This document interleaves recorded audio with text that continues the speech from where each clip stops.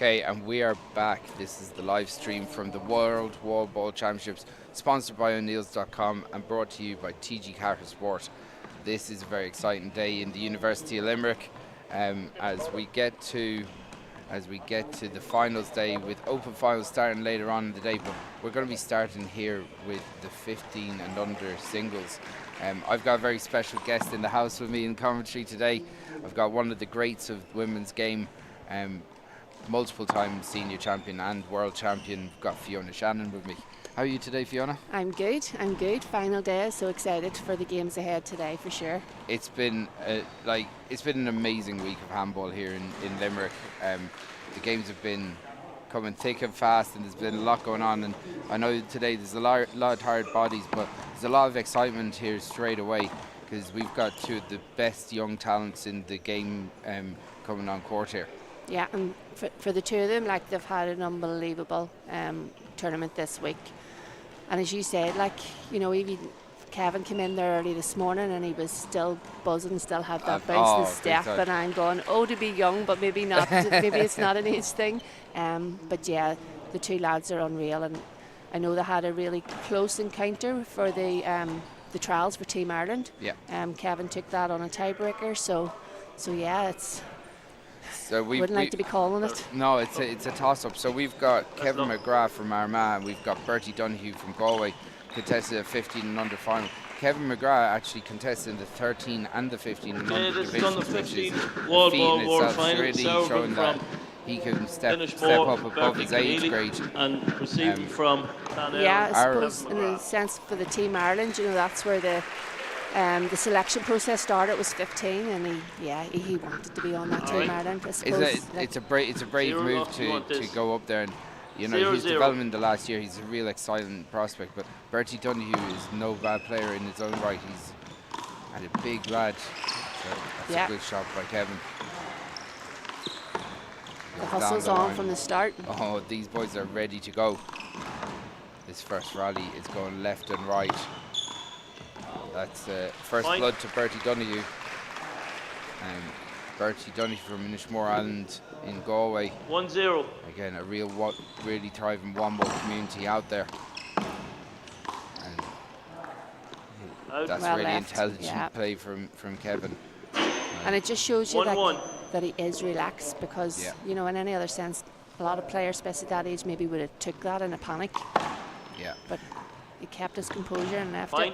Our referee for this match is no stranger to the big occasion either. We've got Michael Finnegan doing the refereeing duties. In fairness to Michael, he's refereed some amount of games this week. Former senior champion with the great Paul Brady from Gavin. So that goes to screen serve, and we're at 2-1 now at the moment to Kevin McGrath of Team Ireland, the official team representative in the 15 and under division. So it's called the replay. Sometimes on these courts it can be a little bit hard to hear the referee because the speaker's actually facing out to the crowd. So it could be a little bit hard to, get your ear in on what the referee's calling. If you call it replay, the ball gets thrown back in. Nice deep serve there. That's a great shot. Brilliant control from Kevin McGrath. He gets in with an overhand 3-1. and he just spikes it into the floor. Short. Great shot. Second serve. He's really got a lovely skill set with both hands, doesn't he? He has, for sure, yeah. He's great attacking play and also great defensive play. Just the hand error though. Yeah. They're going to happen, I suppose. They sure are. Yeah. And it's happened plenty to me this week. 2-3. So Bertie goes with a deep serve to the left-hand baseline. He goes with the spike on his right hand. That's a great shot as well. Nice wee pick. 3-3. Go to 3-all, called by the referee. Really good defensive work for a hand error by Kevin. A little just a wee bit flat-footed there. Yeah. He didn't kind of push into it, move forward into it. With rally scoring, each point is going to be a winner here, so it puts a little bit of pressure. It's going to be a replay as the ball comes across the court. On court 3 at the moment, we do have the over 60s final with the great Robbie McCarthy Senior and Rory Lynch contesting that. Rory Lynch of the St. Bridget's Club. It's 12-4 in that game to Robbie McCarthy. 5-3. And we're at 5-3 here with Bertie Donohue. Yes. That's a great shot. It's a shot. Kevin just slides across, hits it with the right sidearm. Flat kills it in front. Whoa, that's a brilliant shot.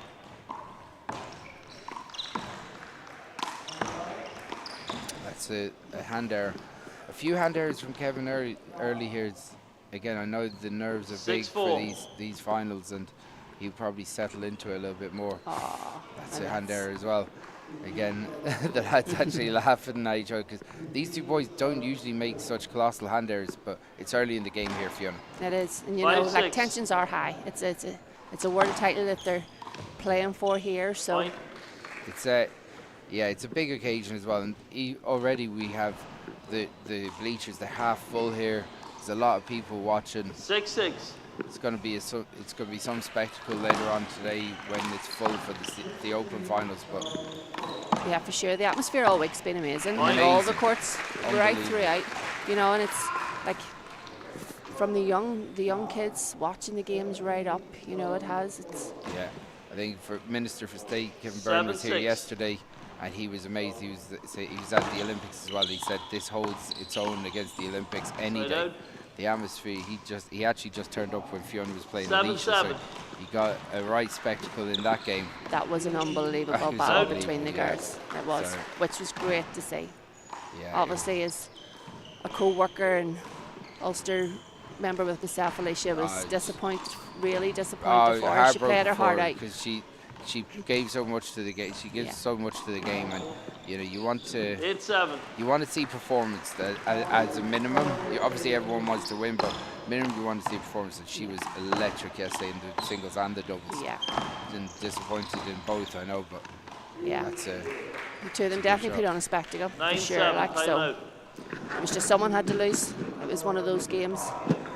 So as we see a timeout here. Kevin McGrath with a 2-point lead. This has kind of gone back and forth so far this game.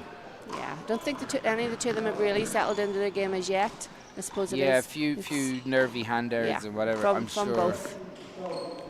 It's look at that age. To be honest, I wasn't even playing at that age. So seeing such high standard of handball at that age, and to see them so composed, you know, for such a big occasion. Yeah. Like it's a testament to themselves and their parents that it shows how much work and effort they've put in there, you know. 10 seconds. Oh, 100%. Like, you know, and you know yourself with the handball, with the individual sports, you are relying on the parents to do the travelling and to take them big everywhere. Time.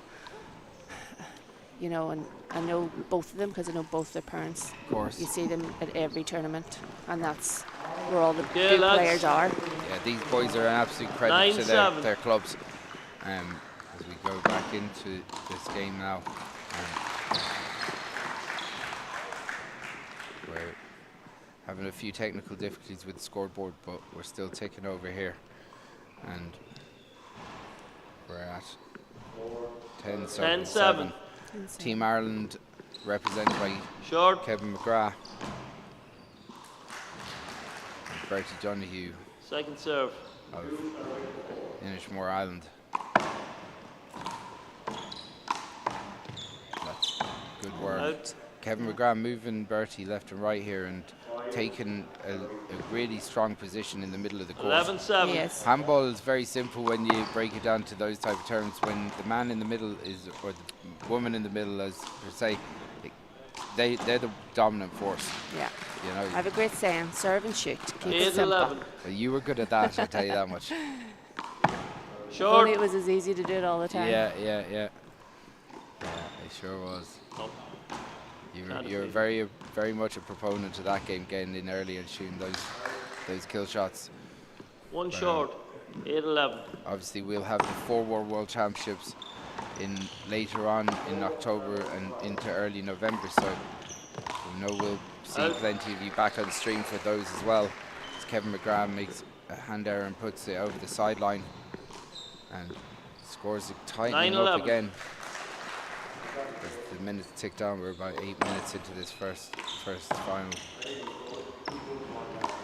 That's a good shot by Kevin. A great pick by Bertie. Bertie gets up and he digs out again. That should give him a lot of confidence. Oh, it's a great shot. Bertie moving really well and then doing a drop shot with his offhand. An outrageous piece of skill.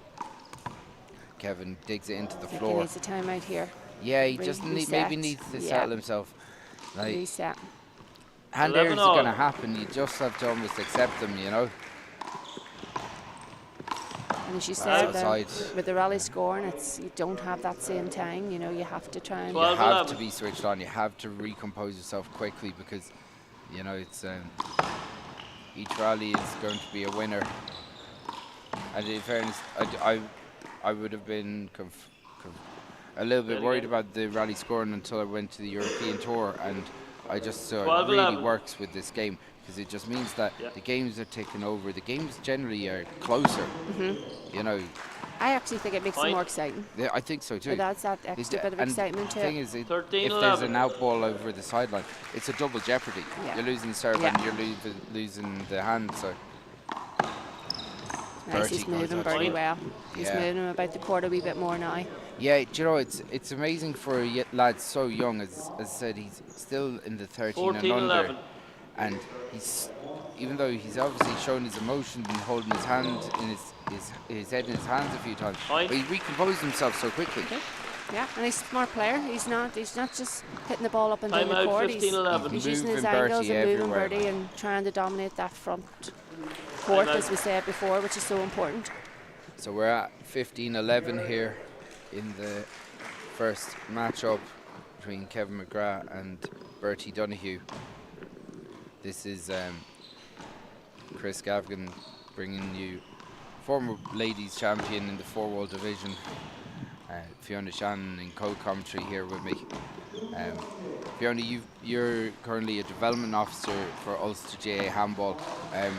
We've seen it really, especially in the 1-wall, quite a dominant period for Ulster Handball, especially in the All-Ireland Championships a couple of weeks ago. A lot of titles went up north, 10 seconds. Especially to Armagh, to Tyrone. How have you seen the development of the sport in Ulster? It's booming. I mean, you'll even see here today already on the court we have 2 Ulster players 15-11. and moving forward as the day progresses. There's a lot of Ulster competitors that are up there. Also through the plate, we have a lot of medals going home. Yes. And obviously having the staff. Oh, it's a great shot by Bertie. You know, us as coaches in and out of the schools and, you know, raising the awareness of it. You know, when I first originally started the 12-15. Some schools didn't know what handball was. Now everybody knows what handball is. That's brilliant. You know, they all know what it is. They mightn't all play it, but they all know what it is, which is a great start. Hopefully we see the same growth of the sport in Connacht.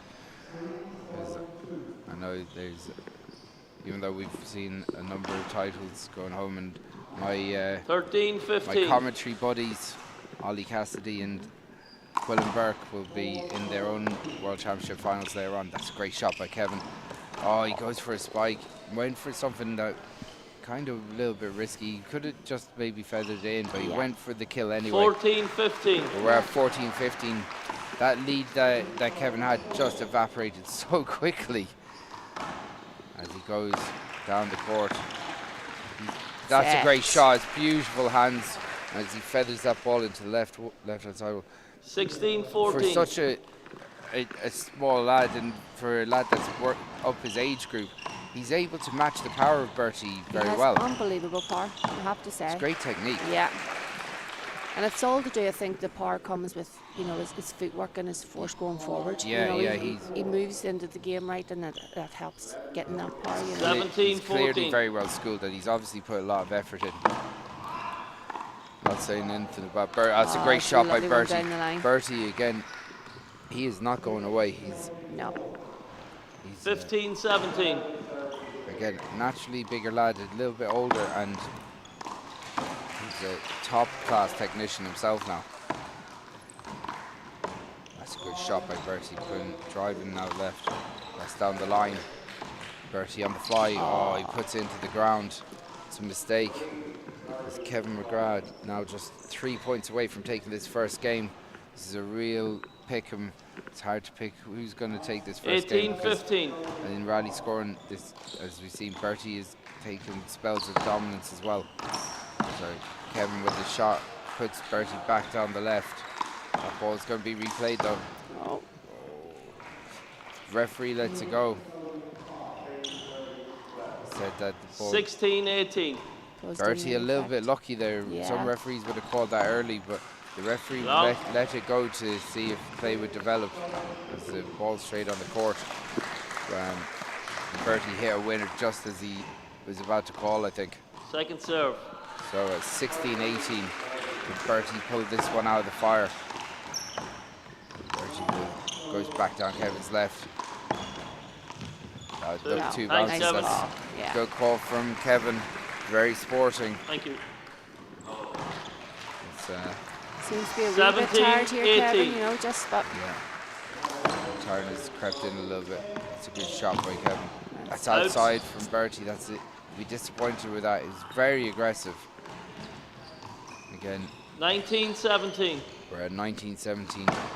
This is still anyone's match. Kevin puts it down the line. Bertie runs for it. Set. And that's that a great domination shot. up front. That's what he needs to do. Just keep moving about. That's what Kevin needs. Yeah. That's what Kevin's doing. He's just dominating that short line. We're at game point of the first game. game. 17. Bertie has to play flawless handball if he's going to try and pick this, but he's not going to do it. That's the first game. To finish. That's an unbelievable first game from Kevin McGrath. He's 21-17 up in the first game. Yeah, that'll definitely help settle him there. That'll help getting that first game out of the way. We see the crowd forming in the University of Limerick, and we're off to an absolute flyer here. That's the first game, 21-17. We're going to take a quick break, and we'll be back with the second game.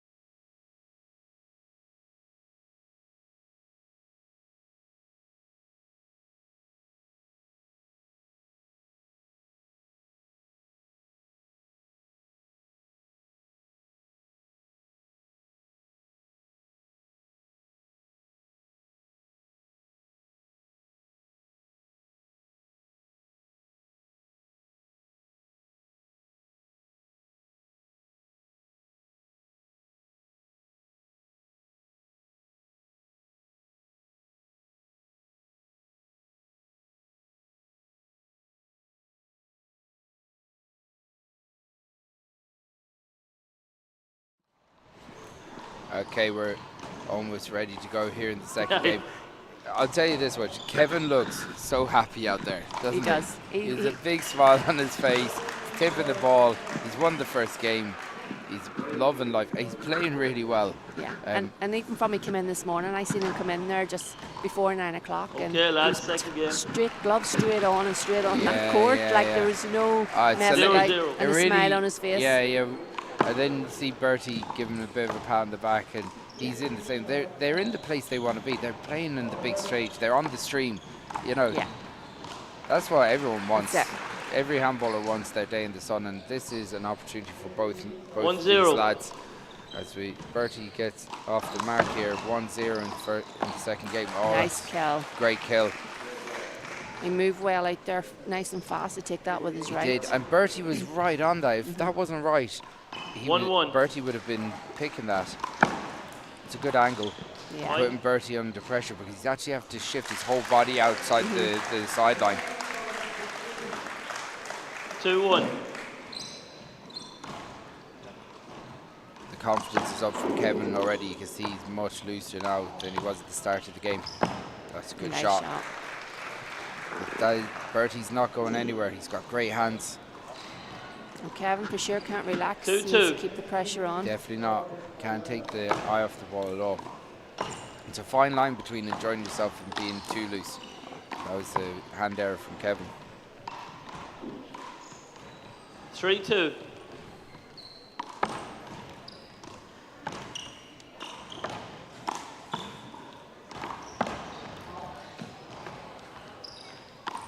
That's a good kill by Bertie. Later on in the day, we do have the men's and women open singles final. We'll have 4-2. Martina McMahon from the Broadford Club in Limerick. She will be playing Fiona Tully from the St. Coleman's Club in Roscommon. And in the men's final, we'll have Nasty Naz Martson versus Timbo Gonzalez. Two New Yorkers. Timbo with a win yesterday over the great golden child, Tyrone Cook. And unfortunately for our own team captain, Conor McElduff, lost to Naz in two absolute epics. That's a great shot from Kevin. Yeah, Joe, his composure and the way he recomposes himself is so impressive at such a young age. That's it. Be impressive if he was a 35-year-old man to recompose himself so quickly, but at that age, just not to let one bad rally fluster you. That's it. And I suppose, he's here. We're all under the one roof this week. And he's seen the best players, as you say, the open guys are on later. And I'm sure Kevin's taken a lot of learning from watching them as well. That's an out ball. And how to progress his game. I see an Ireland flag flying in the background here. Oh, yes, it's a Limerick flag, actually. Well, Nina McBride just won that first game there for Antrim, St. Gaul's Club in Antrim there. Oh, that's fantastic. She's 5-6. playing Ciara O'Reilly from St. Bridget's. Oh, it's a great shot. Brilliant shot by Kevin. There's a wee bounce in the step. 7-5. Yeah, it just fades away and hits that sidearm. He's just, as you said, he's floating around the place at the moment. Like, he's got some serious skill with that left and right hand as well. He goes to an overhand drive. Bertie goes down the line. That's a brilliant shot. Sweet shot. It's as good a one-ball shot as you'll see today. 6-7. Good power from Bertie as he brings it to 6-7. Nice. That's a what good a shot. Comeback. These two boys are putting on a show. 8-6. 8-6 now. That's outside. Kevin snatches at the ball there. He's not too happy with the hand error, but we've got our first world champion of the day, Robbie McCarthy Sr. Wins the 60+ singles against Rory Lynch of the St. Bridget's Club in Dublin. Congratulations to Robbie. A bit of a consolation, I'm sure, for the McCarthy family after Aoife lost the Open semi-finalists last night. I see him embrace his family. As we go to a quick timeout here. Again, the lads taking on some water and instruction. Just keep going. Not more than 3 feet away from each other. So they're not worried about the other team hearing what they're saying. That's it. do you know what? There's such maturity in their game. I don't think they need much coming from the sideline here. It's unbelievable at their age. It's unbelievable to see how mature and how composed, how professional these lads are looking. 7-8. They're real superstars of the future. Hold it, long ball. Could be seeing this in the senior final in a couple of years' time.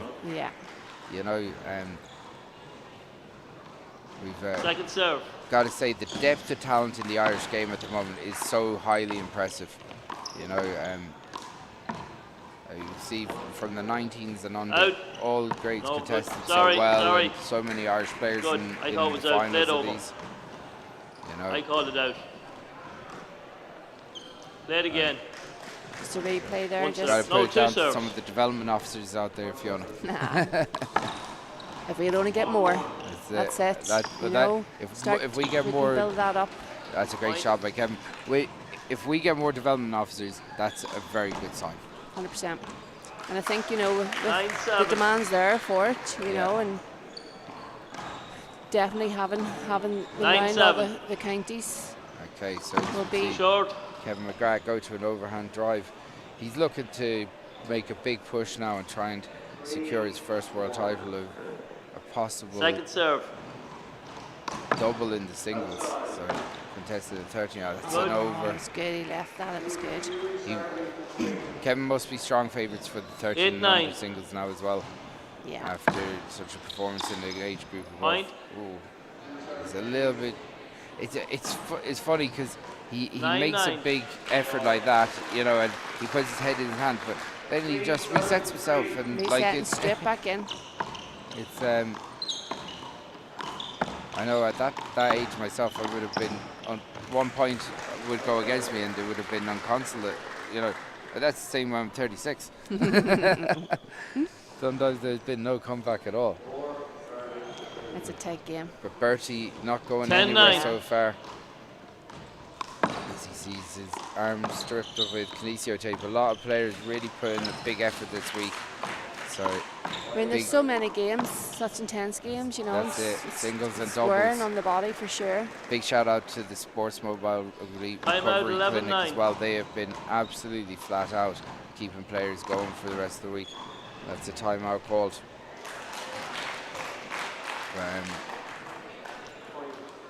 Yeah, as I said, the lad's just taking a quick breather just to recompose himself. Bertie Donohue with the 11-9 lead at the moment after Kevin McGrath took the first game. But this game is still anybody's to take. So as we see on court 3, 10 seconds. The 50s final, we've got Joe Kaplan of New York City, the open small ball finalist. He's playing Jared Vale of New York City. So this will be really interesting on court 3. Now as we get back. Nice it's a great pick with the offhand. Bertie goes for the kill. He just his dive across with the back scoop of his right hand, and then it's a great serve. That is it. He's shaped up left. Bertie takes one step and wrong foots him. Another smart move. And again. And again. Oh no! Bertie can't believe 12-11. it. He fakes him out twice in a row. Bertie. Such maturity there. Unbelievable. It's unbelievable. 11-9 down to winning 13-11. A big push from Kevin. He goes down the right again. Nice pick. Oh no! Bertie with a great dive. Picks it.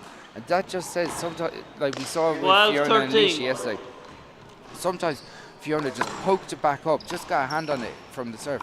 And the shot was there for Alicia. It's a great shot by Bertie. But just, you know, that little bit of luck, sometimes just putting the ball into play, you know, it kind of stuns your opponent. 100%. I mean, you think you've won it. You think you've hit them and passed them, and you know, to have that to go for it, you never know. You just might get it in, and it's happened many a time. The scores come together here. It's 13 points apiece. Kevin McGrath, and that's a hand error from Bertie. He'd be disappointed in that one, but again, it happens. 14-13. So he'd be... Bertie is standing very much on the left-hand side of... Oh, that's a good shot. Nice play. Yeah, good control. Set. Bertie, when he's taking the serve, he's actually shifted a long way over to the left, leaving that ball down the right open every time for Kevin. I don't think it is Kevin's serve that he has pushed him there in the first right place, out, yeah. you know. That's a good serve from Bertie. It's that serve is deceivingly awkward because it's kind of between your hip and your shoulder. It's an awkward place. If you don't get across, you will be in trouble. So, that's just comes up short as Bertie Donohue takes the lead for the Galway man. Looking to push this to a tiebreaker. 16-14. We're at 16-7-14 here. As Bertie go down the line. That's hard luck for Bertie, but Kevin would have put it away anyway. He was there. He was there. He read it well. He read it well, and now the boys seem relaxed enough, but I'm sure their two mothers, I don't know where they are. They're absolute pressure. Don't you know well? It's the mummies. There'll be rosaries being said. Yeah. There'll be decades of the rosary said, all right. But I know we'll have a big crowd watching from our man Galway in this first World Championship final, and that's a big shot. That was a tired shot. Yeah. That was just a tired shot. This is where... Together at 16. Together at 16. The referee, Michael Finnegan, calls the score. We go both players just 5 points away from the final of the second game. Bertie tries to drop it over Kevin. Kevin moving inside, both battling for position. That's a good shot by Bertie Donohue. 17-16. We're at 17, serving 16 here. Bertie Donohue from Galway. Lovely serve. Looks to bring this to a tiebreaker. Kevin McGrath, Team Ireland. It's a great shot. Bertie using his power. Yeah. Timeout called by Kevin, an intelligent timeout to take. Bertie is just 3 points away now. Kevin should have went for there, you know, just put that first one away where he's playing it in, but again, it's easy sitting back here and watching it and saying what they should be doing. One thing that I will definitely say is that it's great to see that both players are just talking to one coach.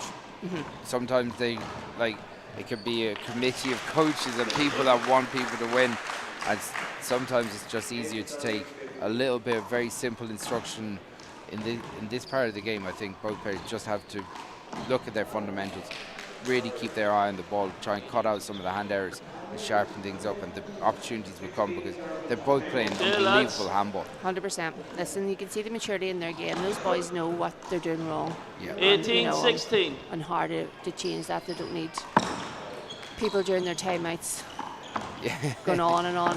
That's a great shot. Kevin raised his hand. He enjoyed that. The opportunity came, but he went for it. He went aggressive. These are two very confident young men. 17-18. Now, we go a shot down the line. Bertie reads it that time. That's in. That looked like it was good. He hit the line. Yeah. Looked like on the line from here. Yeah, dropped in. Bertie's been good at those shots. The straight ones right on the line. It's a high risk, high reward, especially this time of the type of the game. Bertie goes outside the line, goes inside. He just left it too central. He needed to get either more angle or more down the line than that. But he left it in front of Kevin, and Kevin duly puts it away. Where is he? The floor's just a bit wet there. They're going to dry it up. Joe Kaplan going for his over 50 titles. I know that he won the 4-wall over 50 titles and the 3-wall over 50 titles and the US 1-wall over 50 titles a couple of weeks ago. So he's looking to close out all the over 50s this year. He's actually serving left-handed. Yeah. He's played a lot of handball this week. He's actually serving left-handed here, which shows a measure of confidence that you don't see usually. But yeah, after so many games, over a couple of days, actually got a 5-1 lead as well. So Joe Kaplan, one of the greats of the game. If you are in the Limerick vicinity, definitely come down here today. It's starting to fill up big time already. And I was talking to Lurs Arista from the Basque Country earlier on. He's down here. He's getting a couple of games in this morning with Julio Carlos and Mohamed Mansi, just to get training games. So they, again, trying to get as much out of our American visitors as possible while they get the chance. Every day you see all these international players here. So if you're around the area, get down here. Okay. Oh, what a shot! Nice. What a shot by Kevin! What a shot by Kevin! That's a Showtime shot. Ball down the line. On a final to pull that off it's too. You'd have outrageous. That, the confidence is massive. You gotta see. That's a great shot by Kevin.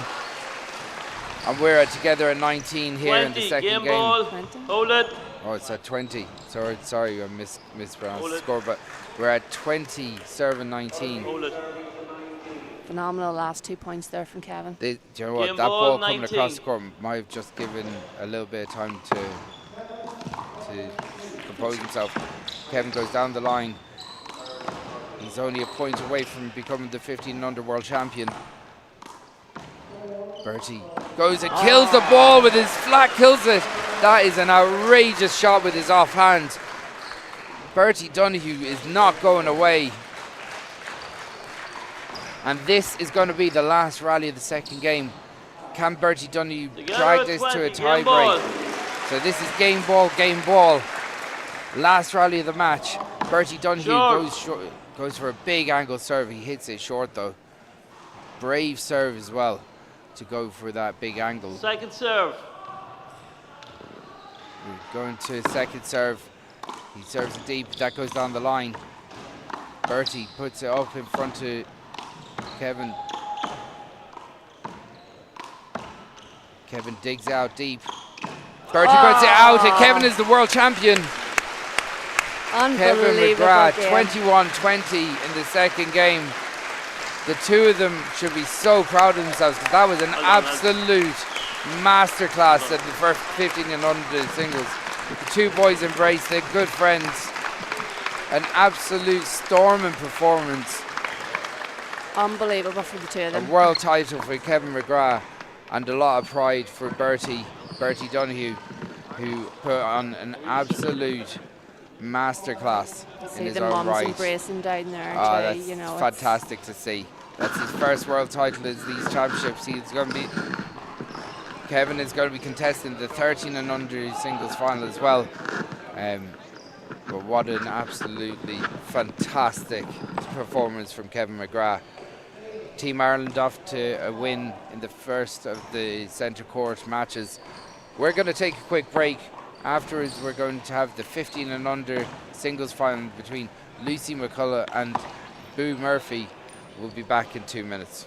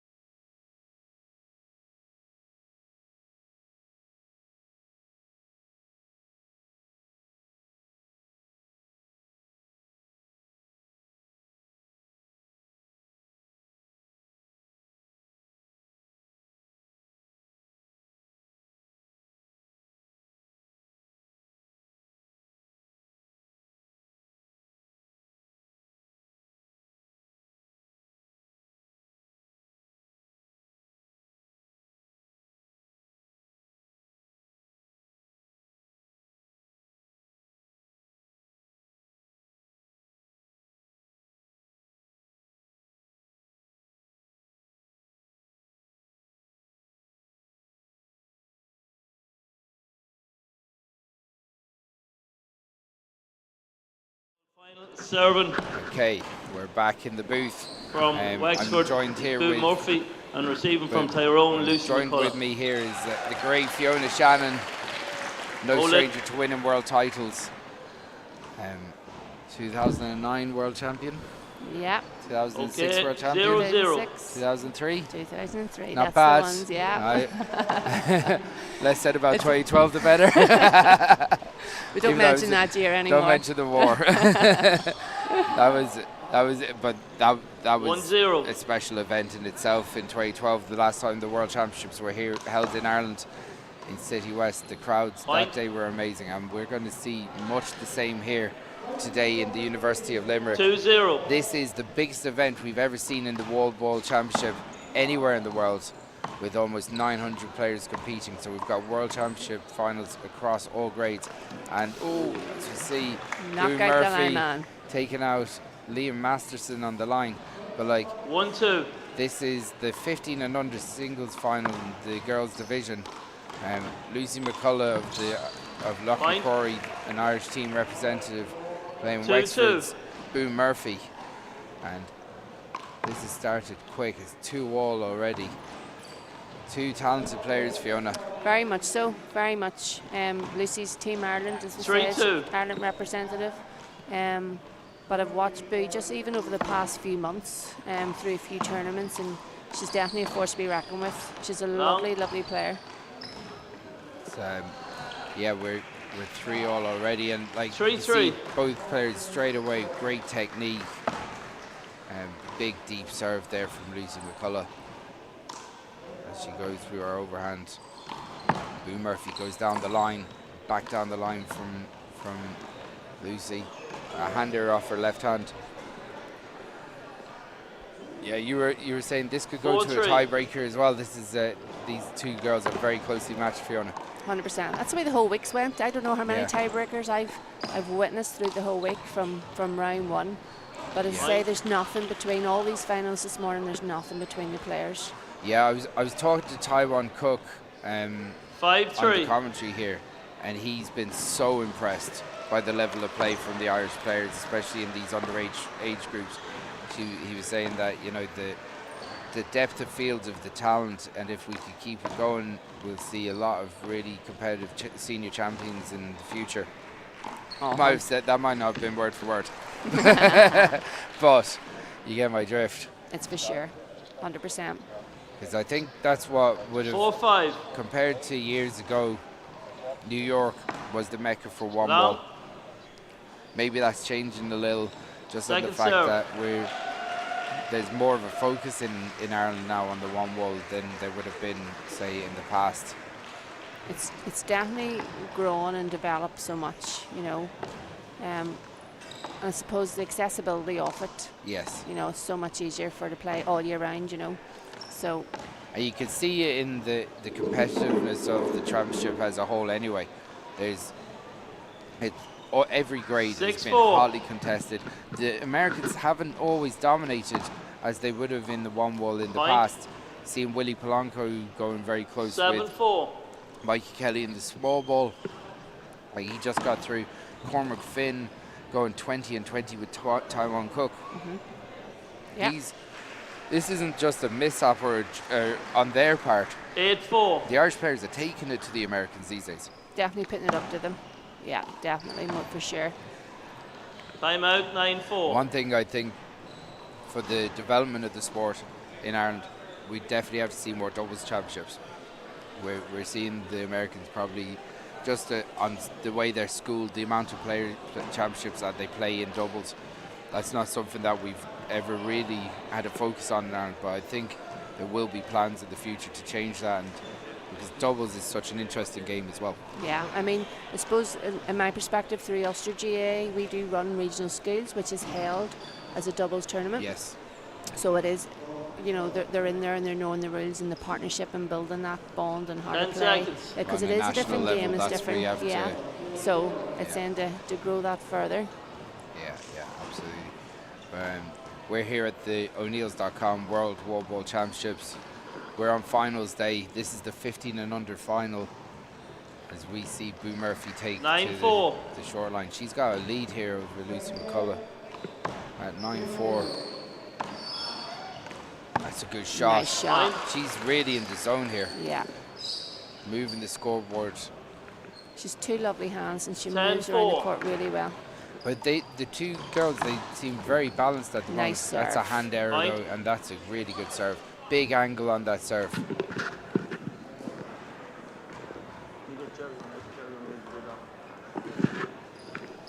So 11-4. that is another Point. hand error from Lucy McCullagh. She seems a bit tense. She just needs to settle into it. Yeah, look, this is a big 12-4. event, and there's a lot of eyes on her. You know, I'm sure the nerves are big. But Boo Murphy playing like she has nothing to lose. That's a shot down the middle. She probably needs to take a timeout. Just to kind of break some of the rhythm here. I mean, if someone's getting 3-4 quick points off you, it's a time to hit that pause button. 13-4. Especially a rally scoring. Yeah. Like, it can rack up quick. Yeah. That's another Point. hand error. Lucy McCullagh of the famous Loughmacrory club. They have a big one-wall tournament every year 14-4. on the lock, and they have developed some of the best handballers in the country. They also have finalists in the ladies A division. Caitlin Conway will be playing Mayo's Quillen Burke. They're on the day, and they also had open representative 5-14. in the men's division, Paul Donnelly, whose partner and wife had a baby earlier on in the last week. So congratulations to them on the new arrival. 6-14. A big shout out to Paul Donnelly, who was playing in the open division here earlier on the week. Boo Murphy goes back very deep and gets it back up. That's good technique. Really just not letting Lucy settle into the middle at all. Just moving her out of the middle at every opportunity. This is a big, sizable lead, Fiona. It is, as you say, especially in rally scoring, you know.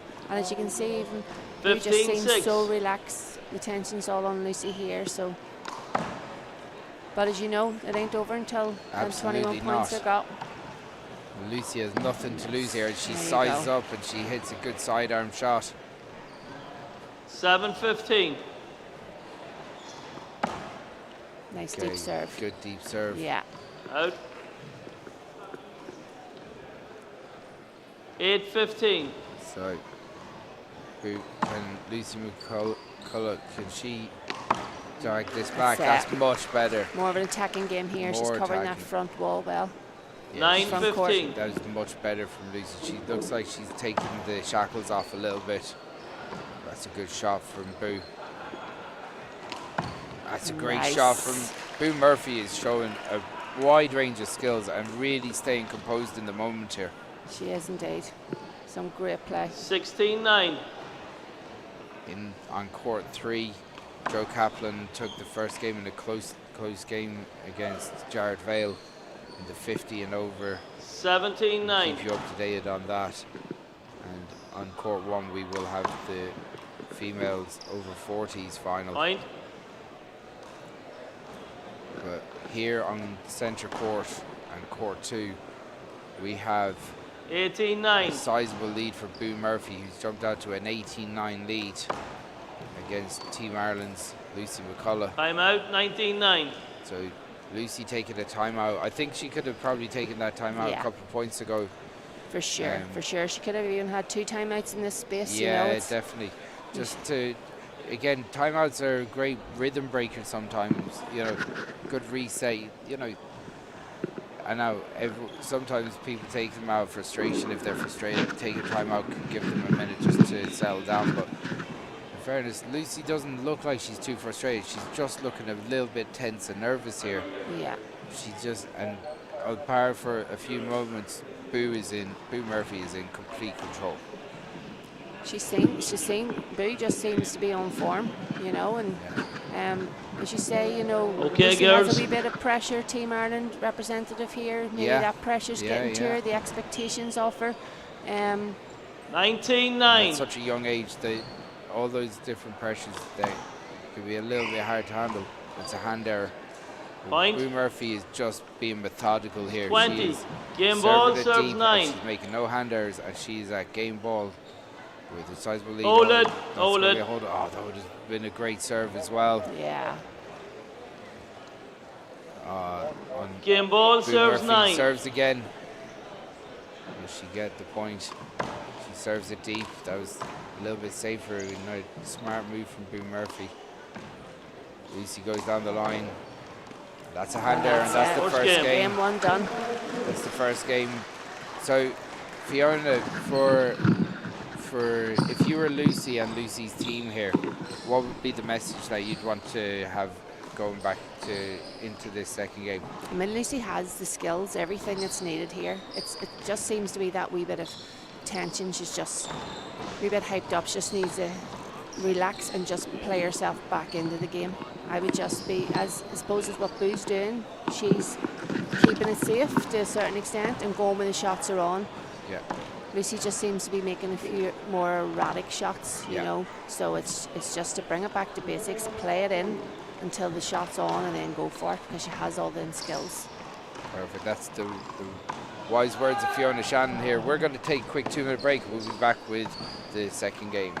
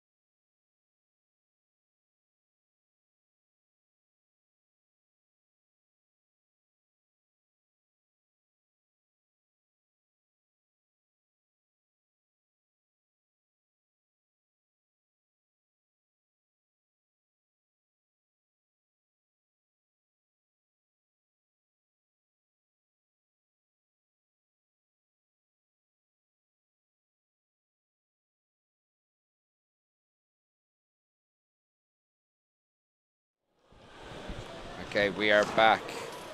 0-0. Game 2 of this 15 and under world title final. We see Lucy McCullagh of Team Ireland and the Loughmacrory club kick this off, and that's a hand error from the start. Again, just having a little bit of a hard time trying to settle down.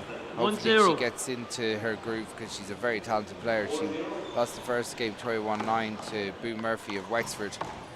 Boo dropping back, playing really composed. That's a really good shot to the sideline.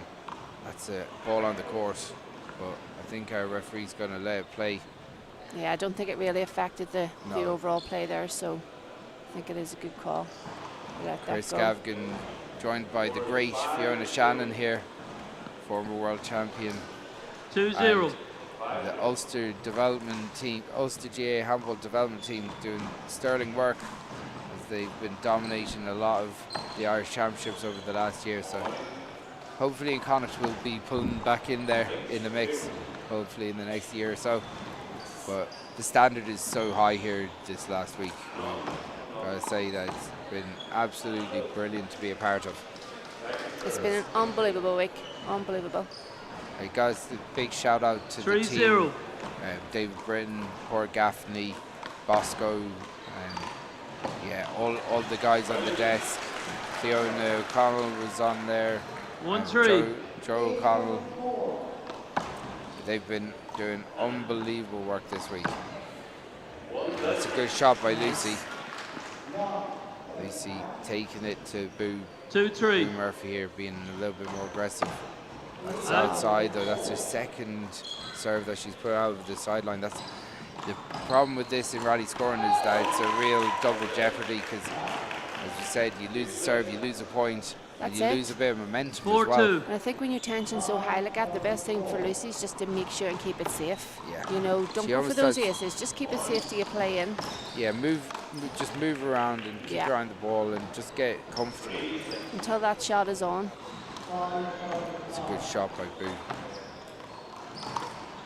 She's a very strong right overhand. You see, the power in the young ones, it's unbelievable. Yeah, it's unreal. They're all so petite, yet they're hitting that ball with some force. Got to say that it just shows that their technique is what drives that power. Yeah. The technique, the way they're getting a snap on the elbow, the way that they're moving their feet is really impressive. And if you watch Boo, especially here, I've really noticed like her footwork is impeccable. Footwork She's is constantly on the move, and there you go. It's a great shot. Great shot. Yeah, and placing perfectly down that line. As you mentioned, her footwork, she just proved it there. She just showed exactly what she's capable of, getting in there quick. But again, quick but composed. Yeah. And again, I think Lucy needs that time out just to reset again. Yeah, I think this again, that's an experience thing as well. I think that you can use timeouts not just because you're tired, but just as a little bit of gamesmanship. You don't want to give your opponent a lead here. Sometimes breaking up a little bit of play is the key. Boo Murphy drives it out. She picks the ball out on the right side. Again. Yeah. Just really smart play from Boo. Yeah. Just staying in the rally sometimes is the key. That's it. Go for that shot. And if you're going to make your opponent do something, make them, but like,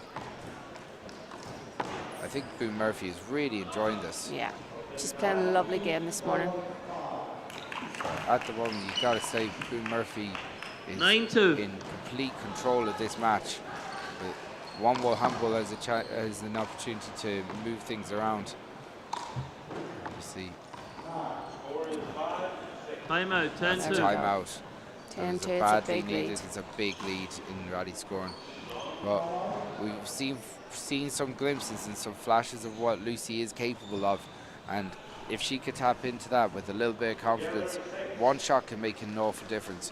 One big kill, one big spike, a big serve, that can make an awful difference to how the rest of the match goes. So she's not out of this match, but she needs something to go her way at this point. No, I know Lucy. She's good at coming back. She just needs to reset and, as I say, play herself back into that game to get that wee bit of confidence back again.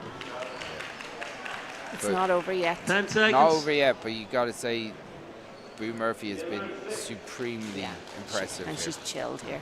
She's just relaxed. She looks like there's not a care in the world. Yeah. Which is massively impressive. That's on the line. That looked good.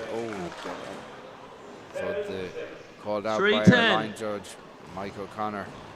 I just want to give a big shout out to Nina McBride, who just off court won there. She's Antrim's first world champion, so it's an absolutely unbelievable feat for her at under 13 singles, taking that title home.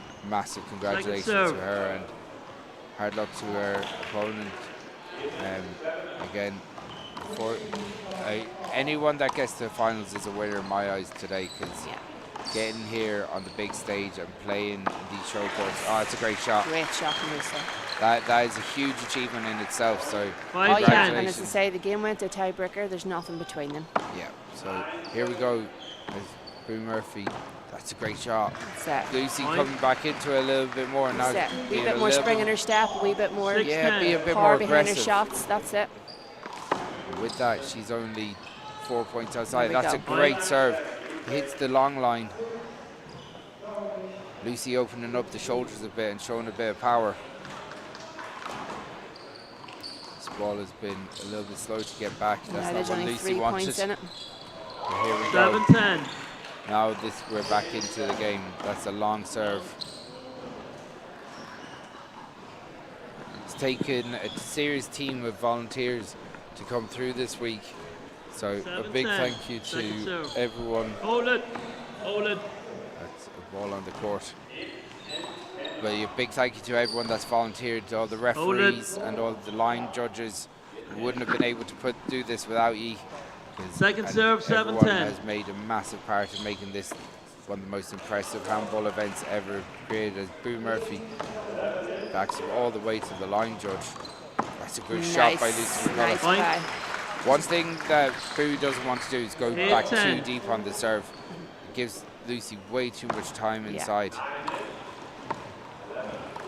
That's a good shot.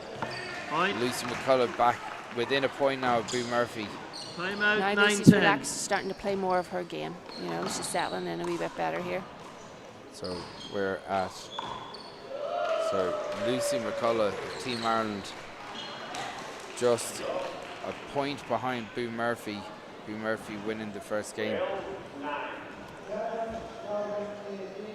Lucy opening up a bit and showing some of the skills that won her the under-15 trials a couple of months ago. If you're booing this point in this moment, how do you go about? Because the last couple of points, Lucy's just taking a big lump of control straight from that middle point. She's hit a few kills. Yeah. I think before Boo was getting Lucy out of the centre, she was moving her out and she was dominating there. So I think it's just for her to get back in there again. You know, it's, as we say there, with the rally scoring, it just happens so quick. So yeah, you know, you're talking there in the course of a minute, not even. 11-9. You know, the changes in the score. Boo Murphy, you gotta say, if she keeps it inside the lines, you have to get 2 handers in a row from Lucy. These are that's been the difference in this match, to be honest. They're very closely matched, but the handers are absolutely killing Lucy's. Yeah, Lucy made very little handers. Yeah, it's been more of you know, Lucy killing the ball that's got Boo out, not Boo making mistakes. You know, which is a massive difference. Long. That's a long serve. Second serve. To go to a second serve. Boo Murphy establishing a little bit of an element of control again. It's a good shot. Lucy goes for a fly kill. Lovely off her kill off with hand. the left hand, yeah. It's a 10-13. great balance from Lucy. She comes in, fly kills it with the left hand. Not an easy skill to master. Again, it goes another hand there, and gotta say, it's the hand errors that are absolutely dominating Lucy's games. 14-10. Hitting some good shots, and when she stays in the rally, she's making good stuff. But some of the hand errors, as we see, Boo Murphy serve over the first sideline. one. Yeah, it's their first. Maybe a little bit of tension in there. We're getting to the deeper part of the match here. 11-14. To shake that off now. That's nice cut by Lucy. Good finish. Left up in front of her, paddles it into the front right hand corner. 12-14. We're at 12-14.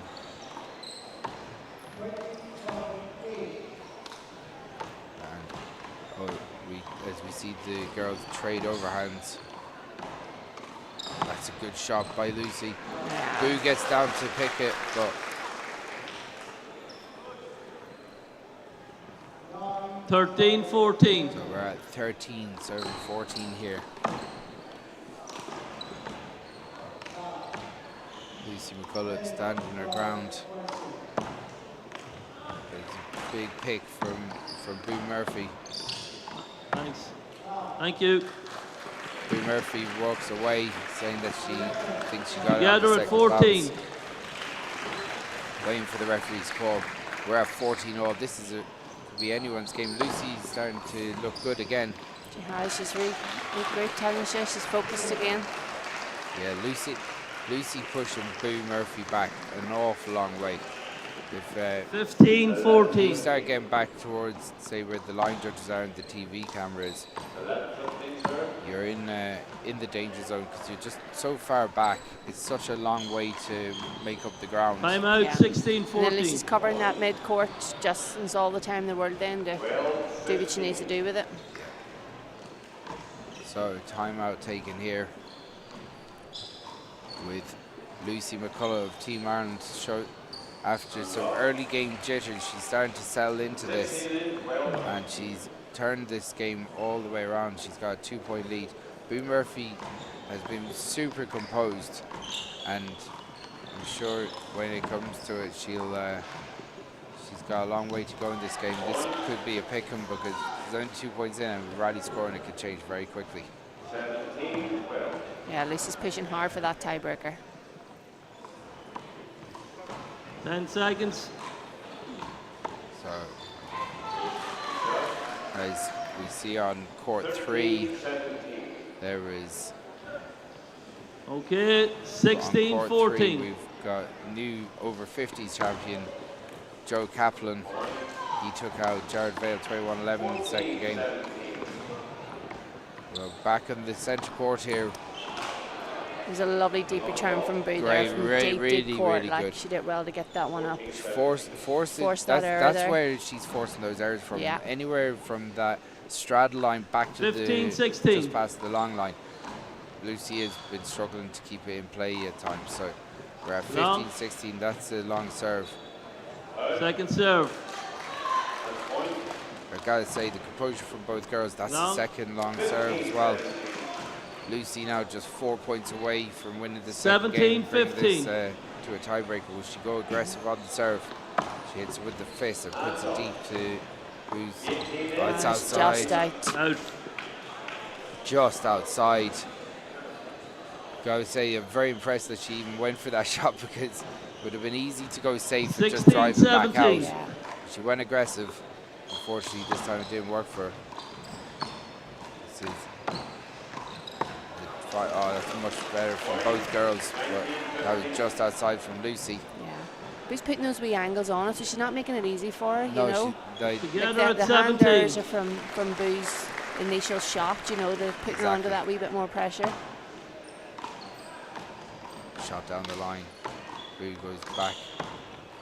Good footwork from Boo Murphy. Digs it in and it's up.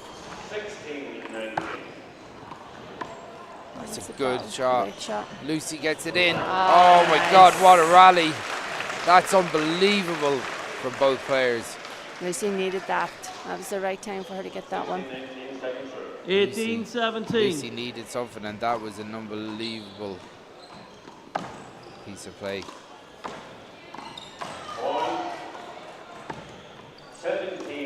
That's a hand error.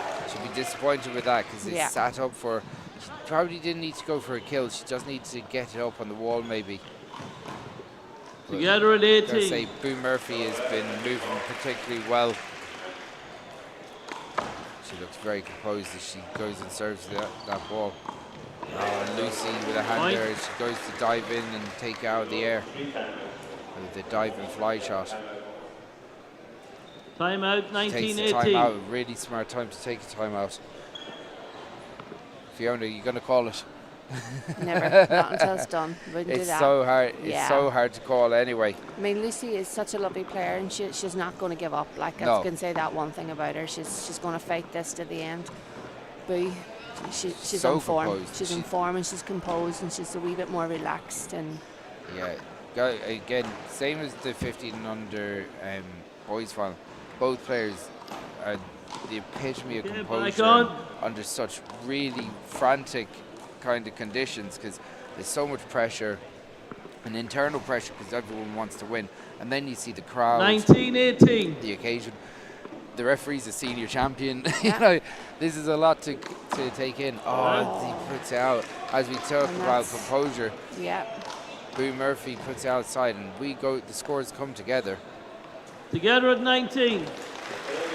19-19. That's where the tensions are high. Oh, that was a really deep serve from Lucy McCullagh. She's going aggressive. She's trying to win out this game. She's not giving up, as you said. As the two girls just snatches at that. Again, Boo just played it safe there, keeping 20, game ball, 19. Putting her under that pressure. We're at match point in the 15 and under singles final of the girls division. Both players equipped themselves well, and this is going 20-20, same as the 15 and under boys match. We're at 20 serving 20. This is going to be anyone's game. This will be the last rally of the match. Are we going to have a new champion, or are we going to go to a tiebreaker? The ball slowly gets back to play. Together at 20, game balls. Lucy McCullagh with the serve. So we're at 20-20. Lucy McCullagh goes with an overhand, drives it very deep. Boo Murphy with good technique. And she makes a hand there. Block. And this is going to a tiebreaker. Lovely block from Lucy there just to end it. Put it nearly impossible for Boo to return that. So an unbelievable performance from Lucy. She was way behind. She was 8-2 down in that game. She made a big push in the middle part of the game to make a comeback, and there was nip and tuck. And both players played out of their skin at 20-20. That was anyone's game. We're going to take a 5-minute break, and we'll be back for the final, the tiebreaker of the 15 and under girls final. Don't go anywhere.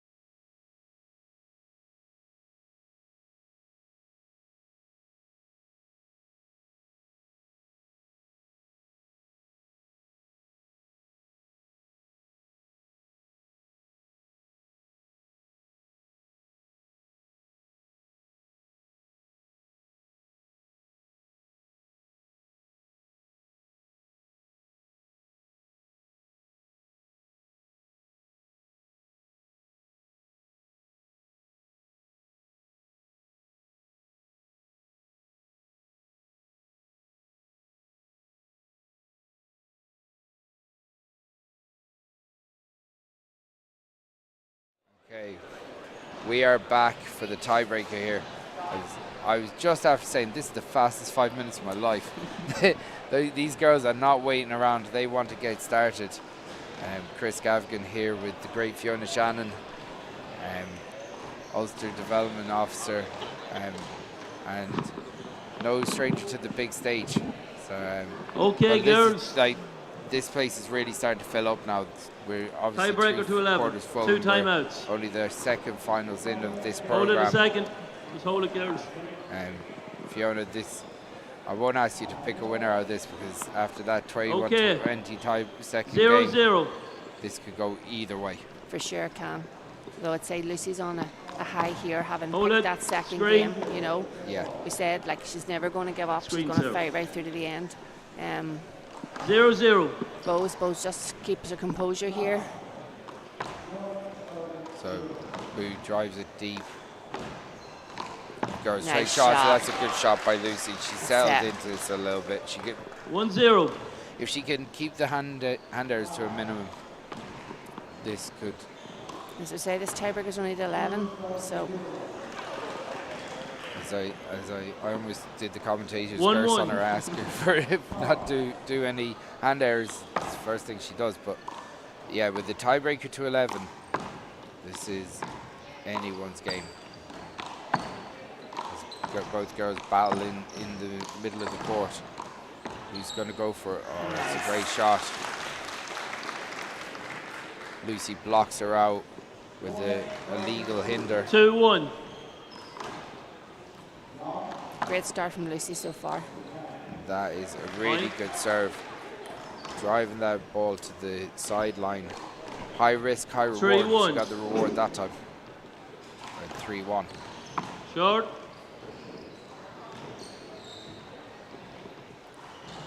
Lucy with an overhand serve. Boone Murphy goes a long way back, but just over. That's over. And as you said, Lucy has a bit of a pep in her step now. 4-1. We're at 4-1 in the tiebreak of this 15 under final. And that's a hander that's going over the sideline, letting Boone Murphy off the hook a bit, to be honest, because Lucy was starting to build a little bit of momentum there. She was, her momentum was definitely there, yeah. 2-4. Just kind of, as I say, don't go for those risky serves at this stage. Yeah. Haven't really that time to do it. Just. Yeah, do you know, a drive down the middle is almost as effective in a tiebreaker. Lucy looks like she's recomposed herself, and she is back in the server's box.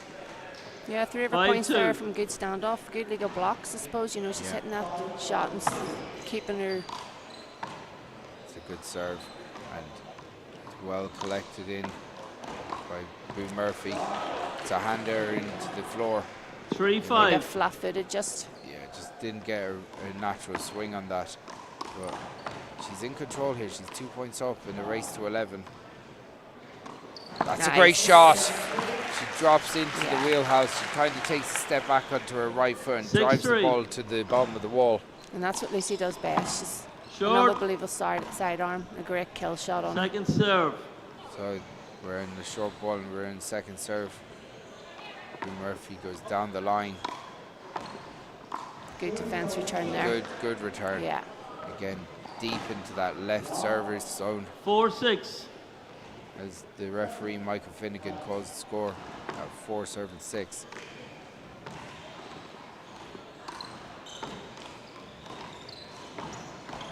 We're going back and forth here. Who's going to make a hander? All of these rallies earlier on in the match, Boo Murphy was picking up wins out of these rallies early on, but Lucy a little bit more composed, even though that was a very good shot to the body from Boo. Yeah. More rallies happening here. More rallies are happening, and both players are they're stepping up their game a bit. So as we get to 5-7-6, Boo Murphy with the ball in hand serves it deep to Lucy McCullagh. Both players waiting for an opportunity to get inside as it goes down the line. That's a great shot. Lovely shot. And that is a winning shot from Lucy McCullagh. That's 7-5. 7-5. Lucy puts it, drives it over the sideline again. Wow. Again, it's just too aggressive. Yeah. Hits it with the fist, hits it over the 6-7. sideline. It's a risky strategy. And 6-7. you gotta wonder, is that going to cost her in the end? Screen. It's a screen serve called by the referee. Ball only 6-7. inches away from Boone Murphy coming down the middle. Sorry, it's 6-7. Short. That's a short ball. Second serve. Second serve. Boone Murphy gets into play. She digs it in. Well getting Lucy that one. gets it, digs it out as well. Goes down the line. That's up.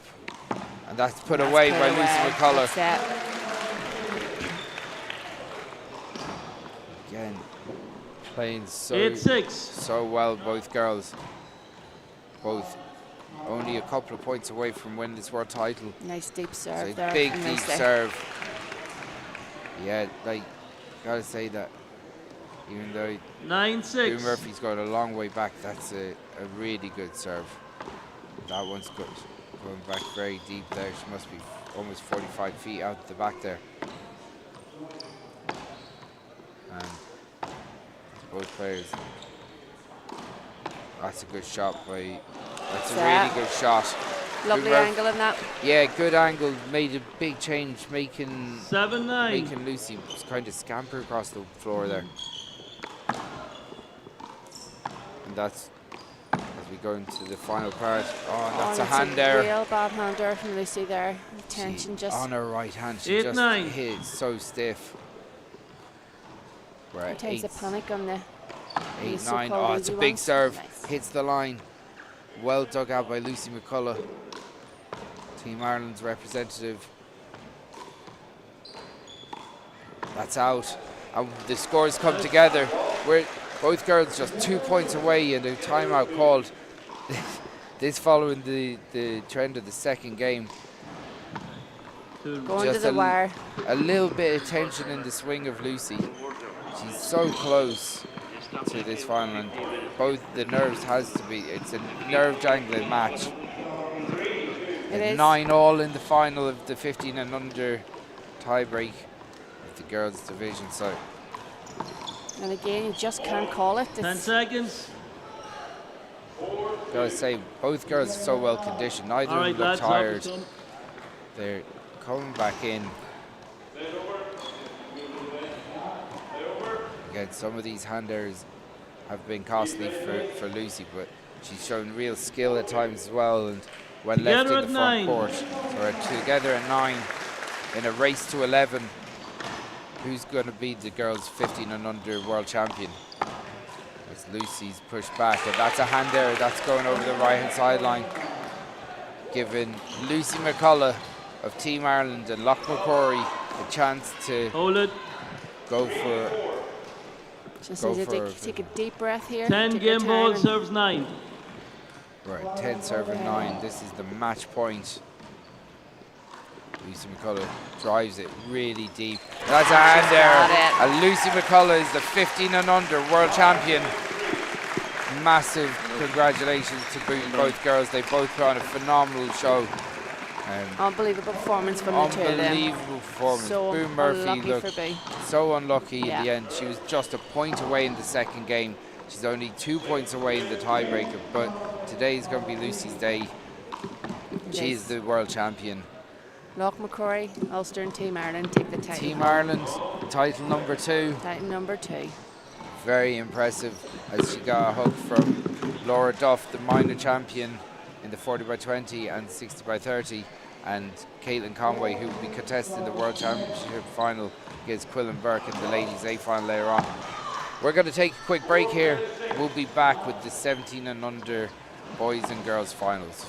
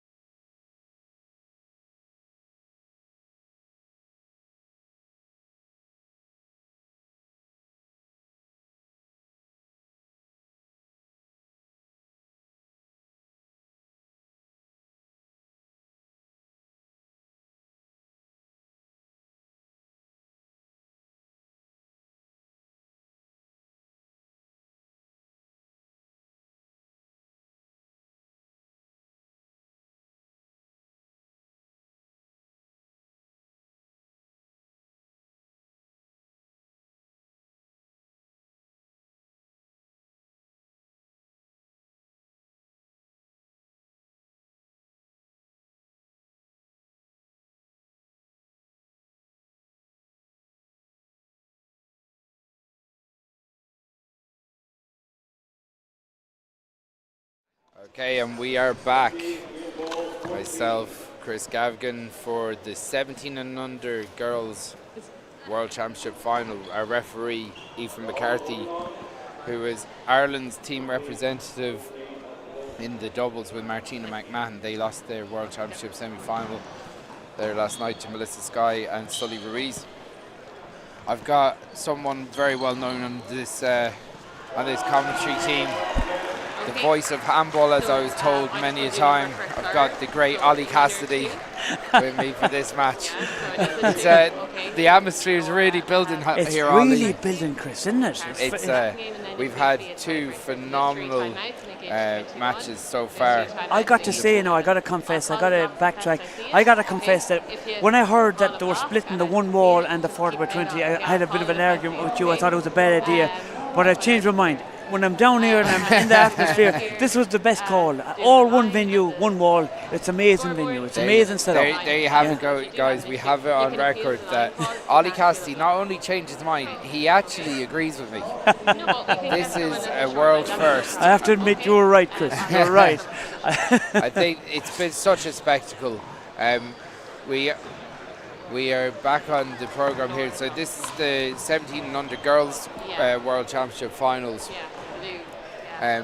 The program was changed slightly because Kevin McGrath, who just won the World 15 and under final, he's actually contested the 13 and under final as well.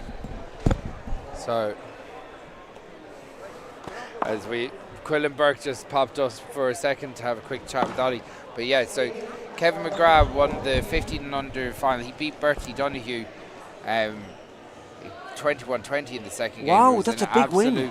And Kevin McGrath playing, he's eligible for the 13 and under, but he went for the 15 and under team trials.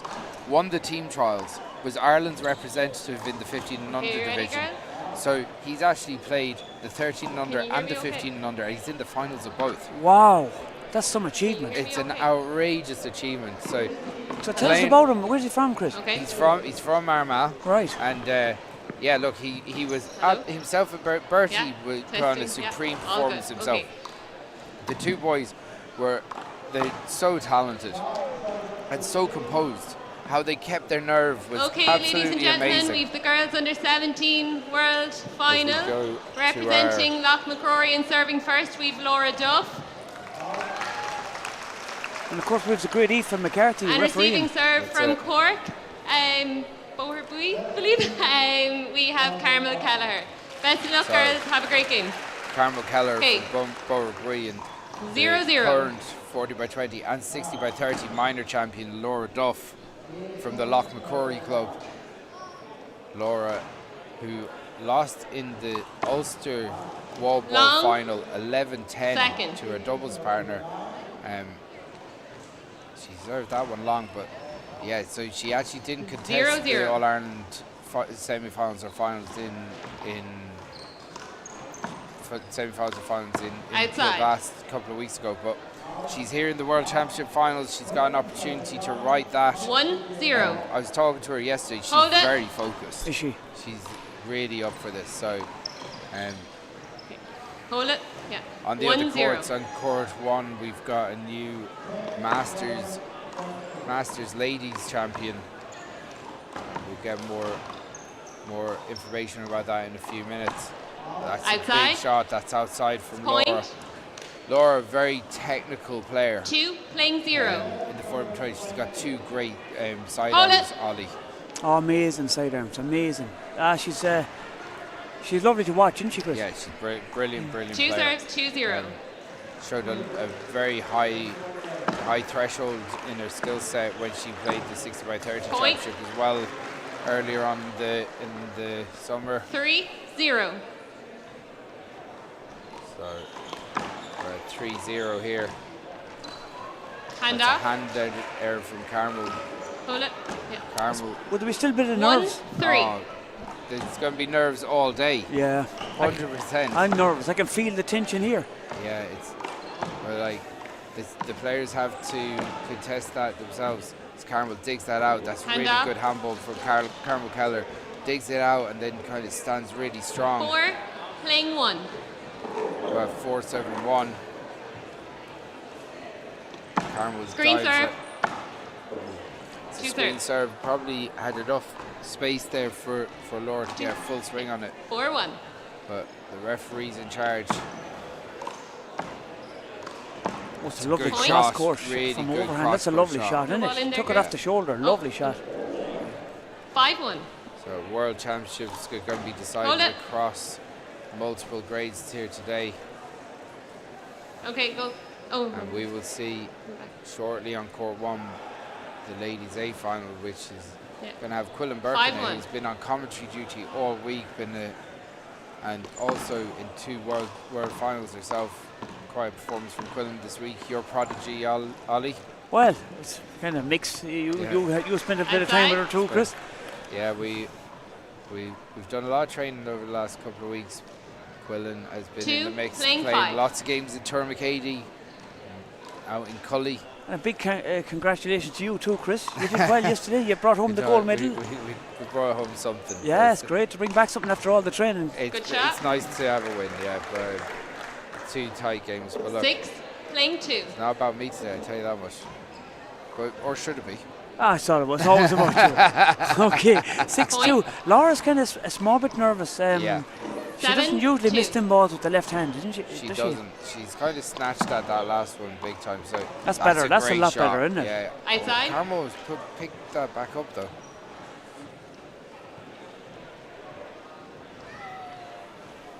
3-7. Okay, with the amount of people that's here already for these World Championship deciders, I can only imagine what the men's and ladies open is going to be like later on. Right. It's fairly filling up, isn't it? It really is. That's a great shot by Carmel. Controlling. She's That's really great controlling that First ball, time isn't she? out, the score is 8-3 So the first time out to Laura. So Laura taking the First time time out. It's a good time out, isn't it, Thank Chris? Yeah, definitely. Like we're at 8-3. Carmel Kelleher, representative of the Boherbue club down in Cork. So we're getting really jumped out. Looks very comfortable out there, Ollie. Yeah. Oh, she started. In these world finals, sometimes the best players don't play their best game because of the nerves. It's a big occasion. It's a big arena, and sometimes you go home, driving back home, and you think, oh, I didn't play like I played in training. Yeah. You know, it catches all of us that way. You know. Yeah. There's the great Paddy Reevy in the house. 15 Marie seconds. Dual's son, and we'll be here to watch Fiacre and Kalisha in World Championship finals later on. Very good. So Okay, as girls, the let's girls return to the court, we're seeing a hive of activity out here. I seen the goat. I seen the man himself, the best Okay, of all time. resuming play, the Paul score Brady is is down there on the 8-3. phone. Brady's down here. Paul Brady was here yesterday as well. Right. Paul was the eye in the sky during Connor's match. I saw him up on the 3rd floor. With replay, I thought it would hit down the wall. from up above. Watching everything. He was watching everything, taking Replay, in the 8, atmosphere. playing I was 3. chatting to him. He was saying this is unbelievable. He said, what a spectacle for the sport. I was also talking to David Britton, the head of handball Point. at the moment, and basically the man running the full operation for GA handball in the country. 9-3. He said the Minister for State of Sports was here yesterday, and he said Short ball. this is as impressive as being at the Olympics. Wow. Second serve. No. And he was there. That's right. 9-3. He was at the Olympics, so Wow.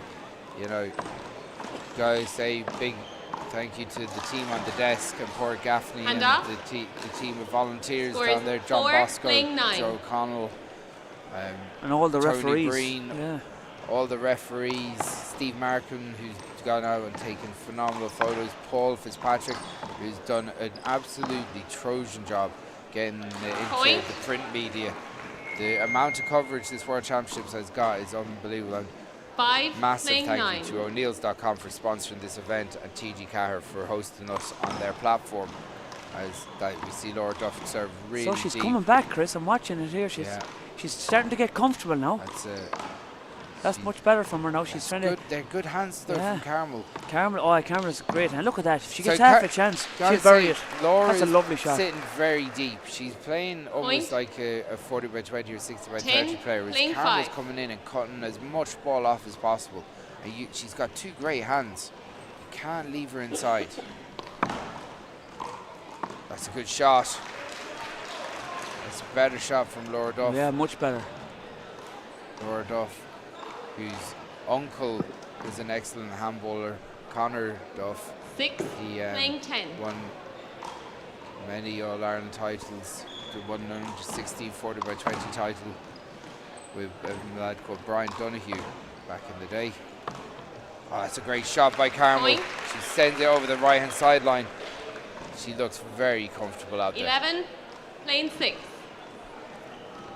So we're 11-6 here at the moment. As we see the great Liathróid eating some chocolate in front of Ollie Cassidy. That'll make Ollie jealous. Point. My mouth is watering. It's nice. Laura's giving us the young lads. Yeah. 12, playing 6. He's a good guy, Laura. The young lads don't want to take the chocolate. They've been well taught. Don't take chocolate from strangers.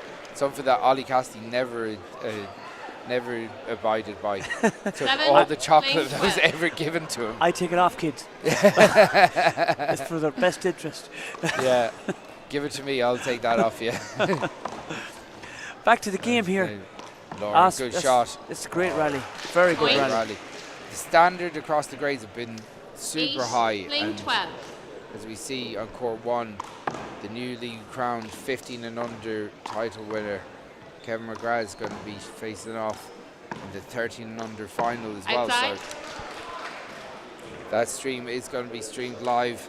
But the show court here has the 17 and under girls final on. 9, playing 12. Laura Duff making a little bit of a push here. She's only 3 points behind Kelleher. Point. That's a timeout from first timeout for Carmel. Goes 10-12. The score is 10, playing 12, coming back.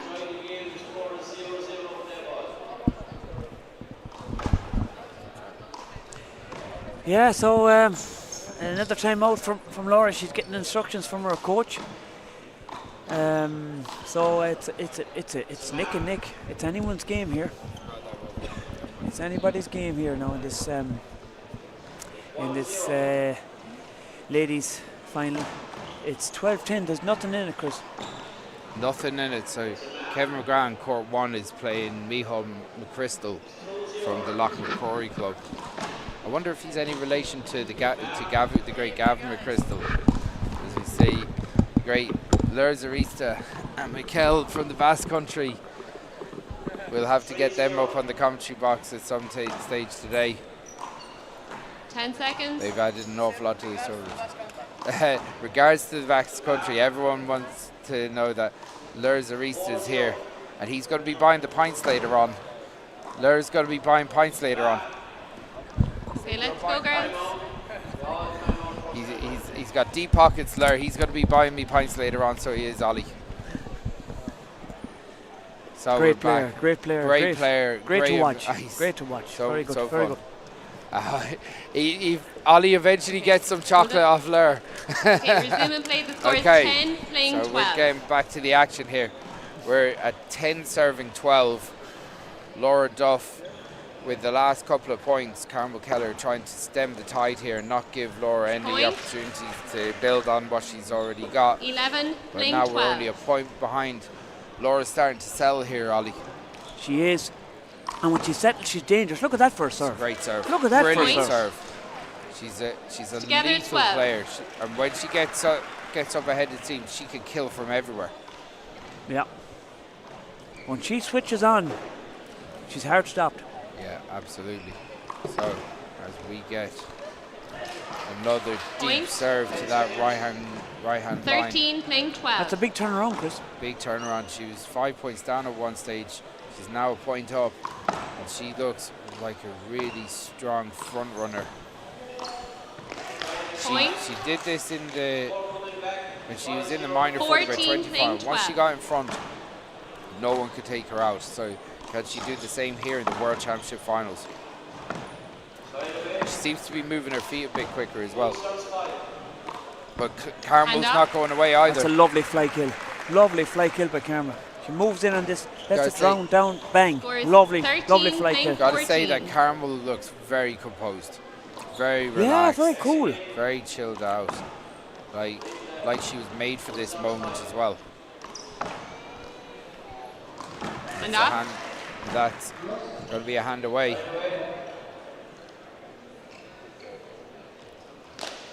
Okay. 15 playing 13. So we're at 15 playing 13 here. That's a big That's serve a to the great right. serve. Laura goes back down the right. Carmel Kelleher powered on the left. That's a hand error for left hand.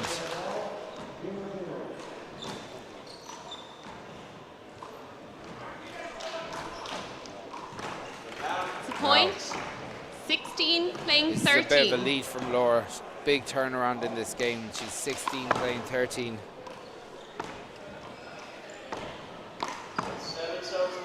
That's it. Hand error. As you said, good block Carmel's out, so cool, Chris, isn't she? So cool. It's a good block out there. Yeah. But like Laura had enough of a swing. 14 She just playing 16. overshot that now, so she did. So Point. 15 playing 16. So we're at 15, 16 here. That's outside. Laura has a lot of power off that sidearm. The score is 16, Oh, 16 coming back. when she snaps that ball, it's unbelievable. Like, so that's a really good timeout again. Trying to, it's 16 all, so she's trying to get her bearings, you know, breathing. Break some of the rhythm. Yeah.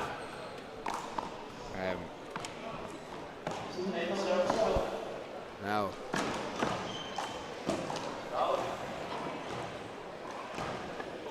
So Kevin McGrath at the moment, he's flying high in the 13 and under World Championship final after winning the 15 and under World Final. He's 11-2 up in the first game against his opponent Micheál McChrystal from the Loughmacrory club. Conor McCauley's on, I see Conor McCauley on court 3. 15 seconds. I'm not sure. I think that might be the men's C singles final, is it? Yeah, must be. Yeah. So now. Okay, ladies. The court 3 feed is on the GA handball feed. So if there's a World Championship final that you want to watch, we have it covered here, Ollie. Okay.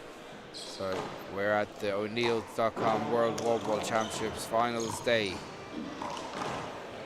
Later on today, we're going to have ladies open play. finalists. The score is together at Martina 16. McMahon and Fiona Tully. And in the men's division, we're going to have Timbo Gonzalez is going to play Naz Martson. It's going to be new champions today.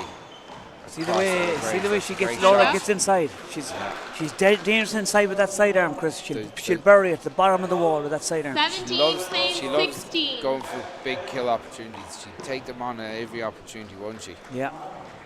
She's got great technique for both hands as well. So she goes to Carmel's left overhand. Look at that for a block. Good shot. Block. It's a great hand. How did Carmel get it? Yeah, great hand from Carmel, just enough to feather on. That's good footwork as well. And that's what she needs to do. Carmel just has to keep digging in. It's anyone's game here, Chris. It's so hard to call. Yeah. Adam Doris is who's playing on playing the men's C final as well. So that's a hand error from Carmel. Laura Duff with a 1-point lead. She's only 3 points away from the first game win here. Carmel forcing her deep. Great blocking, but she moved. It's a replay. She moved. It's a replay. Laura with a lot of big game experience Score this year. 18-17. That's a you have replay. that feeling that might be standing to her, but Carmel is a very well collected character herself. So short ball, second serve. Hold it. So ball rolls on the court, stop and play. Laura, you can just. Conor McCauley and Adam Doris contest the men's C final. Okay, so it's 18-17, one serve coming. Kevin McGrath has been reeled in by Liam McChrystal. He's 11-10 in the 13 under final at the moment. Lord Duff goes back and targets that left overhand of Carmel Kelleher's. 19 Keeping the 17. scoreboard ticking over, and we're in 19-17 here. As Mohammed Mansi enters the arena.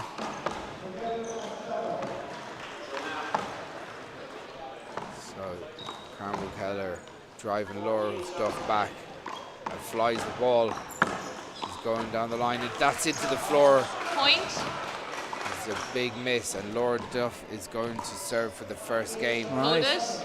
It's all about who can keep cool now here, Chris, because this rally is scoring, anything can happen. Yeah. It's all about composure Score here. is game Composure ball, at this playing point. 17. Composure can be a tough thing to just pull at these points, but this is what they're going to need for this World Championship final in the 1700 division. Laura Duff goes back to Carmel's overhand as they trade overhand shots, and that's the mistake first by game. Carmel Kelleher. That's the first game. Will Carmel be disappointed with that? She was in leading a lot of the game. She was, and a few hand errors crept in, but you got to say Laura Duff is hitting the ball very hard at her and creating those hand errors. You know, this is. I think there's more to come, more in both players. You know, once they really settle into it, Ollie. Right. We're going to take a quick 2-minute break between games here. It's 21-17. We'll be back in 2 minutes.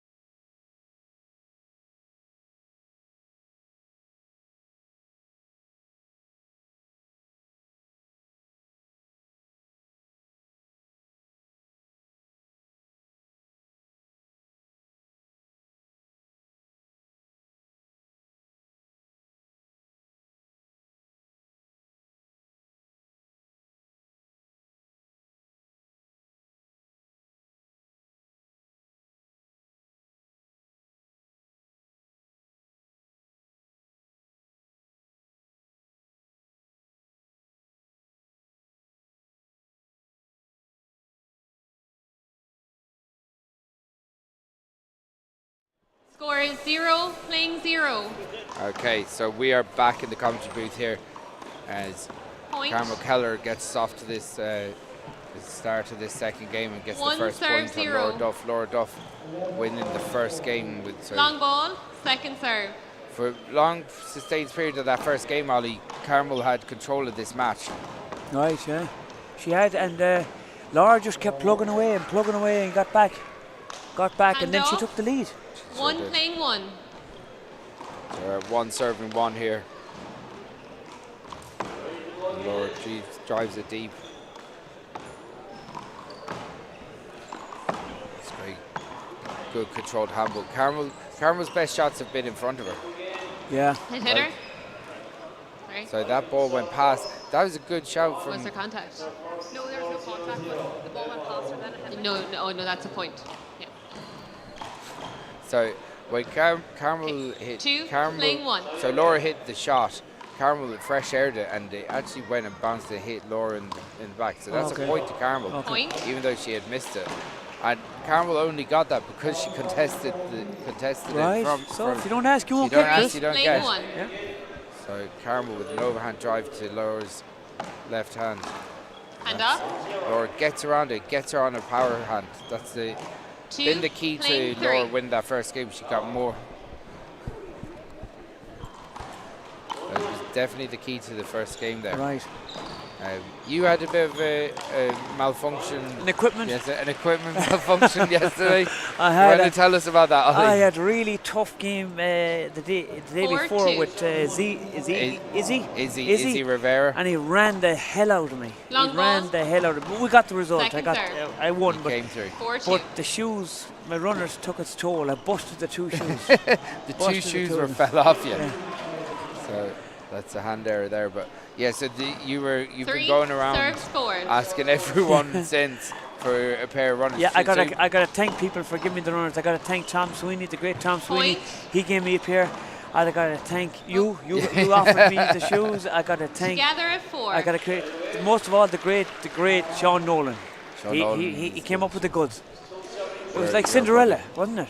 You had Sean in commentary here. I'm sure that was enlightening, was Ah, it? Sean was great. He's great. Point. He's great. He's a great guy. He's a good guy.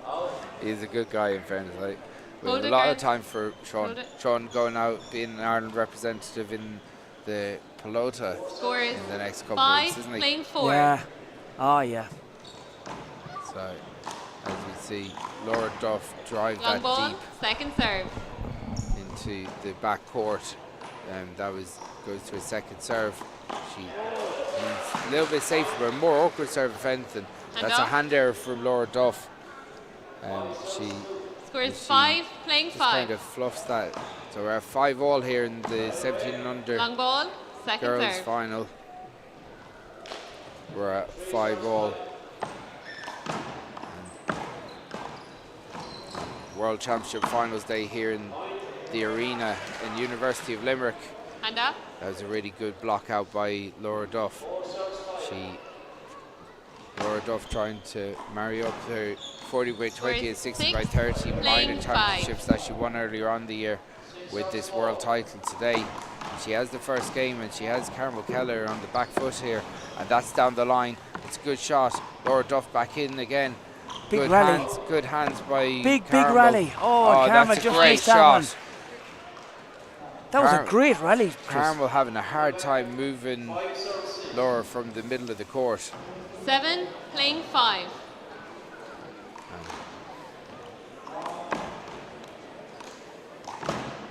Both girls driving the ball at each other. That's good left hand by Carmel. It's a hand error though. She takes a timeout First out of timeout, a little Carmel, bit of is it? frustration. See the way Laura fisted that 8, ball down to playing Carmel's 5, body coming there with back, power. Laura serving. So Laura switched on now. She switched on. She's playing good handball. Kevin McGrath of the Clann club in Armagh, 15 and under world champion, won the first game in the 13 and under division as well.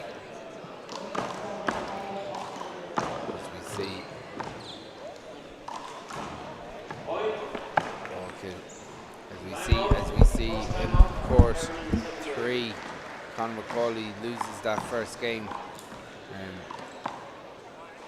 against Adam Doris of the Clann club. An all northern final there with Niamh and Clann battling that one out. 10 seconds. An all northern final on court one. On court one at the moment, we've got Cian Dunning of Cork, who will be contesting the 17 and under final. You'll see on court two at the moment. Jack Doyle is getting his hands ready. Jack Doyle is in the men's A final. After a couple of weeks ago, he was in the world he won the All Ireland Junior Championship, beating Mikey Kelly in that. So he's playing Cesar Ayala from New York City. Play. The score is 8. Now we're resuming play here on the 17 and under final at 8-7-5.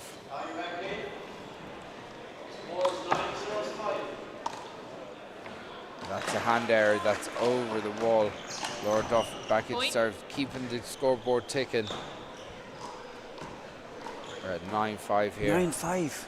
This is a sizable lead, but in the first game, Carmel had the same lead. That's right. It around, so this game is far from over here. Oh. Point 10, playing We're 5. At 10 serving 5. So short or long. If you're listening to this, please like, share, and subscribe. Send it to all your buddies out there. Make sure you subscribe to TG Carrick Sports. Score is 10, playing 5. O'Neill's, thank you to O'Neill's.com for the sponsors of this World Wallball Championships. Again, sport showcased here at the University of Limerick in the arena. And we've got on court at the moment Carmel Kelleher and Laura Duff in the 17 under final. We're at 11-5. Laura Duff, the current minor champion in the 40 by 20 and 60 by 30. She's playing brilliant stuff, and that's outside from Carmel Kelleher. Carmel Thoyd caught the line. It's a big shot to go for. 12. But doesn't seem too phased by it, even though. Yeah, she's keeping her composure. She's trying to keep her composure here, but nothing seems to be going right for her. That was a hand error from Laura Duff. She's going too aggressive, maybe. Score is 6 serves to 12. As we see the current 60 by 30 minor, or 60 by 30 senior champion, Aisling O'Keefe, take her seat in front of this game. Anyone that's anyone from handball is here today. That's so true, Chris. Anyone that's anyone. Yeah, they're all here. They're all going to show up. Spectating or watching finals or playing in finals. This is the creme de la creme. We've got the best of the world here. And it's so true, Chris. People you haven't seen from years have come out of the woodwork and showed up here today. Got a big shout out for someone that was mentoring you during your game. Big shout out to Merv the Swerve. Merv the Swerve. Is he here today? He is. He was here the last couple of days. Right. He's here again today. The great Merv. He's been loving this, you know. He's back, isn't he? Yeah. He's back. He was very impressed how you took instruction from me yesterday. No, yeah, he gave you he said, whatever that man is saying is right. He said, he's saying it right. That's what he said. Okay. Hold on, Laura. Wait, hold on. So I think. As we, McCarthy take control of this match. So she's getting a second opinion. Having a chat with Callum Gallagher. Callum, who was out in Valencia last year with myself and Dolly. Okay, so it's a replay. The ball didn't hit her. Score is 13, playing 6. Carmel thought they hit Laura all the way through, but none of the line judges saw that. Laura Duff. Hold it. Lucky that ball came in for Carmel because she missed it. So. She was going for the fly and she missed it.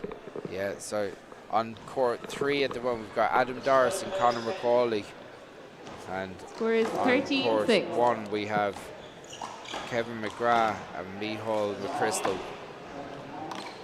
Micheál McChrystal 13-10 up on Kevin McGrath in the second game. Outside. Shows how competitive these grades are, because Kevin McGrath is 7, the playing current 13. 15 and under world champion, and he's in a real battle there to win the 13 and under. Right. Point. 8-13. So we're at 8-13 here. Oh, it's a great serve by Carmel. head fakes Time down out. the left. First time out. Scores 9-13. Drives coming it back. down the Carmel right. serve. That's brilliant technique, Ollie. Yeah, when Carmel winds up like that. Class technique. Yeah. Great power. As we see the great Jack Doyle warming up on court 2. This is, he will be on court 1 shortly in the men's A singles final.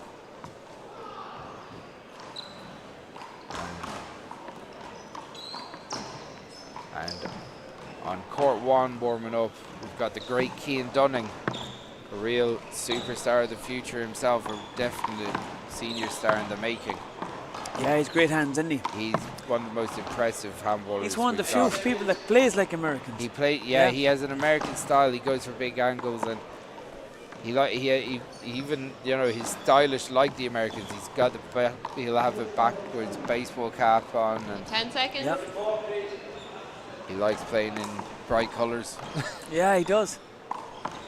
He's the current All-Ireland minor champion from Kilglass a couple of weeks ago. Okay, girls. As we get back to the action here, as Kelleher goes into the service area. Carmel serving. You okay, Laura? Yeah. We're Score at is 13 9, serving it. playing 13. 9 serving 13. Our referee Ethan McCarthy. He contested Outside. the open doubles yesterday with our partner Martina McMahon. They ended up losing in a tiebreaker, unfortunately, for Team Ireland. Hold it. Okay. 14. They lost to Melissa Sky playing and 9. Sully Ruiz, Ollie. Yeah, that was a big game. Big match. The two Americans were just class very, composure, very didn't they?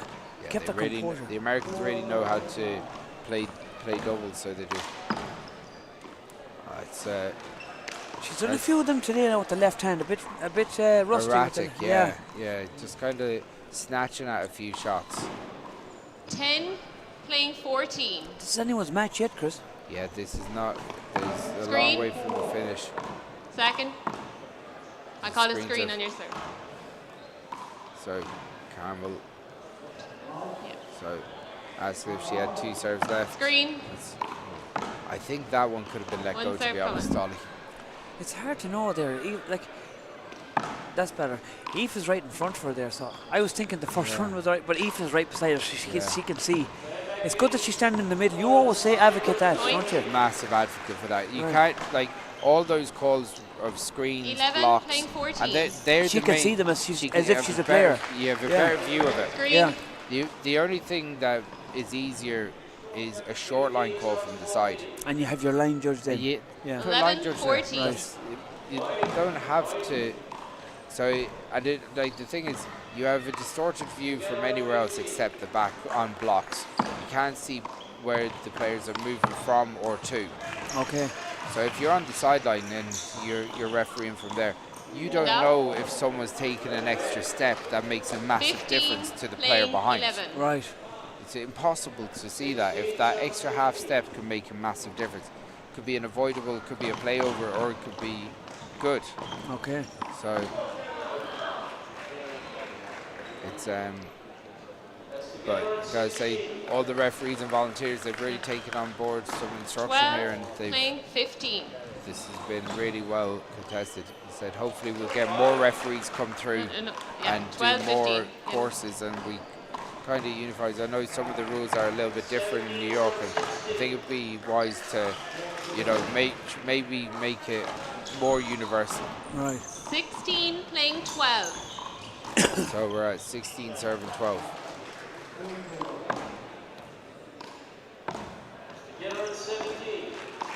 That's a great shot.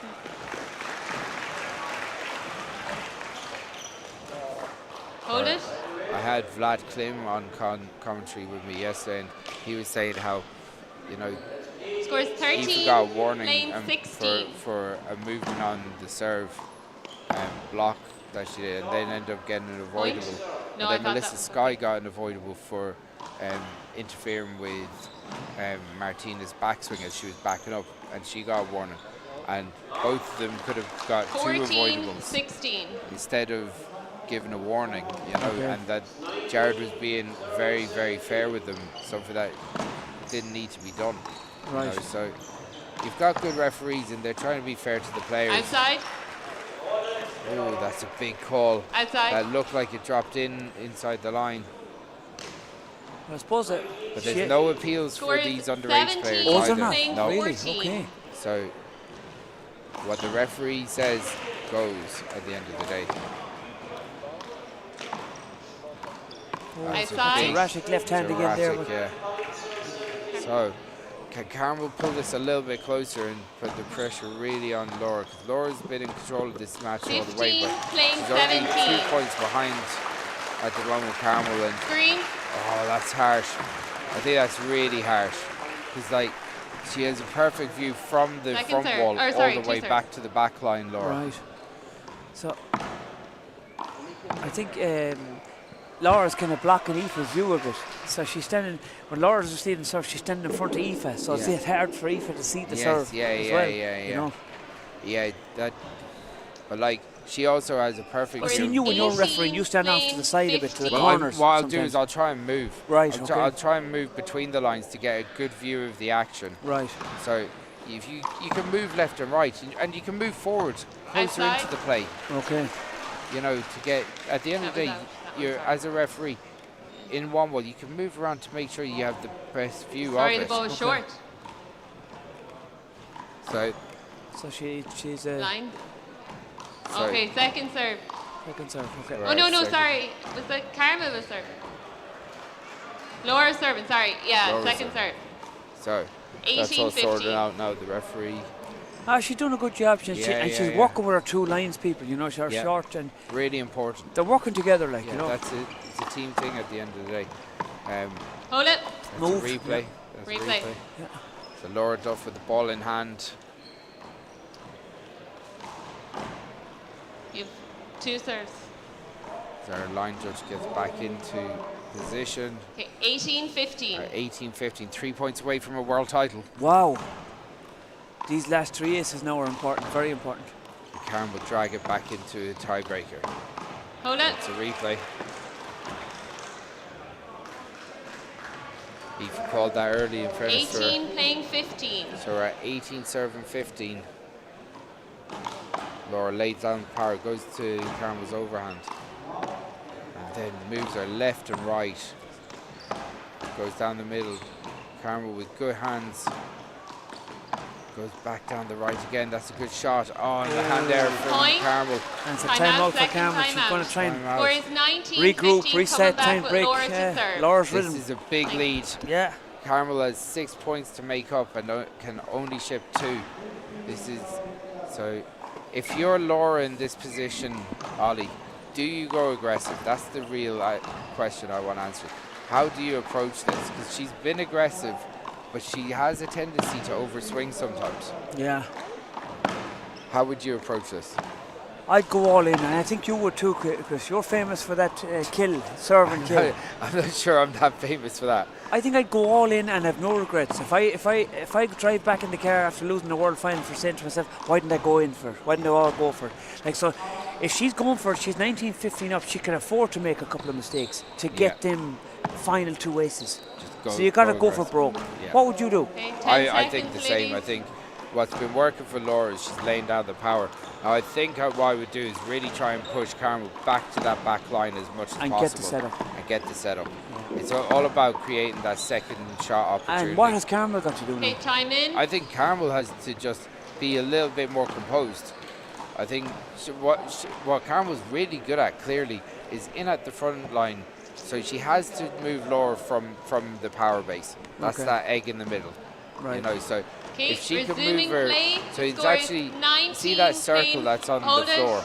If that was a couple of feet back in around that short and crossing the shoreline, that's the circle that Laura's been dominating in this game. Starts again. Resuming play, the score is 19 playing 15. If I was Carmel, I'd just be trying to move her either down the line or back. Either way. That's outside. So that's one of the aces now, I think. It's a hand error. You gotta say Laura really good power there. Yeah. 20. Match point playing 15. So Laura is serving for the match in the World Championship in the 17 and under division. It's an overhand serve deep to Carmel's left. It's a good line drive as well. And that's a hand there. And Laura Duff is the world champion. The All-Ireland minor 40 by 20 and 60 by 30 champion is now a world champion as she gets a hug from her coach Kenny Curran and her parents. So well done to all in Loughmacrory. Commiserations to Carmel Kelleher from Boherbue. A fantastic performance. Your thoughts, Ollie? Yeah, it's just I was just looking at Carmel there. I'm probably the world's best loser, so I feel bad for the loser. I'm the same. I'm just looking, but look, congrats to Laura. Laura, she took her a while to get into this match, but she got there and she done the business. Yeah, that's the point. So that's all from the 17 and under final. We'll be back in a couple of minutes and we'll have the 17 and under boys final. We'll have Gavin Kelly of Team Ireland and Abbeyknockmoy in Galway against Cian Dunning from the Conna Club in Cork. We'll be back in a couple of minutes.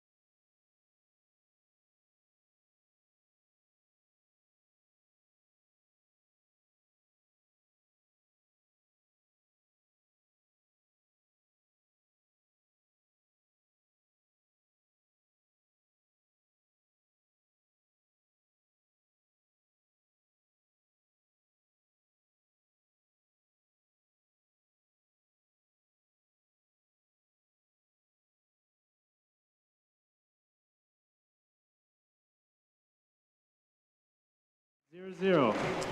Okay, we're back in the action here. You know these two players very well, Mark. Joe. We got the great Joe Kelleher back in the commentary box. So we have 1-0. serving from Cork, it's Cian Dunning, incredible player, gifted hands and angles. And the man in the back needs no introduction either. He's 2-0. Hold it. What is there to say? He's a fellow clubman of mine representing Abbeyknockmoy. 2-0. We're proud of him, and not to be biased here, but I be hoping he can bring the bacon home to Abbeyknockmoy. Right. Mark. Good stuff. 3-0. Cian's off to a lead here. These two met Ollie in Kilglass in the final as well. Mark. Right, so they've history. There's a lot of history on the board here. 4-0. They've actually met last year in the Nationals final. Gavin took it. Out ball. Right. And Side this away. year in the All-Ireland, Cian took it. So 1 serves it's 4. really tit for tat between the two of them. 2 bounces. It's a lovely shot. Lovely hands, isn't he, Gavin? Mark. Both players have lovely hands, haven't they? 2 serves 4. It's a serious, serious display of angles here. Watch a shot. Gavin pulling Cian picks it. Big rally here for. Oh, Mark. Give it a Gavin a session here now. Gavin. We have 3 serves 4. We have Cormac Finn ref in the course. Oh, right. Very good. Side away. 5 serves 3.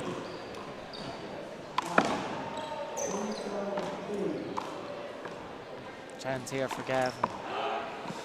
Mark. Frustrated with that. Yeah. 6 serves 3. He normally doesn't make bad head errors. Yeah.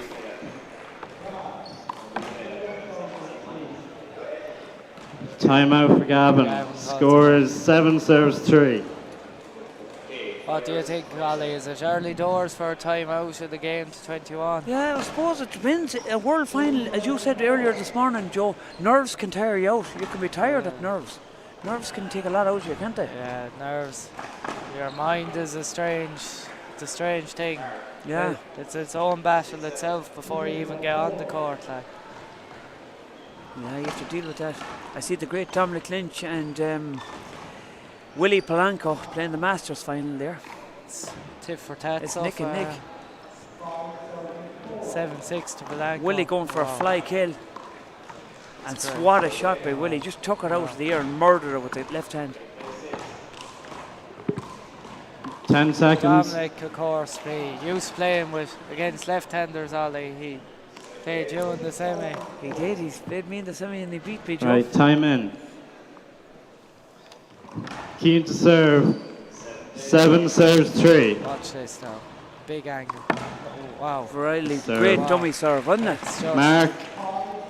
8 serves 3. He leaned the body to the left as if he's serving the left and then he's down the right.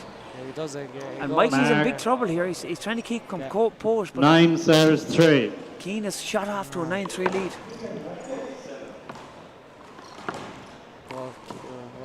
Mark. 10 serves 3. 10-3. 10-3. I can see another timeout coming here. Gavin pulls a high. Now it's outside. Mark. Gavin, 11 serves 3. he just hasn't settled yet. No, he's not settled at all. He can do better than that. But Cian really putting the pressure on him. Look at that for serving. He's really moving Mikey. Mark. Or not Mikey. What? Gavin, Gavin. Mikey's older brother. Mikey's the older brother. 12 serves 3. I always call Gavin Mikey. I don't know why. Cian goes for the dummy down the right.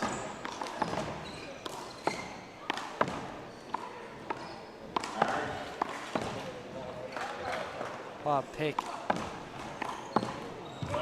Gavin, Gavin, that's a great sporting call. Yeah, he's a good sportsman, Gavin. He said 2 bounces. I didn't get it. Mark. I'm surprised he's not taking another time out here. Trying to break Cian's rhythm, but it's hard to break that kind of form. Look at the form Cian's in. Look at them taking it off the air like the Americans.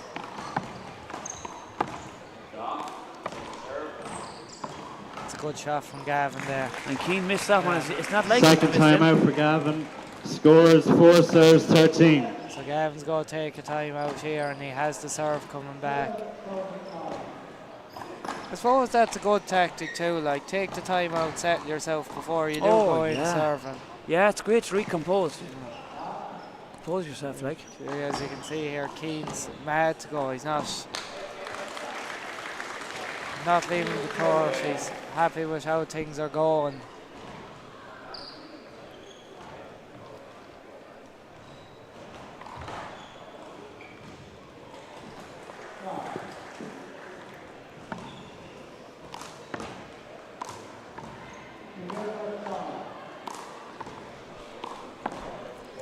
Cian's back on the court here. He's just raring to go. He wants to keep this momentum going, and whereas Gavin will be trying to kill this momentum. Gavin to serve. 4 serves 13. What was it you said, the great Dave Chapman? You said something earlier on that about so many percentages played in your head. Oh yeah, Dave Chapman said it's 98, 97%. Handball is all mental. Like, when I suppose he had learned all the shots, all the fundamentals from a young age, 13. and he had the fitness down, so the rest was just 99%. Out. Psychology then, you know. Side away. So it's all about. So 14 serves 5. not Mikey. I'm not going to call him Mikey. Gavin is in big trouble here. Cian is hitting form, like. What I've seen, it's the games here are kind of taking this. Wow, shot. Pulls it down the line. Mark. They've took this pattern 15 before. serves 5. Laura Duff went way behind in the first game, and as she settled, she began to pull it back. Right. I think she took the first game, but it'll take some comeback here. Cian playing this sort of stuff. It's incredible handball to watch. Yeah. 16 serves 5. Mikey's Gavin. Gavin is finding it tough to live with the pressure. Look at that first serve. Like, he's twisting them both ways. He's pulling them back and over the court. It's awful hard to read Cian's serve, like. Yeah, he's trying to read it, Gavin. 17 serves 5. You see, you have to be prepared for that ball going outside. That's Side what away. Gavin's trying to prepare himself 6 for that ball 17. coming down the left, because he'll have to be very quick to get a hand to it.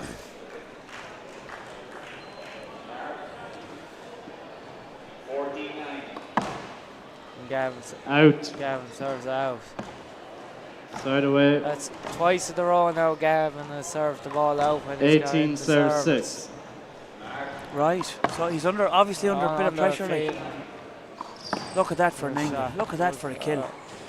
When Cian is hitting that kind of form, it's hard to stop him. Like, there's angles. He's playing very much like the American style, really, isn't he? Ollie? He's angle. Out. That's one out there. Side away.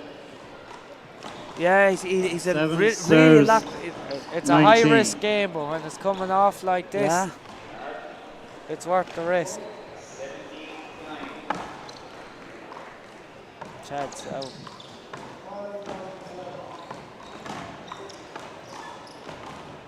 Big defensive game going on here now. Oh, and Mikey goes for the spike. Goes for it, yeah.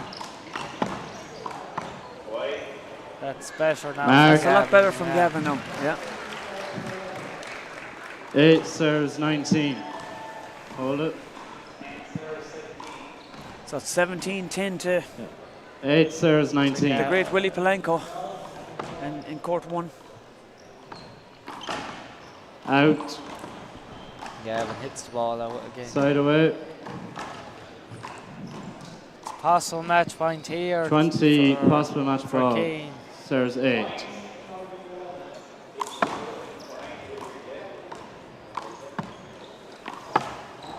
That's the first game to Cian Dunning here, folks. What do you think? Can Gavin turn us around in the second If game? anyone can, Gavin can, because he's amazing hands, amazing ability. He's a great reader of the game. He just hasn't settled yet. So I think the next game is going to be Cian is going to find it hard to keep that concentration up, keep that power going.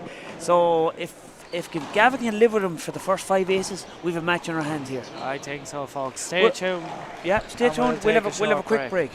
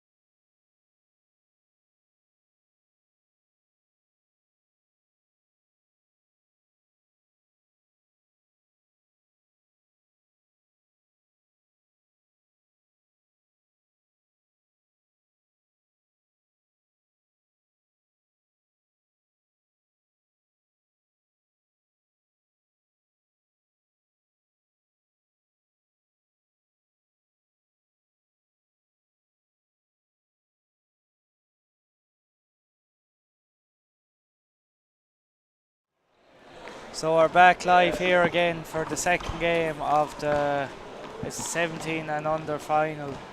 All right, second Cian game. Dunning took the Gavin first to game, serve. and I've joined 0-0. here for the second game by the great Annaghdown. I wouldn't say great now, but middling. Doesn't sound like Ollie, does it? No, a change of voice, but maybe people might be sick of listening to Ollie. Yeah, you've something refreshing to listen to now. That's it now. A new element of surprise here. So Cian took the first game. I was watching right beside Sam, his brother. I think they're very excited for the second game here now to see if he can do it in 2 straight, or what do you think? Tiebreaker? If Gavin can get his game going, there's early nerves. That's better now from Gavin. He's fired up. I think Gavin's going to settle into this game, and what Cian was doing, it takes a lot of concentration, and it all came off for him there in that first game. So I'm predicting a tiebreaker. What do you think? I think so too. I think Gavin is such a crowd player. He pleases the crowd. He feeds off of them. I think if he gets one good shot, that'll lift him up. Side away. It'll be interesting now. So 2-0. 1 serves 2. Or 1-2. Cian's back. That's it. Cian's serve is what's. It's Side the serve away. that's setting Cian up here. Yeah, third shot 3 syndrome. That's what we serves call 1. it. Is that what you call That's it what we down call in it the grass? in the sticks. Stick. But Gavin now, he's settled far better in the second game, and he's going to try and put his stamp on it just outside. Yeah. He's I think Cian has the edge at the minute, or well, he did in the first game. 3. Obviously, he can go for his serves now. He can go for his shots. He has the first game under him. And it's amazing too how if you have the game, how will settle you. Like the pressure. You have to feel the pressure is on Gavin. He knows he has to keep that ball in and keep these rallies going. Where Cian, if it doesn't come off, so be it. So if you're like, what a shot, pulls it down the line, and you can see there Gavin's trying to feed off the crowd and get the crowd going behind his back. He'll get going yet. He's only getting started. So Joe, what do you think of the setup here? Oh, sure. It's a lot different from training in Kilglass or definitely. It is. it's amazing, like Yeah. it's all just put up in the space of a day. I know. I go to 4. college here, going into second year, and it's definitely different to what it normally looks like. They usually just have empty courts and it's just Outside. basketball, but now they have the courts up. It looks great. Mark, together at 4. I wonder now, will UL try and set up something from this, or will it promote sport in the college? What do you think, Alana? Well, they are amazing anyways. They will help us with anything we need, and I have to say they have been amazing to me as well for training for the Worlds and everything. So I think going forward they'll see handball is a serious sport. It's great to see. And we're on about there yesterday as well, the doubles, like we were saying how the Americans seem to have dominated the doubles because there's doubles in every competition. Yeah. You being a player, would you like to see doubles competitions coming into the nationals? I would actually, yeah. I'd love to see mixed doubles just so I could play with Dad. Just for the crack. That'd be a dangerous duo. Your cuteness and John's picking and flying around the court. Be something great to watch. 7-4. So first time out for Gavin. Gavin has called the time out here, and Gavin is taking the lead here, 7-4. This game now, I say it's going to be a lot closer than the first game, I think. It'll be a long game ahead of us. And Gavin, of course, is getting great advice from his father, James, and the brother Mikey. Mikey was also representing Team Ireland. It was a great achievement from the family to have two. I don't know, was it ever done before? Probably not. I'm not sure. We'll have to fact check that, won't we? We'll have to get Chris Gavin on the job. Back on the stats. Now I have to say, apart from the handball, there's great food in UL.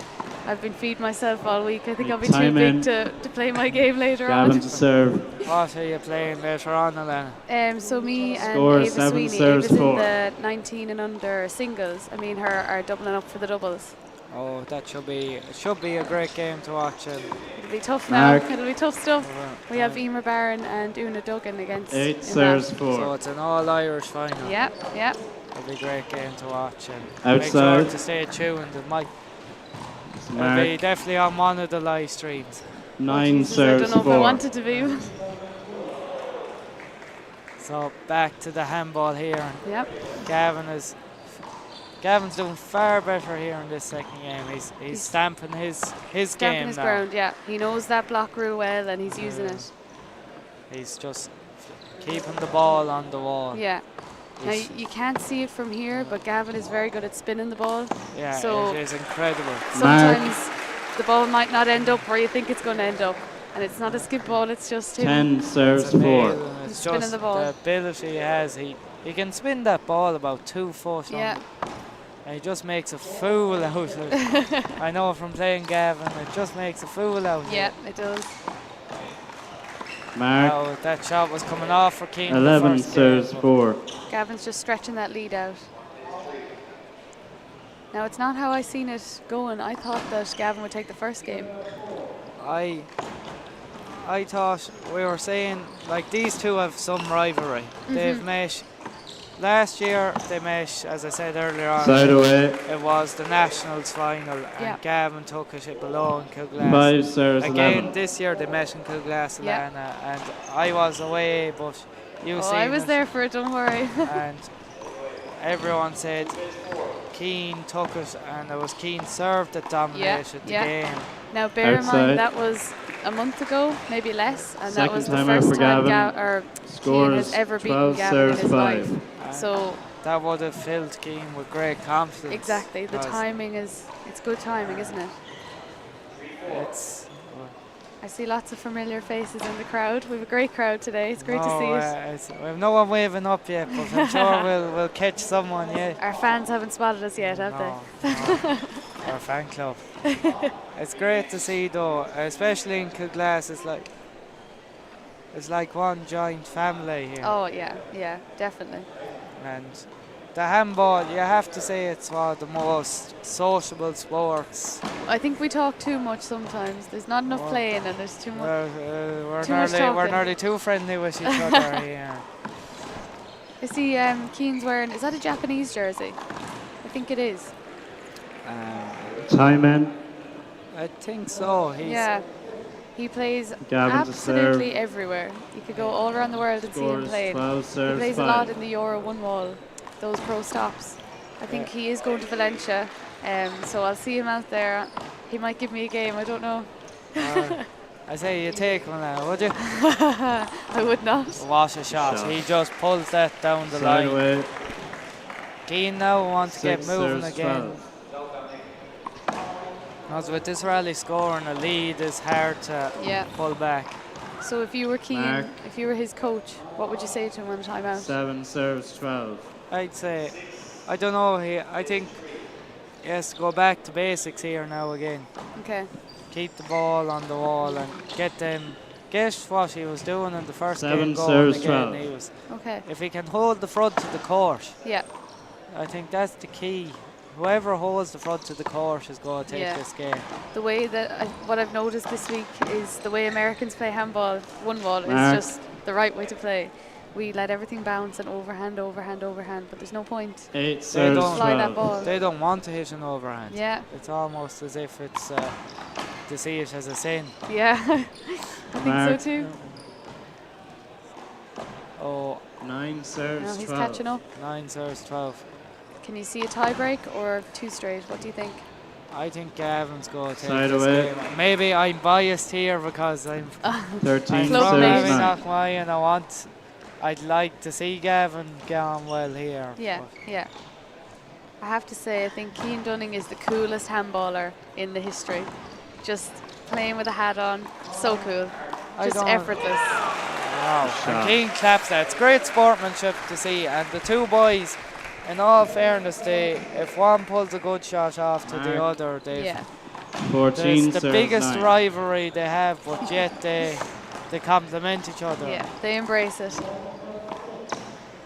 Did you watch the women's game before this, 17 unders? I did. It was some That's game. a mark. Yeah, it was. Game. What did you think? Was it Laura took it in 2? Laura took it in 2 straight.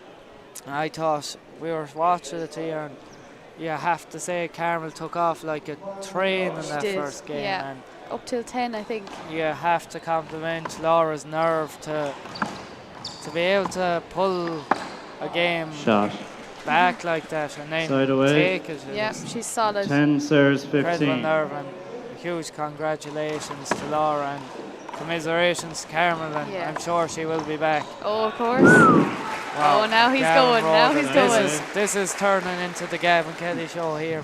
Third time out for Gavin. Scores 16, serves 10. When he begins pulling them shots off, it's just incredible to watch. Just give him the ball at that stage. Just give him the ball and let him do his thing. You don't have to tell him; he'll just do it. Yeah. Now he's getting some wise words. What do you think, Jim? Can you lip read there? I can't quite get what he's saying. You're doing. For anyone that doesn't know, Alan is going to be a psychologist, and her new tactic will be to brainwash her opponent before the games. Well, so far it's not working for me, so I'll keep going. I have a few years yet. That's it. Now I notice Cian doesn't want to come off the court. No, Cian wants to keep the tempo up. Yeah, yeah.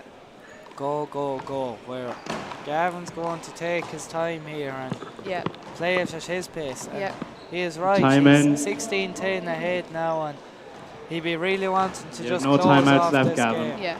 Bit of composure now. And Gavin now. No for timeouts anyone left. That's watching Gavin. Scores 16, serves 10. So I don't think Cian is going to call a timeout. He'll want to keep the throttle down. He wants to keep going, yeah. Wow. Pick from Cian. He's so quick across the court. Outside. Outside. Gavin goes Side to pull away. it down the line and just outside. 11 serves 16. I'm surprised at how quick Cian is moving. He's not long out of a boot from a fractured foot. That's right. And then fractured the other, or well, not fractured, hurt the other foot as well in the physio. So he's just had a bit of misfortune, and he's 17 back now. serves 11. It was amazing too. He was at all the competitions with the fractured foot, and I say he could have still bet half the people the way he was moving around, playing with the boot on. Yeah, it was a weapon, I think. His poor mother was a bag of nerves watching him. Well done. Big rally here. Down tries to pull. Cian pulls Oh, it. Gavin, well pick done. from Gavin. Gavin sliding. Goes for again. Oh, well done. Well Good done. rally. Good rally. Look at that for a rally. Big rally. Big rally there. And Cian's not letting this game go, is he? Cian takes the point. Side away, 12 serves 17. I think Gavin's going to ask for the court to be dried here. And that's a bit of cuteness there from Gavin. Yeah. Gavin has an abundance of experience at this stage. He's been in all the finals, everything. He knows if you don't want a timeout, you wipe the floor, you change your gloves, you change your shorts, change your jersey. Anthem it all just to kill momentum and get that bit of a rest. Like, I know there was a boy from Leitrim, he used to play 60 by 30, and you've no timeouts in 60 by 30. So he used to put a 10-cent coin in each one of his shoes, left and right. So in the middle of the game, if he needed a timeout, 17. he'd say, "Oh, hold on, ref, there's something in my shoe." And he'd take off the shoe, tip it out. If he needed another one, "Oh, hold on, ref, other shoe." that is crazy. That is crazy. So there's always pick. something. And Gavin, that's just great well control done. and composure. Side away. Composure is the key word there. Yeah, It was amazing handball. It was so easy to drive that 18 ball serves out. 12. He held his cool. And that's what I was talking to Johnson Gonzalez there yesterday, and he reckons the Irish love to drive the ball. Yeah. Whereas I was watching his, it was very similar to Gavin's style. It's either shoot or nice, relaxed, flicked up, and you're not burning the energy either. Yeah, that's very important, isn't it? Oh, unlucky miss there. Side away. Bit of concentration, I think. Pressure as well. 13 serves 18. 13 serves 18. We've Cormac Finn on the refereeing job today. He's doing a great job, isn't he? Great job. Out. I wouldn't like to be in his shoes here. Side Me away. neither. Gavin now puts 19 his hands serves up, 13. says a little prayer. 19 serves 13. You have to say it's Gavin's game here for the taking now. It surely is. It surely is. I did see a tiebreak. I think both of these boys deserve a tiebreak. I think the crowd deserves a tiebreak. I think you're right. It's finals day here, and we're going to be treated with some amazing games, I think. I do think the standard of the juvenile handball is just 14 going up serves and up 19. and up. It is getting harder and harder to win. I don't, at this stage, I think I might give up. But They're it's catching brilliant up to to us. see. Out. We might retire. We'll retire before they catch We'll up. retire and come back. 15 serves 19. So 15 serves 19 here. Cian. Gavin Out. pulls, that's 2 balls he's pulled out. He he's appeals appealing. that, but it was outside. What do our line judges think? We have Mark Doyle on the line judge here. And Oran McKiernan. Fiona Tully Yeah, walking across think there. it was She'll good. I be thought it in was the replay. singles and the doubles finals later on. Score still 15 It'll be serves some 19. achievement if she can pull off the 2 and bring them back to Come on, bring them back to Roscommon. On the Rossies, the lad that says. Angus Cunningham would be delighted. Side away. Now, game ball plays 14 and the crowd is revved up. 20 Gavin serves 15. Gavin really is a fan favourite here, isn't he? He is. He has the crowd behind him now.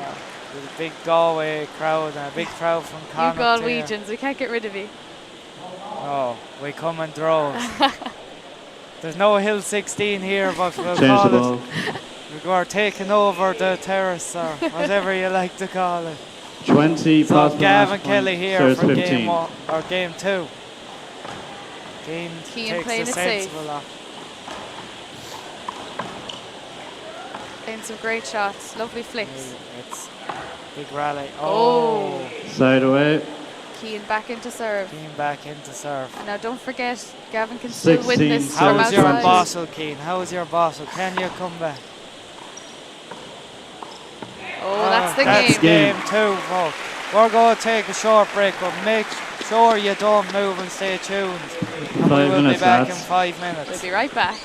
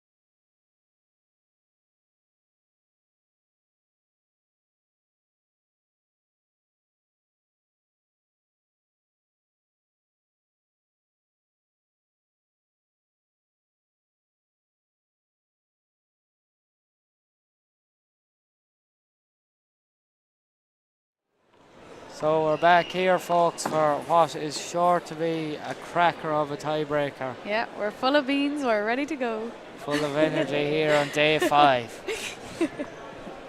I have to say it has run fairly smoothly. It has, yeah.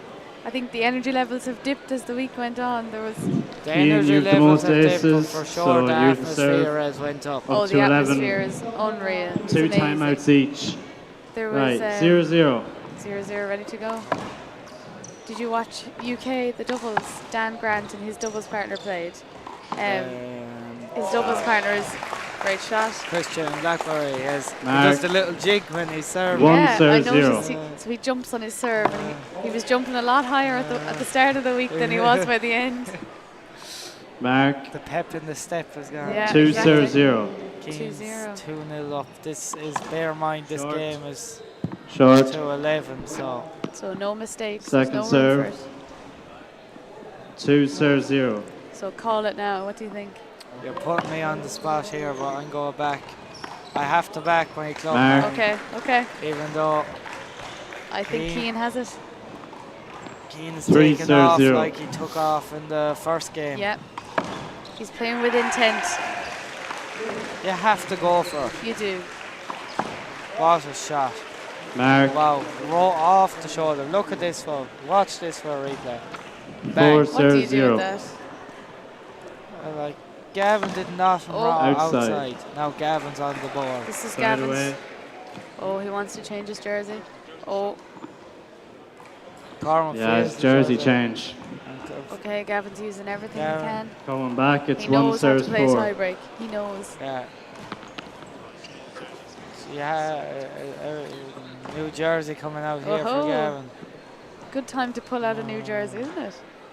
So Gavin heads for the change room here, and father follows and hoppers through to offer a few words of wisdom. Yeah. And Mikey's gone too. They have a great network of players and just a good team in their family, you know. They come from good stuff. They do. You know, Jamie, I'm not too sure if he plays anymore, but he used to be unreal, amazing. Jamie was playing open. I remember seeing him playing open at Bravey. Out in Bravey, And Nathan as well. Like Nathan tips away too, The last Worlds out in America, I think the family came home with something like 5 medals. It was ridiculous, It was a serious achievement. Yeah. Something to be proud of, really. Yeah. But now Cian's the fresh blood in the finals. He'll be wanting to get that gold medal. Cian be wanting to get this be a big one here for Cian. Yeah.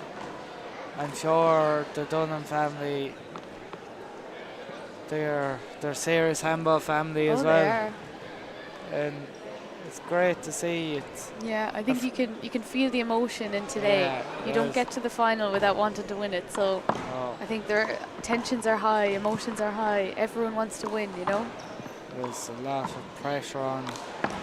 There is, and I'm sure there's pressure on Gavin being Team Ireland. Gavin, that's another factor, I suppose, as well. Like Cian's representing himself, his family, and his club. Where Gavin, there's a big build-up with that Team Ireland. He has the play. Team Ireland jersey on here. That carries a lot of weight, doesn't it? That jersey. Gavin to serve. That jersey is way too low. 1 serves 4. 1 serves 4 here. Now Gavin will want to get going straight away, I think. Goes for an overhand toss, and Cian flicks it back up safe. He's going to keep Cian moving. Cian goes for the big shot there. That's a mark. Just didn't come off from that time. 2 serves 4. So I think Gavin's trying to slow down the pace of this game. He knows Cian wants everything quick, fast. I think what Gavin wants to do is try and... great shot from Cian. Side away. 5 serves 2. Cian he's very good at finding the kind of... How would you say? The pockets of space on the court. Yeah. He's very aware of the other player's movement. He'd make a good midfielder, wouldn't he? Always looks for space. Yes, that's it. 6 serves 2. 4-point lead is a lot in a tiebreak. 6 plays 2. Game to 11. So Joe, do you like the rally scoring? What's your opinions on it? did meet Dirty now earlier on the quarter final. Oh God. 10-10 Seven serving for serves game, two. and like that, fair play to Connor. He went and he flattened the ball, so there wasn't much I could do, but fair play to him. Shot. Sport is cruel in so many ways, but it's great. To be kind. Seven. You've got to be cruel to be kind, isn't it? So Gavin's back in here to serve. No. I don't know, it's the one thing, like, it gives everyone a chance, really. It does. I think the most 4 consistent serves player 7. can win. First time out for Gavin. You just have to learn, you don't go for big shots all the time. You keep it in. A lot of people are saying this week, from what I've heard, don't go for these crazy serves because you'll hit them out the sides with the adrenaline. Just keep them in, make them make the mistakes, you know? That was the key. That's what I was told. Ollie Cassidy was, as you probably know myself, emotions do run high, and I do get pumped up, and drive the ball through the roof. He was like, just keep it in on the court. And it's all about trying to force the other player to make the error. It was a game of cat and mouse, really. It is. Now, I know we're not used to playing rally scoring, but I think it's a great way to diversify handball. The one thing about it as well, games don't. You could have a game going on for an hour and a half where people aren't gaining a score. At least with the rally scoring, especially with these big tournaments. 4 serves 7. You have to focus from the get-go. You can't play yourself into a game. I think that's good. You can't afford to have a slow start. Yeah, makes us better handballers, I hope. Oh, long ball. That lead is getting smaller. 5 serves 7. Who's going to? Gavin went side away. That was just, I don't know, hard luck, I suppose. 8 serves 5. Millimeters away from it. A bit of luck goes a long way in a tiebreak. What is it, John, to say? The rub of the relic. The rub of the relic, that's right. I think John is here watching somewhere. Cian seems to have the rub of the relic here. He does. 2 points for a world title. Gavin trying to call something. Cormac's having none of it. Mark. Just like that. Cian here to serve. Hold it. You'll be saying in Mark, your head, 10 just don't serve it out. Serves 5. Will he go for the big serve? Pushes Gavin down to the left. Will he be a world champion? And he is. And he takes the world title. Takes the world title. The 19 and under boys, or 17 under, sorry. So Cian Dunning from Cork takes the 19 and under title. 17. Oh, 17. Jesus, we're so jumbled. 17 and under world title, and you have to say it was a great sporting battle, Anna. It was absolutely brilliant.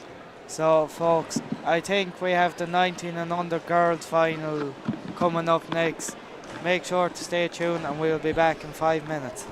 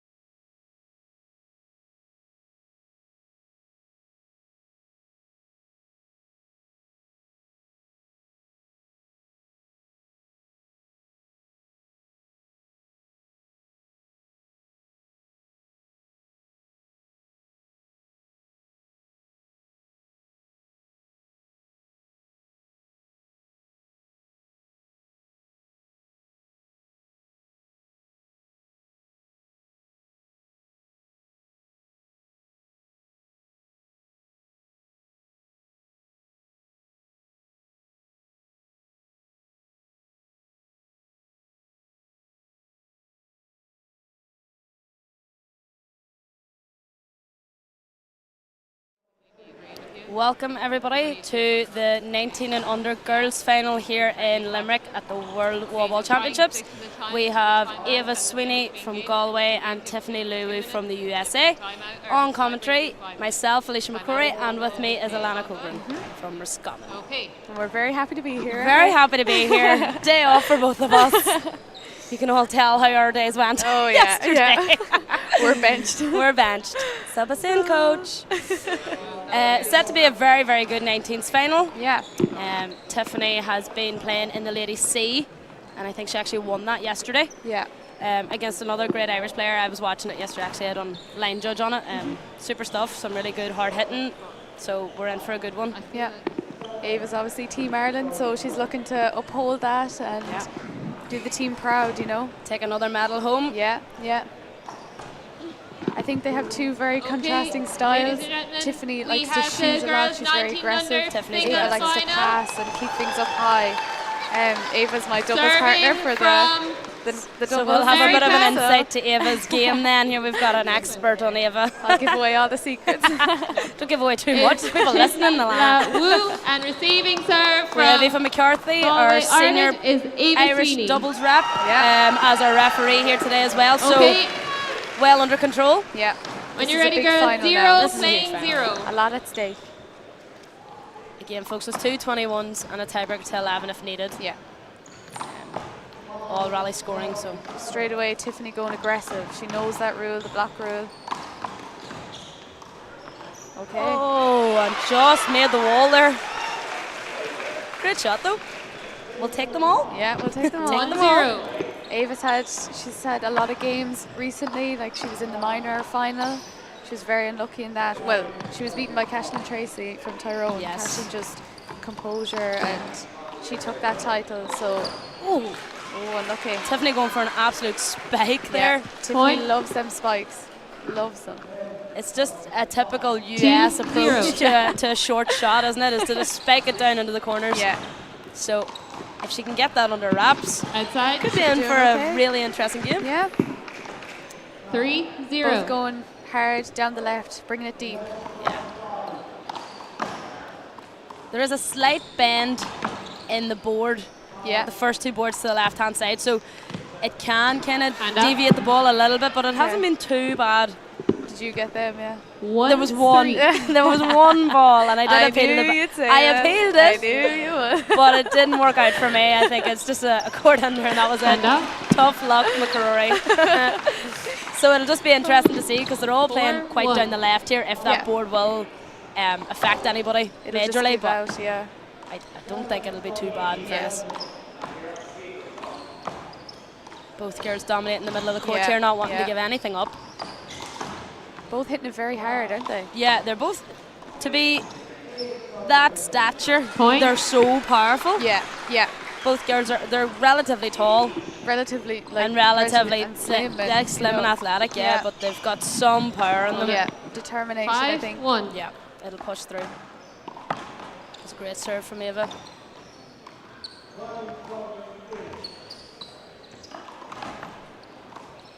Shoot that. Oh, just a bit of an overcook there from Tiffany. Now this is interesting because the other juvenile finals, I think this is our first one with an American opponent. Yes, they've all been Irish, so so Tiffany's looking to be the first juvenile, probably only juvenile 6-1 medalist, gold medalist. Is the boys game on to the right of us here? Is that an underage game? No, that's a men's. A. Outside. Ava's taking a nice lead here with a 7-1. She's settled in well. Those serves are coming off nicely. Yeah, they are. She seems very confident in her own game plan. Yeah, yeah. And I think she's going to just try and not let Tiffany pull her out of that middle court there. That was a great shot, though, in fairness. Just dropped in on the back line. 2-7. So only 5 points in it in rally scoring. We both know that is nothing. We said this yesterday and the day before and the day before. Yeah. 5 points is nothing in a rally scoring game. You think you're well ahead, and then the next thing they're on top of you, and you're sitting going, oh my goodness. And then you're crying after a tiebreaker. Don't now, PTSD, stop it. We're both talking from experience, so it's fine. Hopefully Eva can get away without a tiebreaker today. Yeah. There's been a few too many of those this week. Our hearts can't take I know. anymore. I've been told they're just a lottery, so. 3 playing, hold it. Now both girls, they don't seem to be nervous. 3 they have playing 8. no signs of being nervous. No, or they both anything. look They're very steady. There hasn't been really any hand errors. Point. Maybe just a small bit of judgment on the ball causing a bit of difficulty, 4 but playing, hold it. in terms of actually hitting things out and stuff, they're going for their shots. 4 Like they might have playing just 8. overcooked it a wee bit, but Yeah. no nerves whatsoever here, which is deadly. Given 19 years of Point. age, Of course, yeah. the nerves would have been hanging out of me, so fair play to them. They're And doing a great job. I think playing both girls 8. are still quite young. Ava's 17, 18. There you go. They're young for I their think age then even. Tiffany's around the same, 18, Yeah. 19. Outside. That's probably the first proper First hand proper error there, hand there, yeah. It is Shirley. Just retrieving the ball here from court 1. Yeah.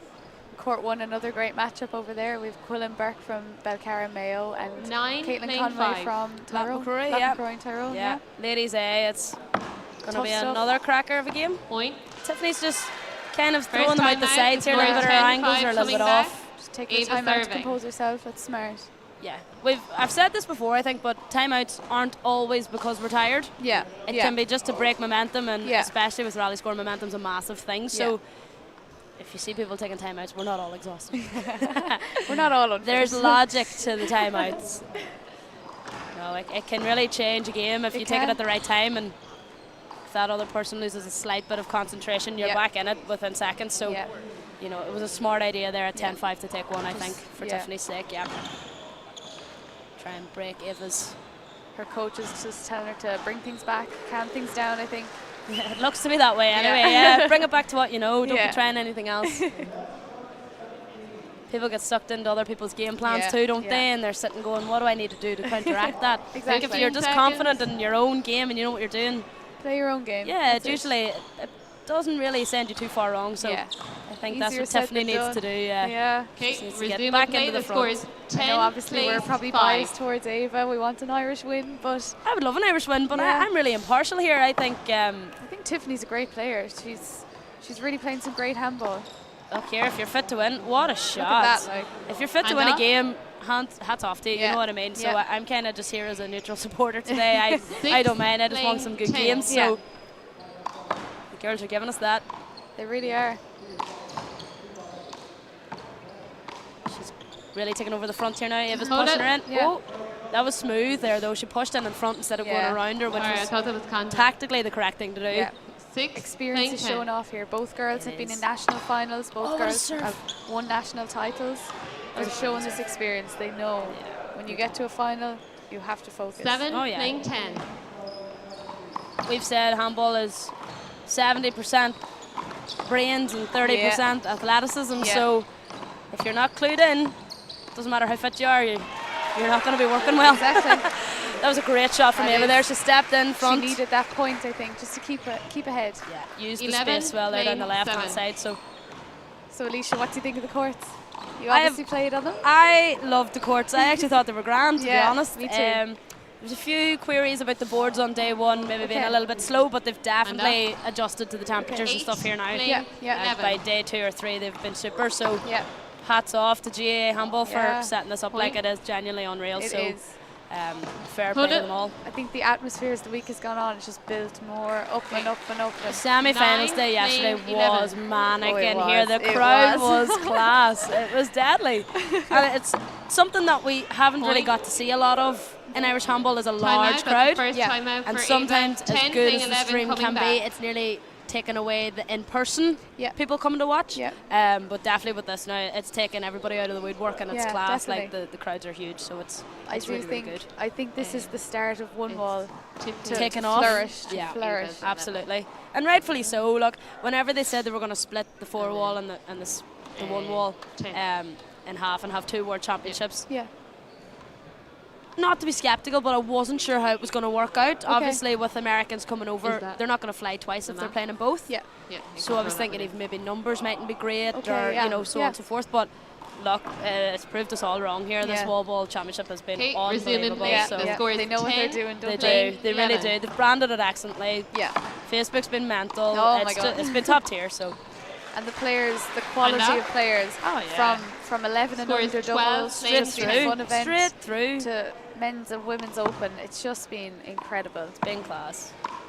I think for me, I loved seeing like people in UL at the gym who have never seen handball in their lives, and they come out of their spinning classes, they come out of doing weightlifting, whatever they're doing. Having 11, what is this? 12. Yeah. I actually was speaking to 2 guys down there at the steps before I came up. They're working here in the UL arena. They're UL workers. And I said, well, he's enjoying the handball. And they were like, 11. Was he going to give it a go? And they were like, yeah. So we've maybe even recruited a few people in the process, which is unreal. Like, that's what it's about, yeah. That left swing there, it's like a sledge effect from Tiffany is so powerful. Yeah. Tiffany has on more the line, of a, super. Yeah, Tiffany has more of a straight or a bent arm. Yeah. But Ava's kind of more straight armed. Yeah. I think that's where Tiffany's getting a lot of her power from. What a shot from Tiffany. That was super down the line there. Hand up. Again, back in it. This is 12, this first 13. Game. 12-13. There's absolutely nothing in it now. What a great serve. Point. Just like that, it's together level. at 13. As we say, straight back in it. Tiffany must have took what our coach has said on board. Yeah. Outside. Ooh, I would question that one. Appeal the call. I think that. Scores 14, playing 13. It's so difficult though when you're reffing from such a close. They nearly need to ref it from up where we're sitting so that you can see everything. Yeah. And put them on a microphone, but even screen serves, things like that, it's hard to see them. I think we definitely have the best view in the whole, whole building. We're blessed. We're blessed. Too blessed to be stressed, isn't that right? Is that what they say? Yeah. Just having a wee word here with Tiffany. I'm not sure what that was about. Just questioning that serve, maybe. Possibly. Not certain what was going on there. Okay, so it's a replay. Scores 14, playing 13. Yeah. It's a fair enough call. Oh. Okay. Just a bit of a miss hit there. Ava will be glad for that one. She will. Yeah. Put her slightly in front. Again, 15, can't let up 13. at all. No. Rally scoring's really just making everybody under pressure. You don't have an opportunity to breathe. No.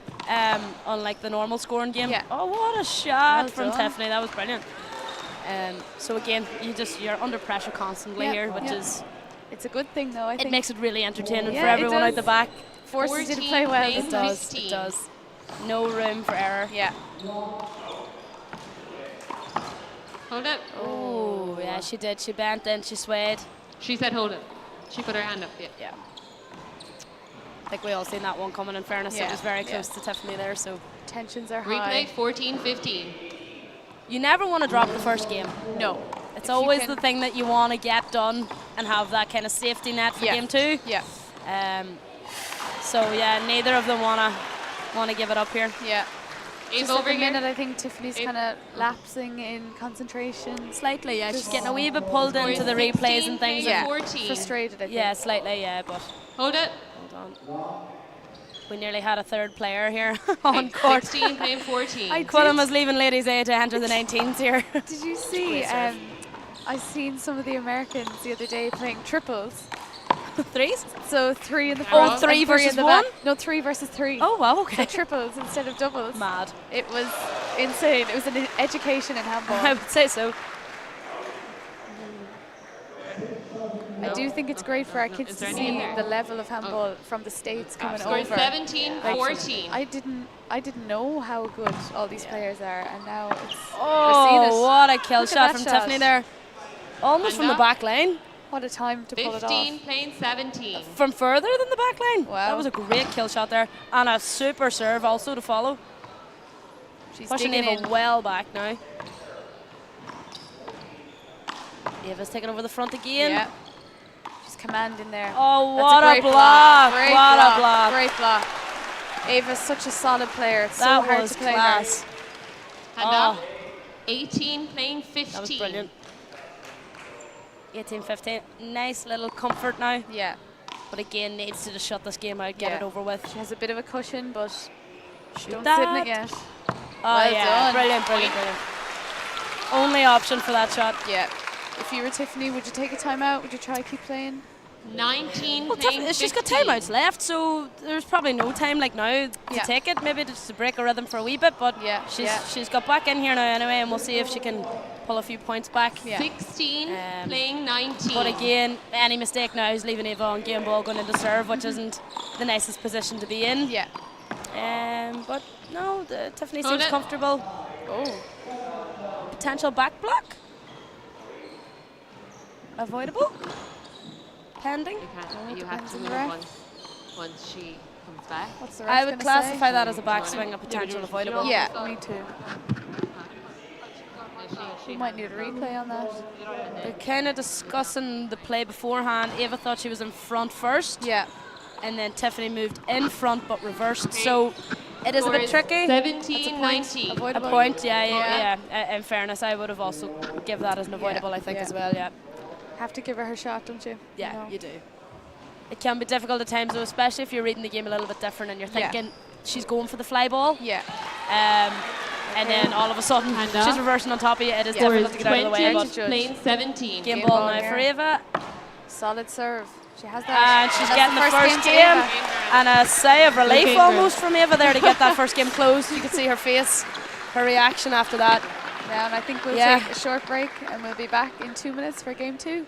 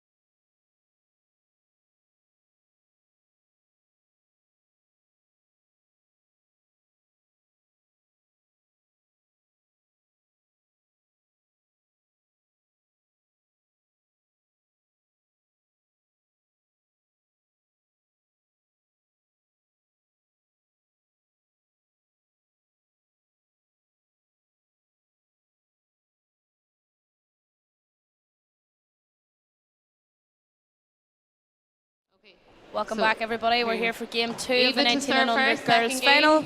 Eva Sweeney of Galway taking game 1, 21-17. So we're in for an interesting second game and see if Tiffany can maybe pull a tiebreaker out of this one. Yeah, she looks like she will, I think. We're kind of giving off there that the coaches aren't mic'd up. We would love to hear what's being said down there and the commentary box. In theory. 0-0. We'd love to know what the tactics are for this game now, but I guess we're just going to have to wait and see if they pay off. Yeah. Eva not deviating too far from serve. She's very comfortable into that she left likes hand. That serve. Okay. Bit of a funky one there. Just has to settle again into the game, I think. Yeah. I do always wonder what makes a good coach. What do you think? Score is Silence. 1-0. Silence. If you ask Sean McCrory, it's silence. No, I think a coach needs to be not nervous. Okay. And if they are nervous, don't tell me that you are. Okay. You know, they need to just be relaxing and be able to keep you at a certain momentum. I think if they're getting you revved up, she's stuck on the floor there. That's a bad hand error for Eva. She needs to just kind of settle into game 2 here now. Yeah. Probably the adrenaline of game 1 starting to kick in maybe. Yeah. The thoughts of this could be it. Could be a winner. Just getting a bit too excited. Think about the win. Oh, shot. It's a good block again. Oh, and a great shot from Tiffany. She's using that block brilliantly in the front there. Great at blocking, yeah. And it is legal to do that. It is legal. Yeah. We love it. No, like if she's blocking the ball's literally an inch or two from either side of her body, which is the perfect scenario for a block there. Yeah. Point. Down ball. Okay, Eva just missing a few now. Bit of a reverse rules. I think it was 7-1 in the first game to Eva. Now it's 4-1 to Tiffany. So a bit of a flip, reverse it.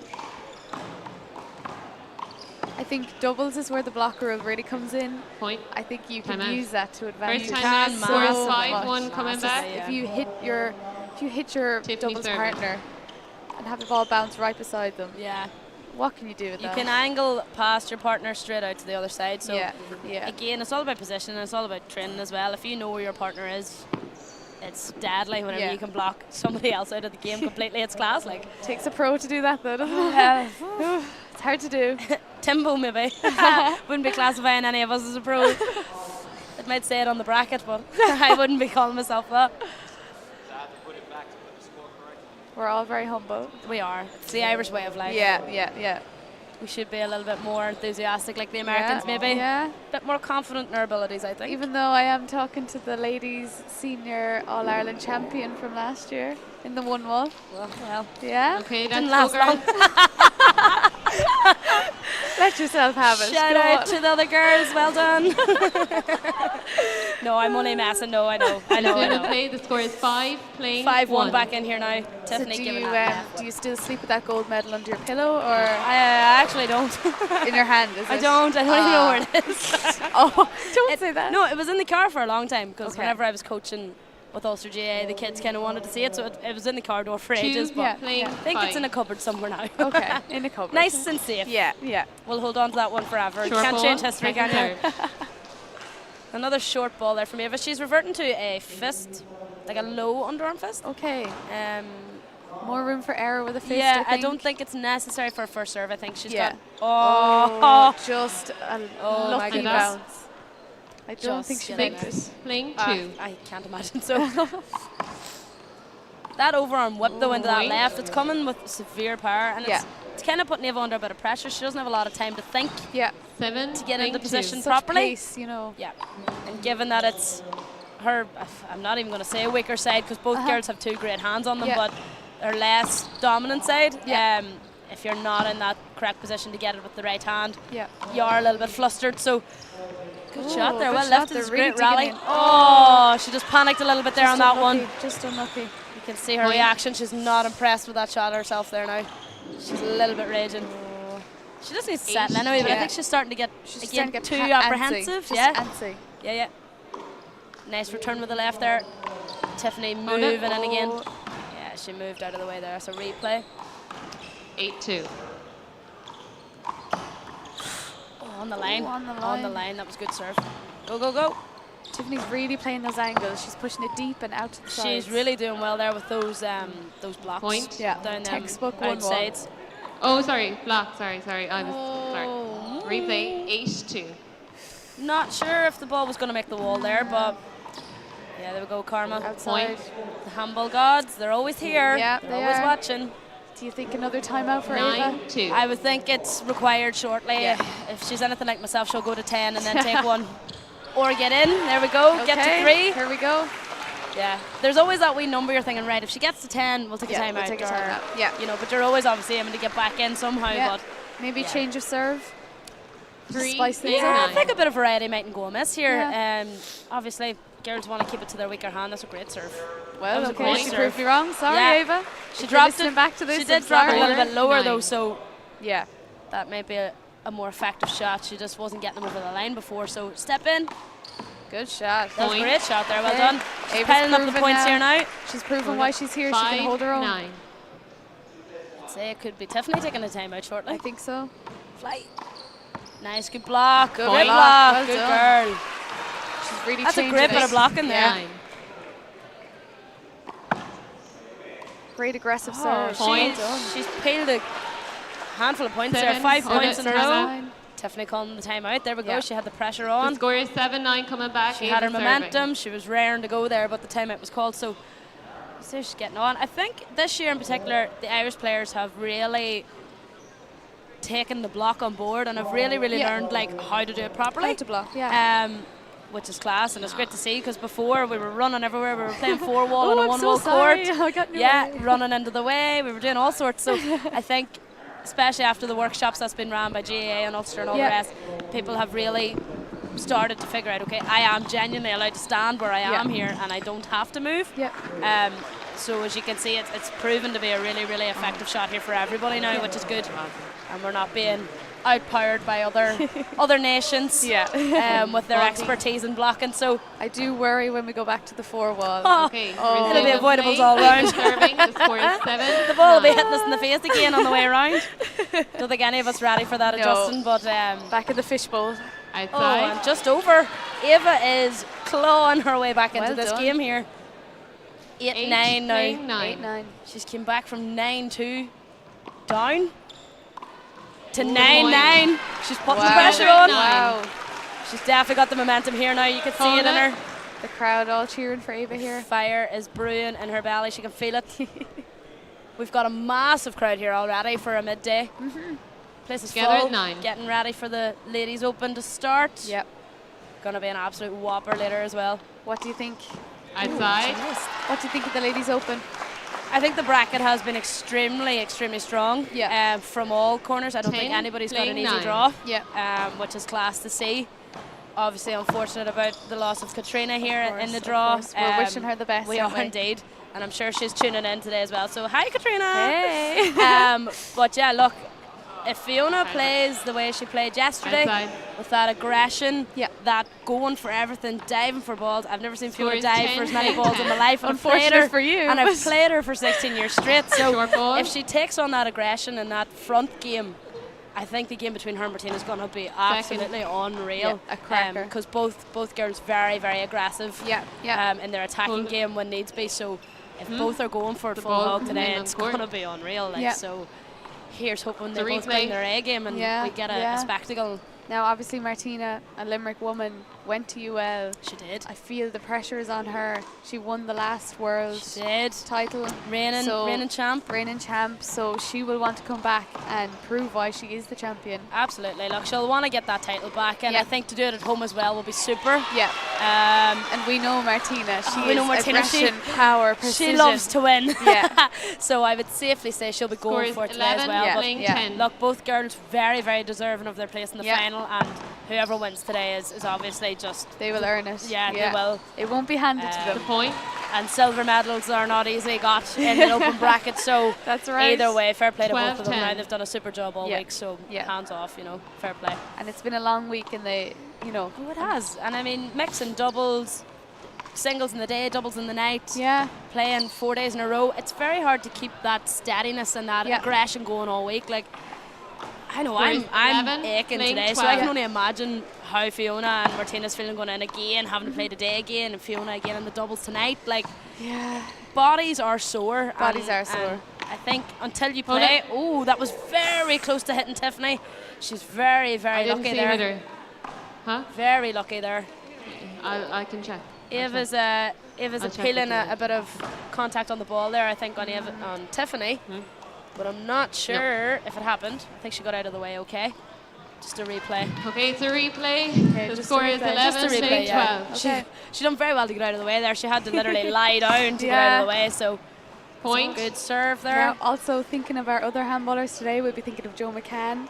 for CJ's Rainbow? We will. They're in their cycle. Yeah. Are they finishing today or tomorrow? Together at 12. Finishing tomorrow in their big cycle. So we're wishing them all the best. We are indeed. I've seen a handful of the CJ Rainbow jerseys floating around here all week. Might see one in our singles game or doubles game. You never know. You never know. No, they're very, very lovely, and obviously a lovely family as well. So and a great cause. Great cause. So they've done the best. brilliant on their fundraising as well. So fair play to them. You know. Hold it.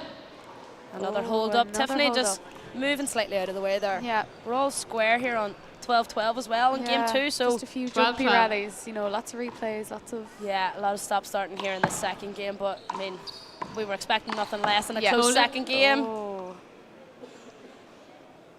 Sorry.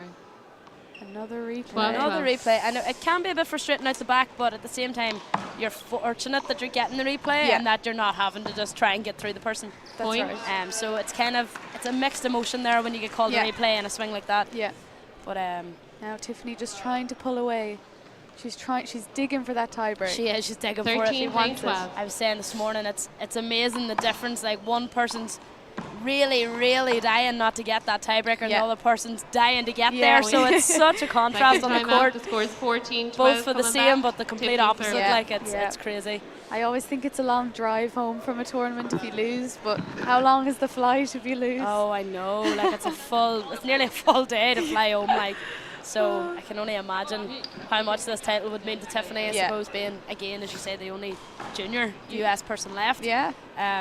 This would be really, really nice for her to take home, but we are slightly biased here. We are slightly biased here. Only a little bit. Only slightly. Oh, good shot there. Oh, just watching court 1 there. There was a bit of a body collision, but they're all good. High-fiving. That's what sport's all about. Sportsmanship actually this week has been deadly as well. It has. I've seen it nearly in every game. Yeah. You know, good shot. Everybody's good clapping. Shot, fair play, you're picking them up off the floor. You're hugging after games. It's class. Like it's nice to see. You'd only see this in handball. Like at the most competitive tournament, I would say, for One Wall ever. Yeah. It's great to see it. Okay, we're all friends at the end of the day. We are. Well, you know, mostly. But we're all mostly friends. We say we're friends. When you're holding the gold medal, then we're all friends. Tiffany serving. The score. Tiffany serving with a 14-12 advantage here. Again, nothing in it. 2 points. No, nothing. It's a handoff and a score, really. So yeah. It's a small cushion for her. But a nice place to be, nonetheless. Yeah. Great flicks on her overhand. Yeah, lovely. She's pulling that ball down as well. She's trying to work herself into the position here for another spike. Oh, what a pick! Brilliant rally there from the two girls. That was super strong. Great determination there from Ava. It's a great bit of picking. Lovely dive from Tiffany as well. It just didn't get there. Yeah. Just didn't get there. Ava was just in on top of her. 13, you can see the emotion 14. in their eyes. Yeah. You can see it. You can feel it. I would say we might get a good reaction here if Ava actually takes this game. I would say think she'll be really happy to get this over the line. Oh. Not going to be easy by any means. Tiffany's still fighting hard. 13. Short ball, second serve. Outside. Oh, and she just fluffed that one a wee bit. You can't do that. Not on that scoreline, no. Safety first. Have to be safe. Ava's looking pure focused in here. 14 playing 15. She wants this. Like. She's one down, but you wouldn't think it. No. She's keeping that serve going. It's a good block too. Watch it. Oh, just outside. She was lucky to leave that one. That was a risky one there. Together at 15. Together at 15 all square. It's a 6-point game. It's anybody's now. Yeah.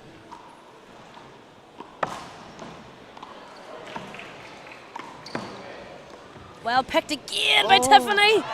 She is going for this. She's diving. She's pulling out the big guns for game 2. I think we're seeing a great all-round game here. We're seeing picks, we're seeing great serves, we're seeing great volleys. We're seeing tactics with the block, deep blocking. serves, lob balls. We're getting everything. We're getting everything. We are genuinely getting everything. This is a class game. Super game. Both girls getting good advice. Yeah, they are. Their coaches have been around a long time. Yeah. We've even got Gavin Kelly's daddy here giving Ava a bit of help. I think fellow Galway man. Yeah, Tiffany's coach is wearing the 2012 World's jersey. Yep. happened in Ireland. Pretty sure. Yeah. Maybe that's a lucky jersey. Seems like a fever dream thinking back that far. Oh my goodness. I wasn't even playing handball then. Well, so there you go. Look how far you've came since then. I was only a baby then. Thinking I was going to rule the world. And you were right, so. I was. I mean, I always anticipated getting to Ladies Open standard. So when you think back to 2012, like, and you see now it's 2024, 10 years. So for our young kids listening in 14 and watching, years, hear me, 10 years, 12 years. Girls. And it doesn't feel that long, I'm sure. No, it doesn't. Honestly, time has just flew in, and if you think back on everything that we've accomplished, I'd say everybody's got their own stories, but places you've been, things you've achieved, and friends you've made. Mental. Like, it's such a crazy sport to be a part of. Unreal. The friends that you meet. I don't even call them friends anymore. Everybody here's family now at this handball stage. Handball family. Oh, what a shot! Oh, just unlucky what there. A shot there! That was a brilliant block from Tiffany. Wow. Tiffany's digging Eva maybe. Oh, she actually 15. tripped on her foot slightly there, but again, that was kind of her own fault. She came in behind, so Eva couldn't have called it anything else. Great shot! Great shot! Wow. She's going for them kills. She's going for them shots. She knows how to play. She has to at this stage. You know, if she wants this tiebreaker, she has to pull out the shots because Eva's going to be right on top of her like that. You know, that was just an unfortunate miss there. 19-15 now. Tiffany's looking to close this out. We've got some amount of tiebreakers this week. It has been ruthless. I would love to keep a tally. Out again. 20. Game she ball. needs to just get in now. We're heading to tiebreak. Oh, and it's out. We're going for a tiebreaker, folks. Oh, wow. In the 19 final. Amazing handball. Great stuff from both girls there. Now I think we'll take a break and we'll be back in 5 minutes before the tiebreaker.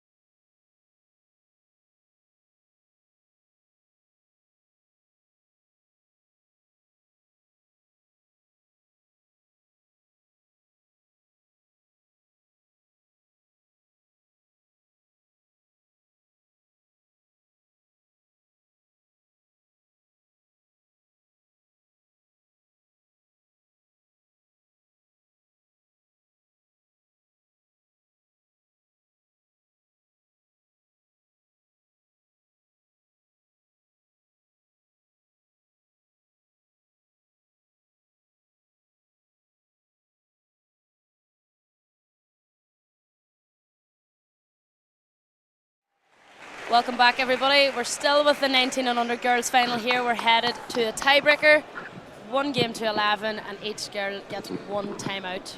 Okay. So this is where it Tiffany gets nitty gritty now. You can make so 0 mistakes. First in the tiebreaker. And if you do, you need to be ready to come back twice as hard. 1 game to 11, the very best of luck. 0 playing who wants 0. it more? That's the question. Who wants it more? I don't even know if you could pull that apart. I don't know if you could tell.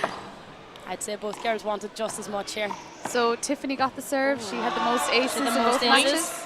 And she got a lovely first start there with that block. Start does he mean to go on? 1-0. This is going to be tight, I would assume. Yeah. Both girls are playing. I'm thinking 11-10, 11-9. Oh, don't tell me that. Something close. Don't tell me that. Oh. Point. It's a double bounce there as well. Ava's just a little bit on the back foot. She's probably just feeling the nerves now. It's starting to kick in. 2-0. Lots of time yet, though. Oh, loads of time. Should be wanting to get in now and get Go serving. Oh. The point. Point called there. Okay, 3-0. 3-0. Big lead in a She needs tiebreak. to start pushing Tiffany back a little bit further. If you leave her in that short line, you're in danger zone there. Yeah. And that's perfect height for her as well there with that whip. Yeah, she kills she's the getting them blocks. down there, yeah. So 4-0 lead here in the tiebreaker to 11. 4-0. That's quite a nice start for Tiffany. She'll be happy with that. She will. She'll feel settled. She will.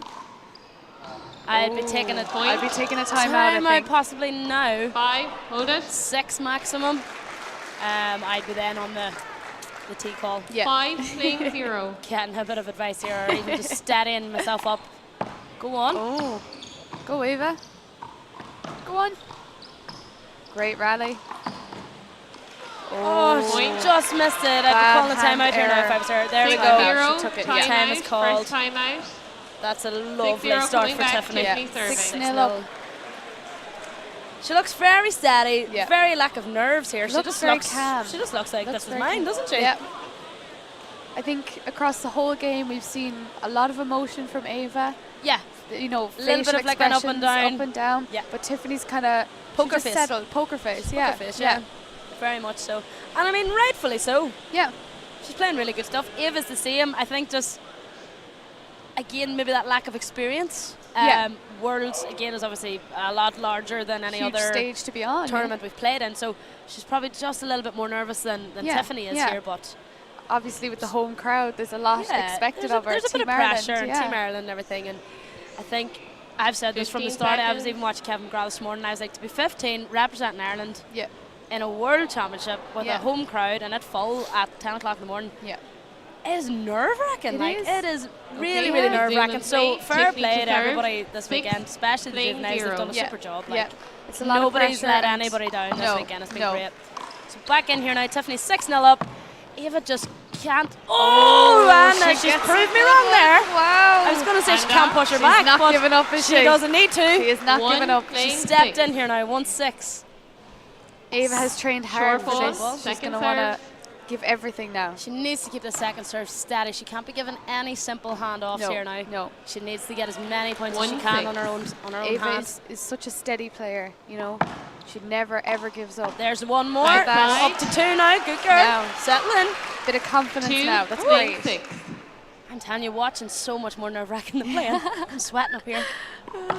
It's a great serve into the left. It's a lovely return as well. She's stepping in. Oh, and she just fumbled that one. Ava got away. Like that, it's 3-6. Ava got away there. 3, She needs to 6. keep Tiffany out of the front. She Ava wants needs to keep push her going back. now. Get that momentum. Be careful. Oh my God, it's up.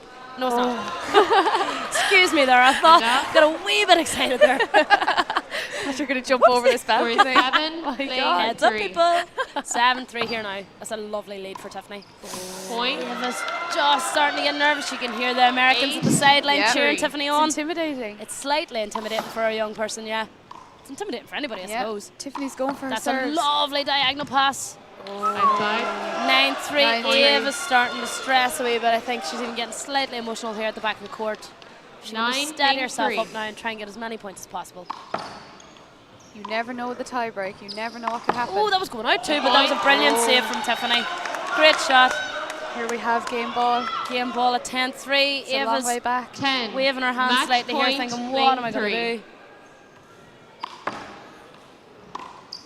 It's a lovely ball. And That's that's game a great shot. And it's gone. That's just unfortunate there for Eva, but great game by Tiffany. What a game by Tiffany. She pulled that out. What a game by Tiffany. And again, we can see the hugs at the end. Nice friendship made there, I would assume. Yeah. And possibly a rivalry for the next World Championships. But brilliant game. Eva, as always, gracious. With win and defeat. Yeah. Lovely, lovely girl on and off the court. Lovely Fair girl. play to Tiffany on that win. The only American juvenile coming home with a medal. So fair play to her. Well done. Guys, that's been a great game, and we're going to tune out now before the 19 boys start. But thank you for watching.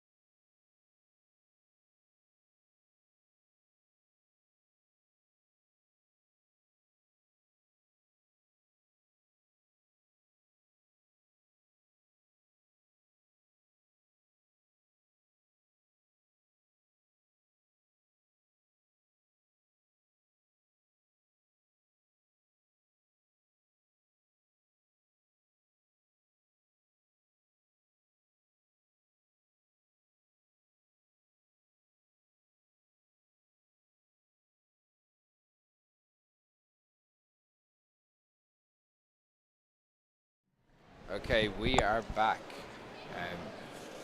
Chris Gavin here, and we are back with the 19 and under singles final. This is a repeat of the men's Wallball All-Ireland semi-final a couple of weeks ago, where we've got Fiachra O'Doul and Kyle Jordan. Right. Kyle Jordan of Kilkenny. So the boys 19 and under final. Serving Kyle Jordan from Kilkenny. From Queens, New York, Mohammed Mansi. Hey, Mohammed, welcome to the stream. Delighted to have you here. And receiving from Armagh, all the way from New York O'Doul. City. How's your week been in Limerick? First and foremost, thank you for having me. I appreciate 0-0. the warm hospitality I've had in Ireland. It's been a fantastic journey so far. Man, this event is life-changing for me. The connections, the people I met, the children, the venue itself, incredible. If I gave it a rating, 10 out of 10 on all levels. 10 out of the people, the venues, the games, the matches, the courts, everything, 10 out of 10. I really couldn't have asked for a better experience coming into the GAA World Handball Championships. That's great, man. Look, we've loved having you here and showcasing your skills on the big stage of the World Championships. This World Wallball Championships brought to you by O'Neill's.com and long ball, second serve. And on the stream of TG Cara Sport. Sorry, I'm getting half distracted at the start of this match because our own Quillen Burke, who's been on co-coms all week, together is in the ladies A final in Court 1. She's in a tiebreaker against Caitlin Conway, and she's currently 5-7 down. That'll be 8-5. So bit of movement for Quillen to drag herself into this, but yeah, look at her. She's commentating. She's running the show in the back, and she's also a warrior on the court. So props to her, and best of luck to her, and of course her competitor. May the best competitor win, of course. This is it. Lots of World Championships being decided today. As Kyle Jordan kills it down the line. We've got two absolute superstars in the 19 and under final. We've got Fiachra O'Doul. Oh, that serve, man. That serve was incredible. Incredible. Kyle has two of the sickest hands in handball. He's a 60x30 and 40x20 absolute master as well. He's a senior player in both codes. Ooh, look at his court control. I could see he's just keeping it by his body, and the moment Fulcrum gives him the shot, he's executing with a nice angle. He's really just hiding his game. He's hiding his shots. He's not trying to give Fulcrum that ooh. That's great. He's not trying to give him a chance to see the shot and then set up for it. It's keeping it hidden. So in handball, a split second is everything. You take away that split second from somebody, it changes the shot. Kyle Jordan it changes the story. Here. Oh my God, this guy has not gone down. He's jumped out on the number 1 seed Fiachra, 8-3 at the moment. This has started. Oh my! He's going on a tear right now. So quick. That calls for a time. If I was Fulcrum, I'd call for a timeout. Yeah. So you just did, just right? to break some rhythm. A couple of weeks ago, Fiachra and Kyle had a serious battle. They went shot for shot. Fiachra came through in 2 games, but the second game was a 15-14 win. This is different. This is rally scoring, so every point or every rally is going to have a winner. And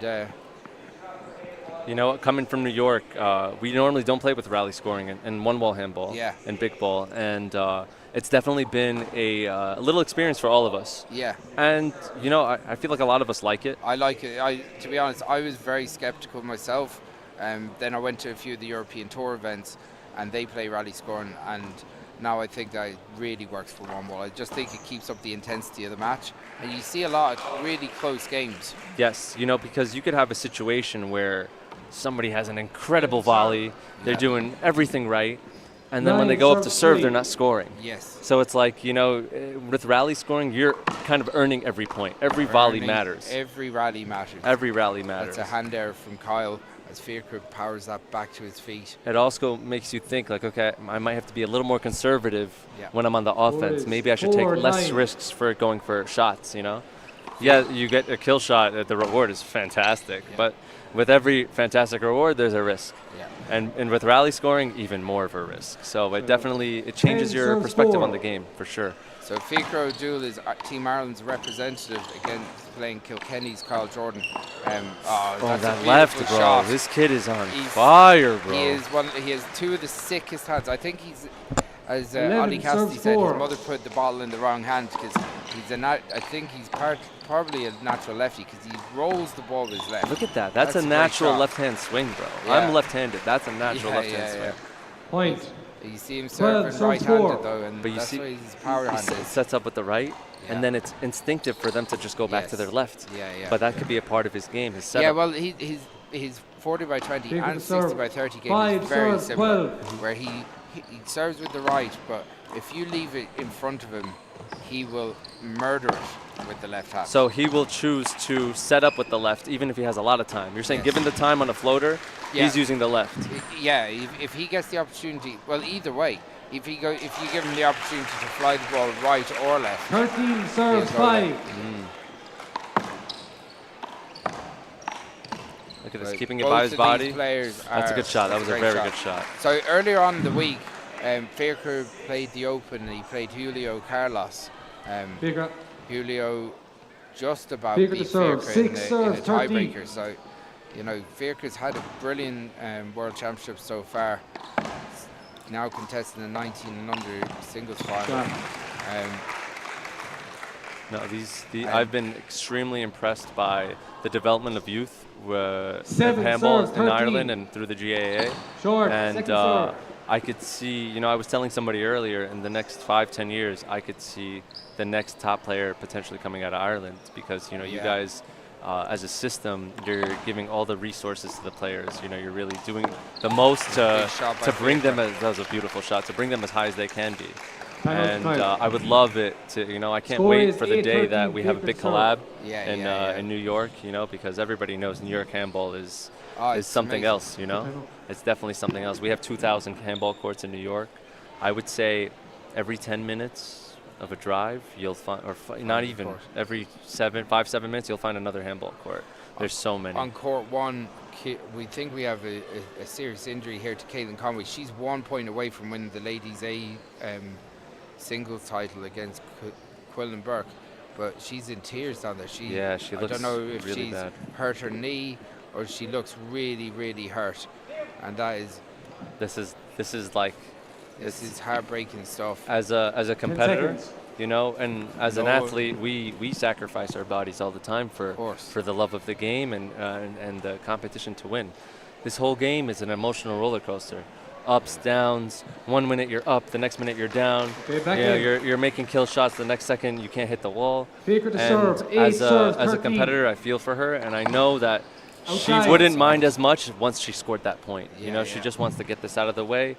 But oh my God. 14 serves 8. But you know what? She can get an injury timeout. She'll be able to get 15 minutes. Yeah, and that might be enough to get her that point. And remember, it's rally scoring. All the other person has to do is make one mistake. Yeah, I know. See, Ollie Cassidy is taking Quillan out of the arena just to remove her from this, try and keep her focused.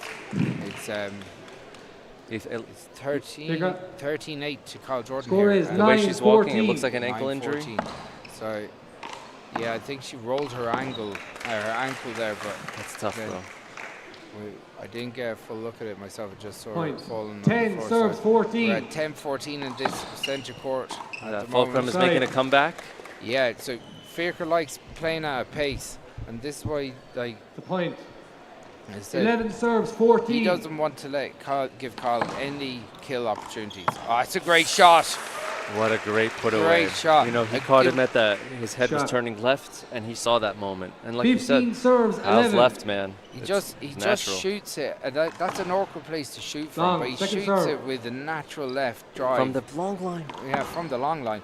It's, as I said, that's a nice put back. That's a great down the line. Great down the line by Fulcrum. Wow. As Ollie Cassidy would have been saying, he's a natural lefty. But listen, guys, I'm left-handed. 12 serves, I can't even tell. That's how good his left is. Yeah, well, look at that. He'd tell you that. Look at the confidence. I asked him before. He said he's right-handed, but I'm doubtful the way he shoots. We're a little skeptical. 13, 15. But we're at 13-15. This has gone back together. Anyone's game, guys. Anyone's game. That's the beauty about handball. The beauty of handball that it can change in 1 second. A lead doesn't necessarily mean everything. Yeah. Oh, what's happened here? I think he actually hit his head on the floor, did he? I don't know. You know, there's players dropping like flies. It's been a long week. From my experience, you know, we train all year for these events. And if there's a time to get hurt, that's a sore one. FaceTime. He just overreached and he absolutely buttered the floor. And I think sometimes the eye guards too. Yeah, they're sore, you know. Oh man. That's one where he's stretching. He's out of position. He's actually committed to the ball, but he's actually has nothing to put under him. I think it'd be wise to take an injury timeout. I would too, to be honest. Because this is the kind of injury that's not permanent. It's more like a bruise. It hurts, but with some ice, after 10, 20 minutes, you should be fine. Yeah. And look, these guys are warriors. I think Fiacre will be all right. I think it's more the shock of it, and more kind of in the moment, you know.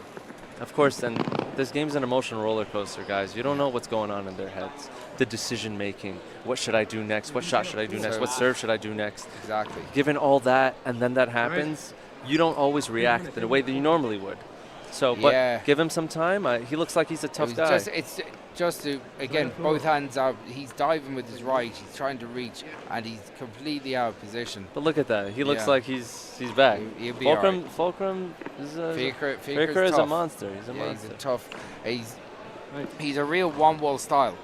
You know, like you'd say Kyle Jordan, you know, you can see him kind of snap, and he kind of has a 40 by 20 style. Oh yeah, you can see that he's going for some angle off the sidewall shot. With like, that's a nice return. See the straight arm shots. Yeah, hold it. Avoidable. Sorry. No, Fulcrum, you could see he's playing the one-wall strategy 13. Down the lines. See this? Nice down the line. See, he knows his return. He's a very experienced player. He plays in the open. Oh, it's a great shot. That was a great shot. It was really hard to tell where he was going. And that's the beauty of the sport, you know? Yeah. Different styles make fights in boxing, and this styles is the same make fights. in You're absolutely right. Sometimes that's a great shot. You find somebody who's your kryptonite. That was, again, when left set up in the front of him, Kyle is lethal with that left hand. That's a deep serve, that's long. Yeah, guys, don't forget that spree Kyle went on in the beginning of the game. That kill spree. And Caitlin's still not returned to the court in court one. Quillen's just serving some ball to Joe Gallagher, keeping her hands warm. Just move your leg in like that. There's a movement on the play here in front. Two serves, Fiacre. I'm praying for her. I hope she gets back on the court. I want to see that game end. Yeah, look, and it's tough. It's tough on your opponent when you're standing there waiting to know what's going to happen. It's true. Oh, that's a great shot. Man, Kyle looks so relaxed, so composed. He is confident in his plan. Yeah. He knows his strategy. Oh, he's so confident, and he knows that he played very well in Kilglass, and he's taken a lot of confidence from it. That's a great shot as well. Kyle is playing some brilliant handball here. He wants this. He's really going for it. He's playing a very aggressive strategy. He's going for kills, going for big angles. That's a great shot. Look at this combos, bro. Right, left, down the line. Kyle is dominating that first game. It's 21-13, just over in a flash. Fiacre with had to take a couple of minutes to compose himself. I'm sure he'll be back in to the fight now. But if anybody knows handball, you can't count Fiacre out yet. This game, next match could be a whole nother game. Yeah, so we're going to take 2 minutes and we'll come back with the second game.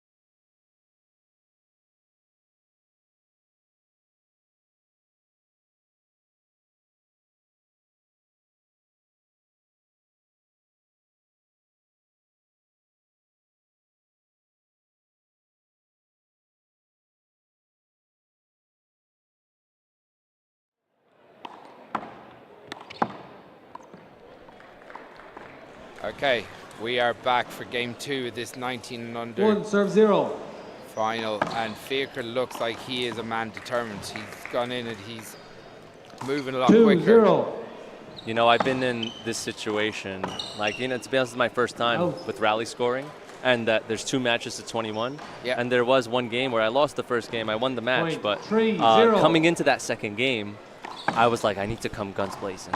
Yeah. I need to. A lot of matches in New York in big ball I see are 1 game to 21 or 1 game to 25 as well, isn't it? So if it's the finals, I would say 30% of finals are to 25. Yeah. Regularly, it's 1 game to 21. So you have 1 chance. That's period.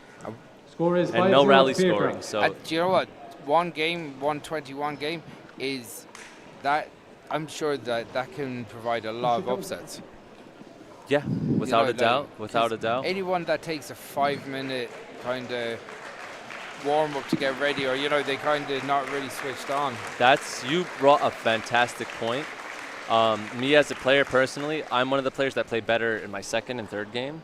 If sometimes you go to a tournament venue and you don't have the ability to warm up. They're busy, the courts are taken. And like you said, that you need that first game to warm up, and if not, it could lead to a lot of upsets, which does happen. But regularly, the games are to 21. So Fiacre with a 5-0 lead early in this second game. That's a good shot. That's a good pick from Kyle, and great control for Fiacre. Sometimes when those big picks happen, you can see someone go to sleep on the front court, but Fiacre is determined to put this right now. Caitlin Conway has returned to the court. Quillen Burke is now 8-10 7-0 down. Caitlin just needs 1 point to win this ladies 8-tile. And Fiacre picks that. Kyle puts a big angle on it. Good hands from Fiacre, and he gets it again. Oh my God! And Kyle puts it out. Fiacre just throwing his body on the line today, Fiacre is really, he wants this. He has a lot of heart. And if you look at the ladies' game over here, it's I don't know what happened there, but I heard a big ooh from the crowd, and Quillen is now 9-10 with the serve. So Quillen trying to compose herself, and she tries to take down Caitlin Conway in the ladies' 8 final, who got injured there and had to take an injury timeout. Oh my God, that's the match. Caitlin Conway, you got to say, a very brave performance, because she got really hampered with an injury. Not a lot of people would continue after that injury, guys. Yeah. And it was bad, because if it wasn't, she would have just got up right away. Kyle Jordan puts it down the line. Beautiful shot by Kyle. Okay, Kyle's showing that he's ready. He's here too. 1 serves 8. And that little moment with cleaning the court, you could say that's like a little timeout. It sure is. Hold it. Fiacre with it. There's a lot of politics, you could say, in handball with the calls, from wipes to equipment change to timeouts. I think it's been managed pretty well, considering everything.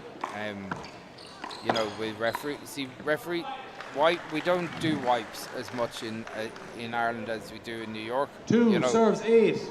Again, the temperature, the climate and the temperature here isn't as insane as a New York summer on the courts, where it's really sweaty and really heavy. I mean, the wipes are necessary for the player and the opponent. If you're the player, you don't want to be soaking wet. It's hard to play like that. But I think a lot of those wipes and stuff, you could have a little station right at the front of the court that kind of specifically for wipes. Just for wipes. They go there. They've got 10 seconds to do a wipe when they get there, and then back on the court. Yeah, that's generally 10 seconds. That's how long. Hold it. It's. I know the thing is, players will take advantage if the referees aren't going to push that. So, gotta say hard luck to Quillen Burke, Belcara's finest, and one of our very own from Mayo. She lost 11-9 in a tiebreak. Did very well to compose herself. No, I think this whole tournament, though, Quillen has put on an amazing show. She's been really good. She shows that she is a player in the elite within her division, and that she's a name that we're going to see more often in the future for sure. I very much No, well, I know so. She's a very driven, determined girl. I expect to see great things from her. Congratulations to Caitlin Conway, because Caitlin had to come back from... Björker with that down the line. Yeah, it's a great shot. Yeah, he was up against Caitlin, 11 but serves, she made it happen. But Fiachra has jumped out to an 11-3 lead. He's not given those kill opportunities to Kyle as he did in the first game. Timeout, Kyle. Second Kyle timeout. around left and right. This is a wise timeout by Kyle. Kyle, even though Kyle is still under 19, himself and Fiachra are very well seasoned players. They've, they know the championship. They know how to control themselves. They've been in big matches before. Fiachra has done a lot of European Tour events and played in the Open, so he's, I remember Fiachra when he was a very small child, and James Doyle, who he's talking to his father, James, top player himself, so he's basically grown up on the courts, and it shows in these big moments. Even though he went down the first game, he's 12-3 up here, he looks in supreme control. This is why he's the Irish team representative. Yeah, experience, it goes such a long way. So for you, Mohammed, seeing a venue like this, seeing it packed out, seeing the games being supported all week must be a real thrill for you. Dream come true. Yeah. I really, and everybody's been asking me, and I tell them words cannot describe how I'm feeling.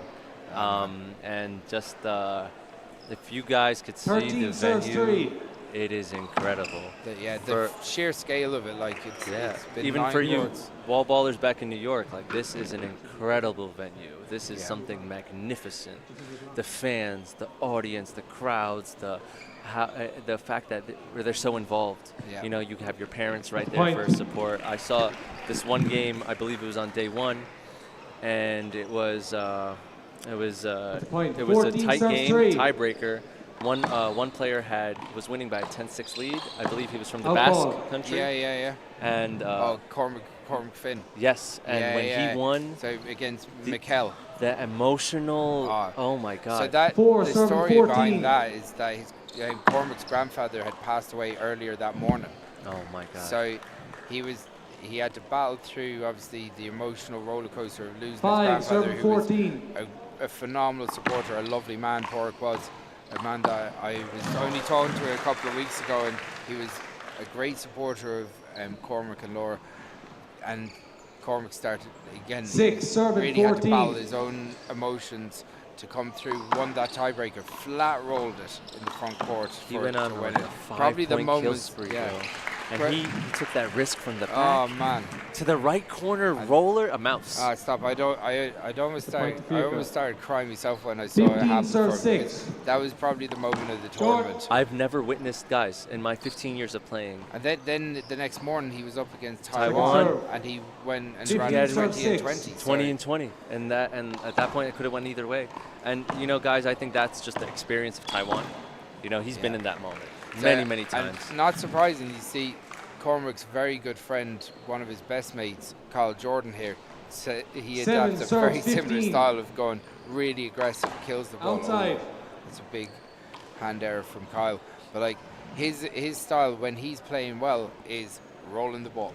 So himself and Cormac have very he's a shot maker. He wants the outside. He goes for the money shots. Fiachra does the exact same as Kyle. It's contagious. It sure is. It's in the air. It's spreading. 16. There's been quite a squad of New Yorkers at this championship. Yeah. We have a good support system. We're all rooting for each other. Yeah. We see each other pretty often, and it's not really organized. 17 it's just that the New York handball scene is so big. And all of us that are here are top players, in our own regard. Are you going to be playing in the Buddha Yes, I am playing in the Buddha Memorial. I'm signed up with my regular partner, Diego Nieto, who's also another A player, another professional. Great player. And for me, this is actually going to be my first Buddha. Oh, deadly. Yeah, I signed up for the one 2 years ago, which is the last one they had. That's the 10th Buddha Memorial, and they said that was going to be the last. But the day before, I got an injury, and I thought it was best to opt out. Okay. I'd rather try to give it my all.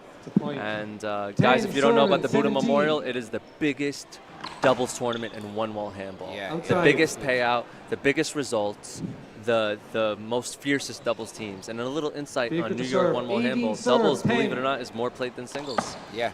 So it's more competitive for sure. Yeah, again, I suppose that's down to the amount of players and the court space. Even though you're so smart, Chris. Chris hit it on the head. I didn't have to tell him anything. He knows. Well, I tell you what, I did live in New York for a year, so I had a little insight into that. I played lots of doubles. We have so many players, and sometimes everybody's going to the same court, and we're going to be there all night if you're waiting for singles. If we're waiting for singles. So, little by little, as the game started to grow, for that same reason, people started playing doubles, and now I think it's more in a preference. Yeah, Joe, 19 serves, 11. I've been a big advocate of trying to get more doubles played in Ireland. We don't actually have a nationals in doubles or an All-Ireland Championship series, which we do have both of them in singles. And I think it really hampers us because, say, when you're playing 20 really game good ball one-ballers serves, that 11. play lots of doubles, like we're just not schooled in how to play the right strategies. Even though we've got good technical players, they're making small mistakes. So and Fiocre takes game 2. And stay tuned, guys. We'll be back for the tiebreaker. He's doing my job, guys. At O'Neill's.com. That's great. I'm having a lot of fun. Good. We're a good team. We're doing well. We're flowing. We're having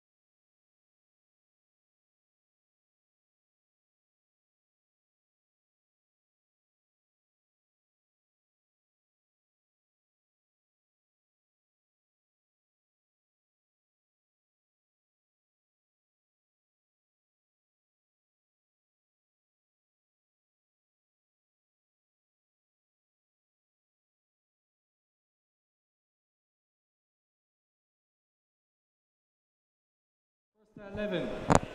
Okay. 0-0. We're back for the tiebreaker. Chris Gavin here with Mohammed Mansi.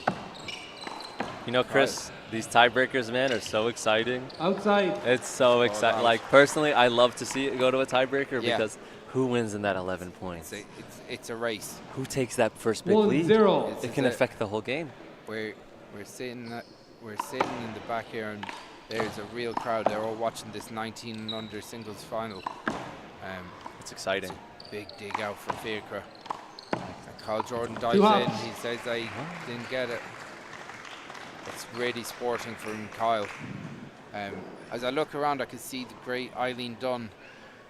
Eileen Dunn was a news broadcaster here. She's sitting in the front row watching these finals. She has emceed many an All-Ireland final over the years, Mohammed, and her father, Mick Dunn, produced a TV series back in the 80s called The Top Ace, where they brought all the top four-wall players over to Ireland to play a televised event every year. So, Score is 1-1. Eileen has a great love of the game and was one of the most recognisable public figures in Ireland. She was on the news every day at 6 o'clock. Wow, you know, it's an honor to have her. Yeah, it's great to see Eileen here. And as a lover of the sport, you know, anybody that can make a contribution, it warms my heart. Yeah, because we all love her him. father was really instrumental especially in the 80s, in how the game developed in 40 by 20. Fiacre jumping now to a 2-1 lead here. This could go either way in a race to 11. It's a good shot by Kyle. He had to be really steady, to really take his time and keep on the ball. 2 serve and 3 for that left-hand kill. So we're at 2 serve and 3 now. Oh, with a nice return. Oh, sorry, Fiacre, a nice return. Oh, that's a great shot. Ooh. That is an unbelievable kill. Kyle looks pumped now, man. Together that's an unbelievable shot.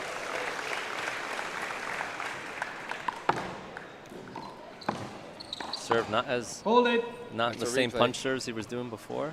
Looks like he slowed down the pace a little. Yeah, I think he's trying to take a bit off it because what Fiacre was doing was just redirecting that power. Yeah, he was using his energy. Yeah. So this World Championship brought to you by O'Neills.com and supported on the platform of TG Kelleher Sport Online.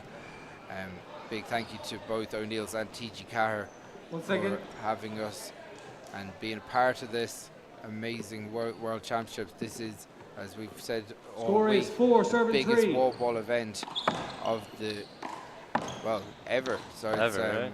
It's guys, I'm from New York handball, and this is there. This is potentially up there with the greatest event of all time.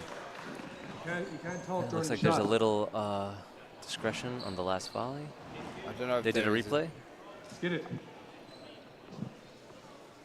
Let's see what the ref says. I think they're gonna go confirm whether or not. Was it that he spoke during the play? Did Kyle say something during? I mean, let's see if he was complaining about the. I don't know if he said that it was a skid ball and he actually vocalized it. At the end of the day, he vocalized it, and Fiacre said that he missed because of that. It looked like just a hand error. So they're just going to replay it. 4 serve and 3 replay. Both lads seem to agree that's the fairest way. Long. That's a long serve. Our referee for this match is Mikey Kelly, whose brother Gavin contested the 17 and under final just before this. Great shot under the play. Great playmaking. Both of these boys. Skid ball. Calling it skid ball.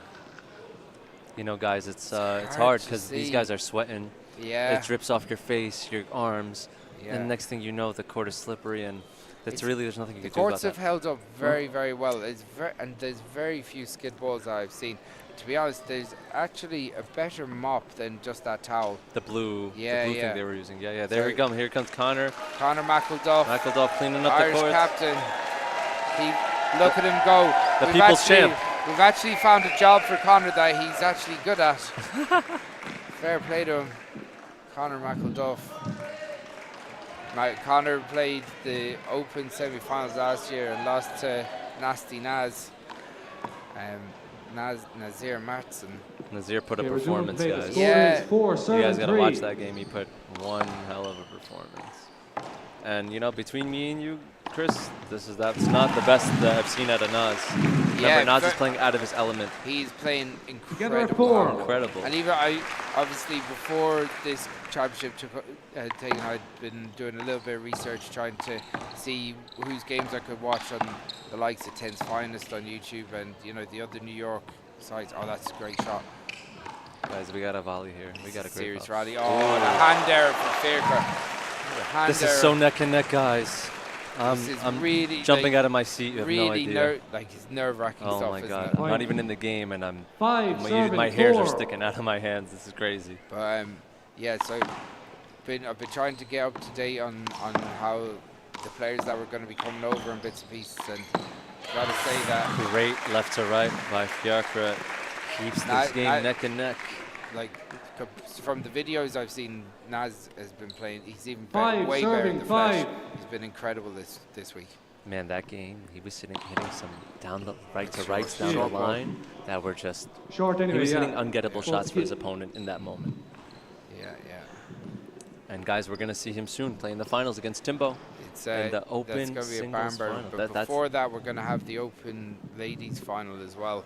The Open between Fiona and Martina. So Fiona Tully, I was chatting to her earlier on. She's on cloud 9 at the moment. She came through 2 tiebreakers in the singles and doubles earlier.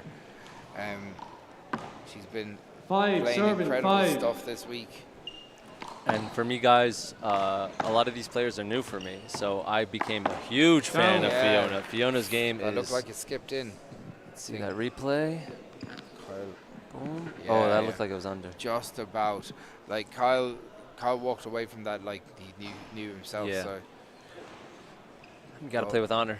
Yeah, look, at the end, these lads are good mates. They know each other. They want to win the right way, which is always good. He feels the best. Undisputed. Contact. He did make some contact. Oh. Yeah, he did. Look at it. That hurt. Yeah, it's you know, in New York, that would be a point to the person that got hurt, depending on the... Yeah, the severity. And it's something that, unfortunately, isn't called enough here. It's still a non-contact sport. Sometimes you can get a little touch in just as part of the swing, but at the end of the day, as long as... Yeah, as long as you're not, like, removing the person from where he was. You know, in New York... Generally get away with it, don't you? Yeah. It's a good shot by Kyle. If your feet are still planted, and somebody makes contact with you, but you stay in the same position, then they won't really rule it as a contact. But if you take me out of where my feet were, then yeah. Because if you had to move me to create the shot, or if it follows through and you see you clearly caught Fiacre on the elbow, that would hurt. That will hurt. So it's just one of those contacts that it can throws you off balance. Yes, exactly, Chris. In that situation, his feet were still planted. Fiacre wasn't moved by the contact of Kyle, but just that kind one of looked like it hurt, him man. to hip. Yeah, it's just an awkward one more than anything. As we go to a quick timeout called here by Fiacre, we're at 6-all. Guys, don't leave your seats. Like Kyle's looking just to get back into the rhythm that he had in the first game, where he was playing devastating handball. That lead in the beginning, man. Oh my God. Shot after shot after shot after combo after combo after combo. And Fiacre, again, he's just trying to steady the ship. He's so consistent. To be honest, I wouldn't say this is vintage Fiacre dual performance, but he still has the ability to go and absolutely dominate the next 5 points. So who knows who's going to dominate this, but one of them's going to come out world champion out of this game. And this is now a race to 5. Kyle Jordan goes to the overhand, goes back to... Hold it. There's a movement in front. And that's going to be replayed. Guys, every point is so crucial right now. Yeah, it's so tense in here. Everyone's staring at the horse. Silence. Kyle goes down the line. Fiacre tries to power him out of it. That's a good shot. These boys, man, they want it so bad. These lads playing great. They've got sick hands, don't they? Sick hands. What? They're hitting great shots at each other, and they're hitting great shots back. It's outside. And Kyle breaks the ice, takes the lead. Kyle takes the lead. Joe Devereaux on the line, Wexford's senior star. He ran Gavin Buggy very close in the county senior 60 by 30 final there a couple of weeks ago. Now we're at 7-7-6. Long. It's a long serve. Second serve.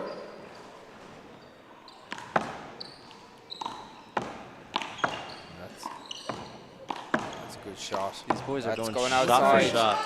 Fiacre. Same shot he hit before. Same shot. Yeah. Fiacre Just usually off. so controlled, but this is high pressure stuff where that shot right there is a brilliant shot to go for. He would have took him out of position. Serve. Let's see it right. That's Shooter McGavin. Yeah. What? That's an outrage. Kyle Jordan. So he's. What do they call that? Skip?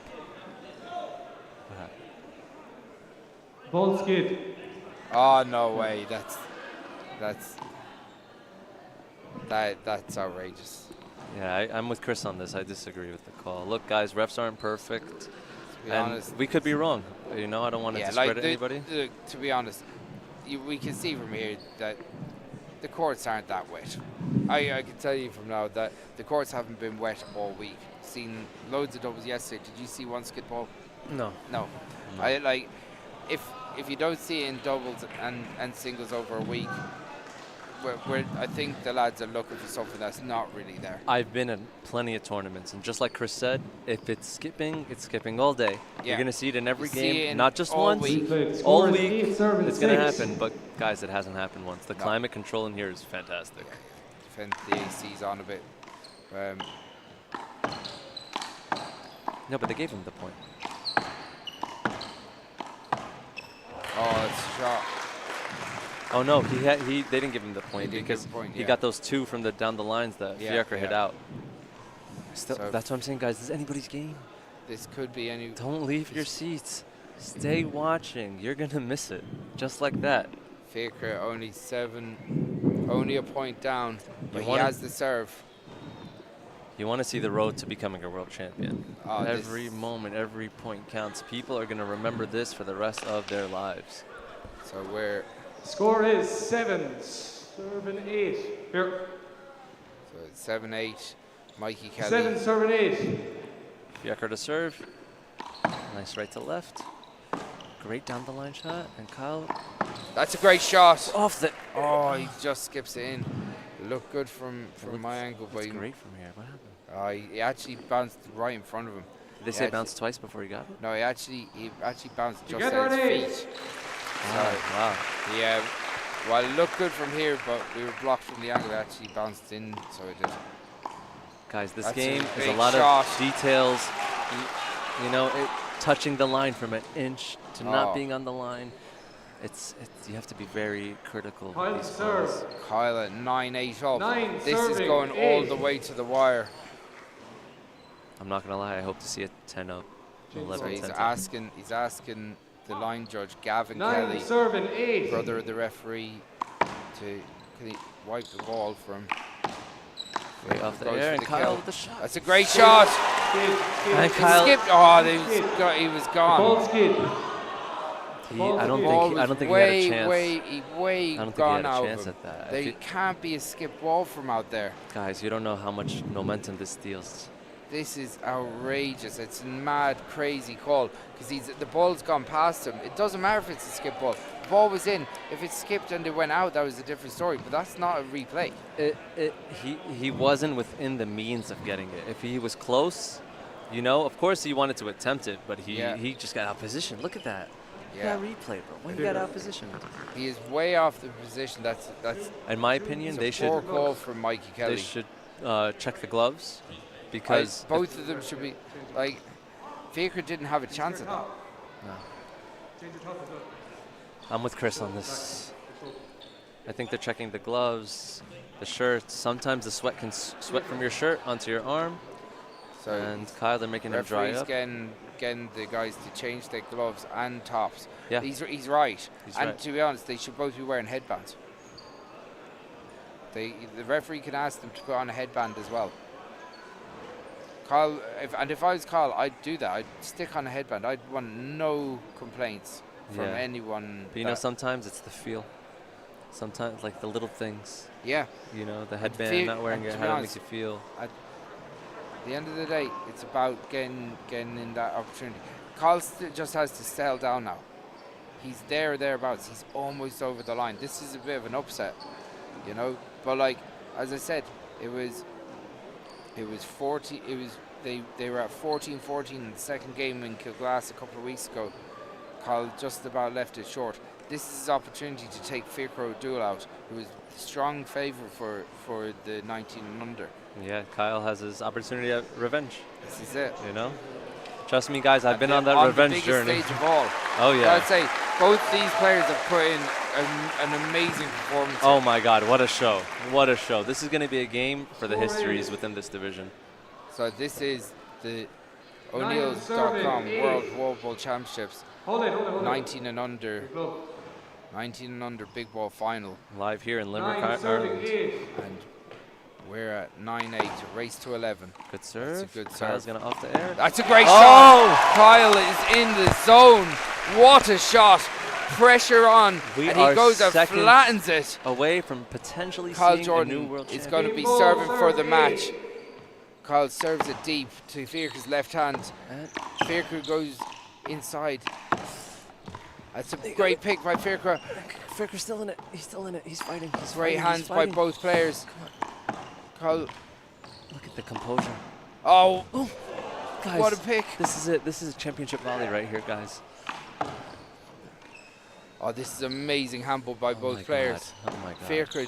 Oh, we have a new champion. Kyle Jordan. Kyle the new Jordan 19 and is under. the champion. The new singles 19 Kyle champion. Jordan. What a performance, guys. The arena is going crazy. The energy in the air. You know, anybody could have won this game and the reaction would have been the same. Incredible performance by both of them. You know, you got to give it to Kyle and Fiacre for putting on a classic. Kyle Jordan from Kilkenny is the man. He's just after taking out Fiacre O'Doul. What a performance by both men. The wallball in Ireland is in a strong position when you have two contenders like that going forward. That is an amazing performance from Kyle. A real upset as Fiacre was the favourite, but an amazing performance by both men. Kyle's ability to roll the ball from everywhere really was shone through there. So that's it from us on the 19 and under. We will be following the delight on Kyle's face is unbelievable. You could feel the happiness. Congratulations to him. But we're going to take a quick couple of minutes. We'll be back with the next World Championship final. Don't go anywhere. Stay okay? tuned, guys. We'll see you soon.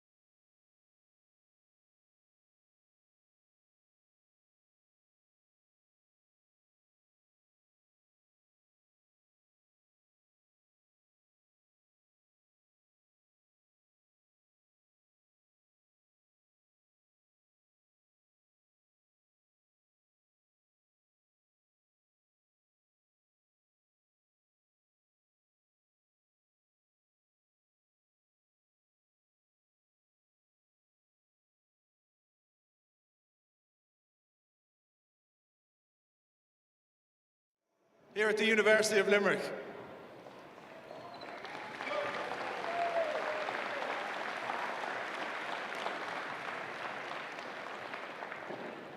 We've had a tremendous morning of action here, unbelievable finals in our juvenile grades. So give them all a massive round of applause, please.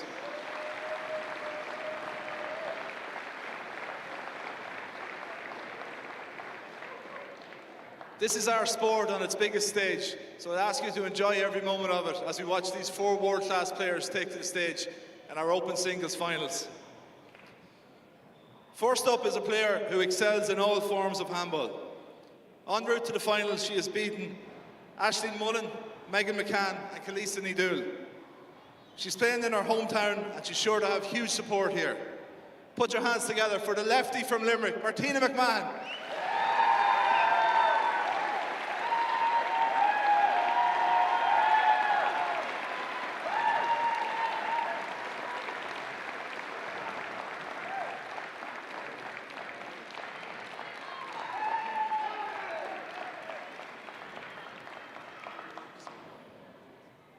And her opponent, who's playing in her 3rd major singles final in 2024 alone. A former senior inter-county ladies footballer, she is one of the most athletic, exciting players in the game. Playing out of the famous St. Coman's Club. Give it up for Roscommon's Fiona Tully.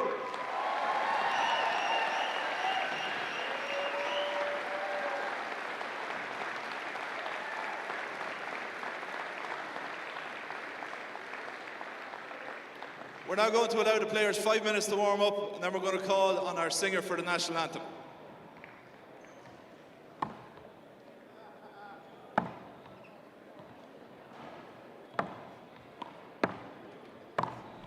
We are back. We're just watching the girls warm up here, so we'll just have a quick chat about what we're seeing here. Chris Gavin here with the mighty Ollie Cassidy. As he's just about to go take a sup of his tea. And he's burning me as usual. Burning me. So as the girls take a little bit of a warm-up here in centre court, trying to get used to their surroundings, this is what we're all here for. What a turnout for these World Championship finals. Great, amazing atmosphere, amazing. The crowd really filling up here now. So yesterday, Martina had quite a convincing win, is probably the nice way of putting it, but she had a very dominant win, I suppose, the honest way of putting it, against Kalisa Nidul. She hasn't really been tested, but she did go out with the open doubles last night with her partner Aoife McCarthy, so she has picked up a loss here. She also dominated the small ball singles final there on Monday. It's hard to know where Martina's game is really at, because it doesn't feel like she's really been tested yet, Ollie. Yeah, but I've never seen her as hungry in a couple of years. She's awful hungry and she's awful focused. See her face, Chris. See her giving the speech afterwards. She said she's won nothing yet. Yeah. You know, after the semi-final last night, she's very hungry. But if anyone can beat her, if Fiona shows up, Fiona will destroy it with power and hand dexterity. Fly kills, left and right. There's no difference in hands. Her movement is sick. Yeah, Martina's playing an athlete now. She's playing, as Paul mentioned, an ex-county player. So, but if Fiona shows up, you seen yesterday with the erratic behaviour with Alicia and herself. Yeah, I think those two. That's just something that's in her game. She has to be wary that those type of mistakes against a player of Martina's calibre. Martina's the 2018 world champion. She beat Danielle Daskalakis in the final that time. You know, she's a top pro. She's won everything that's to be won in the game.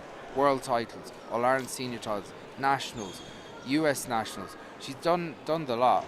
Now, Fiona is an Irish nationals to her name, which she won over Katrina Casey last year. And when she's playing well, there's very few in the game that can live with her. Yeah. So I know last night she was on cloud 9. You know, she was. Okay, could I just call so happy Emily with the win over Alicia. She was so happy over win over Alicia and Megan in the doubles. This is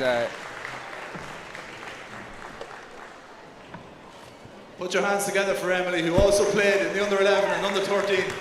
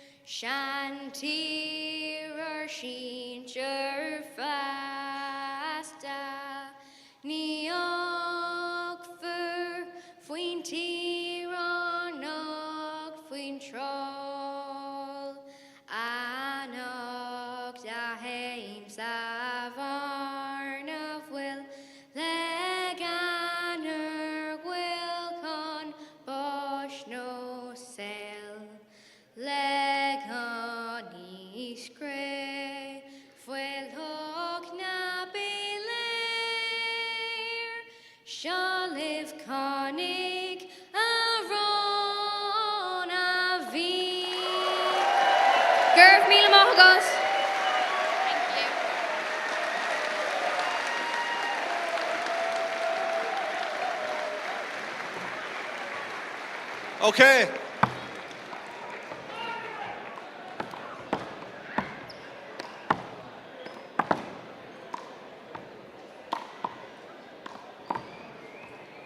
It's the way to set up a match. Yeah. You see Eireann, and we're back. That was that was very impressive. That was Chris. so good. Fair play to it. This is a big crowd here. Oh, a couple of hundred people in the bleachers. It's shaping up now. The bleachers. I like the bleachers. Yeah, American bleachers. We're in an American-style campus in the arena here in University of Limerick, and we're going to be here with the World's Open Final. Okay, the stage is set. The players are ready. Your match referee is Jared Vale. Let's hear it. Jared Vale, fair play to me. He's refereeing all week. Fair play. Testing. 1, 2, 3. All right, we've done the coin toss. Fiona Tully will be serving first. Ladies, we'll give you about 30 seconds to get set, and we'll get started. So our referee for this open match is Jared Vale from New York City. Jared, one of the most accomplished referees in the game. As he told myself and Ollie earlier on the week, he's the level 5 referee in the US in both 4-wall and 1-wall. While that might mean an awful lot to us, he said that he's the only one in the US that has that distinction. So he's one of the most experienced referees, and he knows the game better than nearly anyone. Okay, Fiona Tully will be serving, Martina receiving. Ladies, best of luck. Let's play ball. Against Joe Kaplan earlier. He beat you too, didn't he, Chris? Don't mention okay, 0 serving sorry, 0. I wasn't supposed to mention that. Thanks. Ball was out. Point. This is me now. Fiona's got to show up. 1 serving 0. You stung me. That's my job to you. Sorry. Okay. Oh, look at Martina starting fresh. Like the nerves. There's no nerves there. Look at that. Just cerebral. Doesn't really look like she cares. She's out to go and win another big title. 2 serving 0. That's a good shot by Martina. One thing from the start here, Fiona can't leave Martina around the lines. Definitely not. She's dangerous. Yeah. She's absolutely lethal at the lines. If she doesn't have to move, 3 Martina serving 0. Absolutely brilliant. So we go to 3-0. That's a better shot from No chance for Fiona. That's better. A good shot. That's more like out. it. She's on the scoreboard. That should sell the nerves a bit. Yeah. 1 serving 3. Short ball. On the sidelines, we have Joe Kaplan and Christy McGrath. Second serve. Overhand deep to Fiona's left. Fiona trying to move Martina. Hold it. Yeah, she moved the leg. Yeah. Replay. Fiona serving. Reserve. Good call with the referee. Yeah, it was clear. One, serving 3. When you hit Two the ball, serves. you have to stand perfectly still. So Fiona goes Short for ball. a deep angle serve to the left hand. Martina's power hand. Second serve. Now going back into play. So does a lob down to the right hand side as they trade overhands. Goes down the line. Good angle from Fiona. That's an overswing from Fiona as well. Side out. Point. Yeah, she needs to settle, Chris. Yeah. The woman from Connacht has to settle down. 4 So serving you've 1. played Fiona quite a bit over the last couple Yeah, of weeks. she's a different woman in training. That looks short. Point. Your Yeah, appeal? she's beating the serve. I saw it good. Saw it good. Joe? Good? Good. We have all goods. That's 1 appeal. You have 1 left. I thought it was short, did you? It looks That was a quite point. bit short to me, to be We have honest. 5 serving 1. Again. Looks short as Ball well. is called short. I agree. Oh, she's in hard luck. Yeah, that was short. Yeah. Second serve. But it was a good reaction from Fiona. Great shot. That's a great shot from yeah, Martina. Great shot from Martina. Fiona and Martina actually played in the 6 40x20 serving 1 All-Ireland Championship earlier on the year. Short ball. Fiona coming through that match 21-18, 21-18. So scores were Second good. serve. And Fiona probably was in more of a dominant control that day. That's outside. Ball is out deep. Should have probably It's a won side by out, more, point. but the hand errors killed her that day. So hopefully, 2 we'll be looking serving for 6. a steadier performance and a big win in the open singles today. Martina slides out of the way of that ball. Fiona with a very natural swing off her left. That's a hand there from Martina though. Yeah. Point. Fiona's starting to move Martina around a little bit. Good defensive play by both players. 3 but just serving Martina 6. was just unlucky there with that hander. That's Short. ball. She needs to start getting that first serve in, Chris. That's important. Second serve. So Fiona goes to a second serve and drives out the back. Martina with a right hand overhand. That's a good great shot. pass. That's a good Inside drive. out from Martina. Point. That's the drive right there.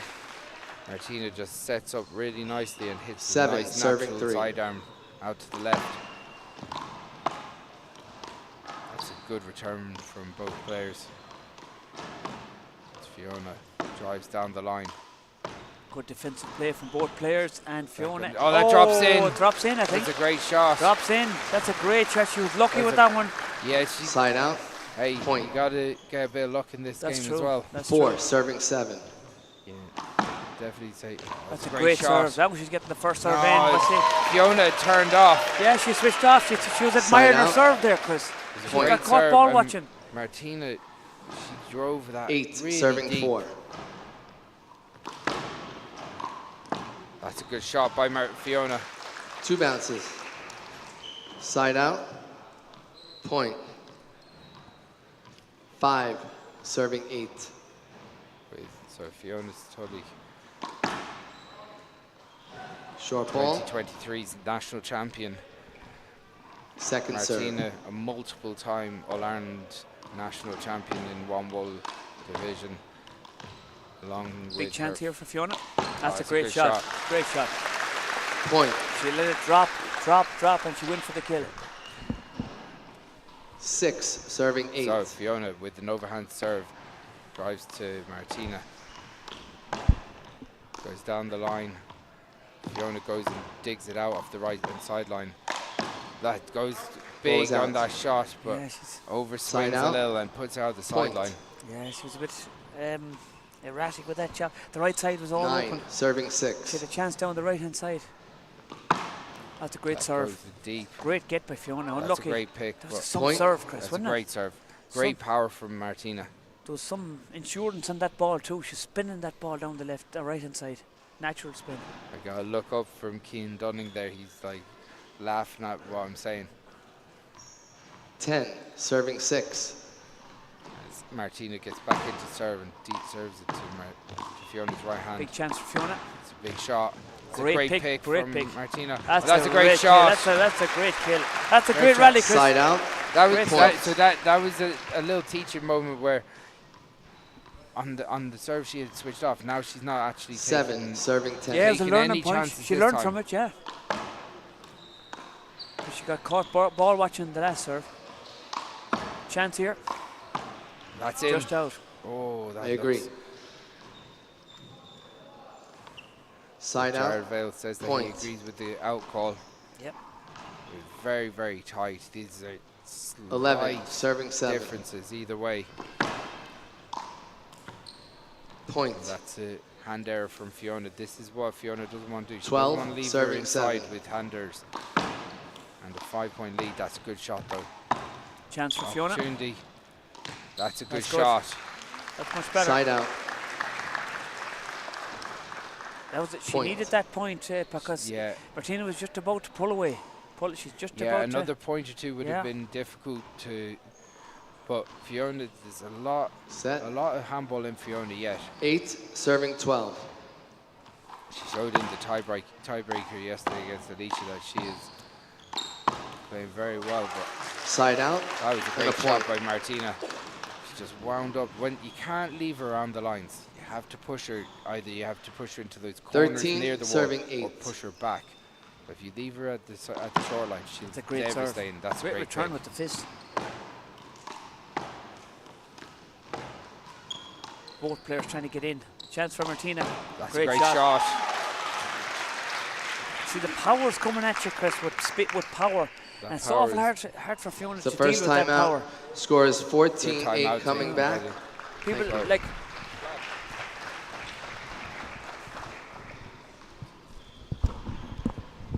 Okay, we got Vlad here in the commentary box from USA. What do you think of that first game, Vlad? Oh, so everything we expected to see, we saw. Martina's coming out steady, no nerves whatsoever, executing that first strike handball. Great low serves, getting Fiona off balance, immediately shooting. I think what we're actually seeing a little bit right now is the moment seemed to get to Fiona a little bit in the beginning. Yeah. 3-4 uncharacteristic handers. I mean, we've seen everything from Fiona. We've seen uncharacteristic handers to incredible lobs, her ambidexterity, hitting shots that are incredibly hard. So I think right now what Fiona's got to tell herself is, doesn't matter that We it's have 10 14-8, seconds, ladies. 10 where seconds. the score is 0-0. I need to play a little bit more steady. I need to play a little bit better ball, and I need to start fighting for front court position with Martina to get her out of position. Right. And what do you think Martina should be doing? Martina doesn't change anything right now. Yeah, Martina, she's cruising. All right. she's Resuming cruising, play. and she's playing the type of game she wants to play right now. Okay. 14, Don't go serving away. 8. We might get you in the next time out. Sounds good. Thank you. Thanks for your opinion.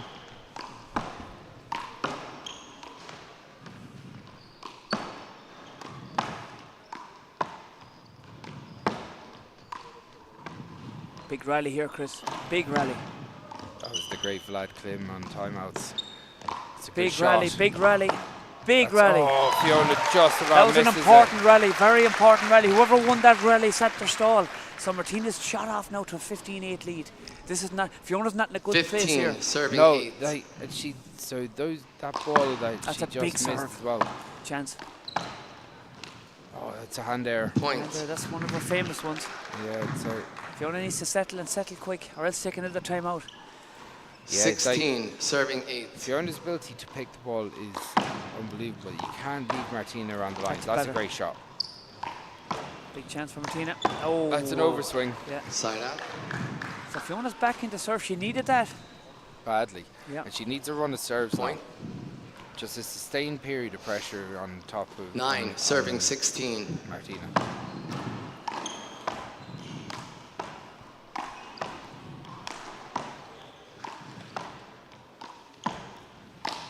That's a big shot. Yeah.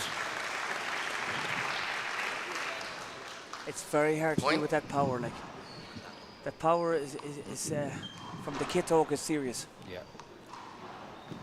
And that's the game plan. 17, shot. serving 9. Big serve. That's a That's a great shot. Great Oh, second shot. Fiona I have pokes that it ball. up. It's good. Yeah. Good ball. Good ball. Martina looks for an appeal, but It's a like side out and a point. Fiona needed that bit of luck. She Yeah. needed that. yeah, but like 14 10, favours the break. She 17. got there. She went pokes for it, it up, yeah. and that's half the battle. It's a good shot from Fiona. But that wind up is devastating. You can't leave them loose around the lines. Anywhere around that service zone where she's standing 18, now. serving 10. Martina is devastating. That's great drive. Point. Very good drive. It's intelligent play as well. She's blocking her out. So Fiona takes a timeout. Timeout. Second timeout. You have one left. Coming back 19-10.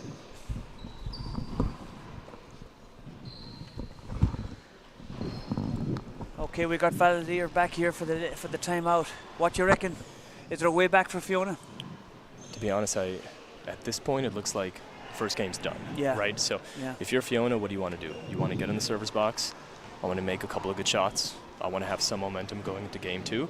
And then I want to completely erase that this game happened. You had some nerves. Martina came out strong. Martina's really aggressive right now. 30 seconds. But you need to come up to serve, and you need to hit a couple of good shots offensively on your serve just to know you have the timing right. And get ready for the next game. Without question. Feel out the water for the next game. Without question. And I think right now we 15. have to see Fiona make good judgment offensively to take court position. Right now, she's just reacting. How do you think? One last question. How do you think Fiona needs to deal with the power? Because there's awful power. Yeah, it's a tremendous amount of power. I think right now she's got to find a higher shot to Martina's right to back her up a little. All set. Resuming play. Okay, score is 19-10. We'll keep you for a few minutes. Sure. We'll keep you for a few minutes. Great serve by Martina. That's a great serve. Oh my goodness. Point. Great serve. And that's got to be the 5th sharp angle serve that she's hit to the right. I mean, that is unreturnable. Game it doesn't point, matter if you serving 10. Right. Good lift. Backing up Martina. All right, Fiona's. Oh, she's hit it short. Martina's got the setup. She's got the ball. Great pick for Fiona. She's called 2 bounces. Thank you. Great call. That's a great call. Oh, what's that? Oh, backswing replay. Sorry. No, I didn't know what you said. Sorry. Backswing replay. So we're going to replay that point at match point. Is Martina going to go back We're to the going to replay that at game point, serving 10. So Martina kind of has the advantage of replaying that because she's a big serve. Oh, without question. Oh, great return by Fiona. All right, she's going to take advantage here. Down the middle, center ball. Martina's backing her up. Fiona's down the middle is safe, isn't it? It's safe at this moment in time, but Fiona's way too far back. Yep. What is that? Yeah. That's game 1. We got 2 minutes. What would you do now if you're Fiona? So, if you're Fiona, that's not a pattern of play that you want to see. You don't want to be standing 10 meters behind the line, volleying overhand with Martina. That's where Martina wants to be. If you're Fiona, you want to use your front court speed, you want to use your power, you want to use your angles, you want to move Martina around. You don't want to be hitting soft high in the middle of the wall, saying, here you go, Martina, hit it with your left hand. Let's see where this goes. Right. Because what essentially happened, Martina hit a high ball over her right shoulder, Fiona backed up all the way behind the long line, right. And then we saw a hand error come in. Okay, we're going to go around to Chris. He's down the sideline, and he's going to talk to Alicia McCrory, I think it is. Okay, I am here with 2 women. Come in, Nancy. Jump in beside me. I'm here with 2 women that know a thing or two about one-wall handball. I've got Nancy Dong and I've got Alicia McCrory. Obviously a dominant win in the first game for Martina. Alicia, your thoughts? Yeah, look, Martina's playing solid handball as per usual. She's really working on her defensive work there and then taking her opportunities when she's getting them. I think Fiona's doing a good job, but she needs to step in and stop letting the ball bounce as much. I think it's crucial at this stage. Martina's just dominating that centre of the court, and really Fiona just not getting into a bit of a rhythm at the moment. If you were Fiona at this stage of the game, Nancy, how would you go about setting up for the next game? That's pretty tough because I feel like a righty going against a lefty is always a really hard game. I would just say just drive it right back to her right side instead of her left, and then just go from there. Because she's giving it back to her left, and it gives her the opportunity to put the ball away.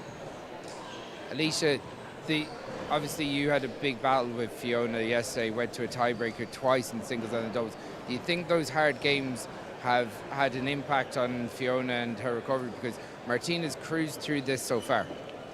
Well, if she's anywhere near as sore as I am today, then yeah, probably it is. But no, look, I mean, Fiona's always a steady player and she plays her best at all times. So I can't really say that she's doing much wrong here today.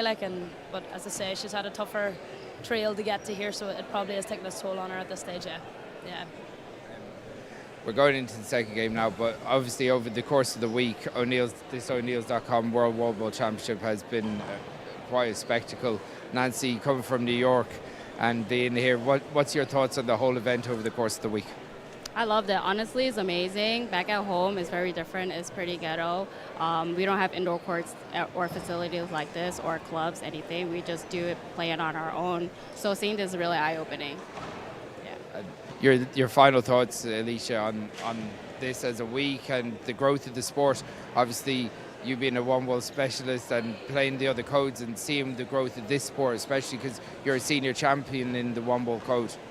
Yeah, look here, it's deadly. You know, you've got 9 courts, you've got kids playing from under 11 right through to the over 70s, and you've got pros here as well. So it's actually unreal. There's nothing quite like this. Yeah. So we're going to go back to the team. The girls are back on court. So we'll go back to Ollie and Vlad in the commentary booth. Okay, we're back, Vlad. You were just saying there what Fiona needs to do. Yeah, so if we go back to the beginning of the first game, when Fiona was down 4-8, Linesman? What Martina likes to do at a neutral position is just go high in the middle. And what Fiona did great at that time. This is game number 2. Early on the rise. Resuming play with Martina serving first. Moved to the left side of Martina and then drove the ball to the left of box route. Because Martina does not want to get into a running cross-court match with Fiona. Fiona's a great mover. Right? So early on the rise, the ball on the up serving 0. That's correct. Okay. If she lets it up high, she hasn't time.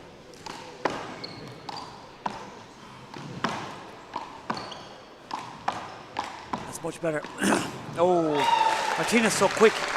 She's so quick. And look, and if Fiona, you have to do more with the ball. You have to stop going down the middle. You have to make sure Martina's taking a shot while she's moving side to side. Right. So she's staying in the center of the court, and then she just controls it. Martina hasn't taken more than a step after her initial serve to hit a shot. She's always in position. Serving 0. Right, the perfect position in the center of the court. Yeah. Fiona needs to make it. It's easier said than done. She's got to take her out of there. Oh, without question. Yeah. I mean, that's why I'm sitting in the booth, right? I can't necessarily do this either. Yeah. But at this moment in time, like if she's not finding it high, serving 0. She's got to find the pace then. Fiona's got to just add a little bit of pace to either go down the line. There it is. Moved a little bit of pace. Oh, she went behind her. What a great shot on the That's just a fantastic shot. Great shot. She saw Fiona going to the left and she changed her mind. Yep. Yeah. And honestly, Martina right now, if you could imagine prior to this having played in a wallball 5 serving 0 in 2018. She was coming in with a lot of confidence here. Up a game right now, 5-0, and she's starting to control the rallies this much. Oh, what a recovery. Oh, and what a shot by Fiona. The very fast hands, Fiona. Very fast hands. Absolutely, absolutely. I mean, you'd have to imagine that Martina's not going to lose this game. Fiona's going to have to win it. Right, that's better. Great serve. Now she's got to take an opportunity right behind her. Wrong footing her. Is she going to go up the line? Great cross court. Good shot. That's great. 2 great retrieving. It's a point. Like Fiona's up for it now. She's a different woman. She's different body language this game. 2 serving 5. Point. And that's what we need to see more of, right? We need to see Fiona get aggressive, move Martina around, and just plant a little bit of doubt to let her know, hey, I can take that ball on the rise early. I can kill that ball whenever I want to. Right. Just so Martina then, she gets the test to see whether Martina tightens up just a little bit and gets conservative with the returns. Oh, Fiona's backing up there. Oh, what a drive cross court. Big Take it off the fly. Fly kill. That's the way to do it. Drive it and fly kill it. Yep. Right. Yep. And that's the pattern of play if you're Fiona, what you want to see. Going behind her deep, stretching Martina out, and taking it as early as possible. That's a winning pattern for her. Second serve. Big serve. Great serve again. Oh, set up again. That's what Fiona does best. Ball was out. Sometimes she does that. Side out. And then she'll pull off this genius stroke after this. Well, you see, it's a big play coming up now. She'll make up for it. You know, but you can't get away, as Chris said earlier, you can't get away with that with Martina. You can't get away with that. Not at all. Oh, great serve. Good direction. See what I mean? She'll punish you. She'll go to town. If she sees a weakness, she'll go to town. Yeah, the beautiful thing about Martina's service, she can hit you low, she can hit you wide, she can hit you deep with the same service motion. So you're waiting until she makes contact with the ball to really learn where she's going to go. It's the same first step. It's the same swing. I mean, it's a terribly hard serve to read. Right. No, good depth. There's a return down the right. Oh, that's a great try. Oh, just missed. Just missed. But that's the right shot that she should go for, without question. I think for me, she has to keep it away from that left hand, that southpaw, that kittok as we call it. You got to keep it away. Keep it away. Because she's lethal. Look at Martina's lethal with the two hands. Serving 3. The left hand is the damage. Oh, without question. Oh, great serve, low serve. Right, she's coming in. She's got the setup. Oh, in a pass shot. Wow, just cannot get Martina out of the front court. What do you do? Do you lift the ball? That ball is coming with power. Do you use Martina's power to help you lift the ball to return the serve? Because the return the serve is killing Fiona at the moment. Yeah. How does she lift it? Look at. So that's a good lift. That's the perfect return. If she's low to the ground already, running sideways to the ball, she should just use that low momentum to do an underhand drive just straight down the line. Use that power redirected. Paddle it down. Timeout. Yeah, get Martina to take a diagonal. Like a first timeout. That's exactly it. She saves a little bit of energy. She gets time to move to the middle of the court. 3. And then if Martina wants to take the risk to go line to line afterwards, go ahead. But she's not going to, right? Martina's a high percentage player. She's going to go back down cross court, which is exactly what she did. And then Fiona's got to step in and take that shot. Right. Right.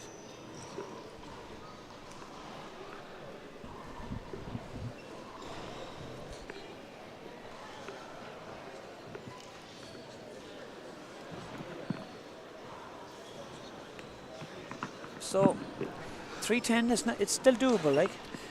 So in rally scoring, anything's doable. Right. Right. Fiona, I could completely see Fiona getting up to serve, hitting 1-2 quick points, and all of a sudden that 3-10 is 6-10, and you're serving. You got 10 seconds, ladies. 10 seconds. Like, Fiona's got to be sitting, telling herself, score 0-0. We're in rally scoring. The next point's the only one that matters.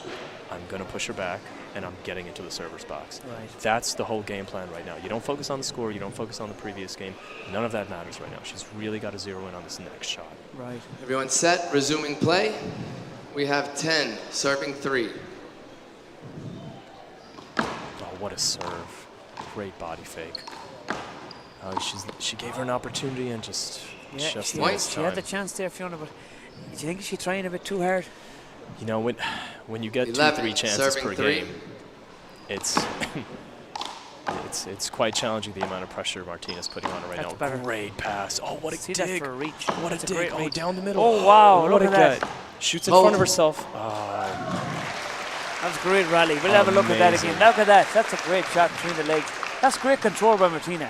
You're not going to see better 2 hand serves, skills than that. That's just 11-3. Serious control. Short ball.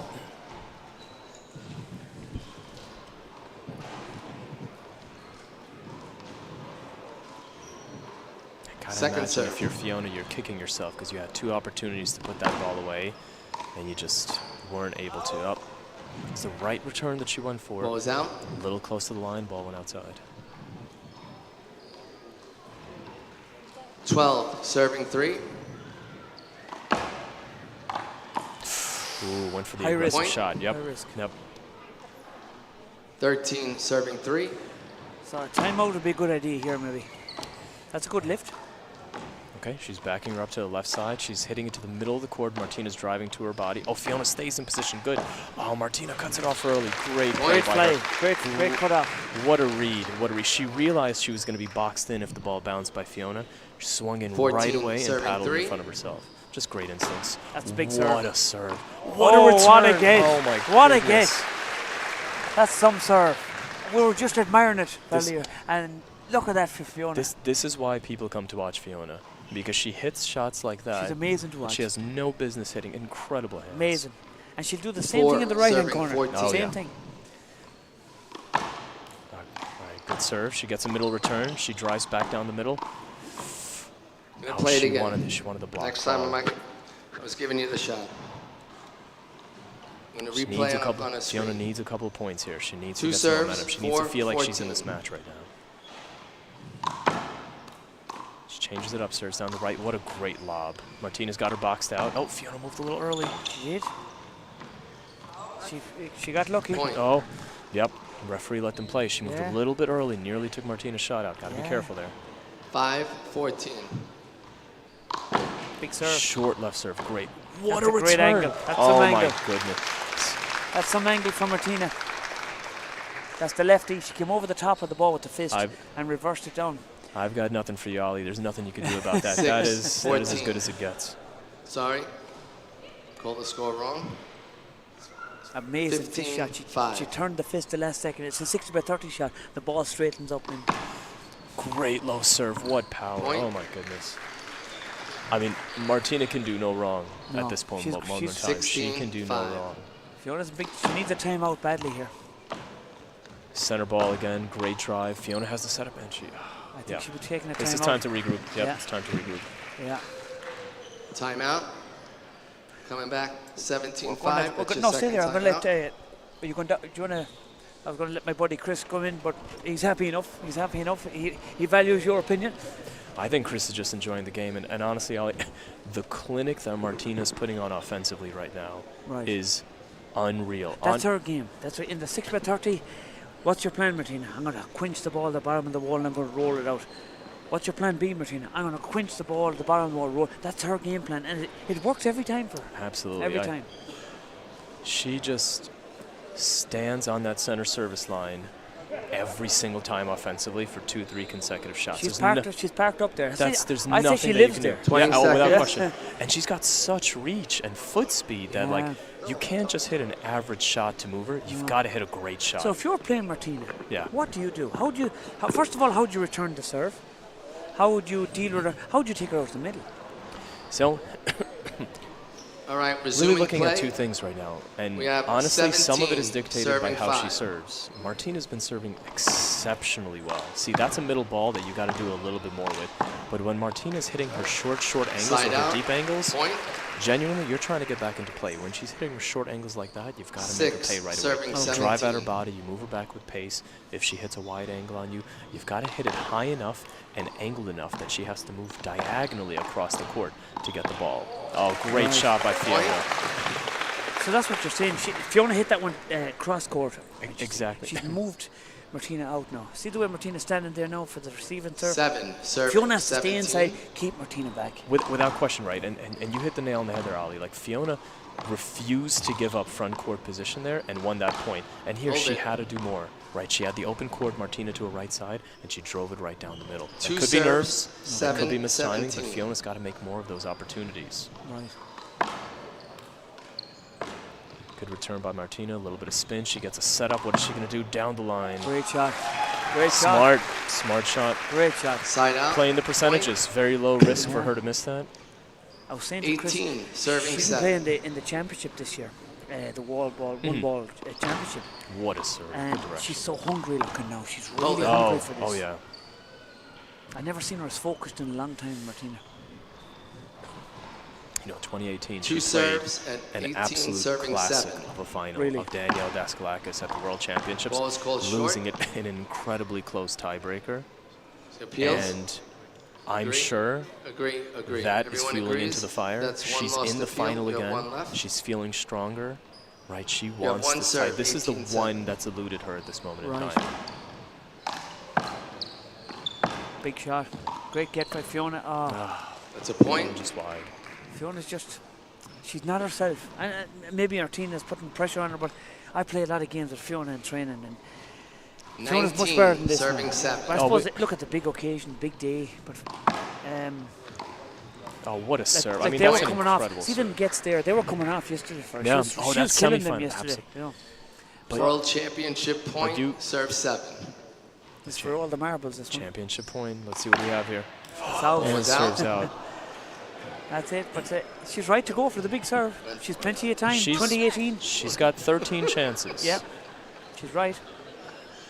She said something funny there, we missed it. She's a character, she's quite the character, Martina. You know, it shows how relaxed she is at this moment in time, that she can make that type of joke on match point. All the pressure's on Fiona. Martina with a strong cross-court return. Fiona down the line. Oh, there's a box out. He got the shot. She got the shot. Great box out. Amazing. Fiona stood her ground there and forced Martina to play the shot, like you said. That's a great box out. Martina had to stand her ground, stay there. She was caught, boxed in. Absolutely. Great serve again. Cross-court return. She goes back down the middle. She gives the setup to Martina. Just big recovers chance here for the World Championship point. Oh, what a Another get. chance. That's it. That's it. Martina pumps the fist bump in the air. And she's back. Martina, she's back. She's back to her best. She had a serious operation there a couple of years ago in the back. You've probably heard about that. Oh, yeah. And we weren't sure was Martina going to be back. Again, but she's back to her best. Unbelievable. A deserving champion. By far the best player we've seen this weekend on the women's bracket. Absolutely deserves to be here. Absolutely deserves the title. And in what fashion? In what form? There was no question that she was going to win this final. The way she started is exactly the way that she finished. Yeah. Controlling in the front court, putting the ball away while her opponent was wrong-footed. Right. Unreal. Just we have this opportunity. A big shout out to Katrina Casey. Hope she's doing okay. She got injured. You were there, yeah. She got injured, and hope she's getting a speedy recovery. Sending her all her best. Yeah. We'd love to see her on the court soon. She's an amazing champion. And you could see what it means. Oh, yeah, she's emotional last year. It's the world title. She wasn't sure she was ever going to play again after that big operation. And that's what we want to see, right, as fans. We want to see what it means to the players. We want to see what it means to their families as well. This is why we play. This is exactly why we play. Oh, yeah. It's great for Limerick. Winning, she's a hometown girl. This is where she lives. Okay, can we have your attention again, please? Please give it up for our two brilliant finalists and our champion, Martina McMahon.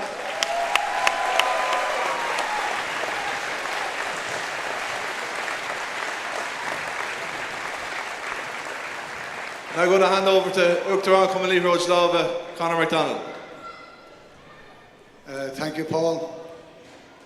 Ladies and gentlemen, invited guests, members of Ardcomórtas, Art Stewart, GA, Tom Ryan, Shane Kennedy, GA Games and Development, members of Munster GA, GA Handball, and Munster GA Handball. You're all very welcome here today, and I want to thank everyone that lended a hand in any way towards making this event such a success.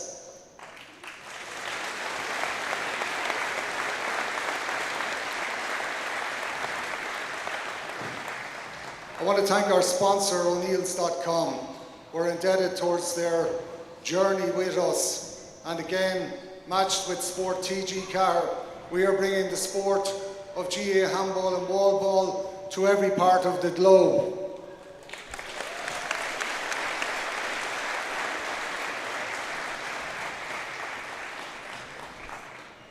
This is the biggest wall ball event ever held anywhere in the world.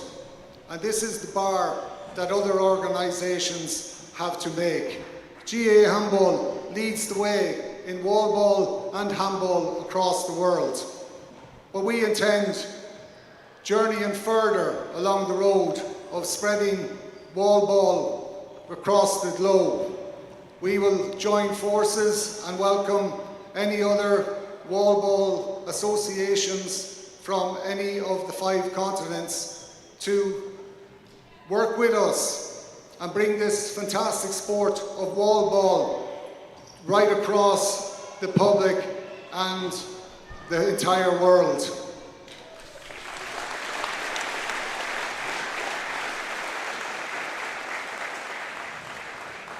"12 countries, participants, almost 700 people, 1,000 matches.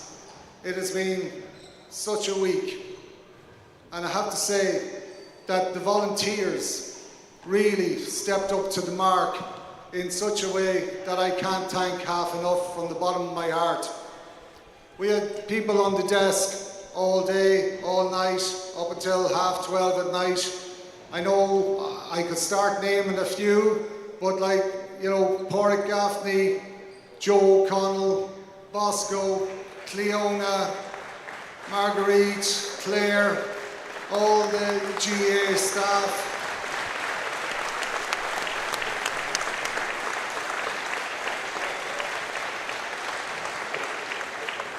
I could have left some out there, so please forgive me. You know who you are, and I will personally thank you in such a meaningful way in the next number of weeks. But a big hand to the American team that travelled, 35 representatives.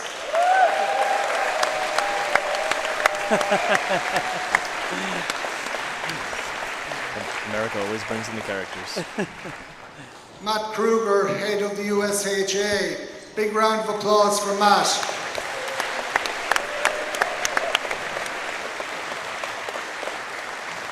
Matt Kruger was here refereeing many games every day of the week at 12:30 at night. I had to nearly take him out of the premises here and remind him that he's on a holiday here in Ireland. That's a testament to the man that is Matt Kruger.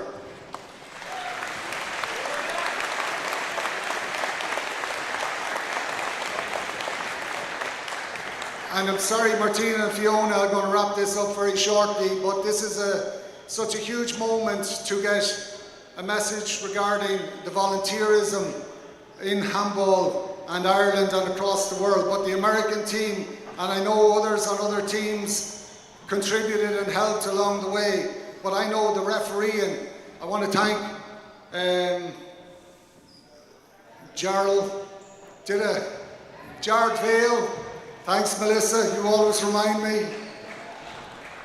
Jared Vale refereed so many matches, did lines, played games, and was so his refereeing of this final here. He's very precise in the manner with which he referees, and I know he's fair to both players, which you would expect any referee. So a big hand to Jared.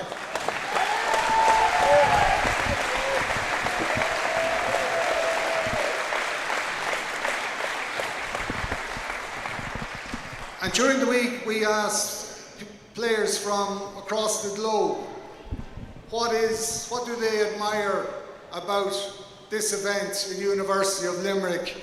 And most of them said, firstly, of course, the spectacle. It is 9 courts built here on the campus of UL, and a big thank you to University of Limerick and the staff. But secondly, and most importantly, they point at these guys and girls over here, the under-11s and that generation. You are the future of handball, and we had a big under-11 doubles event here yesterday.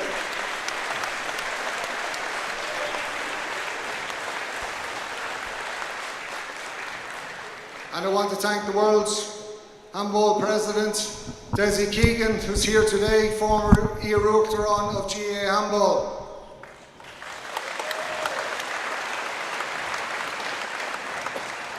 And now we'll just get finally over to the presentation. A great match there, Fiona, Martina. I know, Martina, you've been waiting a long time to go back to Limerick, your home county, in our centenary year.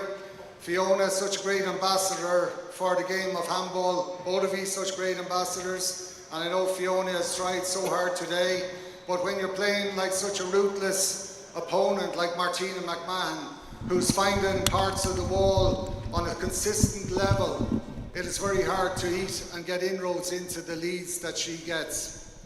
So big well done to Fiona, and I'm going to just ask Fiona to come forward, please.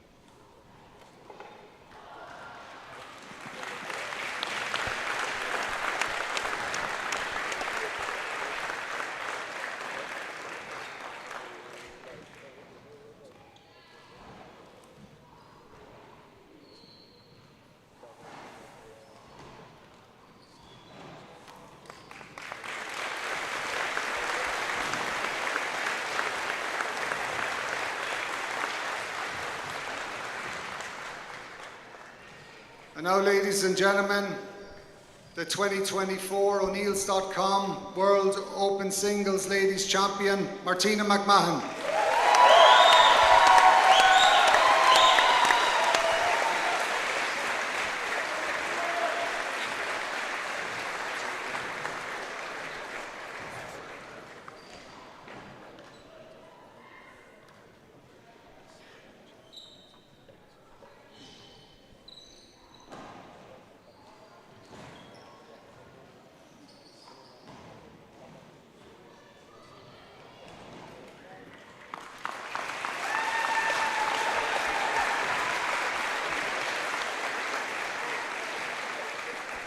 Well, Martina, I know you're going to kill me, but I'm going to ask you once again, after you won your previous World Small Ball title there a few days ago, I'm just going to ask you to say a few words to the home crowd here in Limerick and all our friends from the GA handball and the handball community worldwide. Thanks, Connor. Yeah, what a day. Jeez, I don't know where to start. I suppose 12 to 18 months ago I thought this was all over for me. It's been a long, long road and plenty of ups and downs, more downs than ups, but Jesus, what a day today. I thought I'd never be back here.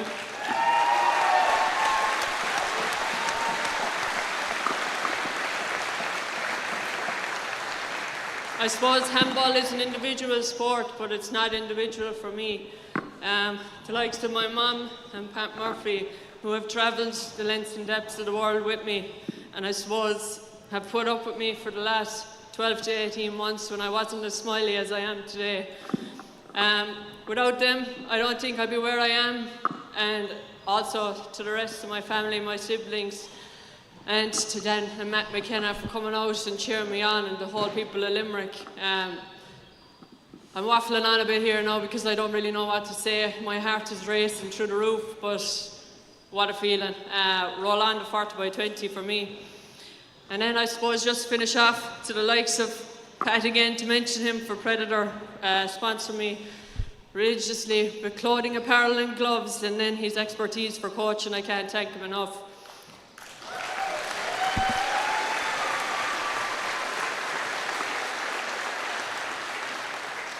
And then through the recovery with my back, as we all do after surgery, we put on a few pounds. So to Amy Breen from AB Coaching, I can't thank her enough for getting me in top shape for this tournament. And then lastly to my training buddies down in Glenbeigh, to Jack O'Shea and Dominic Lynch, thanks for the number of hours over the last number of weeks. This win is equally as much as yours as it is mine.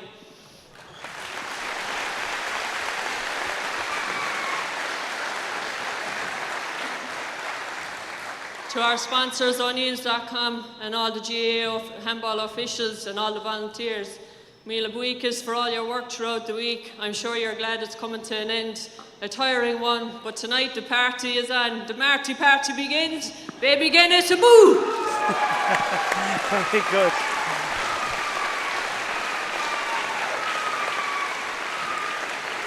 And ladies and gentlemen, we all send our great wishes to Katrina Casey as she recovers from injury. Our thoughts are with Katrina, great ambassador for Irish handball and world handball. Thanks very much, Connor. Okay, without further ado, while we have everyone's attention, we're going to move straight on to the men's open singles final. This is the biggest game in world handball this year so far. This week we've been privileged to watch some amazing ball players, but these two that we're about to introduce are the last two men standing. First up, we have the rising star of world handball, playing out of Brooklyn, New York. To get here, he has beaten Christian Blackaby, Luke Thompson and Conor Michael Duff. Put your hands together for Nazir Nasty Naz Marston.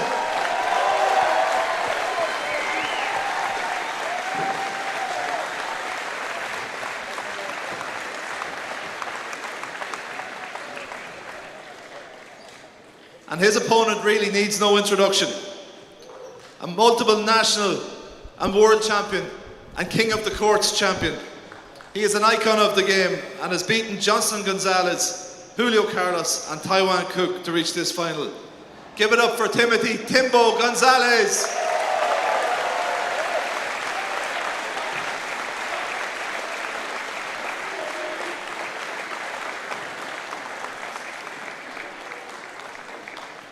The players have got 5 minutes to warm up, and then we'll be handing over to your match referee, Mr. Dan Grant. Now.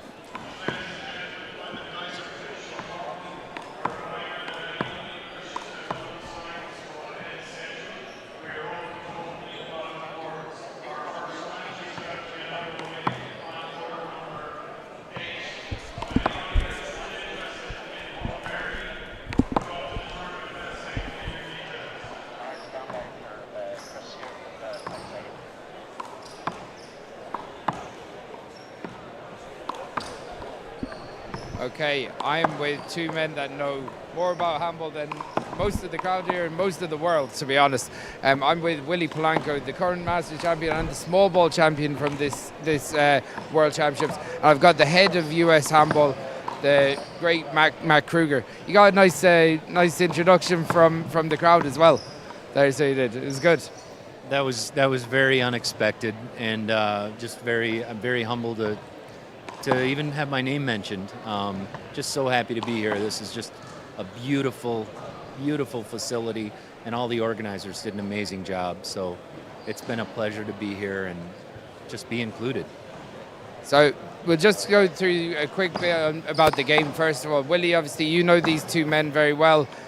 Timbo Gonzalez barely needs an introduction in the wall-ball game. He's one of the greats of the game as is, and he's up against Nasty Naz Matson. Again, another amazing player. They came through two really good semi-finals yesterday, and they were dominant both. Your thoughts on how this game might go? Well, I would give the advantage to Timbo Gonzalez. I mean, he's a three-time King of the Court champion. Naz has now come up in the game. Last year alone, he came into the finals of the King of the Court. So he's made a lot of waves in the game, and I expect a totally immersive and challenging game here. But right now, I would give the advantage to Timbo. He's just more seasoned, more experienced. He is out to regain a title of world champion in this sport. So Timbo won the title in 2015 in Canada. So he did. Obviously Connor won the 2018 title, and he's looking to reclaim that. He's very focused at the moment. And he said that I know he played the UK Open in around February time. And he looks in much better conditioning now at the moment. This summer he seems to have really upped his game. Yeah, definitely. He was a little bit, not taking his conditioning as good as he could have. But right now, he's back to playing top-tier ball. He's won a couple of events, and he's looking to really show the Timbo of 2014, 2015, 2016, where he was pretty much the dominant force in the sport. Matt, just on this event as a whole, and obviously you've seen the growth of handball over the last number of years. You've been to Ireland a number of times for big championships. This event is quite special. Yeah. First, being the first standalone wall ball World Championships, the largest ever also, so exclusive world event for one wall. It's obviously a very special benchmark event that I think marks a very exciting time in history going forward for the sport. So obviously the GAA president, Jarlath Burns, in the opening ceremony, he mentioned that if breakdancing could be in the Olympics, then it should be a sure thing. Do you echo those sentiments? What purer sport is there than handball, where no equipment, just your body. All you need is a ball and a wall. So okay, folks, we just ask you to take your seats, please, for the men's open final. Should be included in World Games and in the Olympics. Well, look, we're going to be going back to the commentary team in a minute. The guys are warming up here, and we're in for an absolute cracker of a game on centre court in the open singles finals. We've got Naz Matson and we've got Timbo Gonzalez. Back to the commentary team. Okay, we're back live here, and we've got Naz. He's just 22 years of age here, and he's in a world final against the great Timbo Gonzalez. What do you think? Well, what's your thoughts? You've naturally got to give the mental edge to Timbo, right? Echoing what Willie Polanco said, Timbo's been here before. He's been here multiple times. There's not an opponent that he hasn't played. Yep. In singles, in doubles, indoors, outdoors. Okay, can everyone take their seats, please, in the next 30 seconds? I don't think anything We're about to get the match on the way. Is going to do will surprise Timbo. Right. I think Timbo's prepared. He's seen it all. He's done it all. He's seen it all. The only thing that's a wild card is, even though this weekend, Naz has shown up for all the big moments, right? He hasn't seemed nervous. He seemed oddly calm, very jovial, very happy, very relaxed. If he continues that same level of free care while maintaining that high level of play, he might push Timbo in the close moments. Like Timbo's going to try to do what he did yesterday, get out 5-1, right. 7-3, like 8-4, and start front running because that's what he wants to do. That's what he's good at. But if you're able to keep it close in that beginning, and that's what I was hoping Fiona might have done with Martina. Stick with her, stick with her, but she couldn't hold her. And I don't know, you can disagree with me, but I don't think Naz has the experience yet to stick with Timbo. But you've seen these two guys, you're disagreeing with me straight away. You think Naz has the firepower for Timbo? I think from a raw firepower perspective, Naz can do most of what Timbo can do. I mean, Timbo has, I think, more shots in his repertoire, and he has more sheer force behind his shots, but Naz, as we've seen this whole weekend, is how many times have we seen him on the back leg, looking like he's about to lose the rally, falling back, and somehow finds a winner down the line. Right. So I don't doubt Naz. I think he's got supreme confidence. He's playing unbelievably well, and I expect this to be quite close. Right, okay. Who are you going for very quickly? I mean, I'm going to put you on the line here. No, so they're both Team USA. I will say, I've known Timbo for about 16, 17 years. I played Timbo in his very first Open final when he played a small ball Open doubles final. We've played together in the past too in a number of Open events. So, based on the my players are ready. I would always it's the O'Neills.com World Wallball Championships finals. Handball would do Nasty well Naz against Timbo Gonzalez. Give it up. Okay, we're going to go to quarters past. We're going to introduce the players. Don't go away. We're going to need your opinions soon.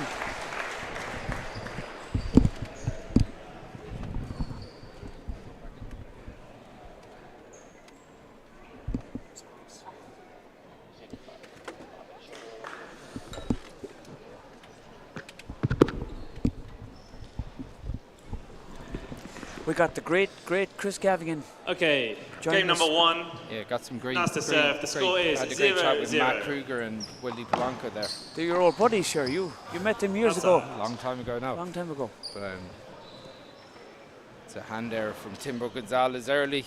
It's not like Timbo. Congratulations to Martina McMahon on her Open title win.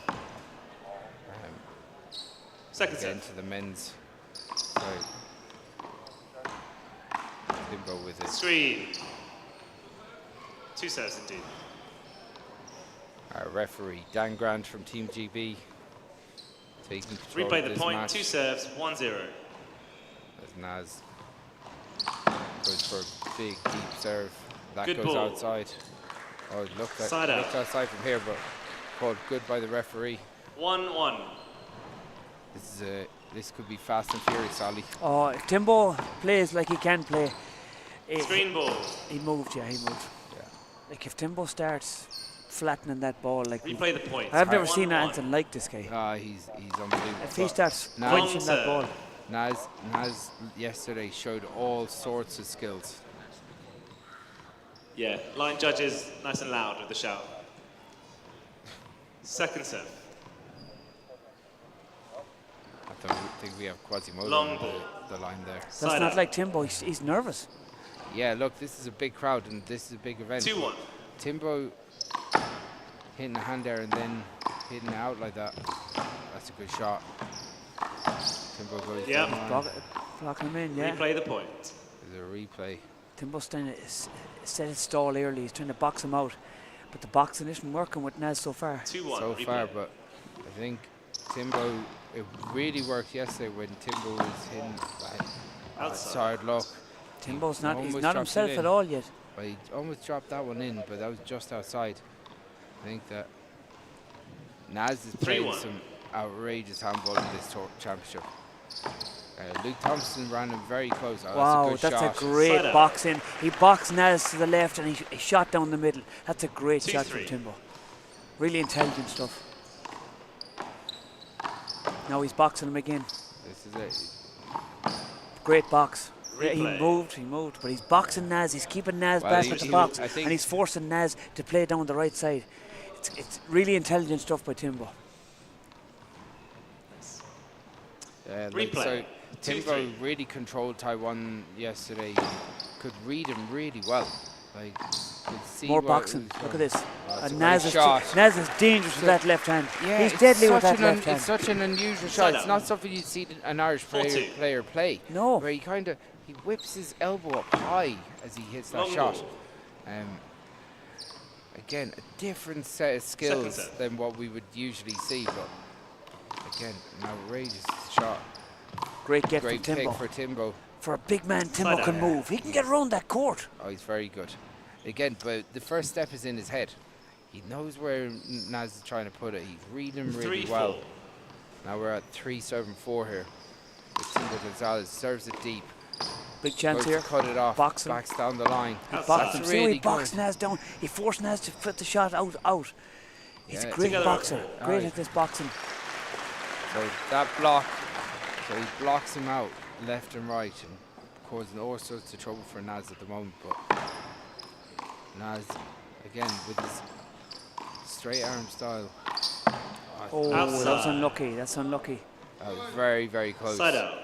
Naz is staying with him. He's staying with him. 5-4. If Naz can stay with him up to 6-7, 5-4. He's going to mix it with Timbo. If Timbo takes that's off, what he's been doing with most of the games so far. Yeah, if Naz stays with Timbo, if he doesn't let Timbo play, yeah, that's a replay. Yeah, so he's sticking with him. Okay. But if Timbo takes off, Naz is in big trouble. Timer. In the middle of a point. We're in the middle of a point. So you can take a timeout after. You get 2 timeouts, yeah. But we're just replaying the point. 2 serves, 5-4. So the score was called, and then Naz was looking for a timeout. They have to play on. It's a good shot by Timbo. Naz trying to move. He's got a big long stride, and Timbo just waits, hears him shuffle behind him, and he puts it down the line. A great shot. Side out. 5-5. Ollie's putting in an order for more chocolate here beside us, guys. Yeah, because it's very stressful. Look at that box out from Timbo. Oh, and he had the chance. He had his chance.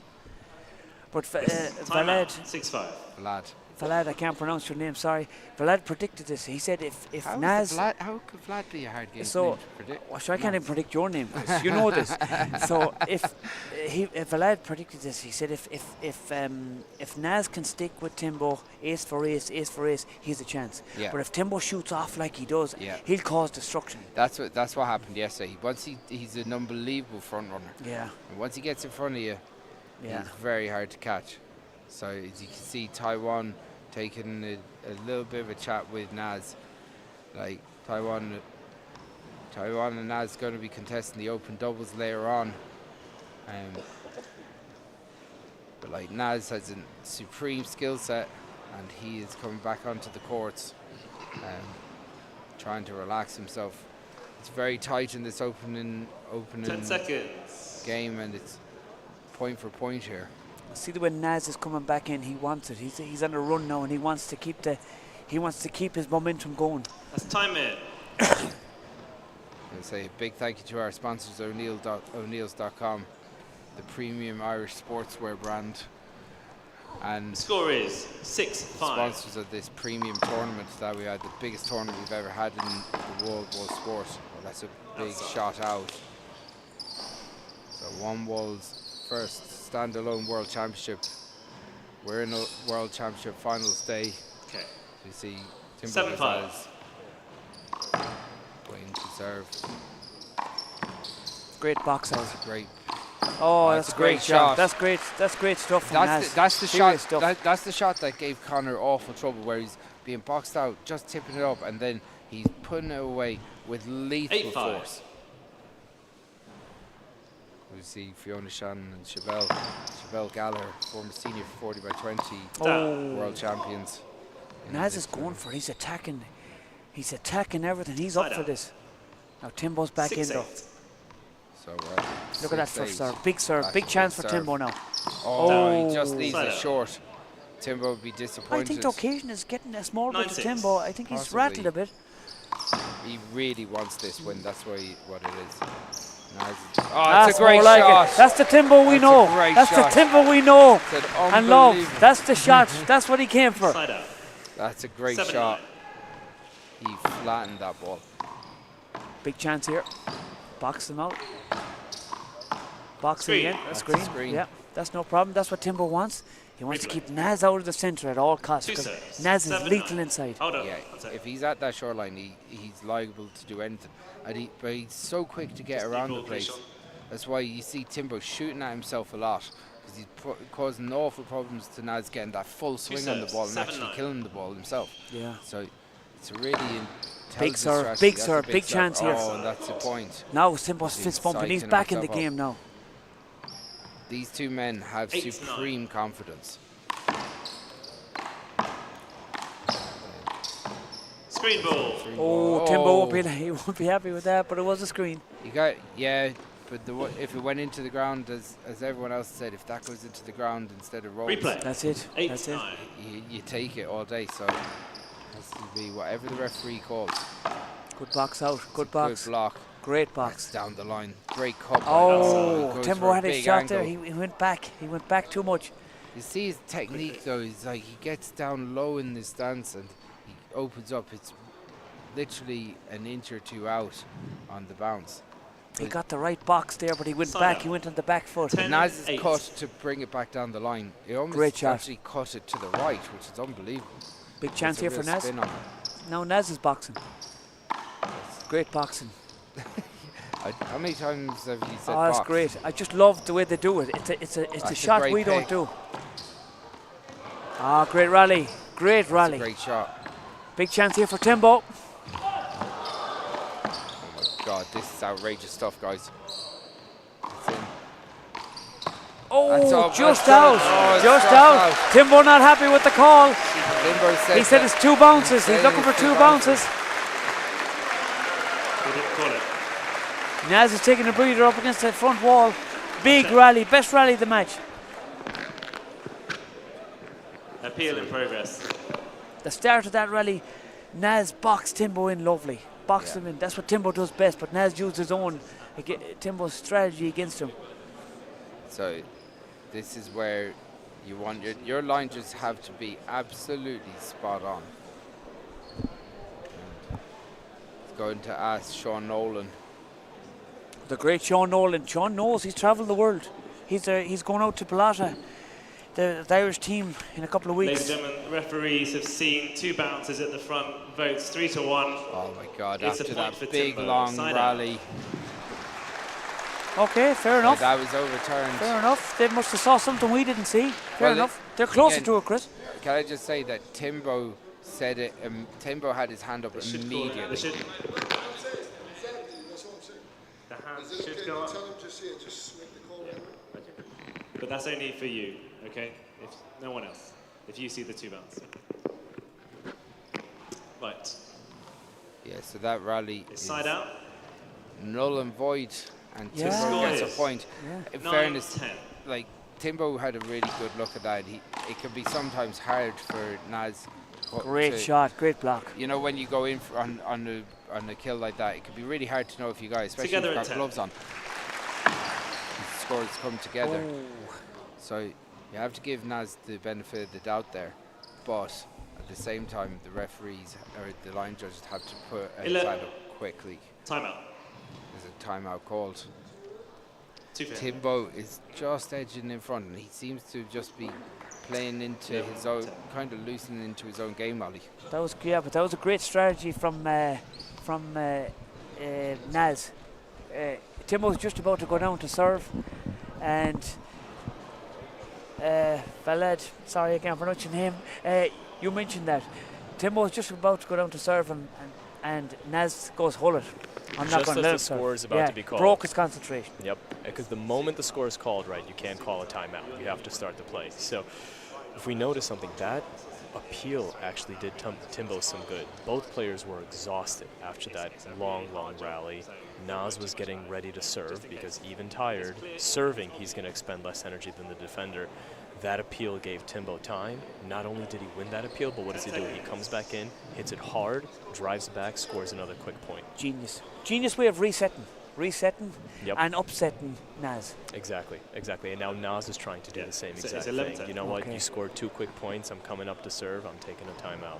Really good strategy. Really good strategy. Absolutely. Okay, Naz, you have time one back in. remaining.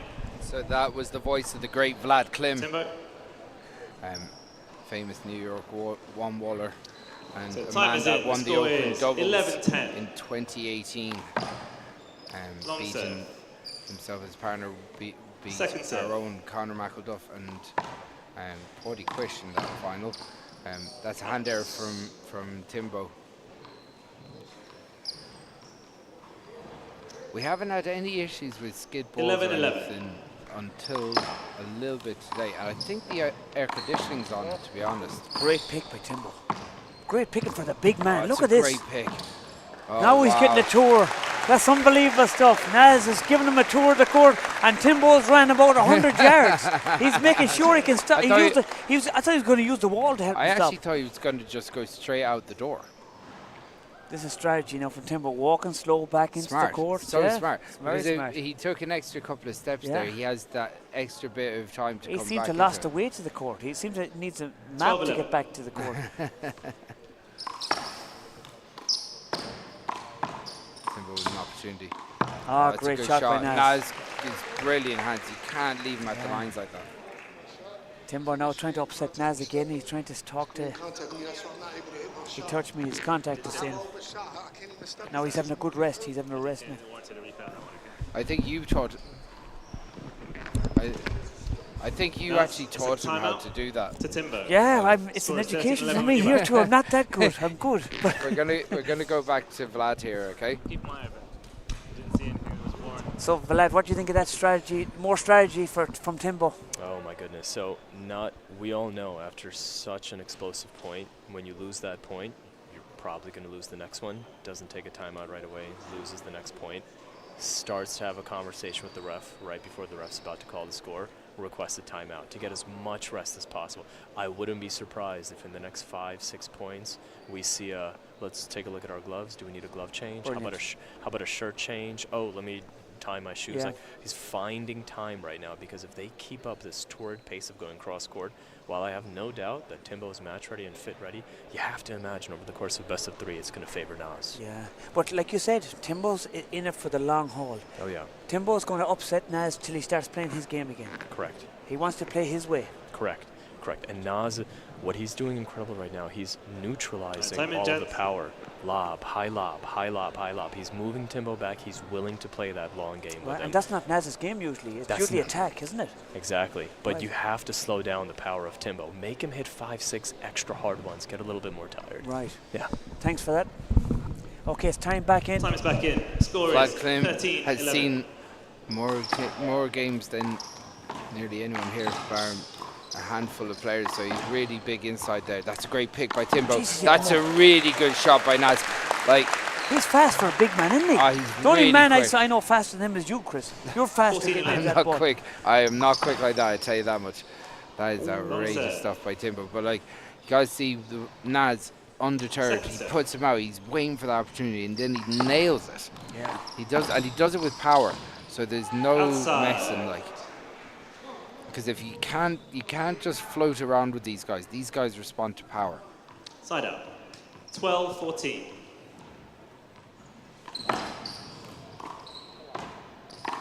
That's a great shot from Timbo. Great shot. The Naz floats it up, and 13-14. Timbo just ruthlessly puts it away. Blocking. That's a replay. I love the way the blockers and then the move in case the ball hits them. Yeah. Hold it. They know they're going to get away with it. Hold it, Timbo. I said to hold it. We had a ball on. So Timbo taking an extra couple of seconds here and there now. 2 serves. A big shout out to the Sports Mobile Elite Recovery Unit at Clann. They have been flat out this They've been week, great, guys. and they've one of our sponsors as well, and they've been amazing this week. I went in for a nice bath, and I forgot to come out, Chris. The man had to tell me, "Hey, man, you're going to die in there," But, that's a great shot by Timbo. Great shot. But big shout out to them guys. They've been great all week. They've been unbelievable. They've been so good, and Like they've been really kept the show on the road. They've been 14. Really busy. Like so, we get together at 14. Both players just 7 points away from taking this first game. It's neck and neck, and as Timbo goes down the line. Big chance here. We go again. Oh, that's a great shot by Naz. Timbo's annoyed himself. He had the chance. He got the setup, and he didn't go for it.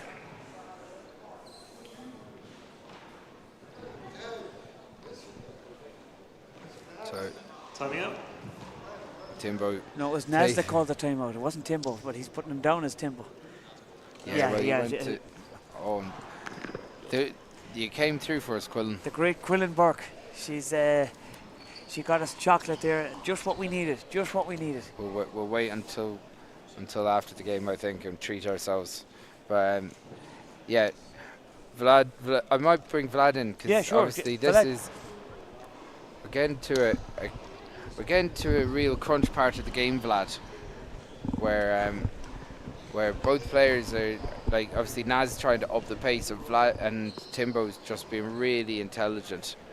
You know, like he's trying to slow things down. He's trying to get into pick his own shots, but he's kind of gone away from hitting it himself. He's kind of hard to move Naz behind him again. 10 seconds. Yeah. So in the beginning of the game, right, we were watching Naz lobbing incredibly high, and what was Timbo doing?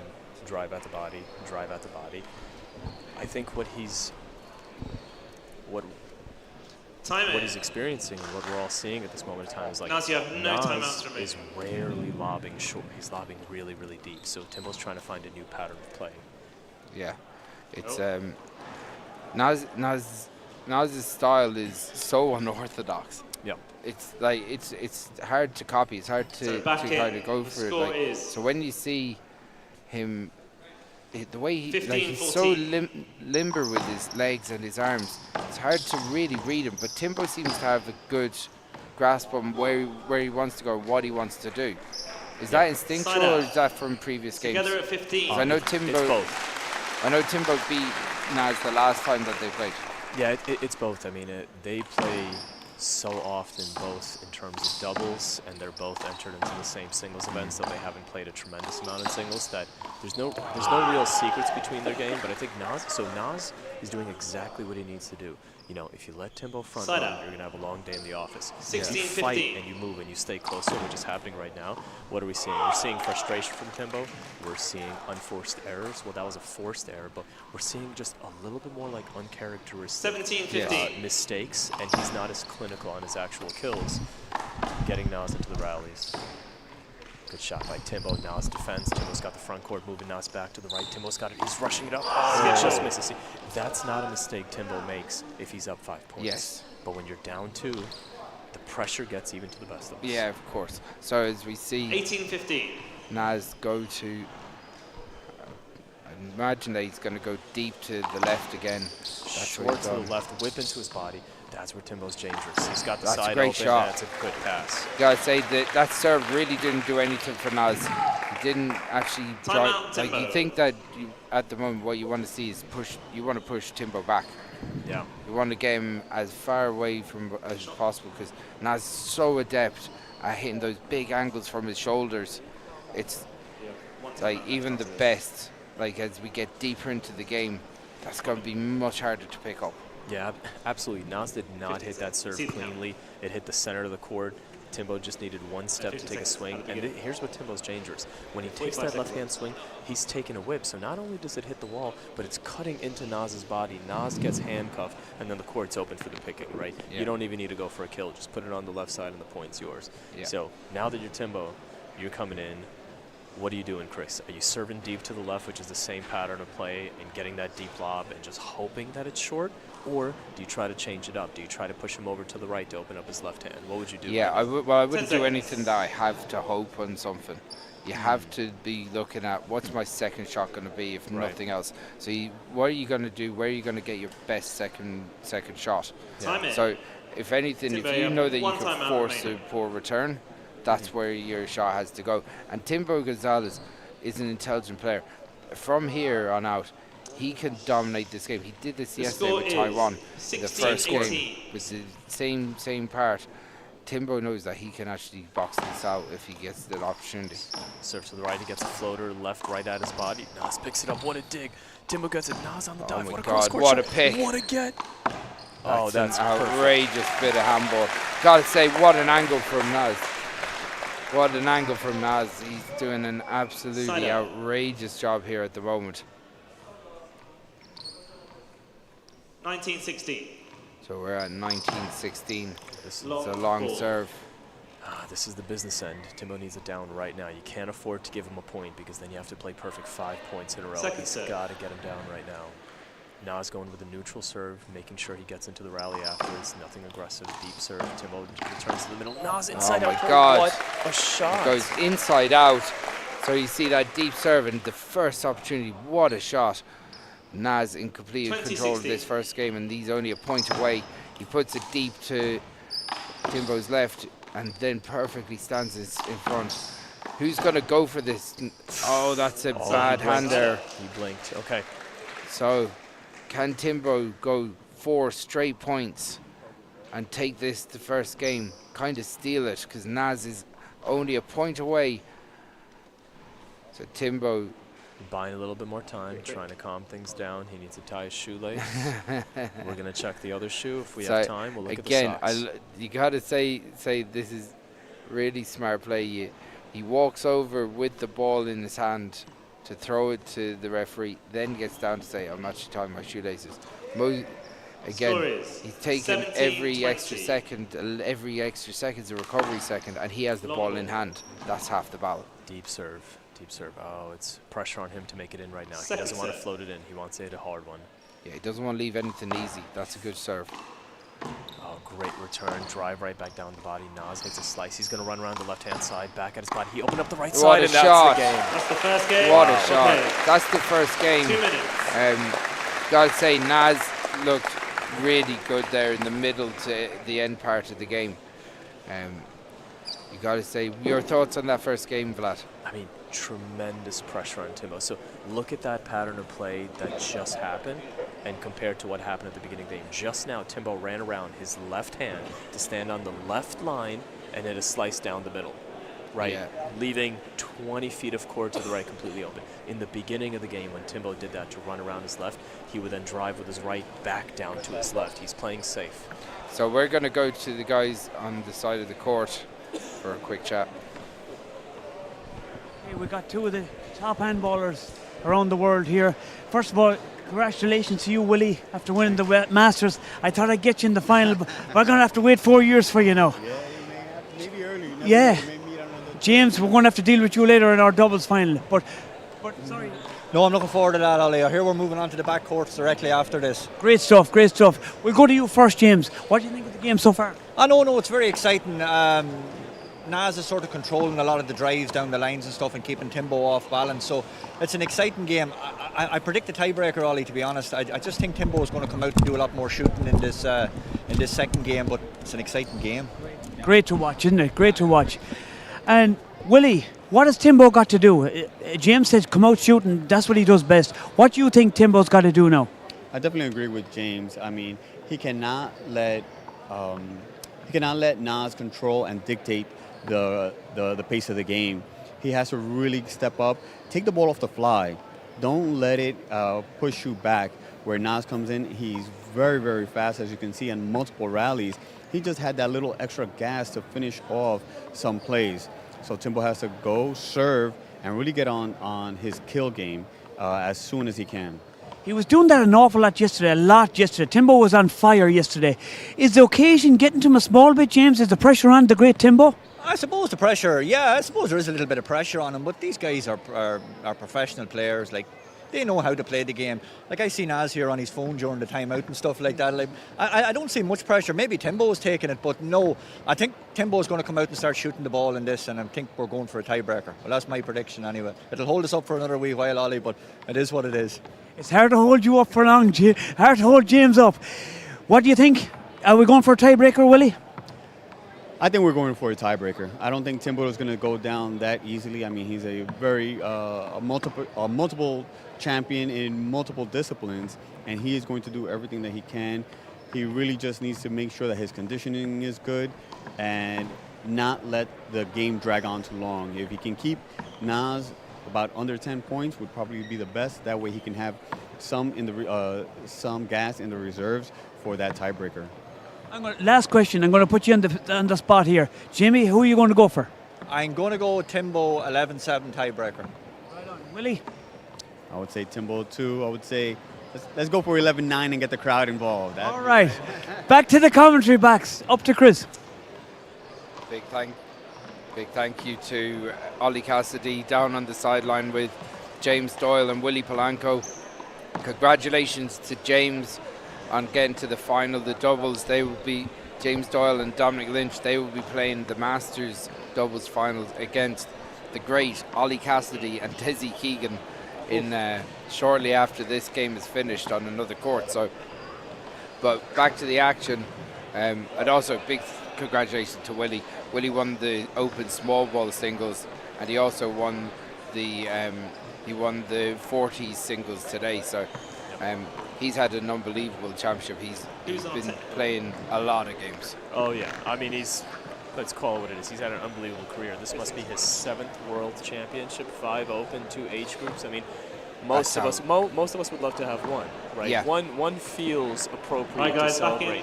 Hey, I could only dream of one, Vlad. One day you'd never know, but I doubt it now at 36. But either way, we'll and obviously you know Willie better the most. You played doubles with Willie in the Open doubles. You lost last night in the semi-finals to Timbo Gonzalez and Alan Sanchez. They will be contesting the Open doubles final against Taiwan Cook and Nazir. So this is a preview of the doubles later on, guys. So as our referee ladies and gentlemen, we're about to start takes a game bit of number 2. control of the crowd. Line judges are coming. So we're at game number 2. At 21-17, first game win. Came down to the wire as expected. I expect much of the same this game. I know Timbo wants to come out, hit a couple of deep serve, and instantly shoot. He would love 2-3 fly kills to get some momentum. Absolutely. But give it up for Jay. Nas has not faltered this tournament at all. Like, his lobs are hitting the absolute top of the wall, landing within a meter. Landing within a meter of the actual long line, and it's going to be a dogfight. I don't think this is going to be a blowout either way. I think these guys are going to fight for every last point, and right now the momentum has to be on Nas' side, even though the experience is on Timbo's. Yeah, as we see the great Gavin Buggy, 60x30 senior doubles winner, walk across. He's taking the adulation of the crowd here. I know that he's a big advocate for wall ball here, and he's enjoying the action. We've certainly seen Gavin on the European Tour. Always a welcome addition. Fantastic player. So, as we get back to it, we're getting... Looks like Nas was having an issue with his shoe. Yeah. I'm guessing that's an equipment timeout. So he was allotted 2 minutes. 2 minutes. Timbo there, like, in a way that extra minute or two. Okay, players are ready. Suit Timbo. Game number 2, Timbo to serve. Score is 0-0. He's waiting for things to go his way. Long ball. I wanted to say big well done to President Conor MacDonald. He has been an absolute Trojan all week, not just playing. His speeches after the finals have been fantastic. And he's done everything. He's put his hand to everything. I saw him here at 12:30 at night after the small ball doubles final. He was picking up all the rubbish on the bleachers. And 1-0. you know, you gotta say, what an absolute legend. You know, there's done an unbelievable job this week. But back to the action.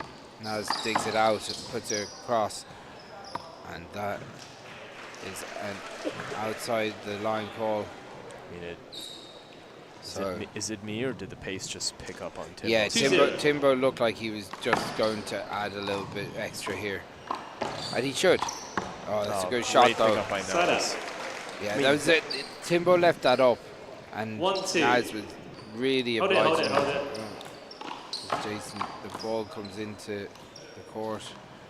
Our line judge who's chatting to the crowd. 1-2. Okay, we're back in the action here. So both driving out their body. Timbo gets court position. Oh, and he misses the short shot. You like to actually see that pattern. You want to see Timbo fight in front of Nas to then create that short angle. Great return. Drive at the body. Down the middle. Uh-oh, that return is short. That's a great shot. Oh, Timbo picks it, and Nas so quick. Thank you, Timbo. So quick. Great call. Timbo said that he had it on 2 anyway. 3-2. I don't know if he did. That's hard to tell. I mean, the players really know best at that distance. Yeah, sometimes I think the players don't really know themselves. Yeah. But it didn't matter. Nas didn't care. He picked it anyway. 3-3. So we're at 3-3 at the moment. Short serve. Is he going to shoot? Yes, he Good shoots shot. to the left. Oh, Nas gets it. Is he going to go up the line? He goes up the line. That's a brilliant shot. Wow. That's such a smart shot. Such control. Like, it's so easy to overswing in those situations and either put it into the middle too far, but he hit it perfectly down the line. Yeah, and Nas with a really aggressive swing, catching Timbo on the shoulder a little bit. That's the second erratic left to right swing that he's hit in the last 3 points. Yeah. And neither got close to the wall. I'm wondering if now he's starting to feel a little bit rushed with the pace. The pace is picked up significantly here. 5-3. Timbo's building a lead. Good deep serve. A lot of spin on that one. He's going to get a short return. He shoots to the right. He leaves it up. Oh, and what a puts shot. It away. Wow. Timbo contesting the call. It's a good ball. That looked flat to me. That looked like an absolute roller. Let's see what the referees say. We're looking at the replay here. It's a good ball. That was a good ball. Oh, yeah, that was a fantastic shot. But Timbo loves that little bit of an argument, gives him a little bit of a break in play. He's got to keep his head. And look, if the head referee tells you it's a good ball and you're appealing, what you're basically doing is saying, I'm willing to throw out one of my only 2 appeals to get an extra 10 seconds, right? You might as well get a timeout because you have 3 of them. Everyone's so good. Yeah. But Timbo's arguing it because it gets him an extra bit of time. So he's he's wasted almost a minute. Yeah. I know if he could get his head back in, he could actually use that. That's a really good. Nas over swings there, and Timbo just let it float by. He's only out by an inch or 2. Oh, great deep serve. He's going to drive out his body. Nas cuts in the front. Wow, he what takes a shot. it early. Nas has not been able to cut in front this game on his high return. He's able to get in there so quickly. Yeah, he's so quick to get in there and fly the ball, isn't he? Okay. And again. I don't know what Nas is worrying about. You have to wait for the referee to call the score. So. Oh, what a serve! That's a by great Nas. serve. And he goes to the right. He opens up the shot to Timbo. Oh, that's a great shot. What a shot! Timbo actually almost curls that back into play. Oh my goodness! That was an outrageous. That's unreal. 7-5. Yeah, he kind of whipped at that. It's such a brilliant shot. It's a short return. He goes deep down the right. Nas. Oh, Nas. Hand error. Hand what error. A forced hand error. But like Nas is, Timbo's forcing those hand errors. He's moving him left and right, and Nas is scrambling a bit. What a shot. That's a great shot. He has not shot with his left this whole game. He's starting to get some separation here. 8-6, Timbo serving. 8-6. Deep serve down the middle, no angle. Nas is returning, he's driving back down to left. What a drive. Nas, another return. He gets the open right side. That's a great shot. So now we're seeing that patent play that he was doing against Taghmon. Drive left, and once it's open, I'm going to the right side. But that was a long serve. Timbo goes back to the service box, and second serve. We're on second service, so he drives it deep, and that's a hand error. Nas. If you're Nas, you're probably thinking about a timeout right now. Yeah. Timeout.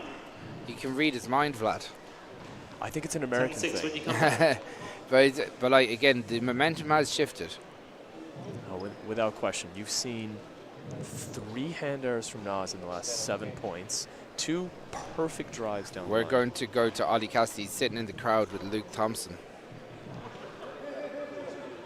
Okay, we got Team GB here, Luke and Christian. You've played against these 2 guys, Luke. What do you think? Yeah, I think it's a really interesting game. You've got two very contrasting styles on court.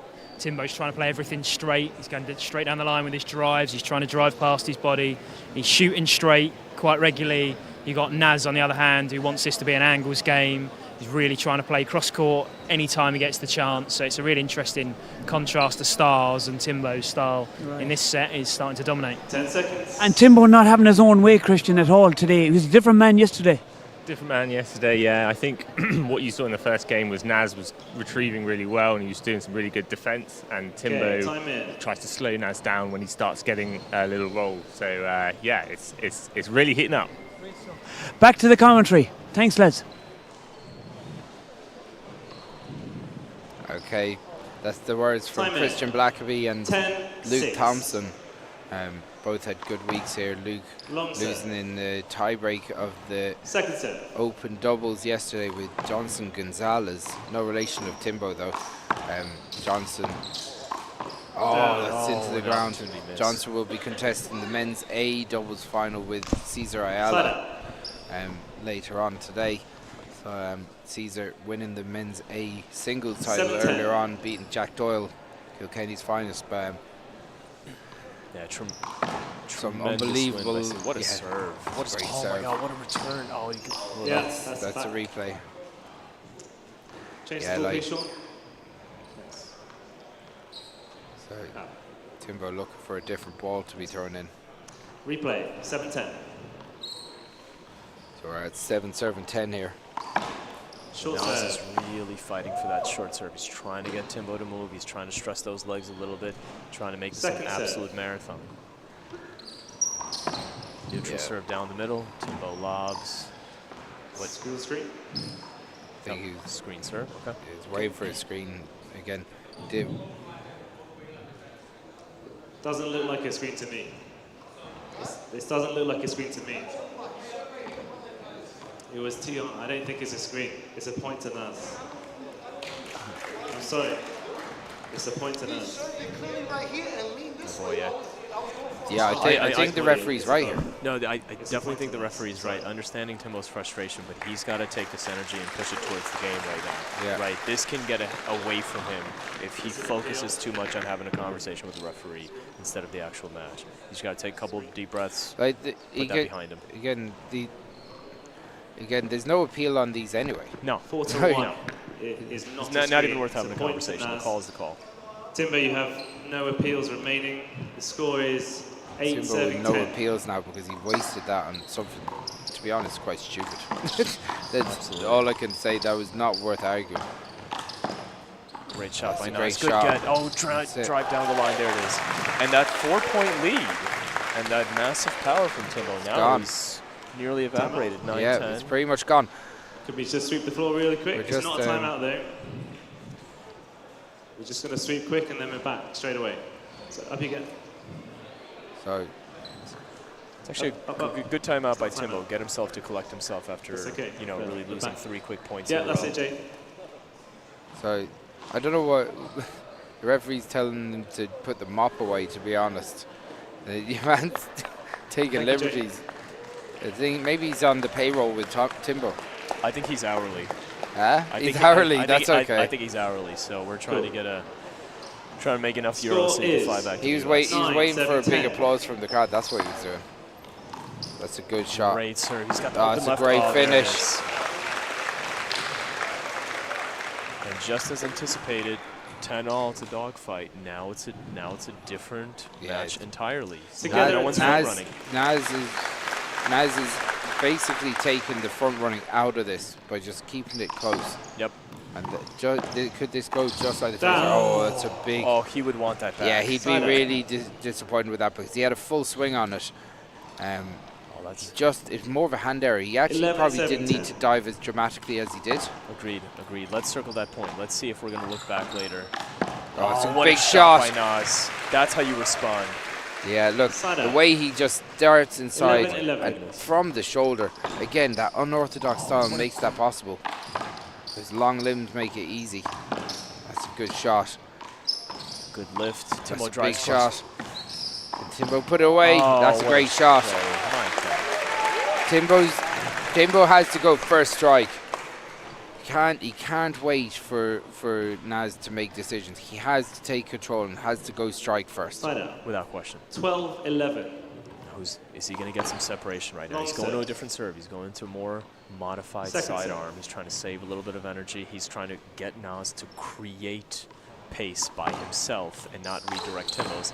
Naz creates some pace. Timbo drives back himself. Naz goes to the right. Timbo boxes out. Naz goes cross court. What a shot. Hits it. Unbelievable shot. Unreal. Naz takes a timeout to compose himself before coming back in at 12-12. Wow, Chris. Yeah. Oh, God. Here we go.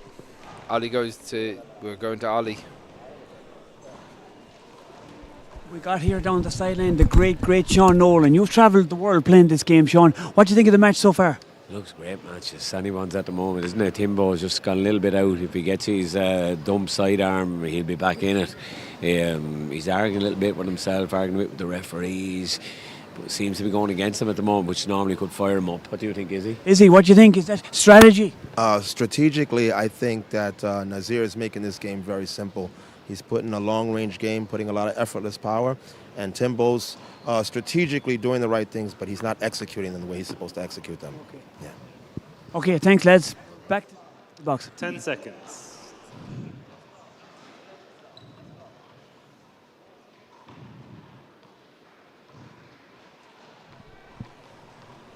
Time in. So that's the insights of the great Sean Nolan and the great Izzy Rivera. Ollie Cassidy going to the tried and tested. 12-12. Without question. I mean, Ollie only interviews the greats. Yeah, that's if that's what you want to say. I don't know why. Oh, that's a great shot. An unbelievable shot. Naz is really taking control here. He's going aggressive. He 13-12. Can't be left around the short line. Timbo. That's a short return, and Naz is again a short return from Timbo. He'd be really disappointed with that return of serve. Naz lethal in the front court. Naz is so relaxed for the moment right now. You know he can slow. Big shot. Oh, what a get! Oh, what it's a great pick. Oh my God! Goodness. What a rally! What a rally! Both players. The movement is absolutely outrageous. Pick after pick. Timbo goes for the spike. Naz gets down. He dives again and rolls it out. What an absolutely in the world. It's not a timeout. No, not a timeout. Did he redive? No tricks. That's unbelievable. Yeah. His athleticism is sick. Yeah. Thank you, Jay. Oh, Jay, you've got a ball? So, well, we've got some separation. 15-12. He's up 15-12. a game. Probably supreme confidence. And he is serving neutrally. He's telling Timbo, you create the angle. I'm going to play like you now. I'm going to drive at my body. He's he does too much. That's not his style. He doesn't go off speed down to the right. Side out. 13-15. Timbo to serve deep to the right. He's trying to get a short turn. Down. He gets the setup he wants and misses down the corner. Now it's 5 points away. Timeout, Timbo. 16-13. And Timbo takes a much-needed timeout. That may be his last one. He's down 3. Naz is 5 away from the championship. He's with Johnson Gonzalez. Or is it Alan Sanchez? Okay, we got Johnson here on the sideline. You've played against these guys a lot. How's this game going? Is this up with the best of them you've seen? Naz is definitely showing out. He's out here. He's playing really strong, really well. Timbo, I want to see him just catch his breath and come back, collect himself, and come back strong. I would love to see a tiebreaker. This game is amazing so far. And a quick synopsis: what's stopping Timbo from being like he was yesterday? He was on fire yesterday. He was on fire yesterday. His footwork was amazing. I'm not sure what's going on today. He doesn't seem as sharp with his shots. Do you think it's the pressure getting to him a bit because he's the man? I don't think the pressure. Man. I mean, I hope not. I mean, he should be used to this by now. He's been on top for a long time, but. I mean, hopefully he could get it together and come out with a good game. I'm going to put you on the spot now here. Who are you going to go for? I've been rooting for Timbo this whole time, so. Timbo it is. I'm going for Timbo. Thanks for your opinion. Back to the commentary box. That's the insights of the great Johnson Gonzalez, who will be contesting the A doubles later on with Cesar Ayala and Ollie Cassidy. That's a hand there from Timbo. This is a big hill to climb now for Timbo. He's got to get up to serve right now. He's 17-13 down a game. This rally is absolutely important, the most important rally down the middle. Oh, what a shot. Oh, he gets Great pick. No, 2 bounces. Thank you, Timbo. Very good sportsmanship. Good on Timbo. Great call. A very sporting call from Timbo as he went to dig it in. It's very hard to see from say, the referee's point of view there. Long serve. That's a long serve. These last 5 points have felt like a completely different game than the first 26. It's not even close. Naz has been in complete control. Timbo's got uncharacteristic handers. He's got to shoot. He leaves it up. Naz has a chance, and he gives Timbo a chance. So this is a chance for Timbo. He's got to score here. 1 or 2 quick points. Gets This is momentum actually on his quite reminiscent, Vlad, of the semi-final yesterday with Conna, where he lived with him for a while, but that's a great shot. Good get by Timbo. He drives. He leaves it open. Down the line. So well read by Timbo.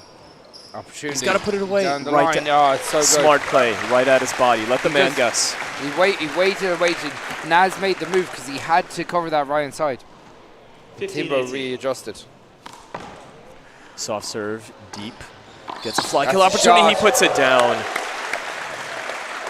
And last time out by Nas. Smart. Slow down the momentum. 16-18 Timbo. Timbo needed this.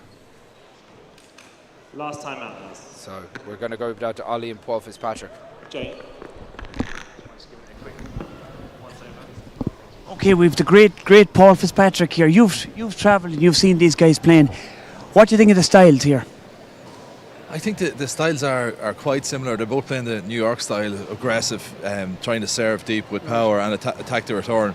But my feeling throughout the game was that Naz just a little bit too young and fresh for Timbo. Timbo's making a comeback from a serious injury, and he's not just in his top shape by his own admission, but we were just talking there off air. Timbo was able to turn it on like that, and he could rattle off 4 or 5 kills in a minute. Especially with this rally scoring. Yeah, for sure. So it's 16-18 at the minute. Timbo has to serve. So he needs to win 5 rallies. Naz needs to win 3 rallies. So if anyone could do it, do you think Timbo can break a tiebreaker out of this? Oh, I think he can, but I still think Naz just about going to do it. Okay. Thanks for your opinion, Paul. Back to the commentary box with Chris. Okay, that was the words of Paul Fitzpatrick, our MC for these proceedings. And I gotta say, Paul Fitzpatrick, as known to his friends, has been unbelievable this time. The amount of coverage he's generated in the national media has been massive, and obviously all the work that he's been putting in behind the scenes has been unbelievable. So big thank you to Mo, because this championship wouldn't be what it is without him, no doubt about it. Yeah, that's a production on the back. It's funny, Timbo tapped Naz to apologise, and Naz just brushed him off, went through. We see the 19 and under replay finalist David Sweeney in the crowd, and she unfortunately lost today, but put in a valiant effort, went to a tiebreaker. So good return by Naz, deep at the body. He's got the right side open. He jams Timbo up, comes in close, down the line. What a shot by Timbo! What a shot! Naz actually did a flip to get back up there. What a shot by Timbo, though. Look at this big angle. Oh my goodness. 17-18. 17-18. What athleticism from Naz.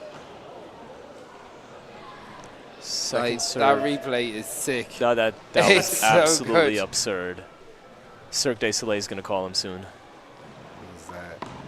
He's an athletic boy. Oh, good return. Jamming up Timbo to the left, and he goes inside out. Had Timbo leaning to the left. Great body control by Naz. Side out. 19-17.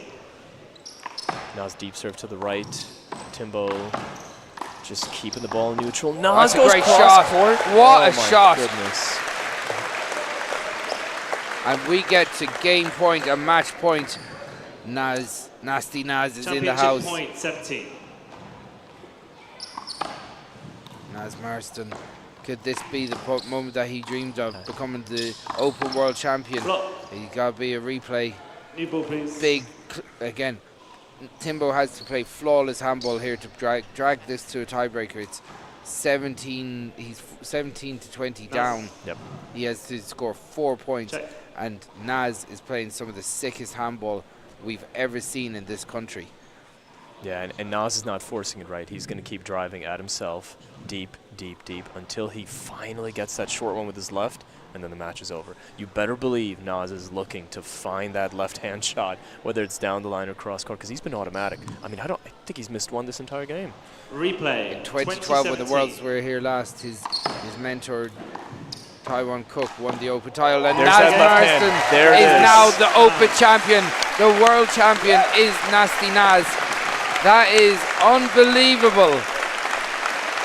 What an absolute stormer of a game. Timbo Gonzalez, valiant in defeat, as he gets a hug from Taghmon Cook, his doubles partner. Naz was unbelievable in this championship. And he's here. He's your Open champion. Big just have your attention, folks, before we make the presentation. Please give another massive round of applause for those two amazing players.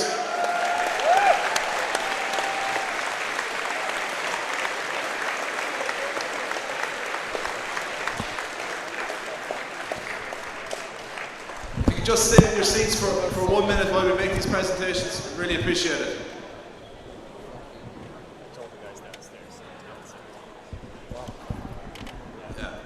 We'll just speak to Naz first before we call in Conor McDonald. Congratulations, Nazir.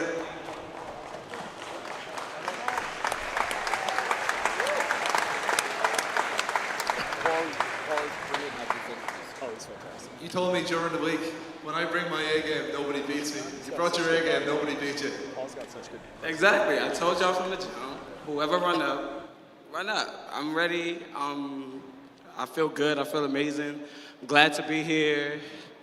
Yeah.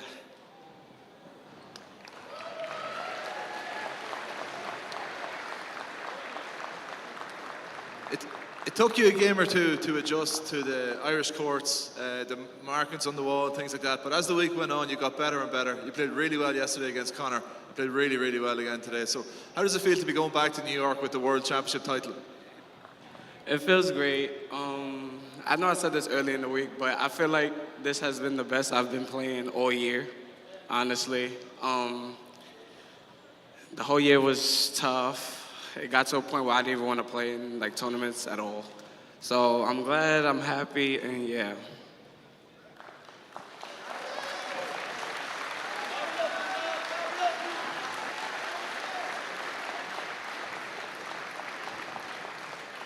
And lastly, Naz, a word for your opponent. Iconic player, Timbo Gonzalez. Roll back the years, he showed he's still a powerhouse player, and he played really well here again in the final. Yeah, Timbo's amazing. I'm glad you're back into the game, Timbo. I love watching you play. I love being on the court against you. You're just excellent. Yeah. We'll now hand you over to Conor McDonald, GA Handball President. Now, ladies and gentlemen, what a great match there. Give it up for both players, please.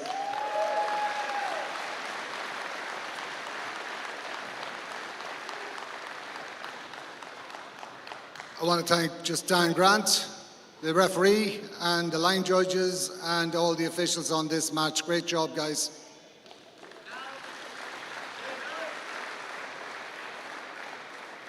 Special word of thanks to our MC right throughout the tournament. Did a great job, always on the go, and a great interviewer, and does so much work for our media. Paul Fitzpatrick.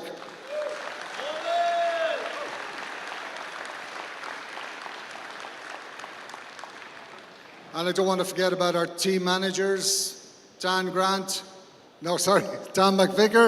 and Paula Clark. And a big hand for them, please.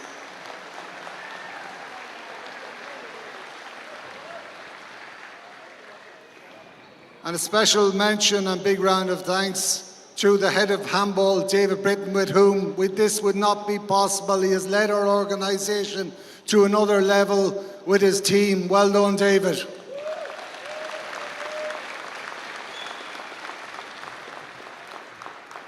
And now I'm just going to call Nazir Marsden, the winner. Well done. Runner-up, sorry. I make all the mistakes.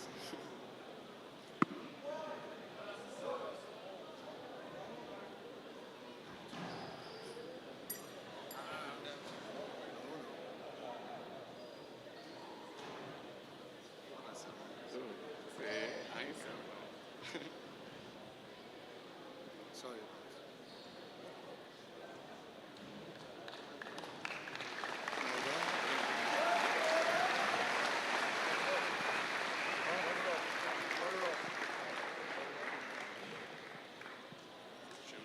Yeah, okay. And just going to call the runner-up, Timbo Gonzalez.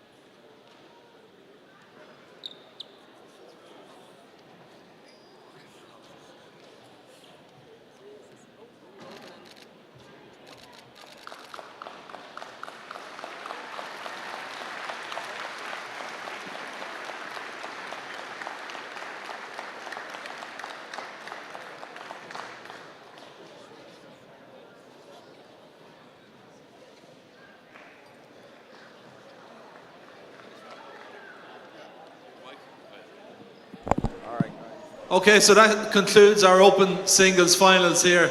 Just thanks to everyone for being such an enthusiastic and respectful crowd, and a big shout out to McAV and Sport TG Kelleher as well for their broadcast. So well done to everyone, and enjoy the remainder of the evening.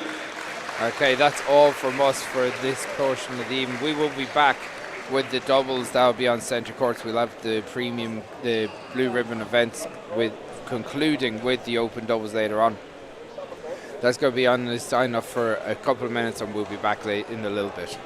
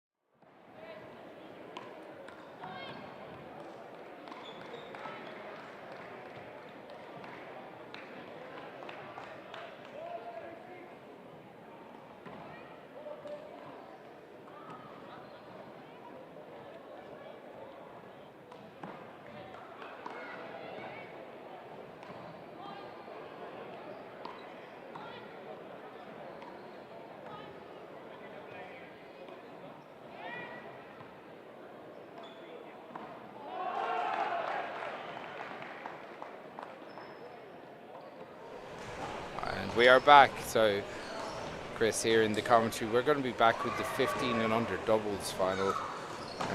Niamh Drennan and Boo Murphy. Boo, who had a singles earlier on against Cleona McGinty and Eireann Fallon of Niamh. So our referee for this match is Izzy Rivera. You see the 13 and under finals in the other How do I mute it? Ballynafina against St. Bridget's is going to be in that. So the girls take on some instruction after that amazing singles finals. Martina McMahon and Naz Martin going to be crowned the world champions. Martina retaining her crown in her home county after winning the title in 2018, 5 long years. The championship was cancelled in 2021 because of COVID. So we're back. 6 long years, is it? Oh wow. I don't even know what year it is myself. Alright. So Okay, can't even count anymore, guys. But we're here. The production crew are laughing at me because I'm talking such absolute rubbish. But we're back in the arena. We've still plenty of handball to be played here today. You'll see loads of doubles in action. You'll see on court 3, Chloe Philpott is playing in the doubles final. Our referee messing around with the microphone. All right, thank you. Yeah. Okay. As we see. First server, 0 serving 0. So we're going 0-0 here with the Wexford girls to start. With Boo Murphy driving the ball to the long line. Cleona played the under 15 or the under 14 All-Ireland final. Point to the server. First server, 1 serving 0. Here we go, an overhand serve deep. And that is a big, big angle. Boo Murphy moves. Point to the server. First server, 2 serving 0. 2 serving 0. Short ball. We've actually got the wrong score on the screen. You have 1 serve, 2-0. The Wexford girls that are 2-0 up.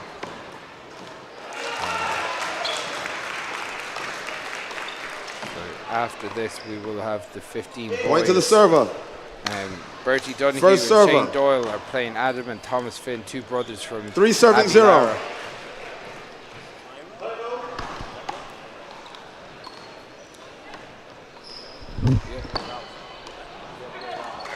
Point to the server. So actually, we have the scores 4 serving 0 on the screen there. It should be 4-0 to Short ball. the Galmoy. Short ball. Short ball. End the rally. Short ball. You're not straddling the line. You got to straddle that line when she serves. When your partner serves the ball and you're not serving this line, you have to be standing just like this with this line right here. So if you don't stand there like that, it's a short ball. Right now you have 1 short. So our referee, Izzy Rivera, who was on commentary duty yesterday with Ollie Cassidy. You have 1 short. One very experienced player and referee. Big return there. And a hand there. Point to receiver. As I said, you see, you need to do a bit more schooling with some of these where First server. A player should stand either side. 1 serving of the 4. straddle line, but it's a big serve. And that's outside. The ball. Point to receiver. So second server. Second server. We've got the scores right now on the screen. 1 serving 5. And it's 1 serving 5. Oh, that's a Beautiful. long way back. Point to receiver. First server. 6 serving 1. So we're at 6 serving 1 here. Hold it, hold it. Replay, we're going to replay that. Ball on court. 6, hold it.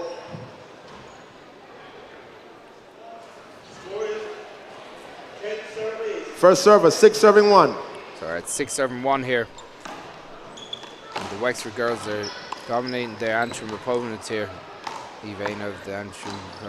It's a great point to the server. Over swing. First server. Throw by Cleona McGinley, the partner Eireann Fallon.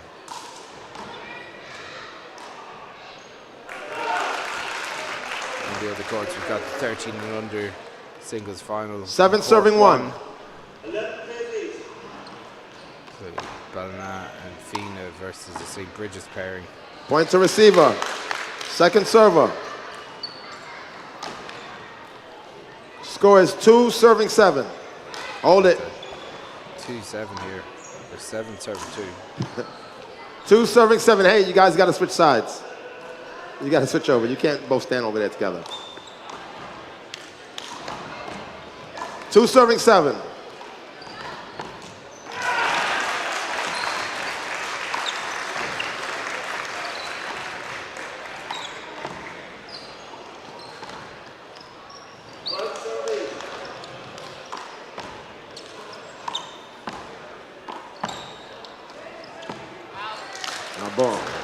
Ball by Blue Murphy. 3 serving 7. Right, 1 second. So in Ireland, yeah. If that player wants to come over to here. Oh, you're going to let them both on the same side? All right, no problem. All right. 3 serving 7. Correction. A little bit of a correction by team manager. Point to the server. There is no 4 serving 7. A doubles pair can't stand right beside each other as long as they don't interfere with or screen the serve. That's a good shot. Second server.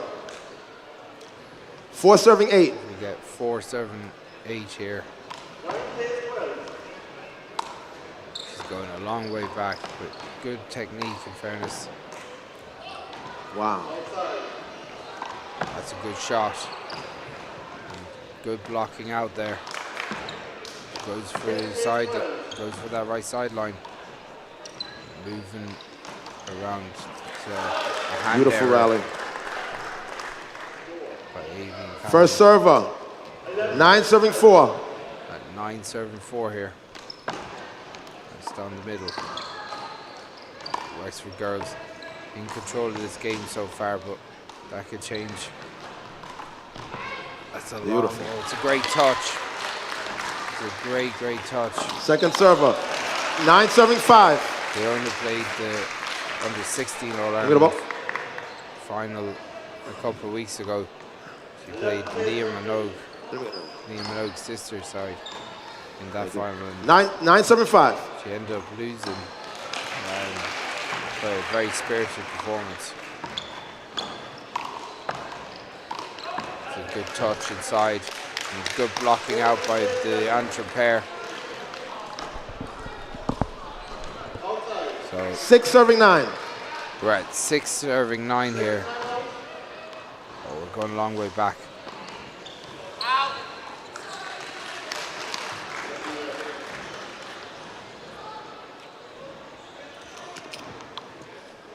So we're 7 serving 9. 7 serving 9. This is a good little comeback from the Antrim pair. And that's a great shot. It's a great kill. Popped up in 8 front serving of her. 9. She re-killed it. It's a great shot. Back down the line again, using their partner to block out. 9 serving 9. They're together at 9 after a big lead. The Wexford pair in a little bit of trouble here. 10 serving 9. Just shipping a lot of points. Okay, And they're on second server. So the scores come together again. 10 serving 10.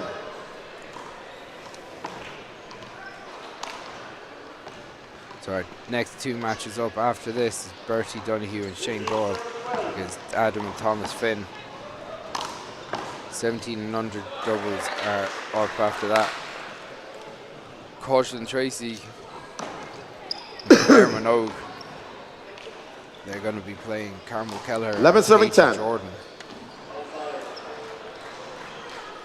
Katie Jordan, who contested the 40 by 20 and 40 by 20 tiles. Boo Murphy swung through 12 serving 10. contact, but it wasn't called by the referee, so play continues. The Wexford girls in the ascendancy here. They've turned things around after shipping a bunch of points on the bounce. They've 13 serving 10. Recomposed themselves, and they are going again. The deep serve, that's staying in. It's a good shot again.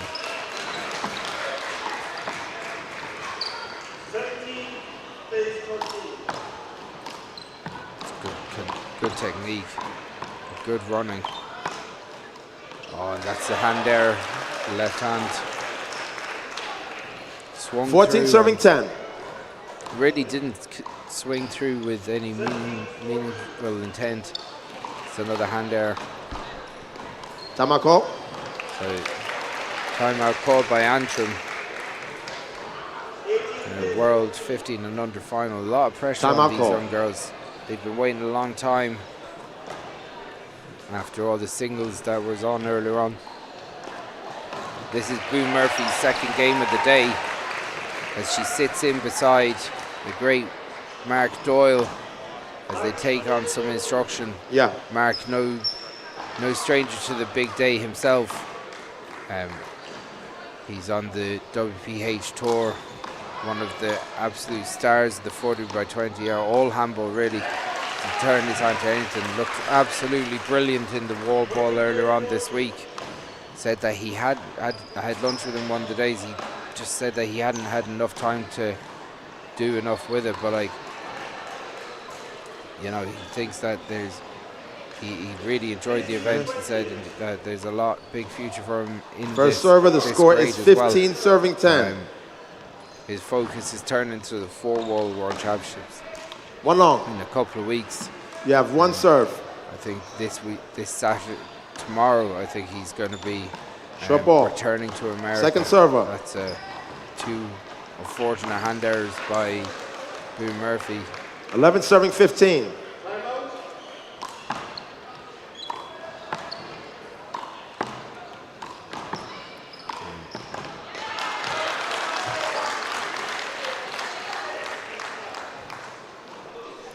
To the second server. 16-11. Still a big crowd tipping around here. I know there's a lot of games on. There's a few games on different courts down the back end there. We'll try and get an update on those courts as well. 17-11.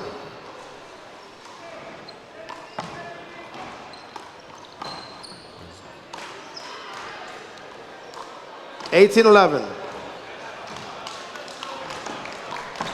Okay, we're at 18-11 here, and the Wexford girls are in a strong position for this first game. It's a big rally happening. And tries to dig it out, but got to be two bounces. What's that? Two bounces? Izzy Rivera not with the greatest view. 12 serving 18. So we're at 18-11. Beautiful. Oh, it's a great shot. Brilliant shot. Comes in and flies the ball and kills it. Stone First dead. server. 13 serving 18. So we're at 13-18. A bit of a mountain to climb, but again, wow. What have we done? Oh, that hit the. She kind of almost crashed into the camera. Went to the server. 14 serving 18. Hold it. Yeah. I can't hear what you're saying. What are you saying? What are you saying? No, I can't replay it. No, I can't replay that. You're part of the court. You're part of the court. Sorry about that. 14 serving 18. Looking to see if there's actually a replay in that call, but there wasn't. He said if you are backing up all the way to past the long line and all the way back, you're doing it at your own peril because 14 serving 19. A lot of space inside, but if you're backing up like that, you could run into something. So game point serving 14. Chance of winning the first game, or 2014. A good pick on the outside left line.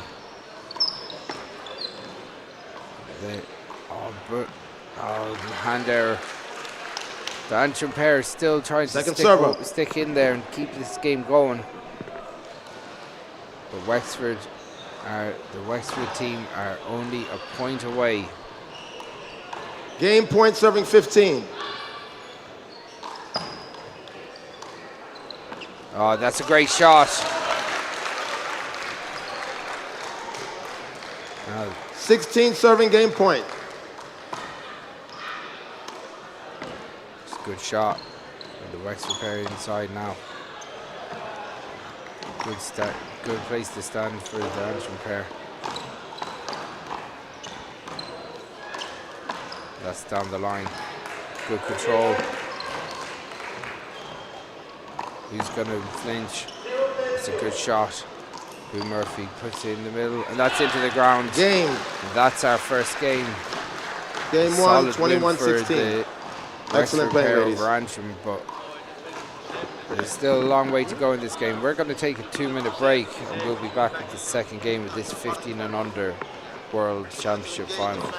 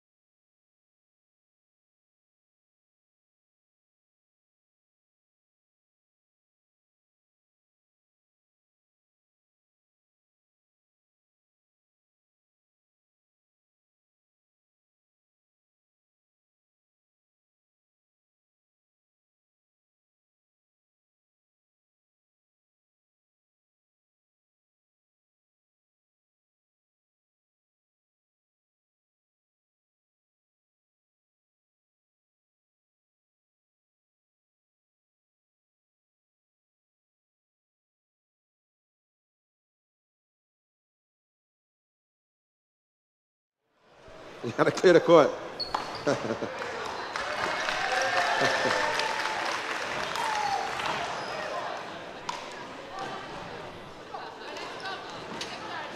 All right, first serve. Hold it. Behind you. Okay, I think we're back. The production crew again. Zero serving here. 0. They're forgetting to actually tell me whether we're live or not. So at least I'm been doing this long enough not to say anything silly yet. Side out. I'm not like Ollie. So One serving 0. To Wexford.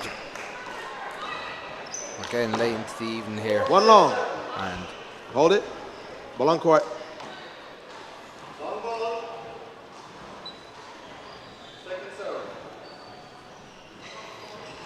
You have one short still. Going on 1-0. Courts here as well.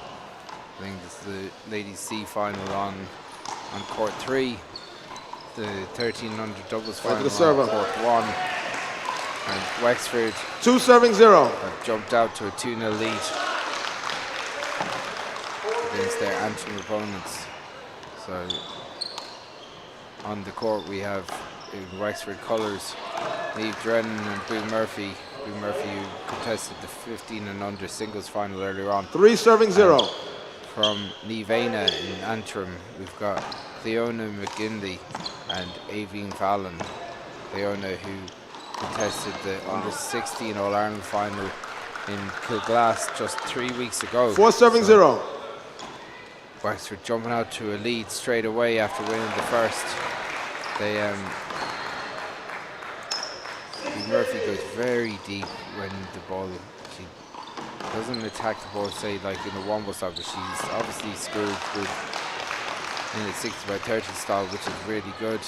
But as she gets a little bit older, maybe she would want to attack that a little bit earlier. So she 5 puts the serving court 0. off inside the lines, so she's not giving her opponents as much space inside. It's a good shot. Excellent play. 5 serves 1. Niamh Drennan goes all the way to the left-hand sideline to serve. Boo Murphy kind of scoots in and makes a hand there. Probably could have left it, but there's good boxing out from the Antrim pair. 2 serves 5. And 2 serving 5 here. Oh, that's going all the way back. And that's on the outside. Right, that's a long way back. She has to really 2 serves 6. She doesn't want to hurt herself going into the crowd, but definitely not into a camera or PA system or something. Definitely don't want to see anyone 3 else serves get hurt 6. today.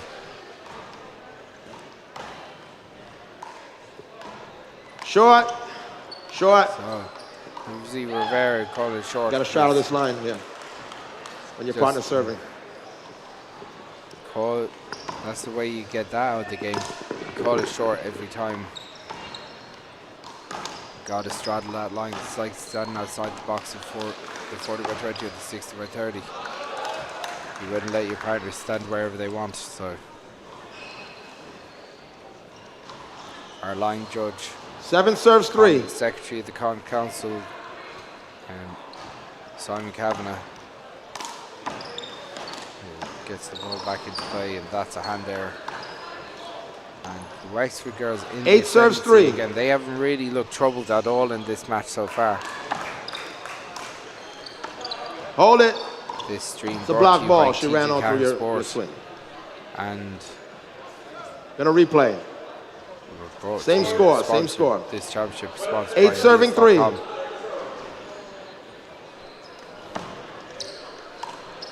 That's popped up in front. Boo Murphy just being really controlled in the front of the court. That's a good shot. It's going to push their opponent right back. That was going to drop in, so it's a good fly.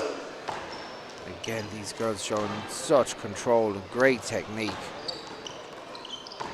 This is a really good rally. Who's going to flinch first? Oh, that's a good shot as well. And we're going all the way back to the side line. Oh, no. That was incredible. Really committed handball. You right? Yeah, you can put that behind the hole.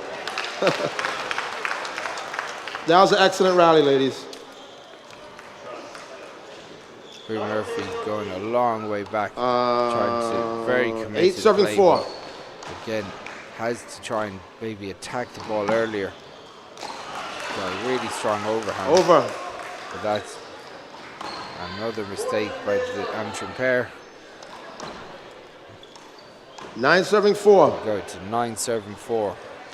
Approaching the halfway point of this second game, with Wexford a game up. 10 serving 4. So we're at 10 serving 4 here at the moment. Sizable lead to the rally scoring. It's good control with the left hand. She doesn't get to dig it out as the Wexford pair go out. 5 serves 10. 5 serving 10. Fiona with a really deep serve, knowing that Boo will go really, really deep to retrieve it. Possibly could get under the ball and fly the ball a bit more. That's outside.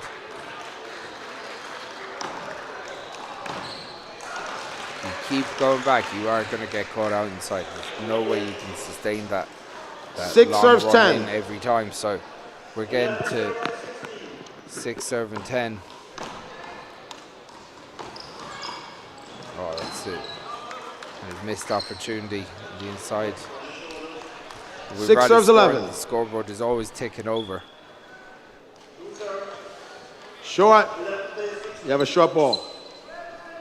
You have 1 serve. Foot short on your partner. 6 serves 11. We're at 6 serving 11 here. The great Bosco comes up to see me. You want to stick these on for a minute and have a chat? Hold it. Okay, you will too. Tá go Hanaway. Thank you. Here we go. That's it. I've been working on it. It's improving. It's good. It's getting better. It's getting better. Yeah. So I've got Bosco here with me. This is all going the way of the Wexford pair in 12-6, and we got a timeout. Bosco, you've had a very busy week. I have. How did your games go? First of all, my games did not go out well at all. My one while lack of preparation was I gotta say thank you for letting me borrow your goggles, because that tells you what type of tournament I was having. That I came here yesterday and I didn't even bring my gear, even though I was 12 playing. serving 6. I didn't bring my shorts, so I had to borrow them off Paddy Murphy, and I had to borrow goggles off you. So luckily I don't need gloves to play. So maybe it's the way to go. It was your good luck charm it for the final. It was. It was nice to get a little win out of the week anyway. So I think I saw the post this morning. Mayo did well across the in the plate. Yeah, the A doubles and B doubles. Yeah, so actually 12 serving 6. George Miller won the 60. Oh, excuse me. Hold it. Myself and Shane won the B 12-7 doubles plate. Michael Lang and Michael Corley lost in the 50 plate 12 final. serving 7. And then in the A doubles, long ball, Niall and Paddy got to the semi-final, losing 11-9. You have 1 serve, 12-7. Oh, that's a big win for the Ballina Fina doubles. Oh, look at that on court 1. They just absolutely, 2 girls, means everything to them. They're being hugged by their parents and coaches. It was great to see the juveniles out in force. We had a great day yesterday, the 11 under fun doubles. 8 serving 12. It was great for the younger kids to get the experience on these show course, and I think a lot of them went home very happy. Yeah. We got a lovely email to GA Handball thanking us for everything that went on yesterday, and I suppose it kind of makes the week worthwhile. There's been a lot of long hours, a lot of 9 sleepless serving nights, 12. but when you see things like that, it kind of makes it all worth it in the end. I gotta say, it's been superbly organised, and even though, you know, like with a mammoth task, it's a brilliant shot by Boo Murphy. A mammoth task to organise over 1,000 games 9 serving over 6 13. days, and you know, games Short change, ball. Games Foot change short. in time and trying to. You have one you've short, got players 9-13. playing different divisions and singles and doubles, and it's been a huge collective effort, and the desk has been. This is still a short. Superbly manned. This line has to be, like that, just like that. Yeah.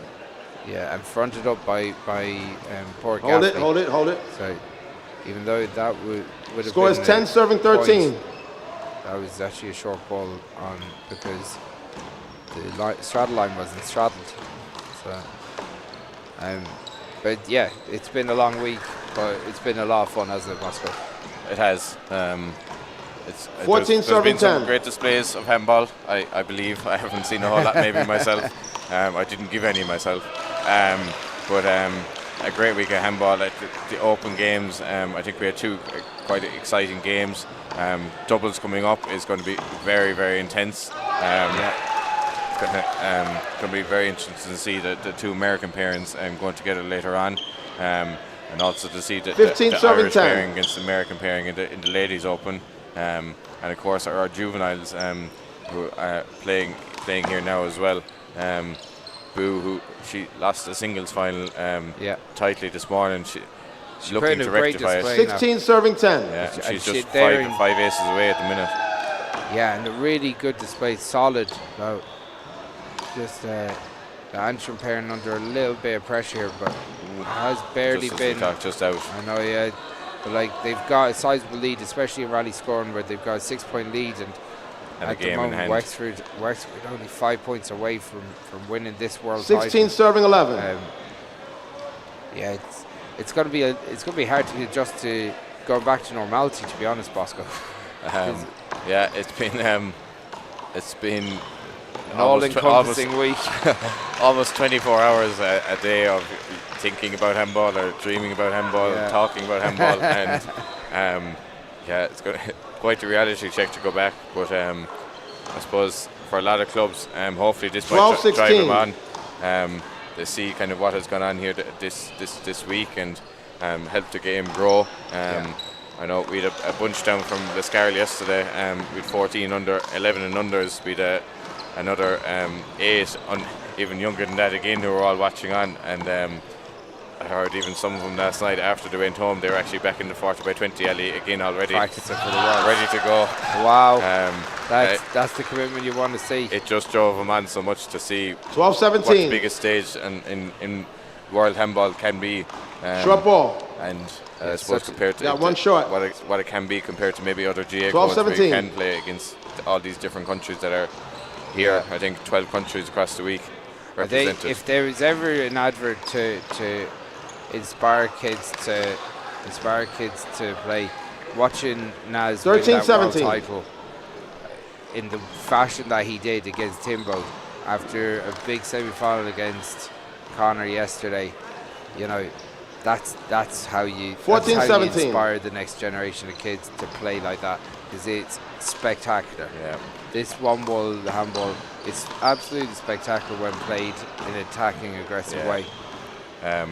And I see even he's been great with the kids, even outside the court. Down at the tournament desk for the last 2 hours, there's just been constant kids asking for pens and markers and different things, because Naz has to sign and Naz has to sign, and this is even before his final.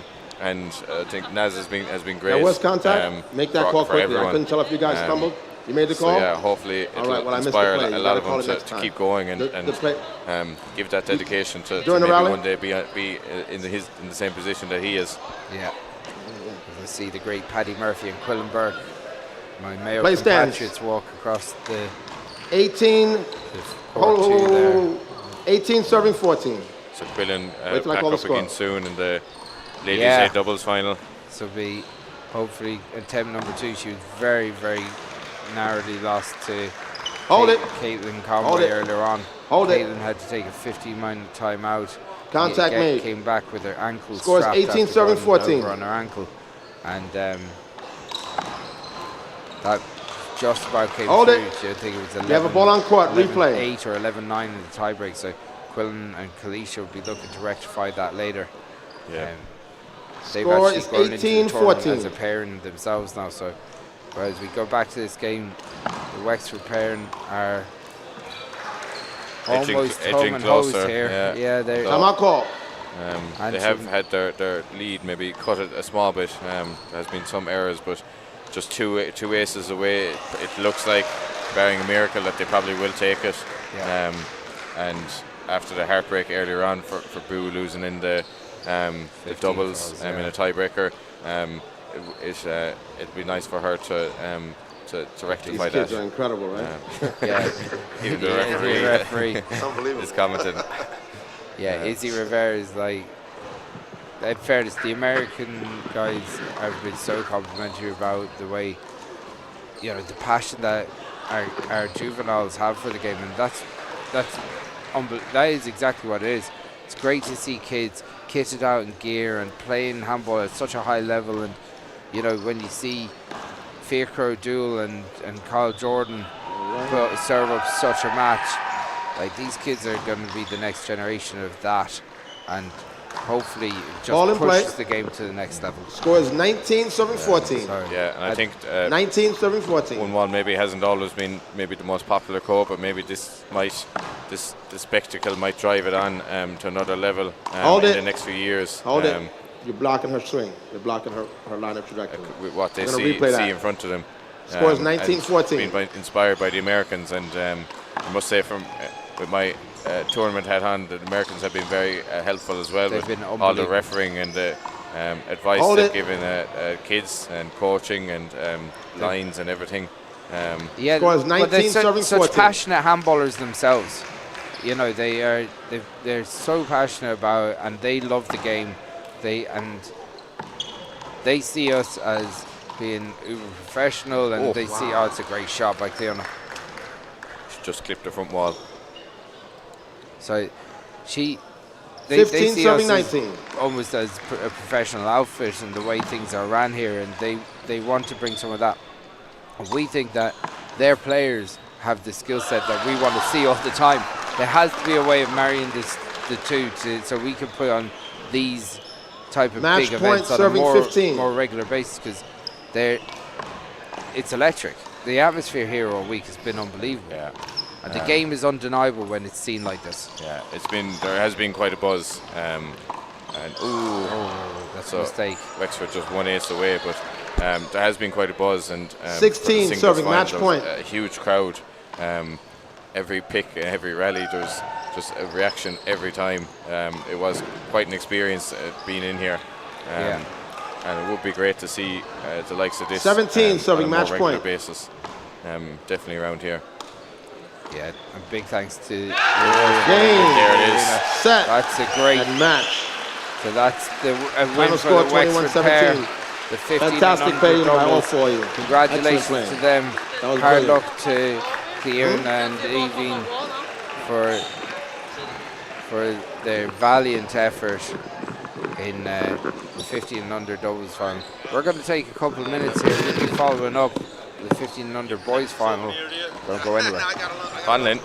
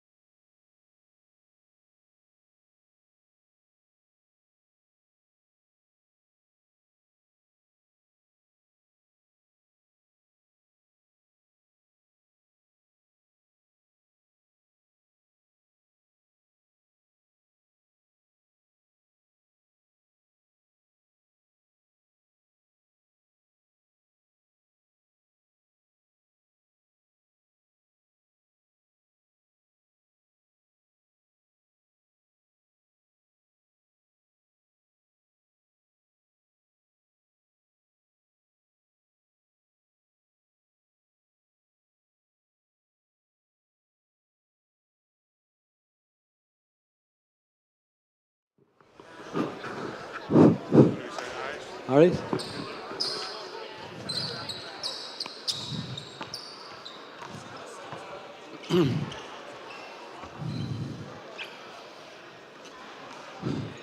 Okay then, boys under 15 doubles then. Serving first is Shane Doyle and Bertie Donohue. Receiving serve, Thomas and Adam Finn. Okay.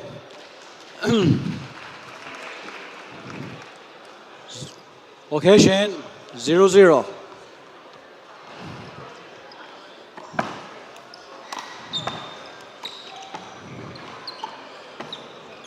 Out. 1-0.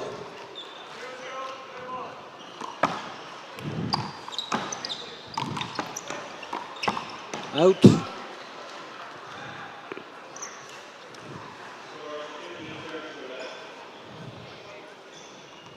2-0.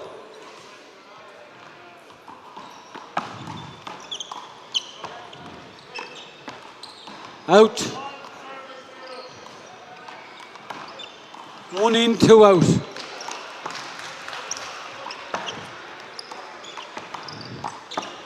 Point. Together at 2.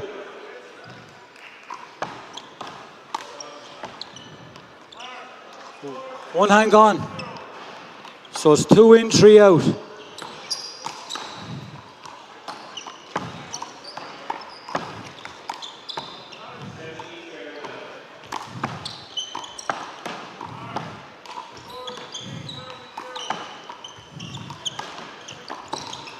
Two hands gone.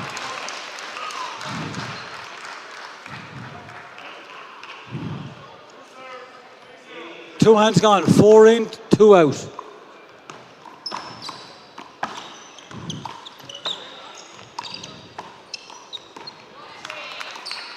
Point.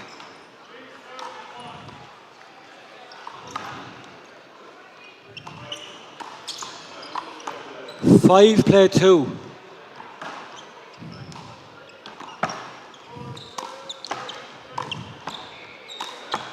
Out.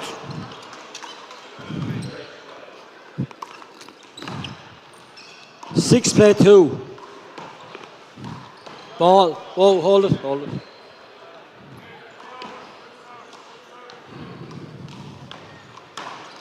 Six, play 2.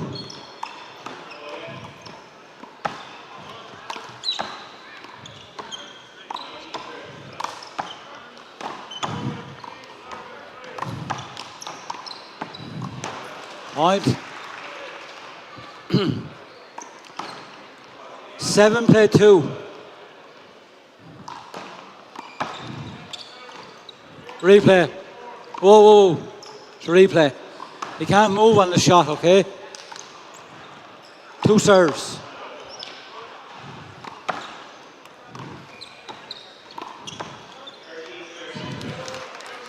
Point.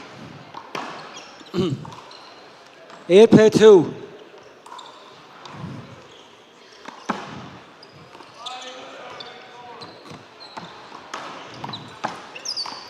Oh, contact, replay that. There's contact, replay that. On the backswing, yeah? 8, play 2.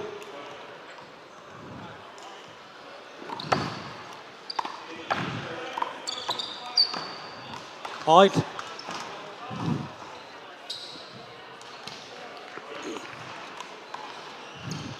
9, play 2.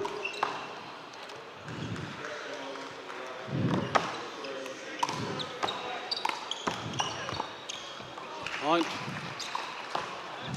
Time out. 10-2 coming back.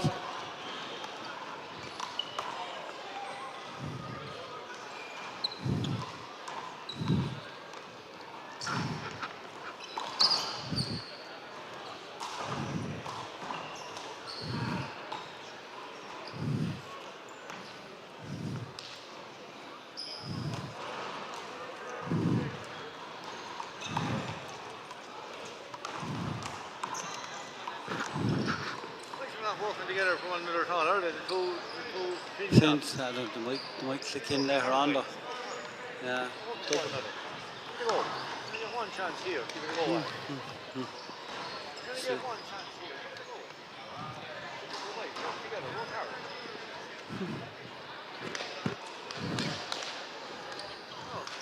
He's cooler than him. Look, see Chops giving it away. He's better than that, and he's better than that. Doubles is funny though, isn't it? Doubles. It sucks up for the brother. He's not.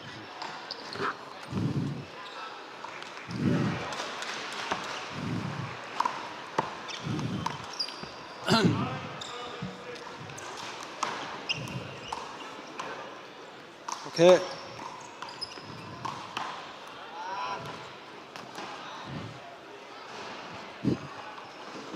Okay, resume and play.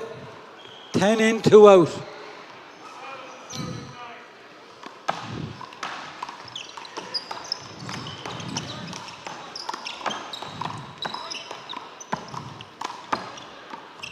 Point. No, he had room. Had room. I didn't see it. Had room, didn't he? 10, 11. 11-2.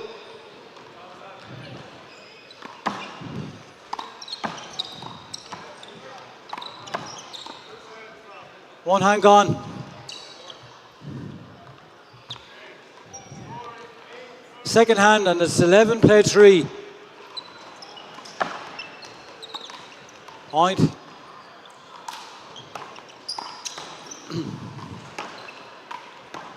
Twelve, play 3.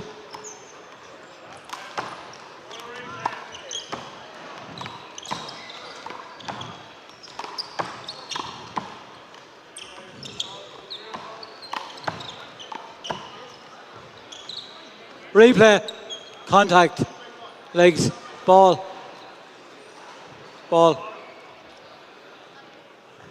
Replay, 12 play 3. On.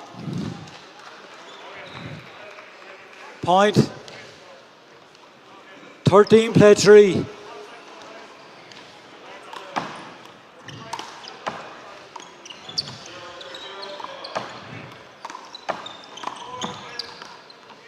Two hands gone.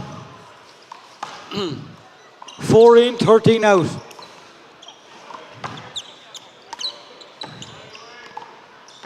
Out. One hand gone. 4 play 14.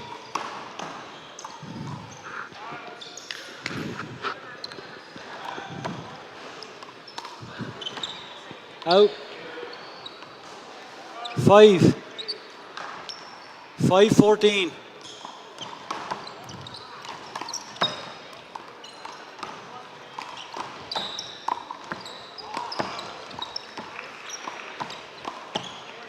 Two hops. 6. 6-14.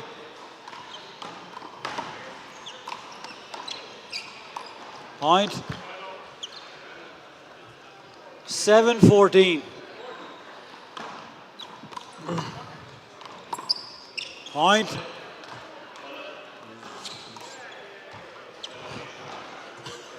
Eight 14.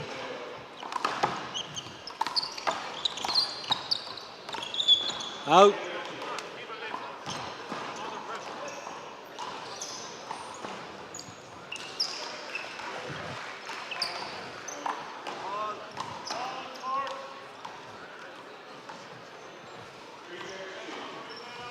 Nine 14.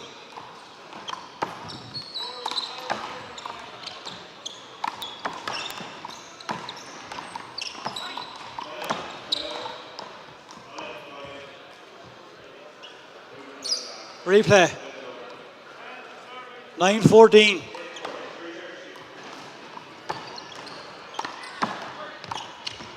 Two hands gone. 15 in, 9 out.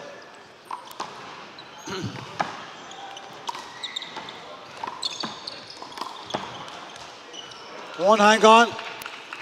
Oh, the ball was gone by you. The ball was gone by you. 15 playing 10. Point.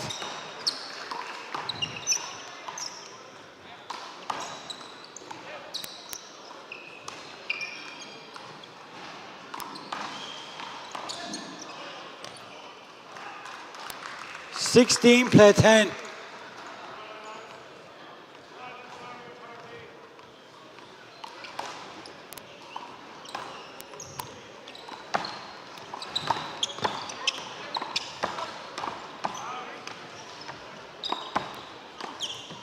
Two hands gone. 11 going in, 16 out. Long.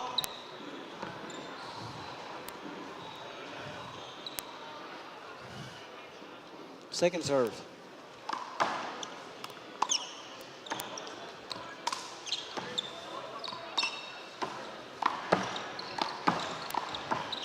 Point. 12, play 16.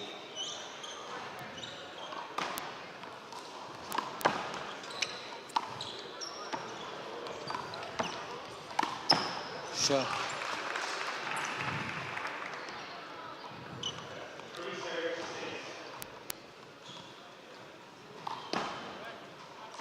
Okay, one hand gone, and it's 12, play 17.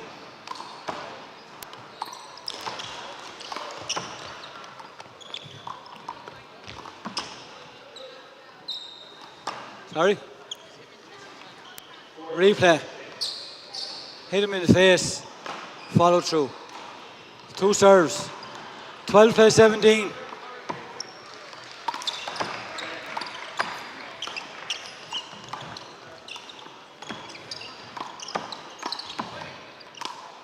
Replay. 12, 17, just check the ball. Hold it, hold it, hold it. Just check the ball.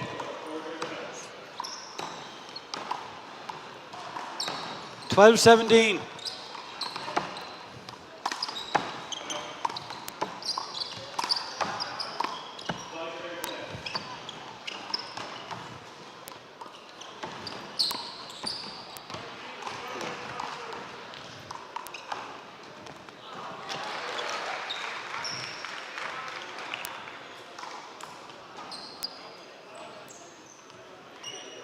Already have one. 13, play 17. Screen ball. Screen serve. Two serves.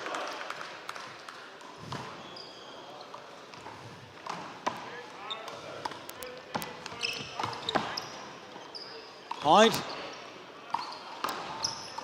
14, play 17. Point. Timeout, timeout. 15, 17 coming back. One each.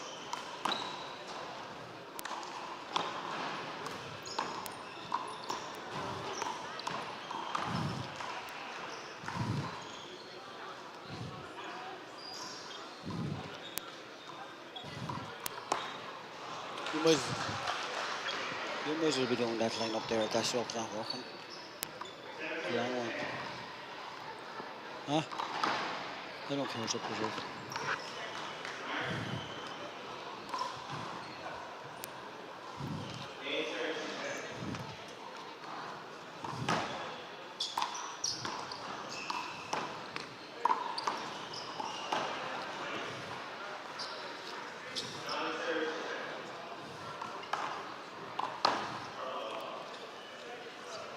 Time in then.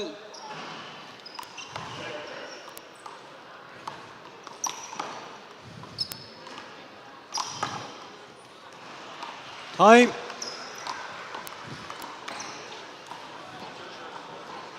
You have a ball, have you?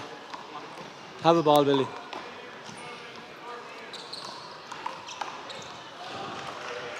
So it's one hand remaining, and it's 15, play 17.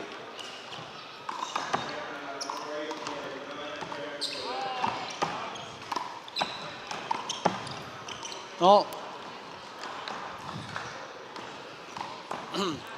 16, play 17.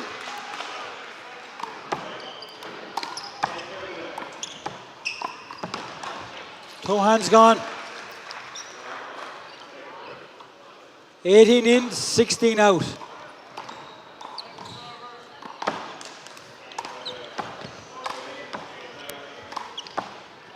One hand gone. 18 plus 17.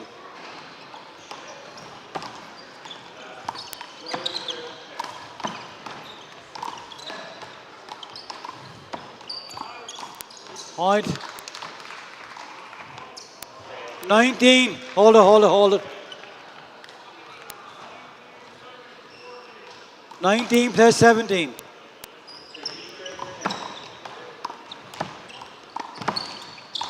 Point. Sorry? Oh, you didn't touch him. No. 20, game ball.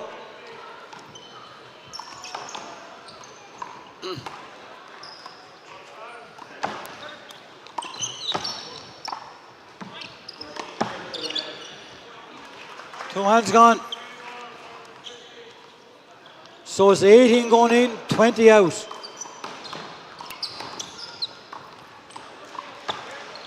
Long.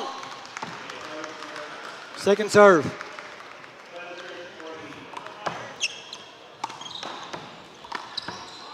That's the first game. Lads. 2 minutes.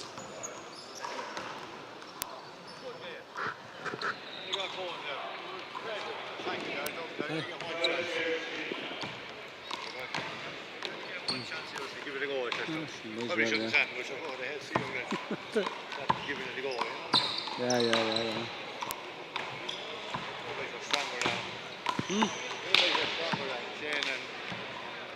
Bertie, yeah.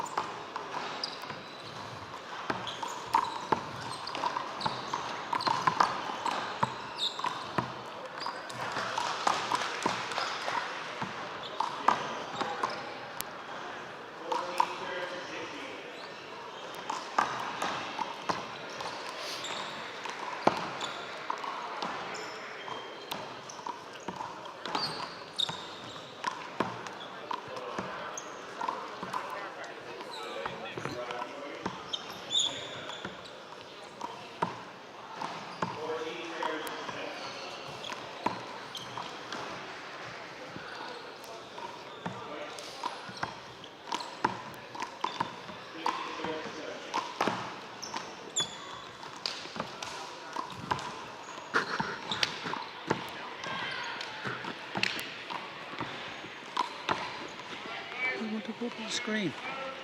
Let it go up on the screen. It's quite handy when it goes up on the screen. It's quite handy when it goes up on the screen because I can see it then. You don't have to. I know they can hear me and all, but still.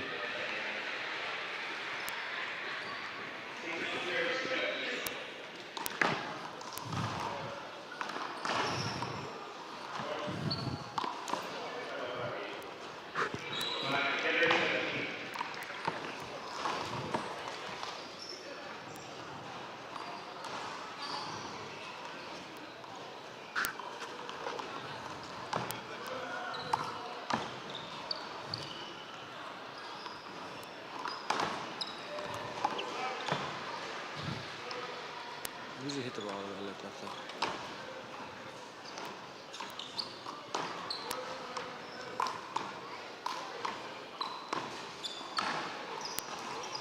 that. Ball then. Okay then. Thomas and Adam to serve first then.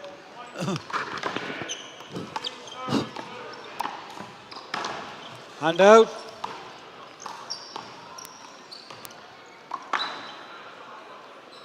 One zero, one in.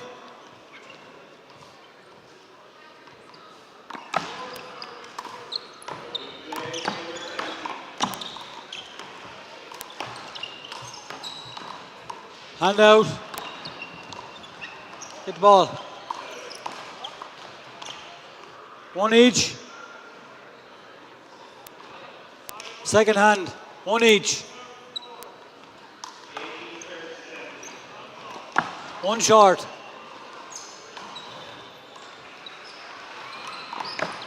Two shorts. Short. 2 in, 1 out.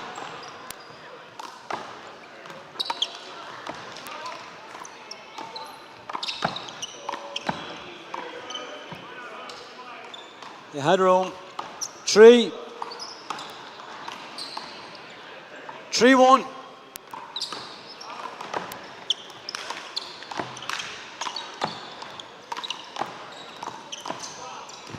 Point.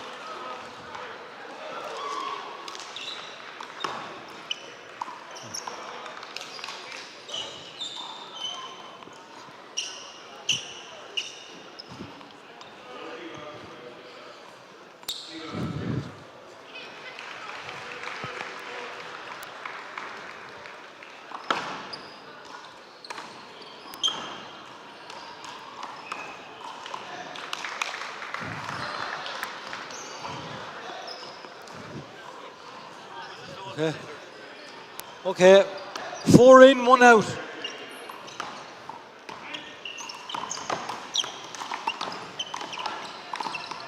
Replay.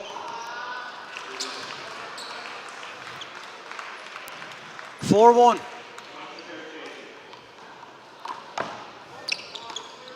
Point. 5-1.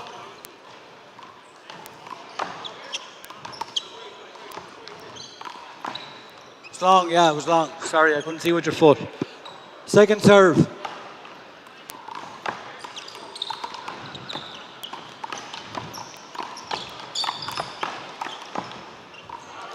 One hang on.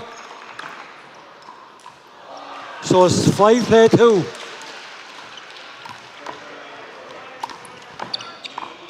Two hands gone.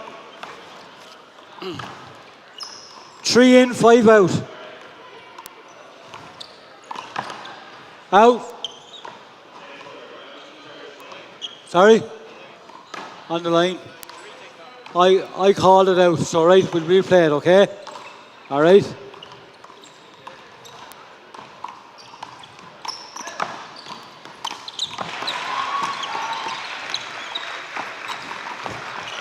One hang on. Wait again. All right? 3+6.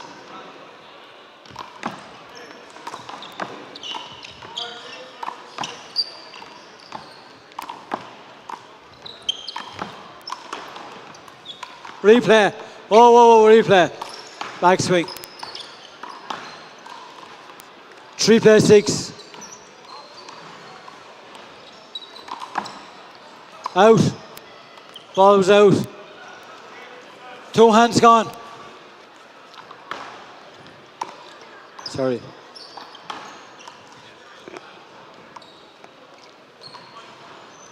Seven in, 3 out.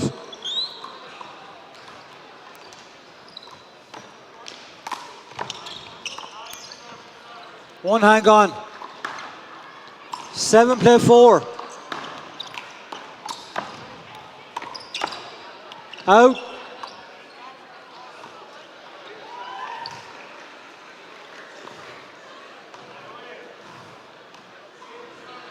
A+4.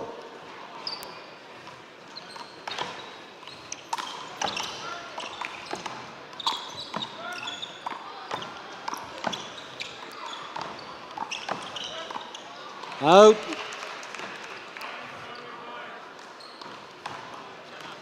Time out.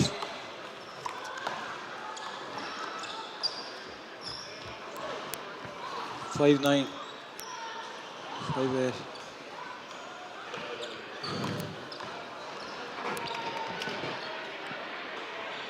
Taking doubles is terrible. Taking doubles is terrible in that job. Yeah. That's funny enough, the only ball I could fucking see. Yeah. The one before that I couldn't see. Yeah. Yeah.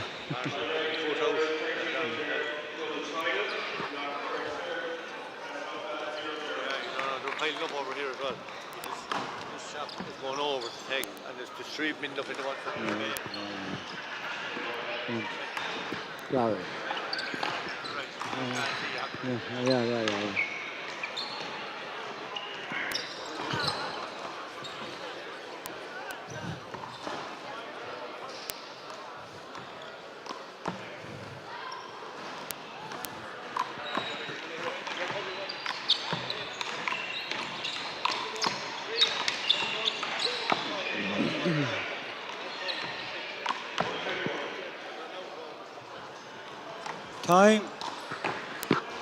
Time.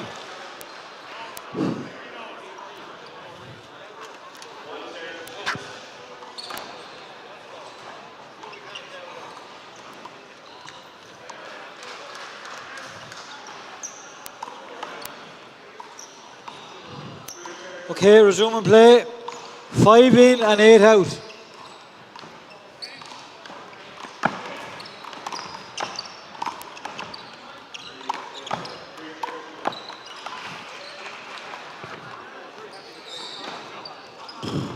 Sorry.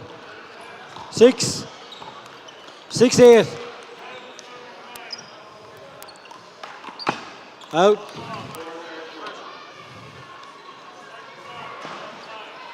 One hand gone. So 6 play 9.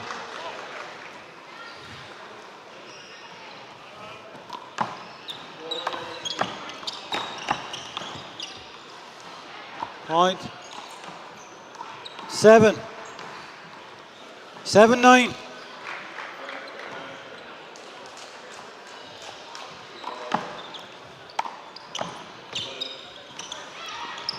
Out. 8 play 9. 1 short. Second serve.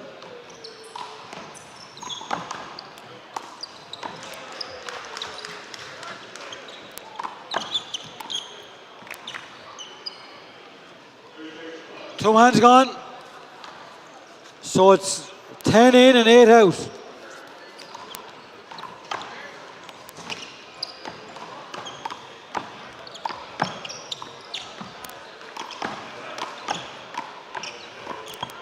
One hand gone. 10 play 9.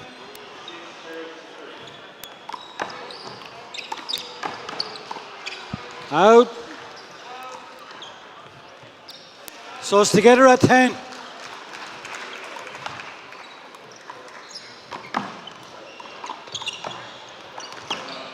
Out. One hand gone. So it's 10 play 11. Hold it.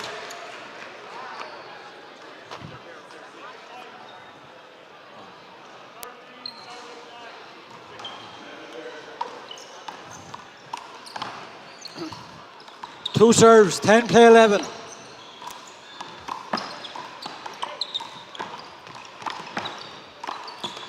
Point.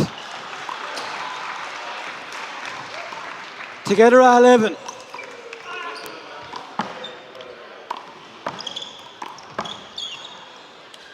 Ball hit him. It's a hand out. Ball hit him. It's a hand out. 12 in, 11 out. Long.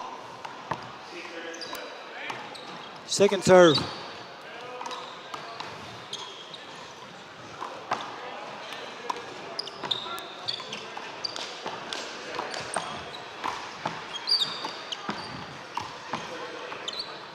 Point.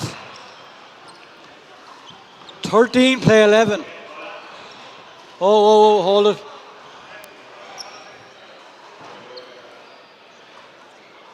Okay. 13-11.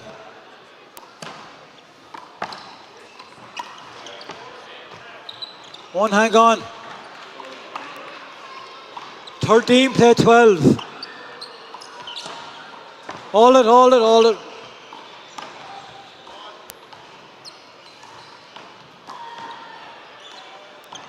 Same score, 13-12.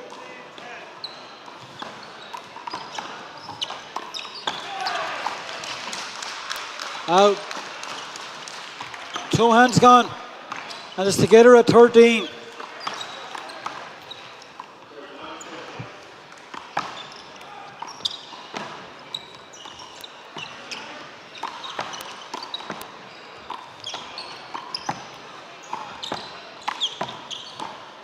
Out. Point.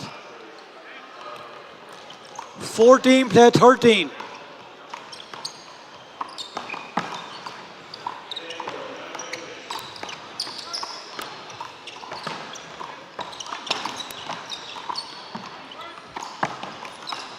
One hand gone. One hand gone. Together at 14.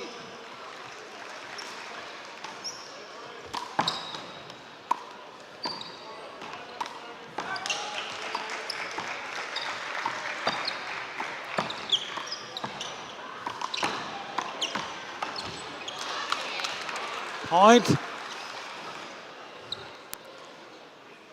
Ball.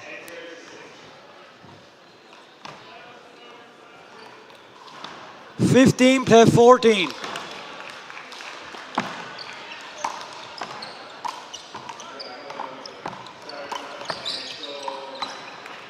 Replay that.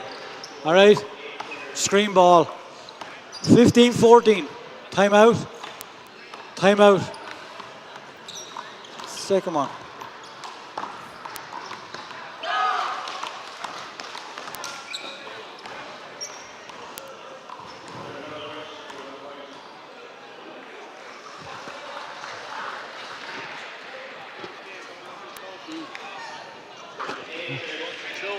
Yeah.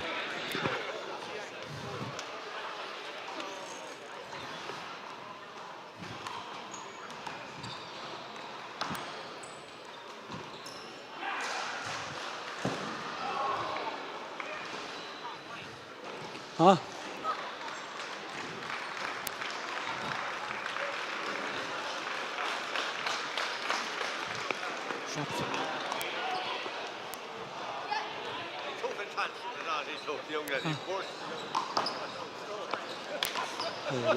You lost it, eh? You lost it. Lost it, eh?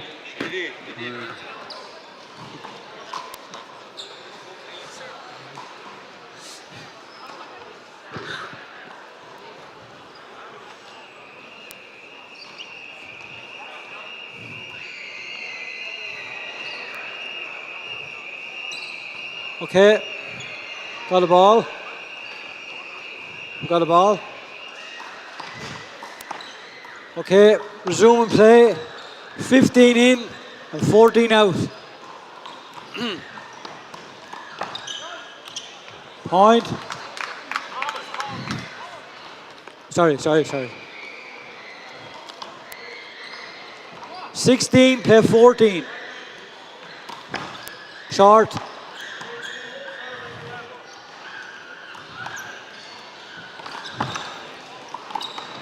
Point. 17. 17-14.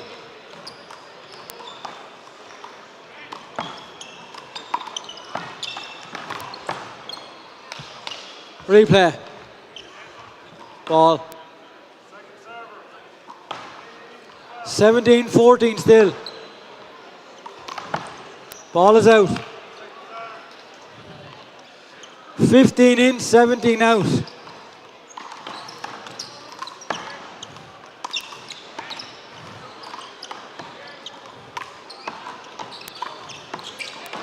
Out. One hand gone. So it's 15 play 18. One long.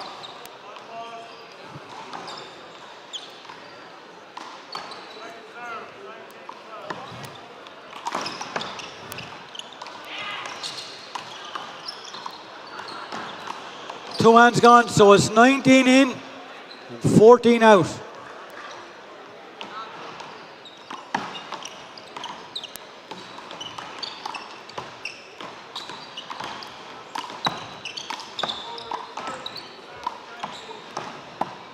Point. 20 in game ball, possible match point.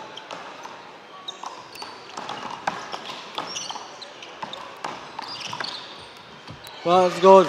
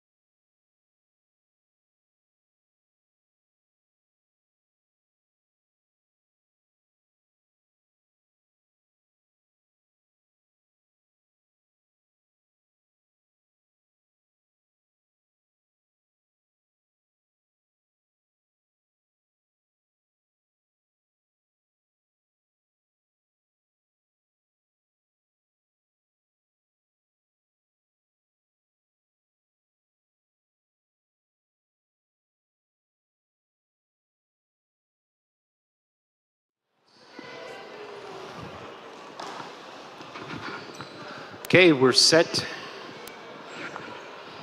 This is 17 and under. Set to begin the girls 17 and under doubles final between Katie Jorma, Carmel, Claire, and Cashlin. Katie Jordan and Carmel will serve to start. 0 plays 0.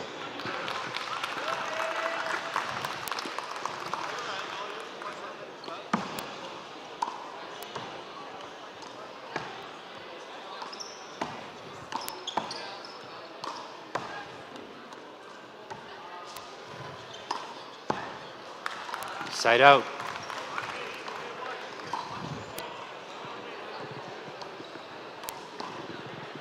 One plays 0.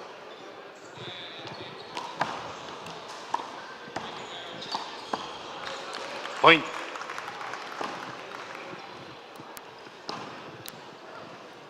Two plays 0.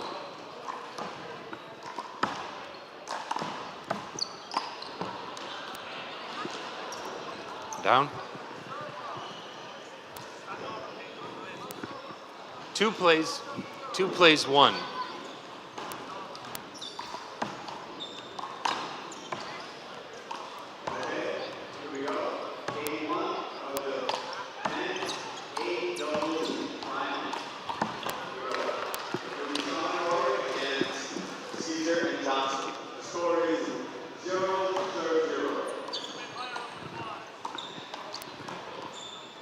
Three plays 1.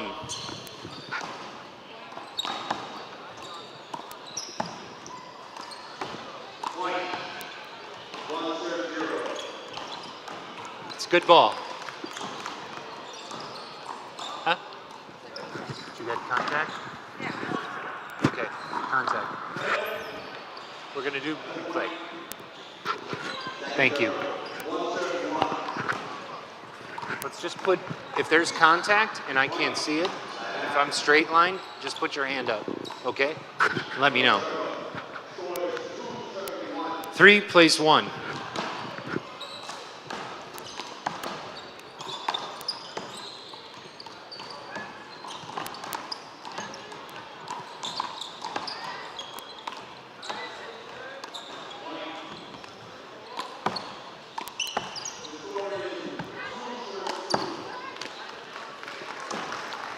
Point.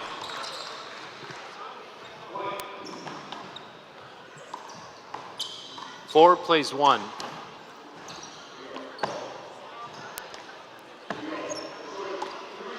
Yeah, over. That's an avoidable, okay? It's all right. It's a point. 5 plays 1.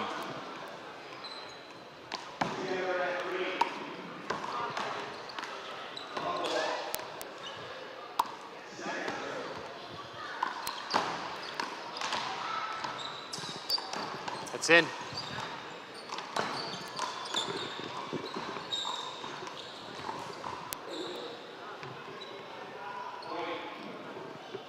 Hold up. Okay, 2 plays 5.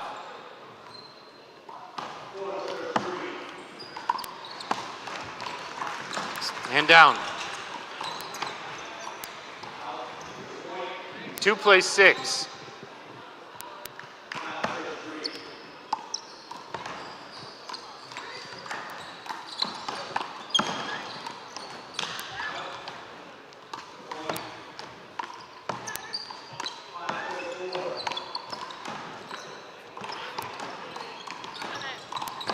Gotcha.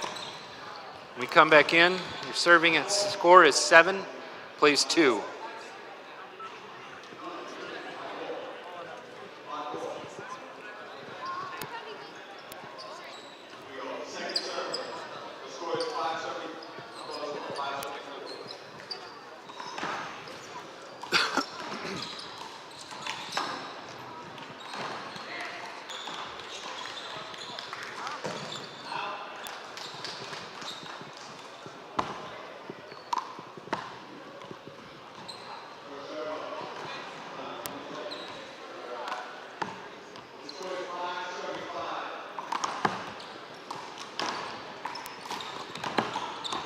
20 seconds.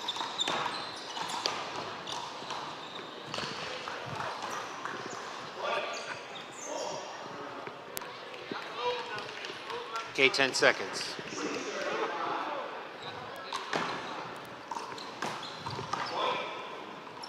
Okay, resuming play. 7 plays 2.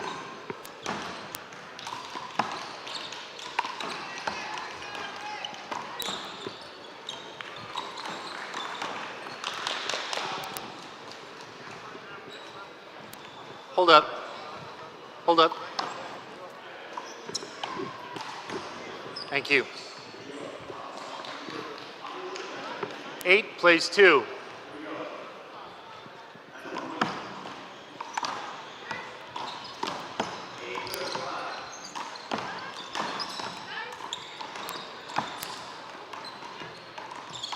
Out.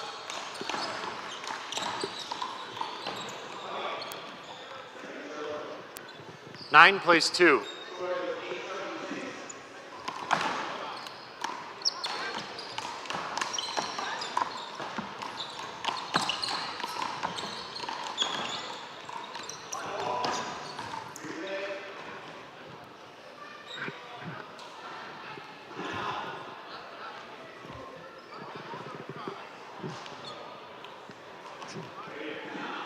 Okay, ready? 10 plays 2.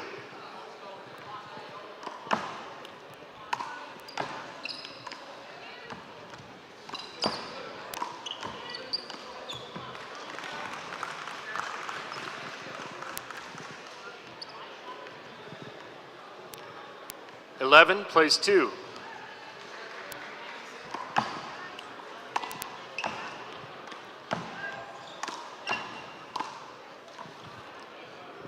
And down.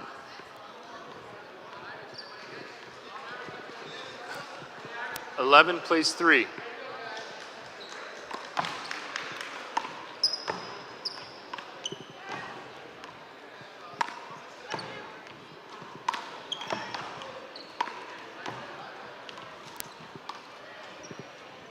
Side out.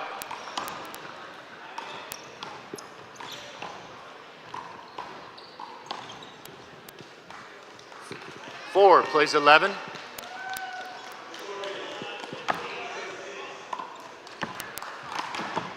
Point. 5 plays 11.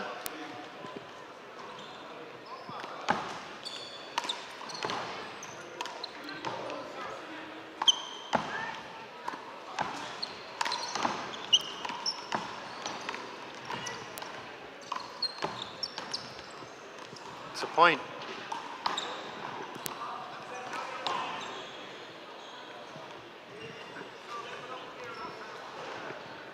6 plays 11.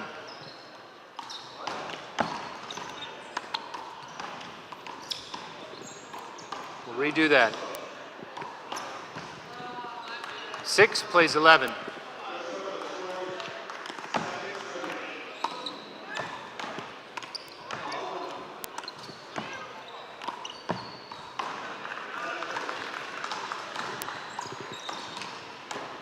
Seven plays 11.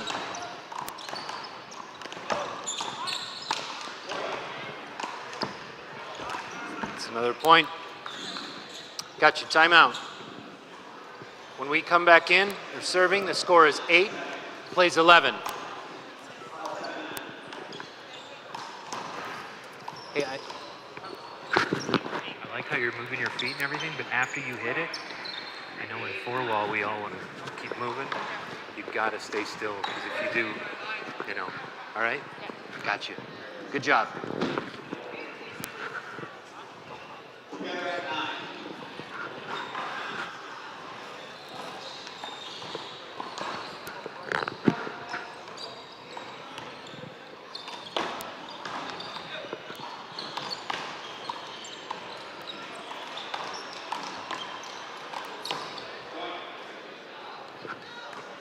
Twenty seconds.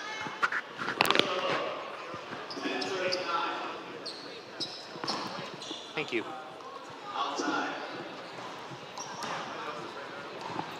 Oh, you got.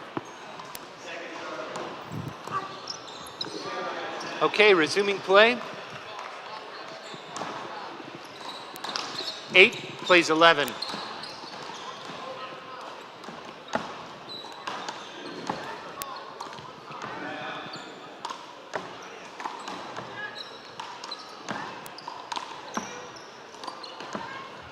Two.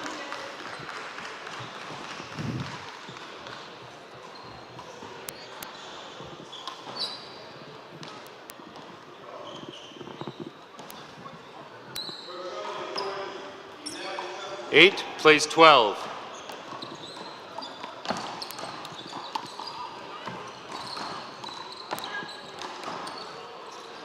It's point. Thank you. 9 plays 12. That's good. It's point.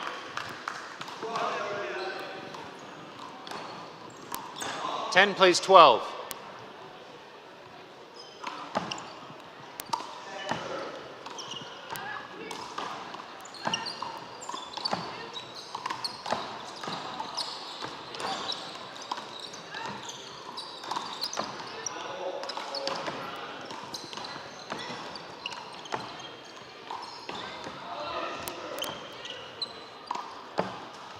Nope.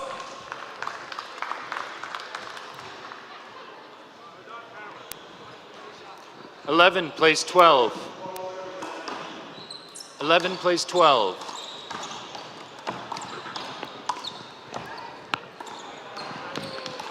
Side out.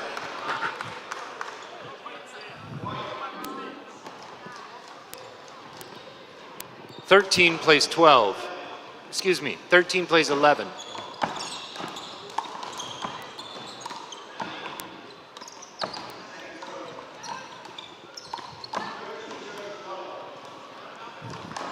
And down.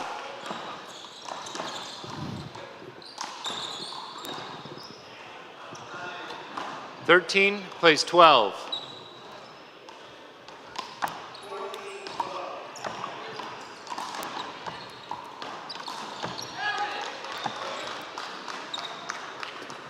Almost.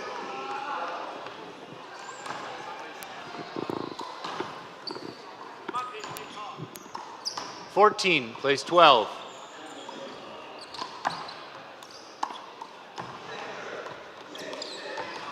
Out. Out. That's out.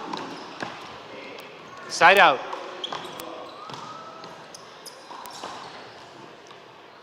Thirteen plays 14.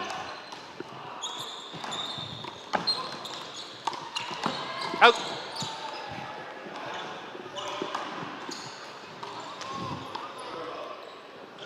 Together at 14.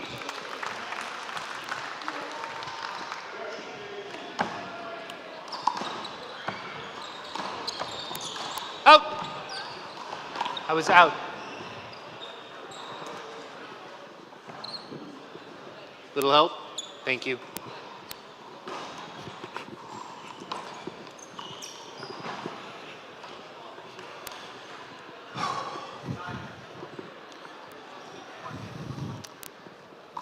Fourteen plays 15. Representatives from the girls 17 doubles, or sorry, the boys 17 doubles and the girls 19 doubles to the tournament desk.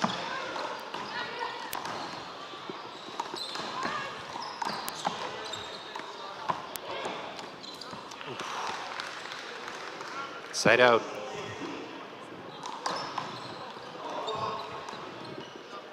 Sixteen plays 14.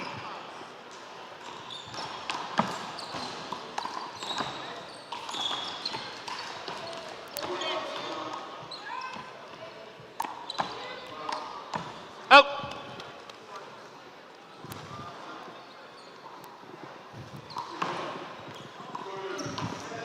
Sixteen plays 15.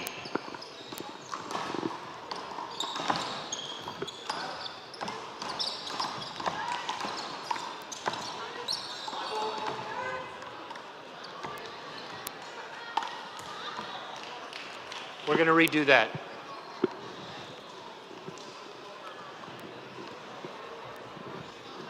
Ball came right in the backcourt. It was at her feet.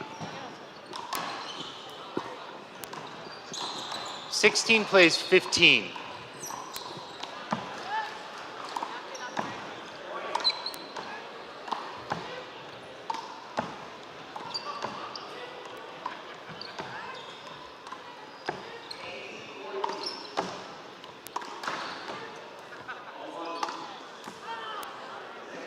Side out. Together at 16.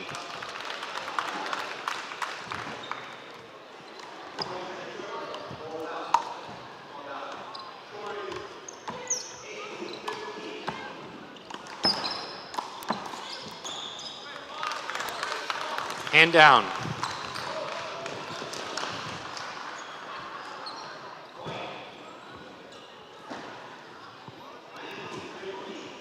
Sixteen plays 17.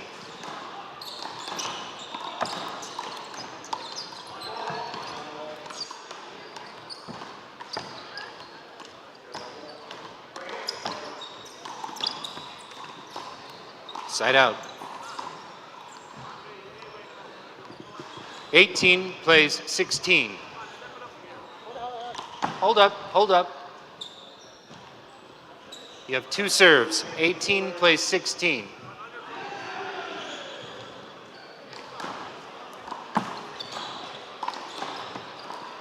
It's point.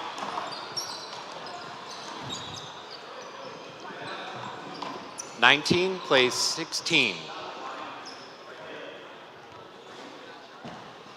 Just a second. 19 plays 16.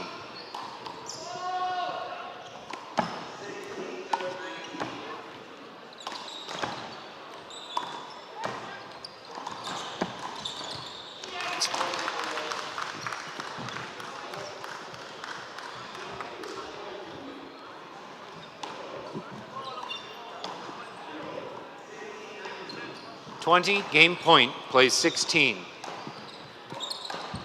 Hold up. There, 1 ball, stop 2 games. How about that? All right, you have 2 serves. 20, game point, plays 16.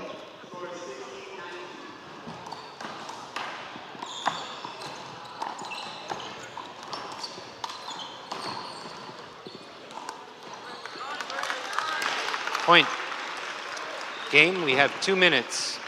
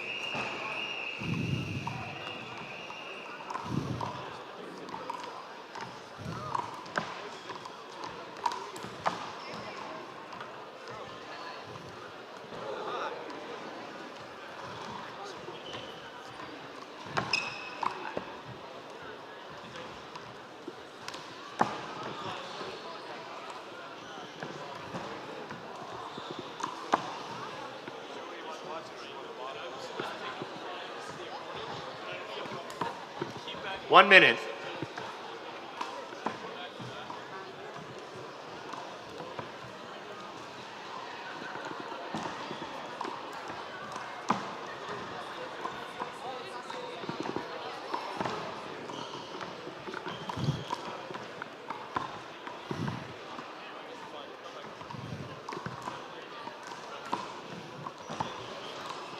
That's fucking talent right there. That's talent right there.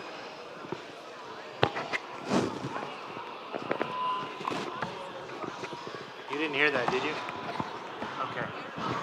Huh? Yes, you did.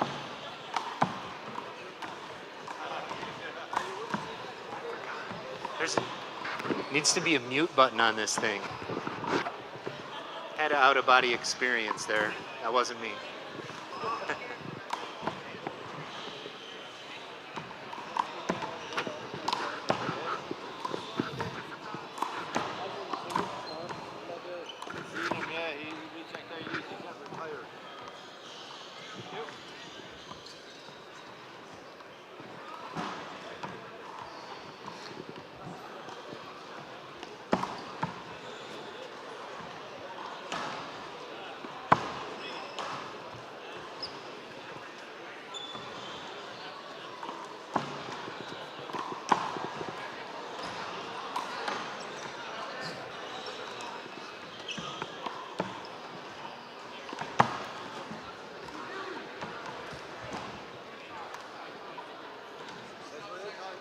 Oh, now you got to go get that. Mr. Kelly, you going to go get that?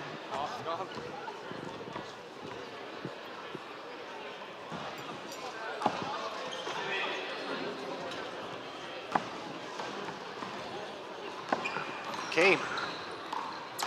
All right. 20 seconds.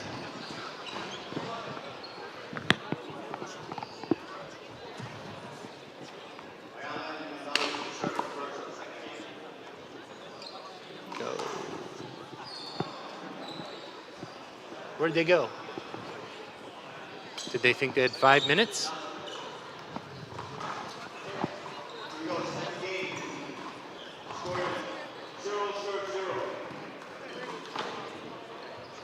"17 under girls." All right.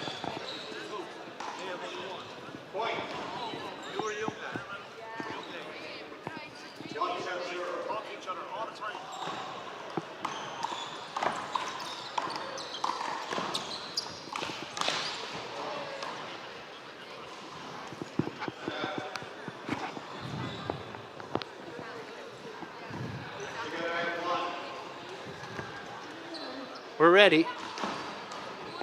Did you bring me back some takeaway? No?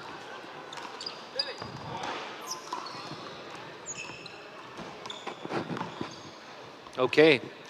All right, let's play. Okay. 0 plays 0.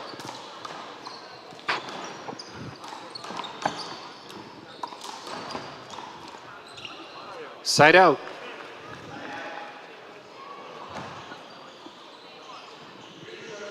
1 second. There we go.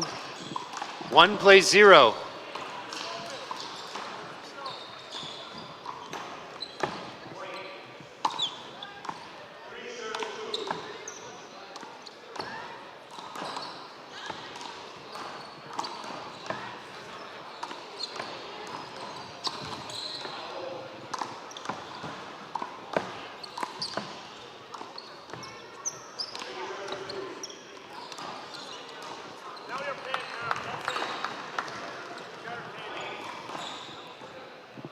Two plays 0.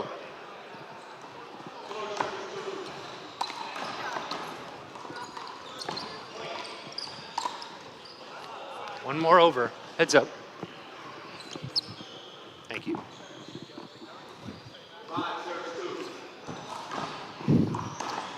Two plays 0. Deep. Long ball.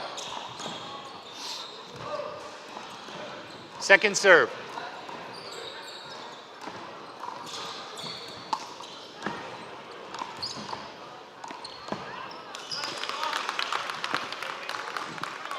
And down. 2 plays 1.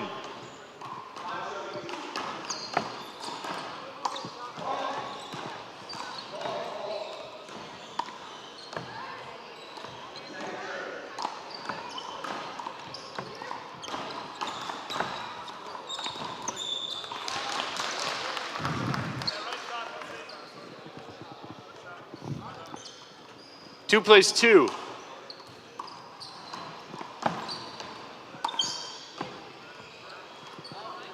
Out. Thank you. 3 plays 2. Out.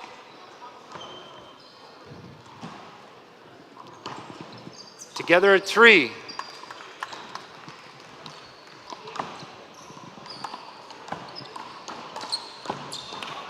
It's a point. Thank you.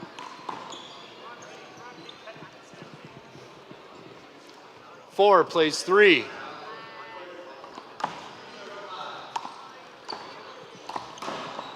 Side out.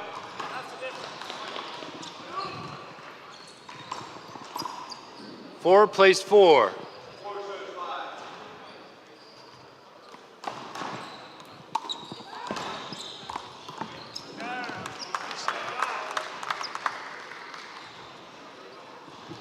Five plays 4.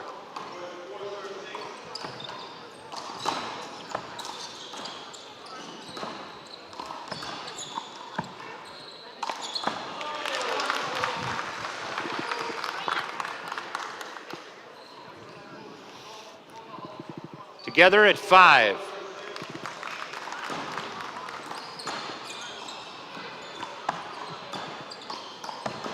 Out.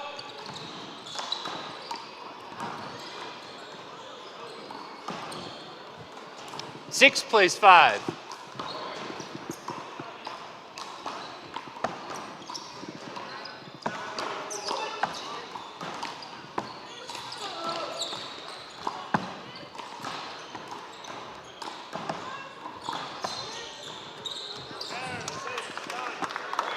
Good. Point.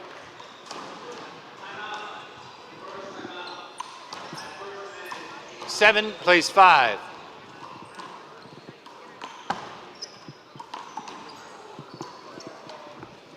All right. 5 hold me. Do that again. 7 plays 5.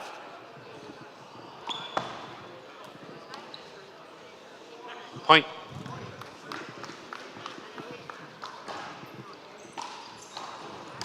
Eight plays 5.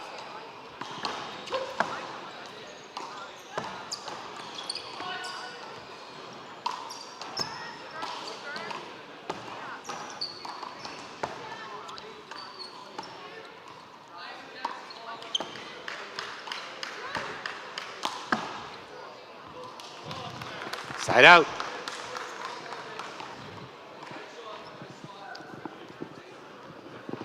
Six plays 8.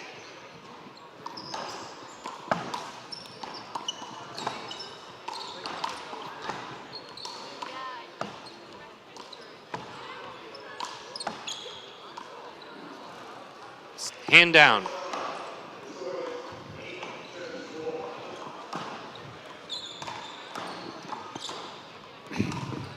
6 plays 9.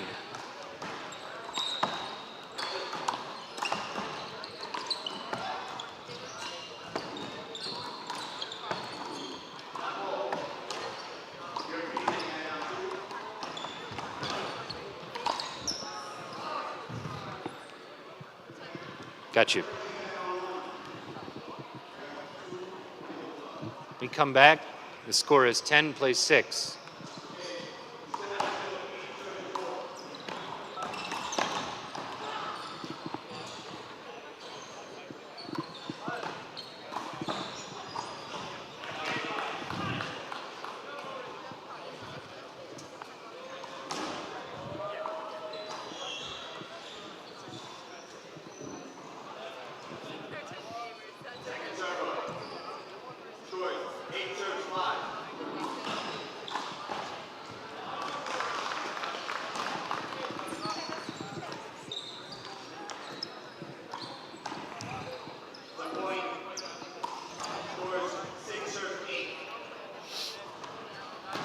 Twenty seconds.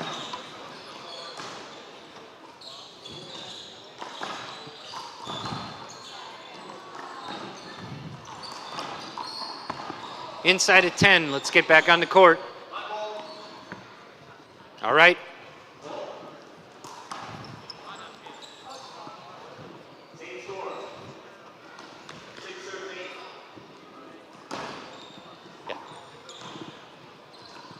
10. Yeah, your first serve. You didn't serve that last one. They did. Gotcha. Thanks for checking. 10 plays 6. Go.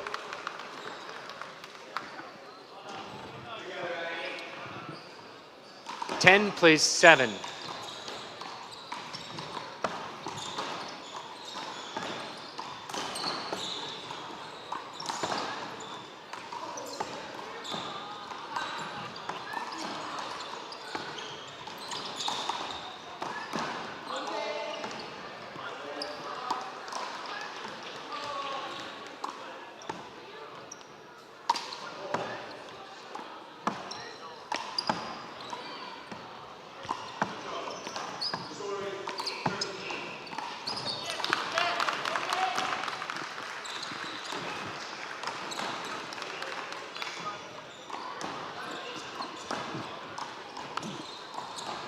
Eight plays 10.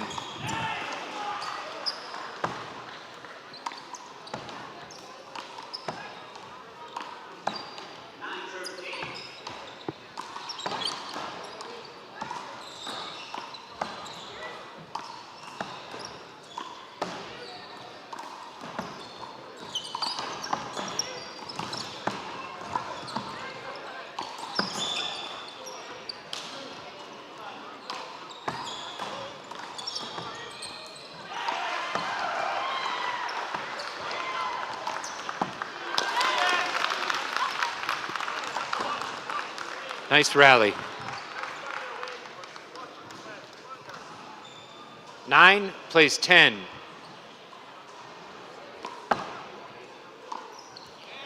Point. Together at 10.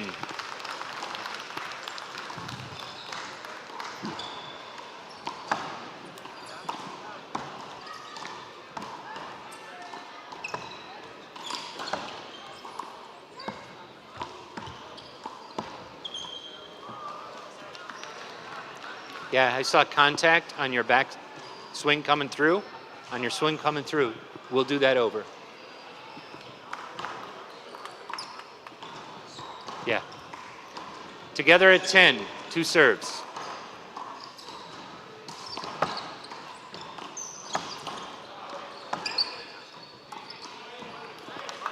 Point.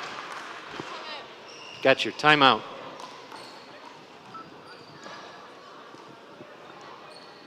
Score is 11, plays 10.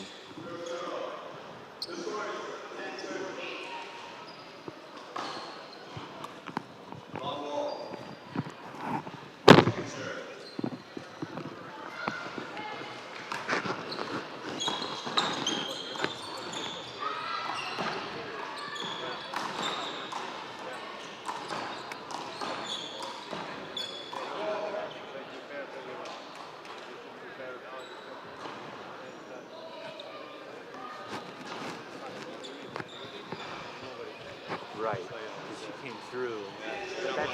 But nothing happened. The girl held her. You move? Yeah.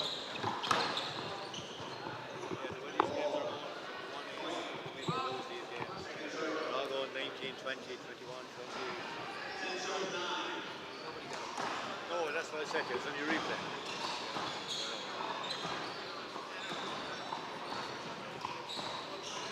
I never go back to the replay.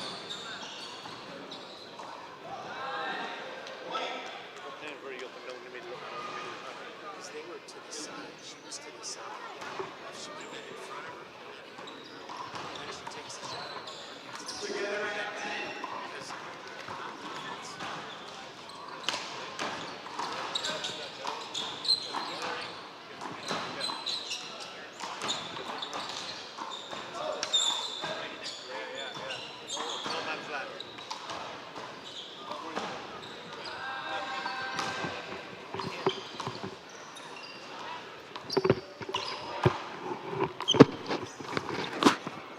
Resuming play. 11 plays 10.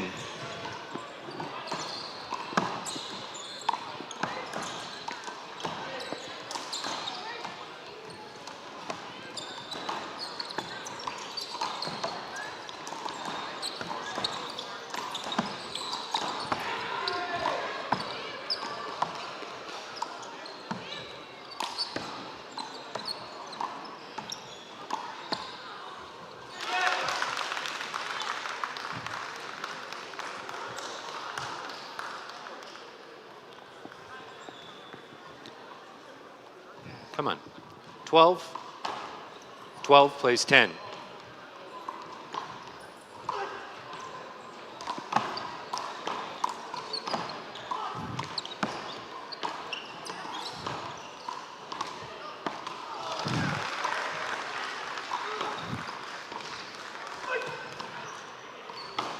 Thirteen plays 10.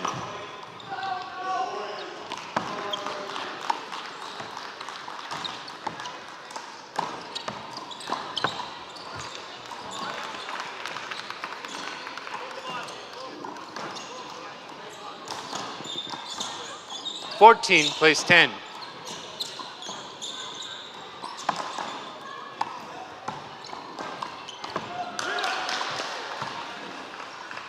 And out. 14 plays 11.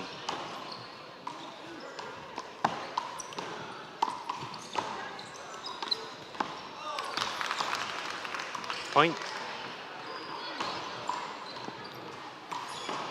15 plays 11.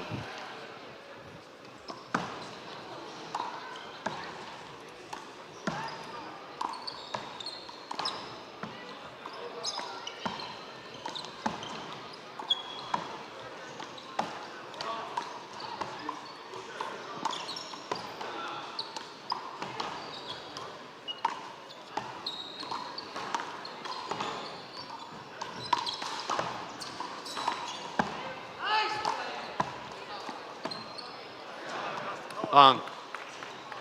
Yeah, that ball came in underneath, okay? We're gonna replay that. Hard luck, sorry. Yeah, it came right underneath as she shot it long.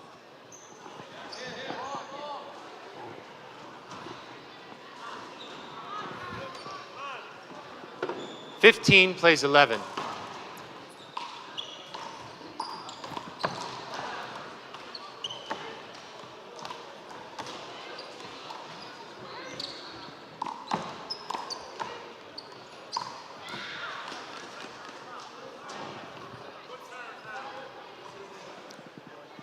Twelve plays 15.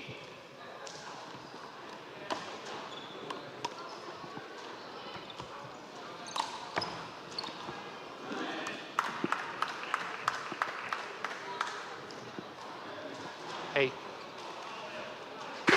need to give her shots, okay? Okay, we had another contact, so we're gonna replay that, okay? You got it. She was. No. I am. I got him. I got him. 12 plays 15.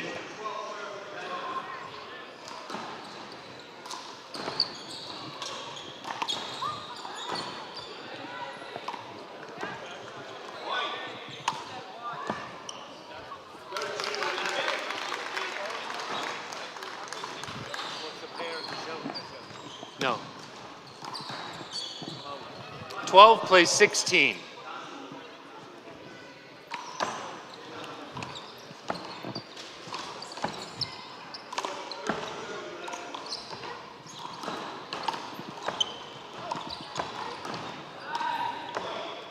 Over. Over.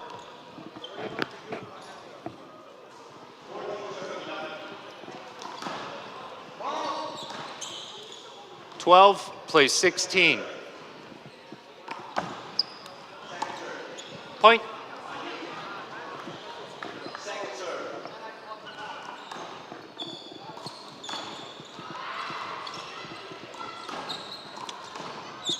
Thirteen plays 16.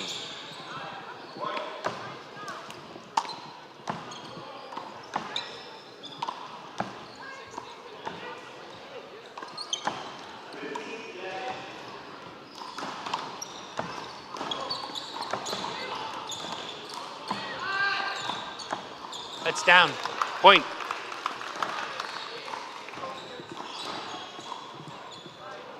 Fourteen plays 16.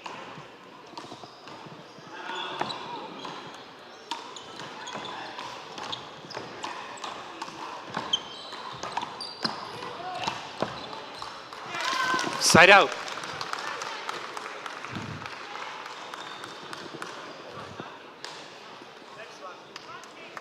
17 plays 14.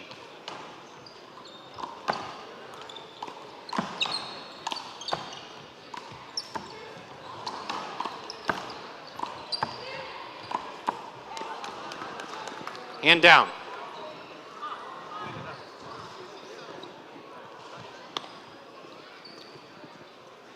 Seventeen plays 15.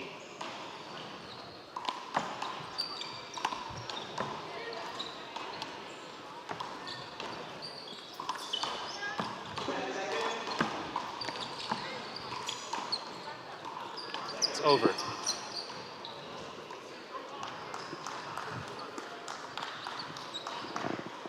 Seventeen plays 15.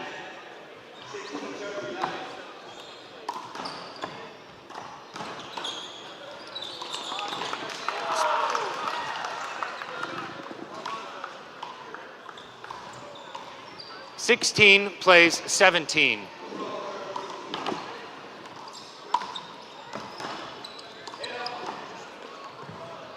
Back.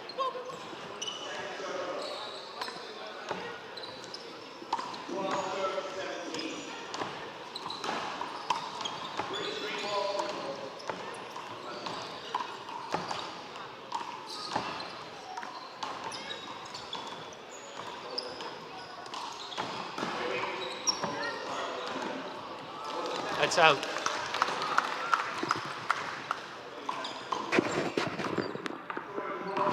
Score is 17, plays 17.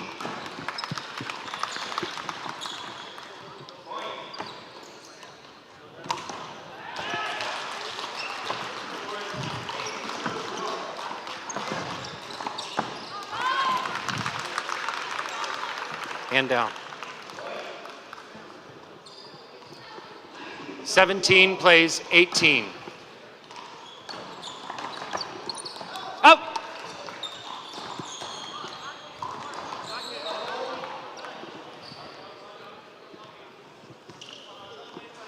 Nineteen plays 17.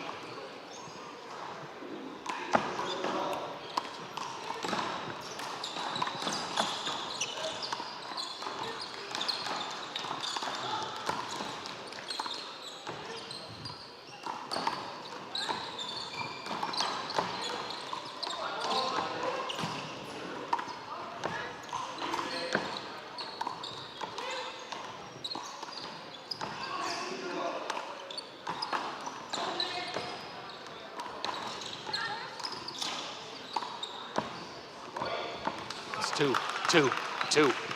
Thank you.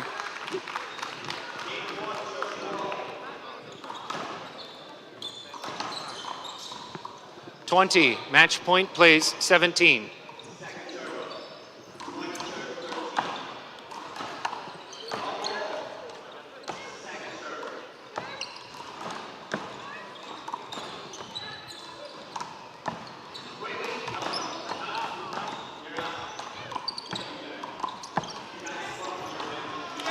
Game and match.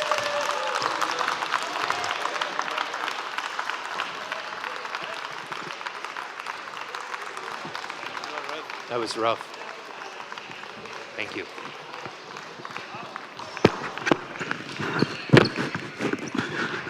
Nice play on that side.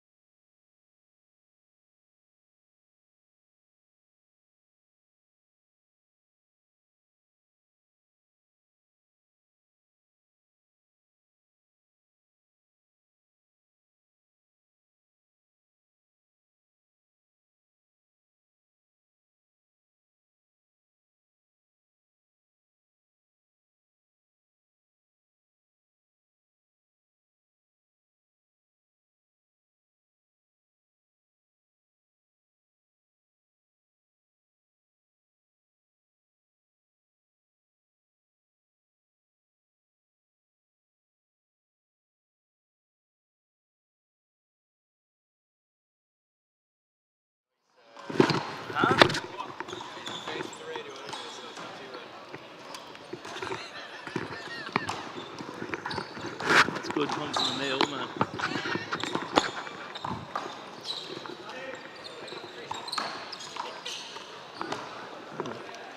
Keep one down. Right, lads. Let's go. He's right. Okay.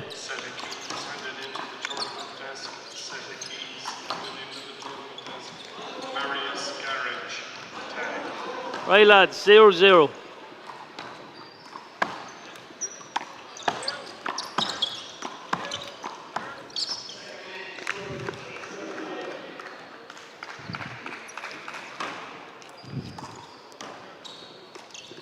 One zero.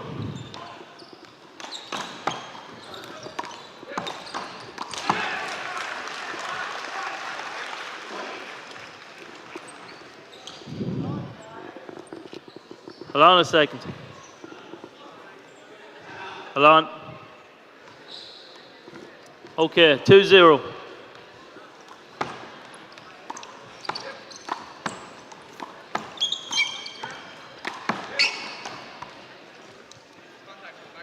Back swing. Let over. 2-0.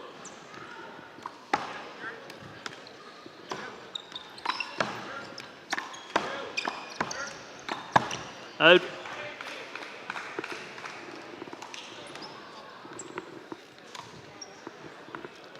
Three zero.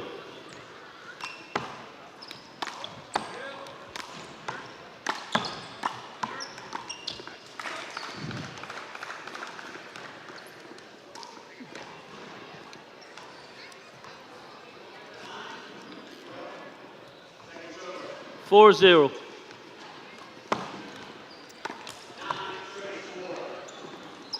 5-0.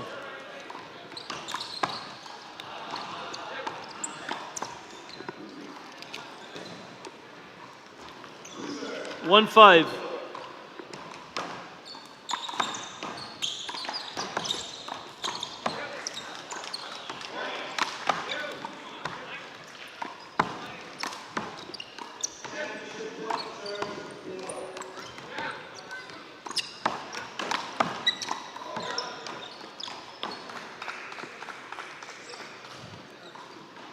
One six.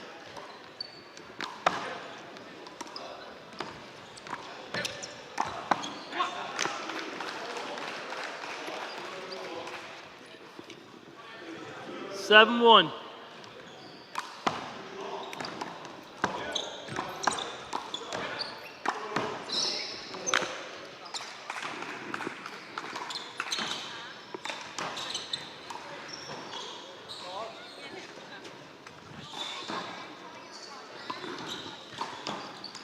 Eight one.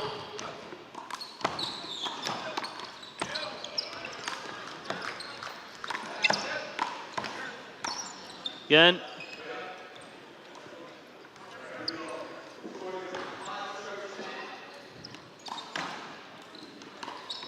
Eight one. Long.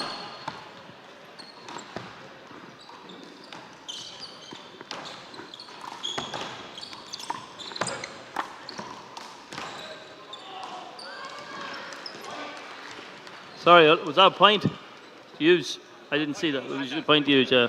I didn't see if it was up or not. 8-2. 8-2.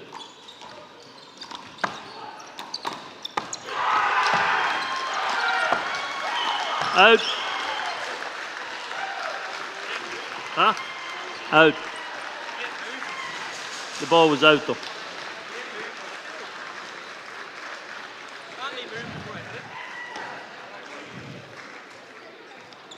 Nine three. Oh, 9. I need 2 volunteer referees. 1 on court 3. Straight Out. away. 1 on court 1 coming on. 2 volunteer referees. 10-2, yeah. 10-2.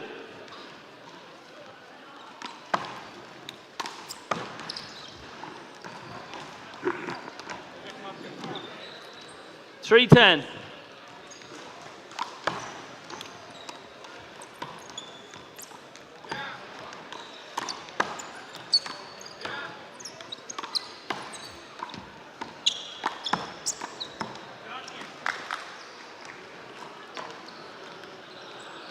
4-10.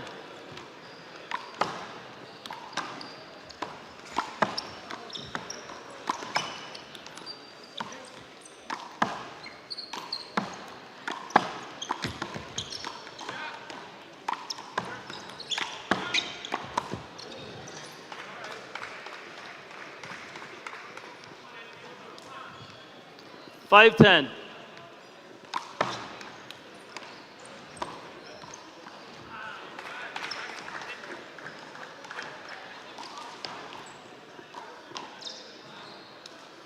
$5-11. Still looking for 2 volunteer refs. Parents 19 and under doubles and ladies A doubles. 2 Oh, volunteer again. referees, please. They moved.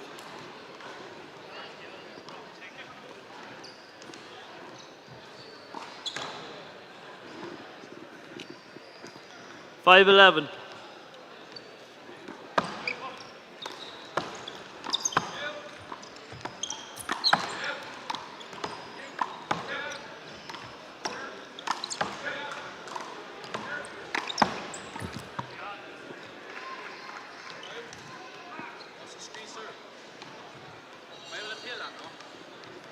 $6-11. Hold it.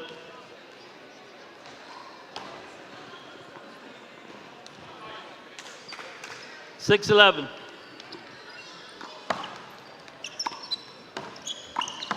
Now just looking for 1 referee, please. Again.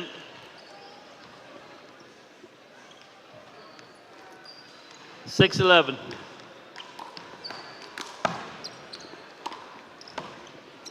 Out.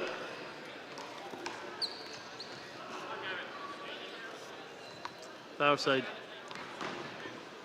7-11.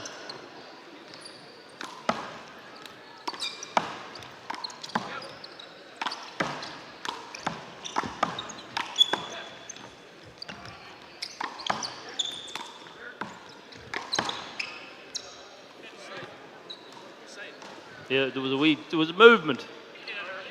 Huh?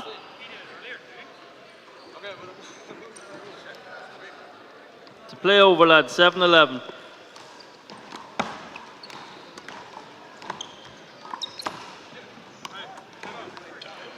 Time out.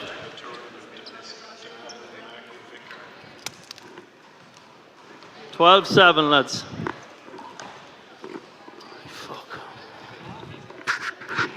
Holy fuck.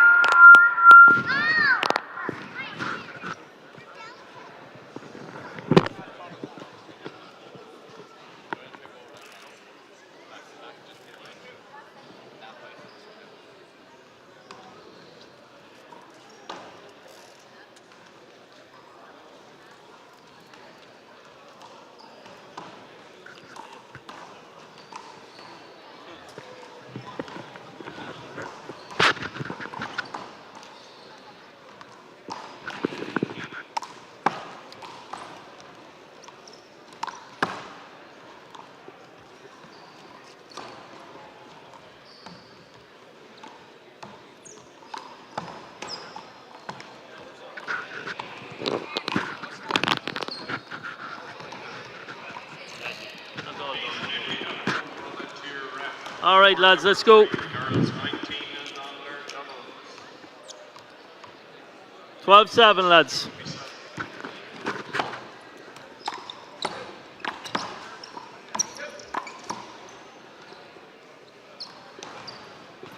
Moving. Play it again, 12-7.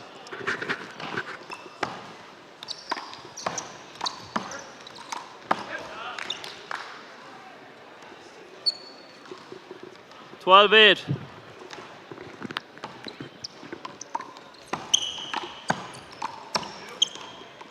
Play it again.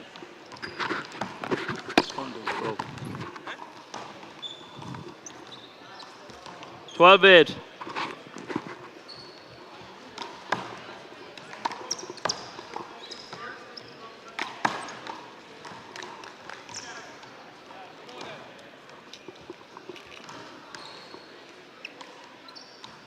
$9-12.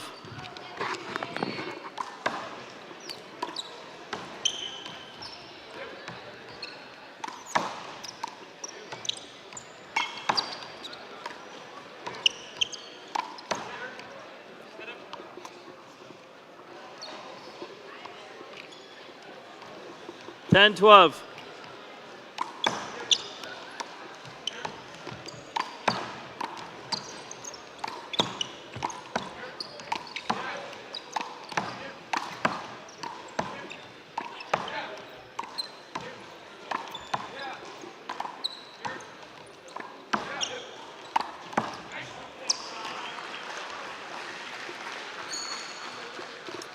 Ten 13.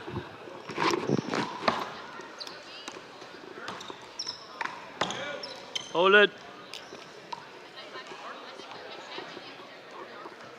10-13.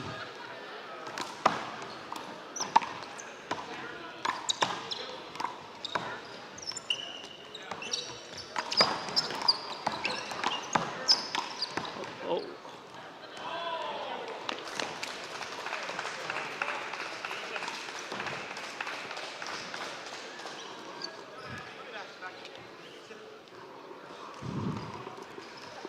$14-10.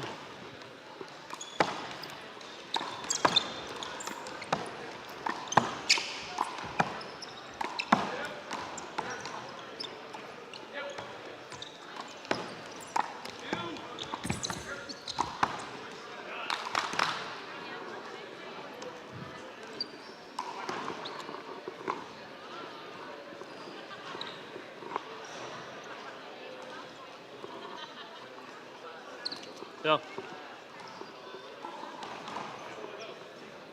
Gavin. 14-11.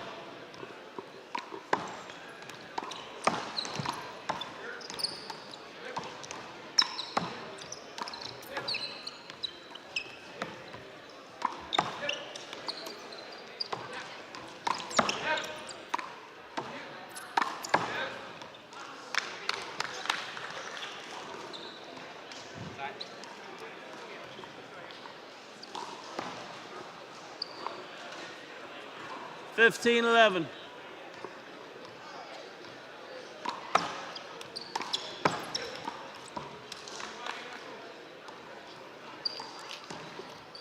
$12-15.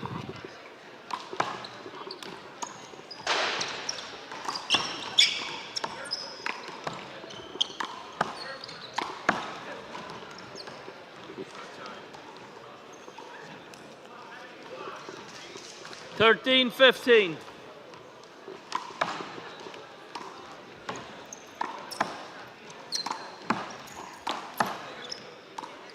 Whoa.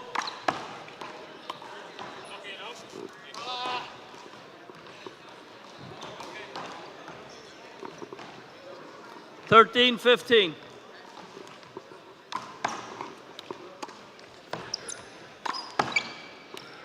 Good. 14-15.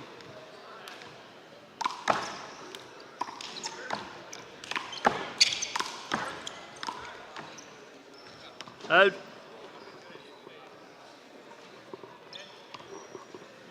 14-16.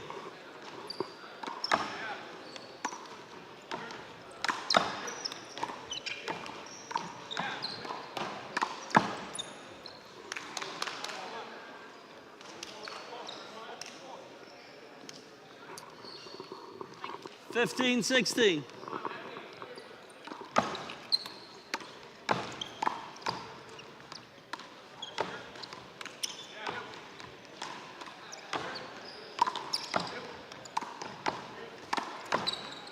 Again.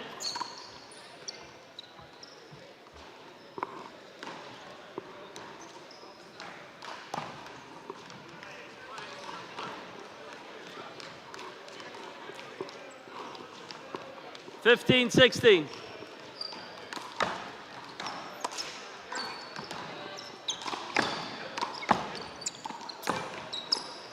Out.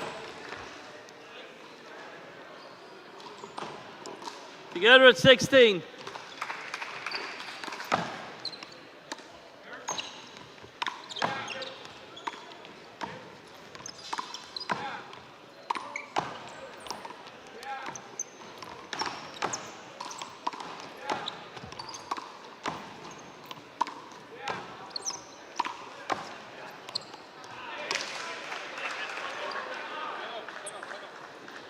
They called the forces.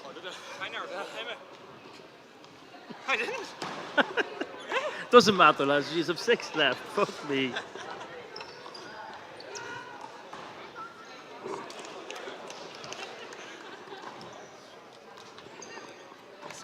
(17-16). Minute.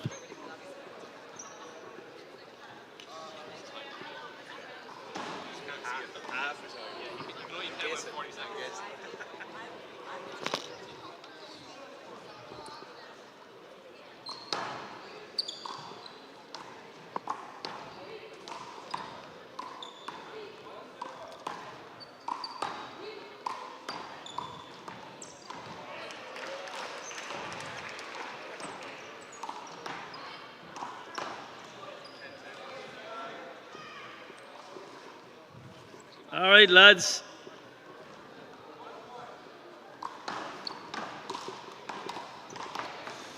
Yeah, I don't know where it's gone. 17-16. Hold it.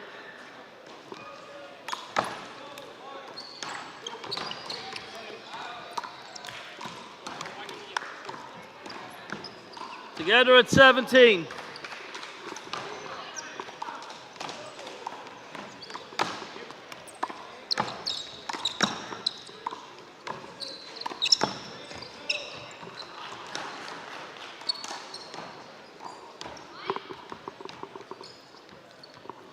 (18-17).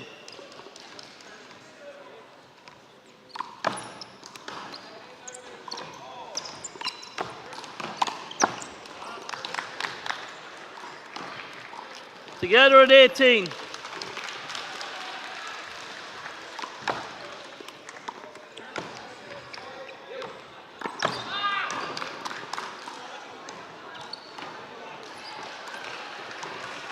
(19-18).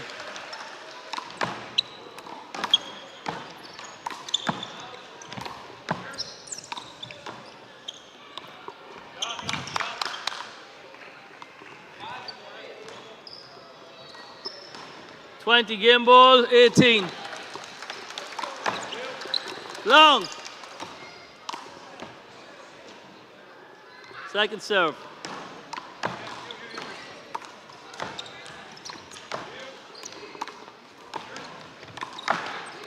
Hold it.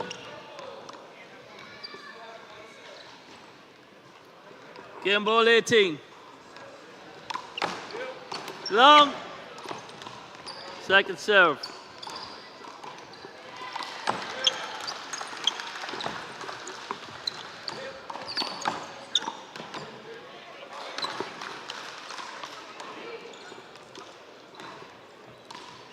Game ball, 19.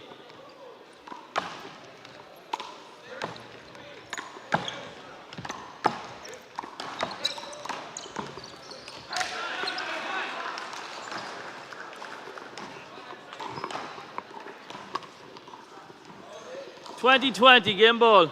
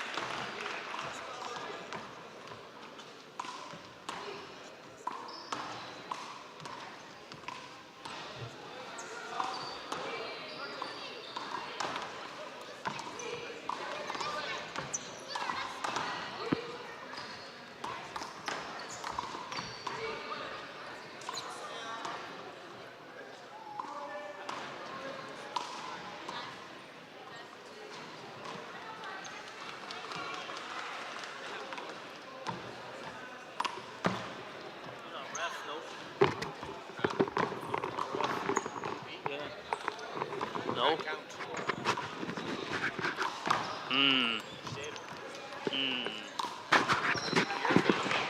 Huh? You're overly qualified.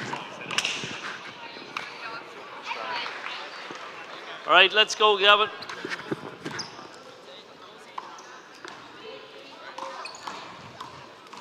Your ball. Up there, ball. There, have one. Okay, lads, game 2. 0-0.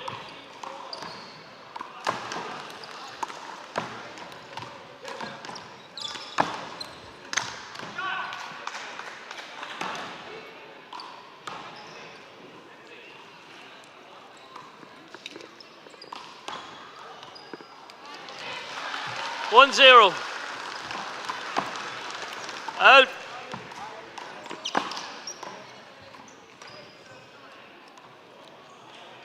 One.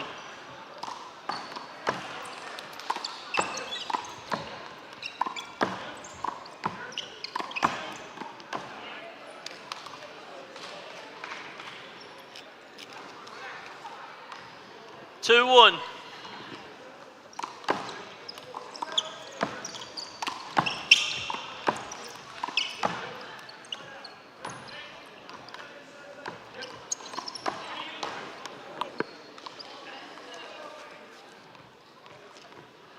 Hold it.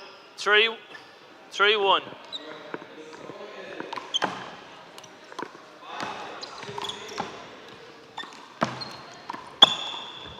Point.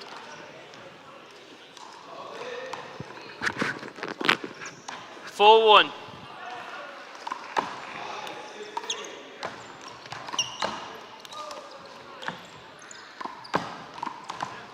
Whoa. Hit you. Thank you. 5-1.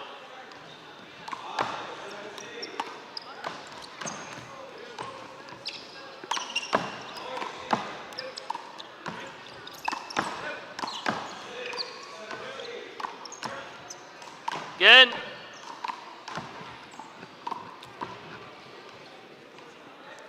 5-1.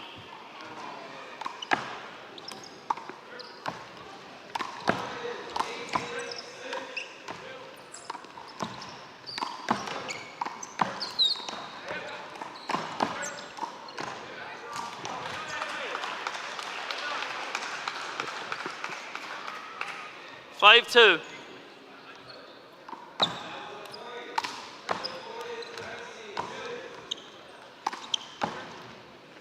Again.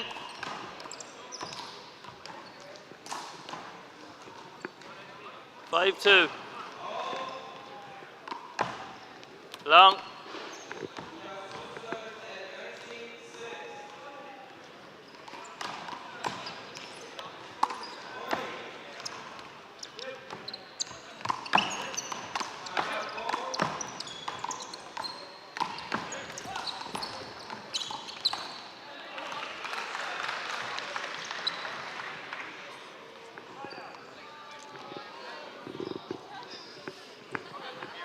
Six two.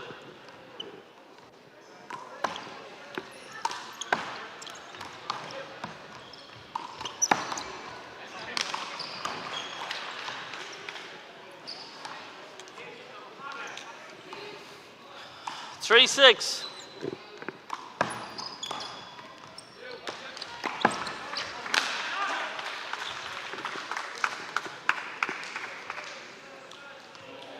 Four six.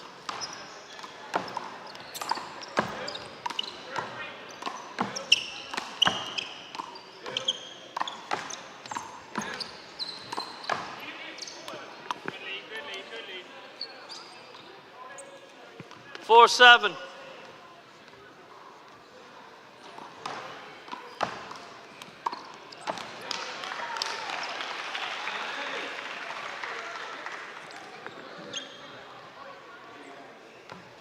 Five seven.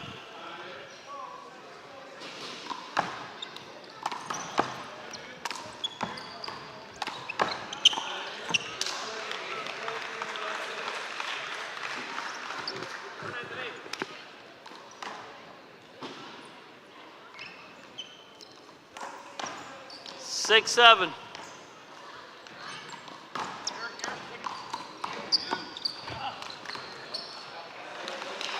Good.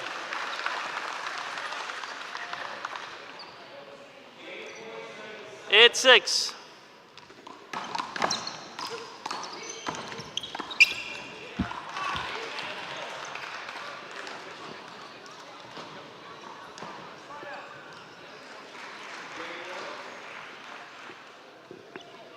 Eight, 7.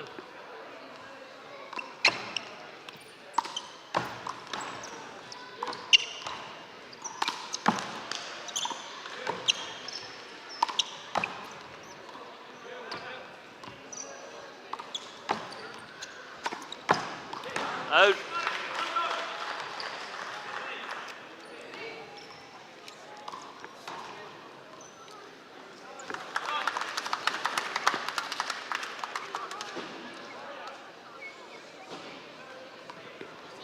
Eight all.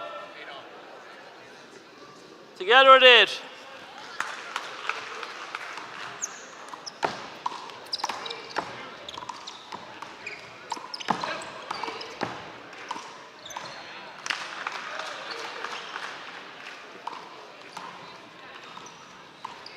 Nine, 8.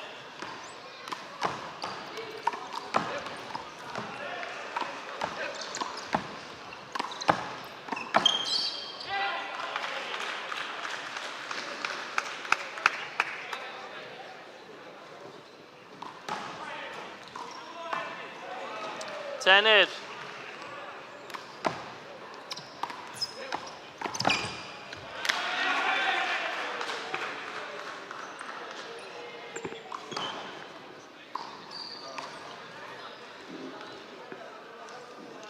Eleven, 8.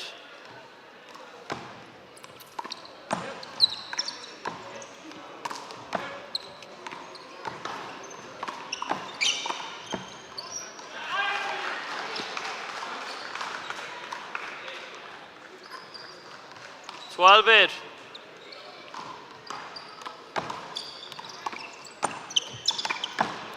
Whoa!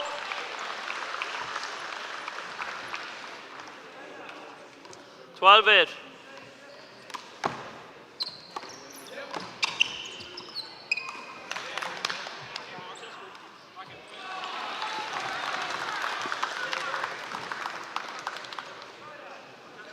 Twelve, 9.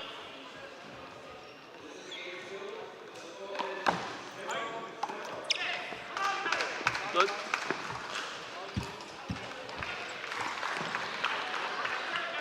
13, 9.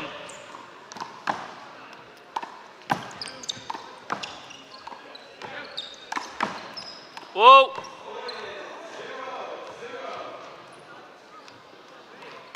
13, 9.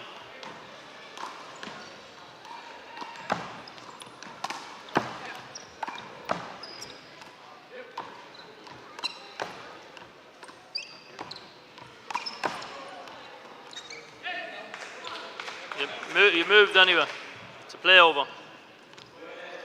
13, 9.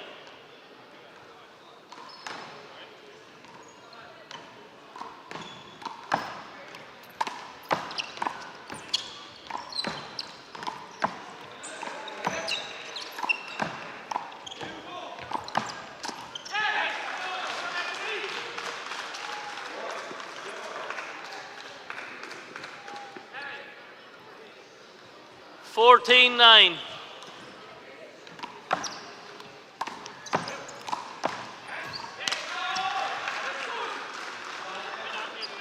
Huh? That hit you, Anthony, on the way in.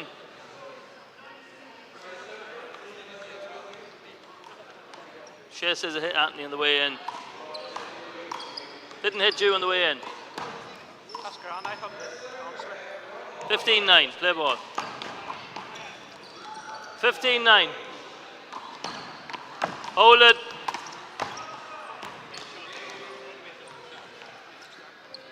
Fifteen, 9. In. 10, 15. Timeout.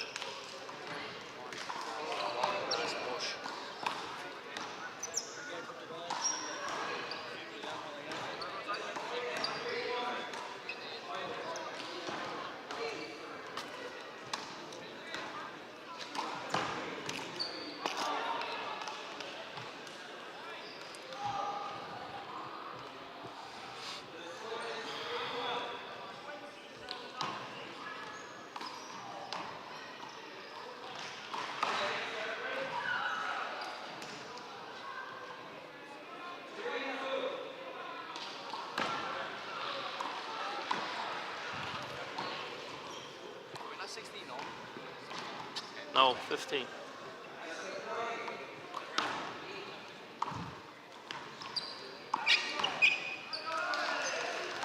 Ten, 15.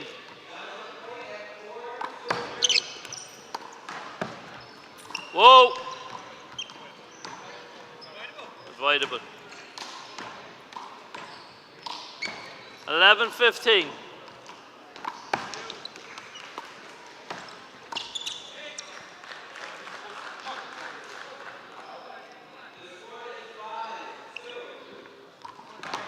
Sixteen, 11. Whoa! Called the score wrong there anyway. 11, 16.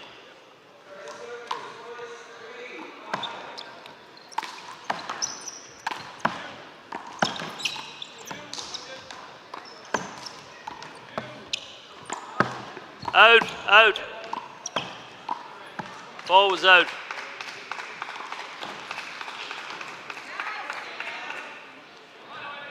Seventeen, 11.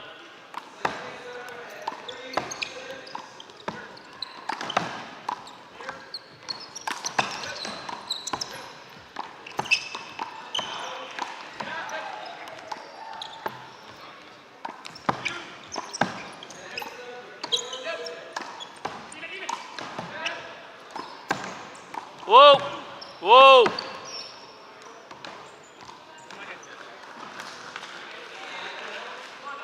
17, 11.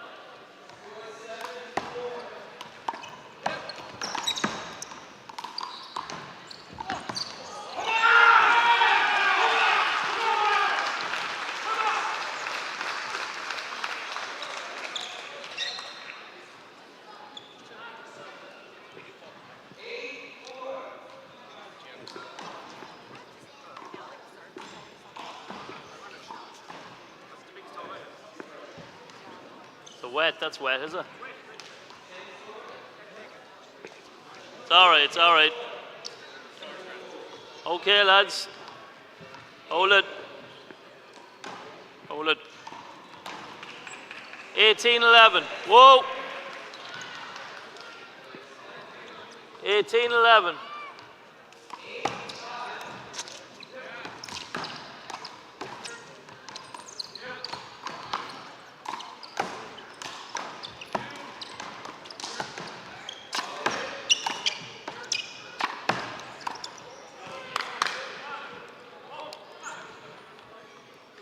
Eighteen, 12.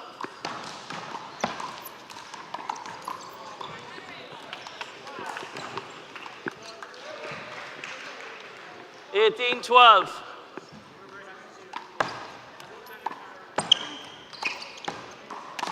Again. Again.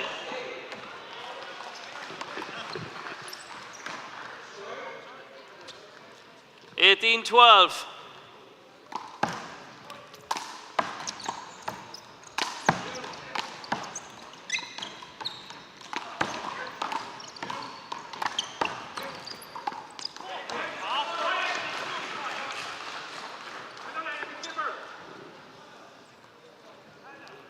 Lads.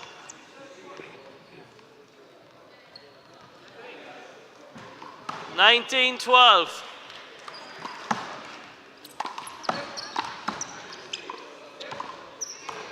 Out. 20.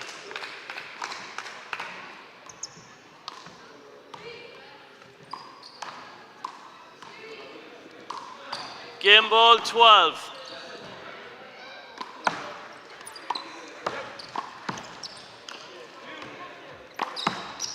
Again.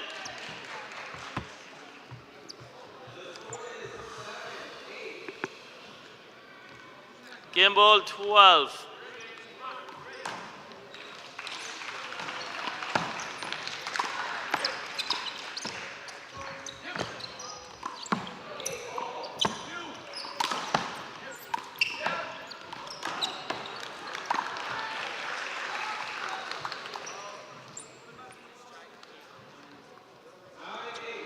Game ball, 12.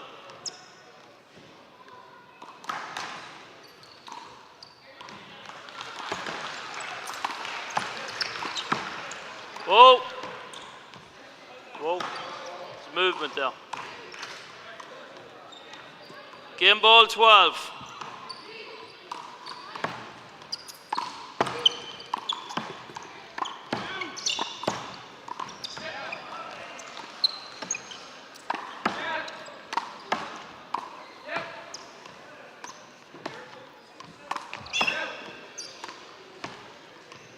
Whoa. Point. Yeah.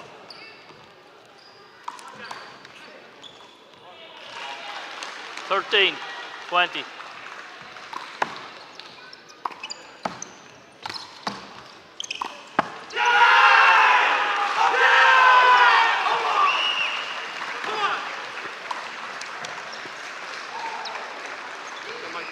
Stuff. Well done, lads. Stuff.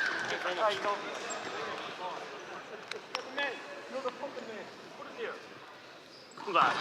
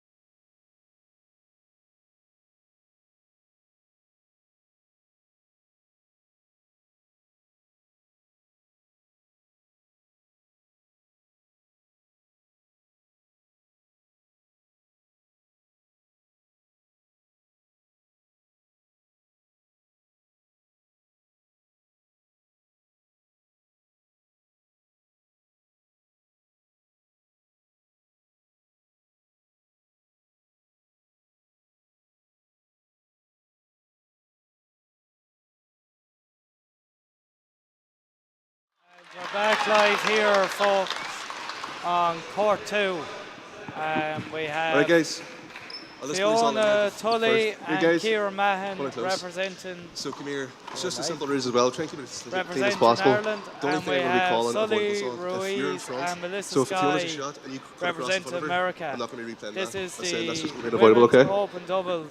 So if she's a shot, you're final. not allowed to move in front of her. And we have the You're allowed to great move Conor in behind her. McGrath She's- as if the you're referee, trying to so go in it front, should be she's a good the ball. game. That's what I want to call it down, okay? And same vice versa. Happy enough? Conor Everything else, will we'll go just call through. through the rules here with the girls before we start, and we should be starting in just about a minute. Aye, they can move behind you, just they can't move in front of you. You're in the ball. Yeah. Yeah, happy enough, guys. Yeah, when they're hitting the shot, just try and like, move from behind. But you can't just move in front during the shot. Yeah. And she comes in and I'm going in to hit the ball, she can't walk in with me. No, yeah, don't understand that. Coming up after this, No, now that's we okay, have right. the men's Ireland open has a serve. finals as well, and that will bring it Okay, close folks. to the With the women's open World's doubles final of the World Wallball Championships here. Receiving serve from America, we have Sully Ruiz and Melissa Sky versus Fiona Tully and Ciaran Mahan. Okay, folks? All the best. Connor introduces us 0 to the serving crowd. 0. Away we go. And we're off. Fiona to serve.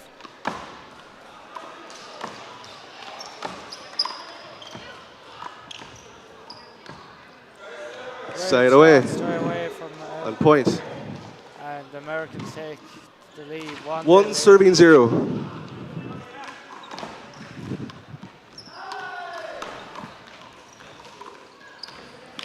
Side away. The ball here. We could be in for a game here of cat and mouse. Set away. 1 serving 1.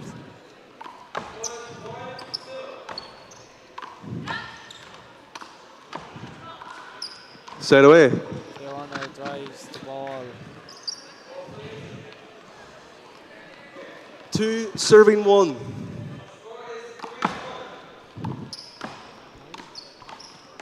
Set away. Hold it there, guys.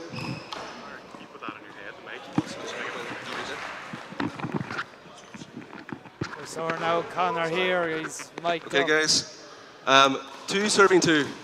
So scores 2 plays 2 here, and it's Ireland's second hand with Ciaran Mahan to serve. Set away. Fiona goes for the big shot, but just 3 doesn't come serving off on this 2. occasion.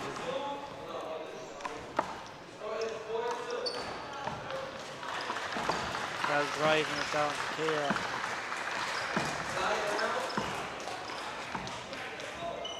Chance for Fiona.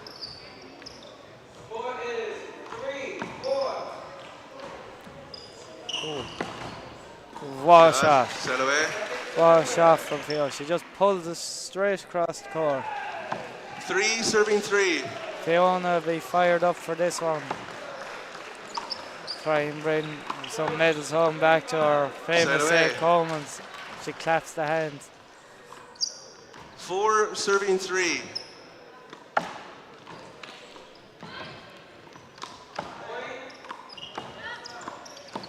Point. 5 serving 3. 5-3 here. The Irish pair are kind of settling. Outside. Outside.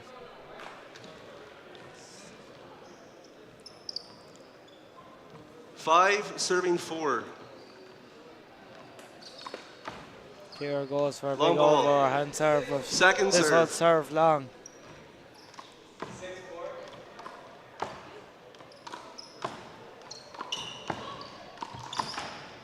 Hold it. Play it again. Sorry, guys. Replay. You have 2 serves, yeah. 5 serving 4. 5 serving 4 here. Long ball. Second serve.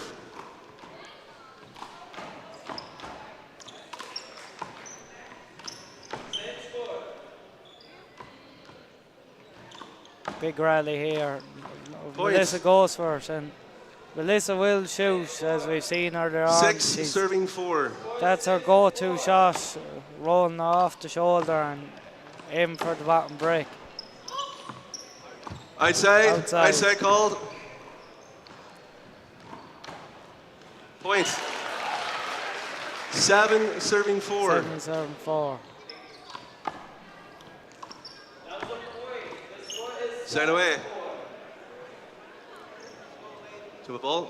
Here, Sully.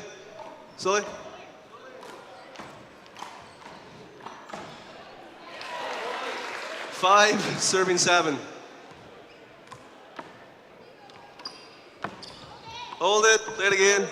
No, but Melissa, you're the same now. You walked in front of Fiona, so we can't call it both ways. Stay on your ground first. Replay. 5 serving 7. 5 serving 7 so you can run in to just say it behind her. You just can't run in front at the start, okay? Any more of that, then we'll call downs. But that's the first one, okay? 5-7. Hey? There's a bit of a hold up here in play as Connor's explaining to Melissa that she can't come in on the court until Fiona When Fiona was hitting the ball, though, you were moving in during Fiona's shot, so you were. When Fiona was hitting the shot, you were moving across in front of her as well, and I let that slide. So it's the same there. But any more of that, we'll try and keep it as simple as possible. Away we go. 5 serving 7.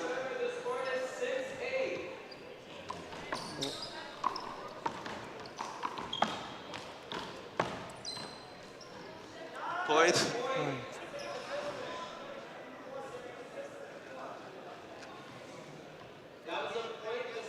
Five serving 8.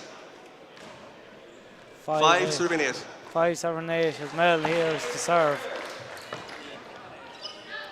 Overhand toss there from it. Both player. Fiona's trying to just keep driving them back. 9-5 here. 9 serving 5.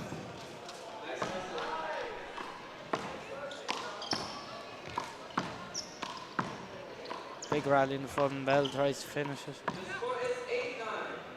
Set away. Great blocking there from Sully. She just stood the ground. 9 serving like 6.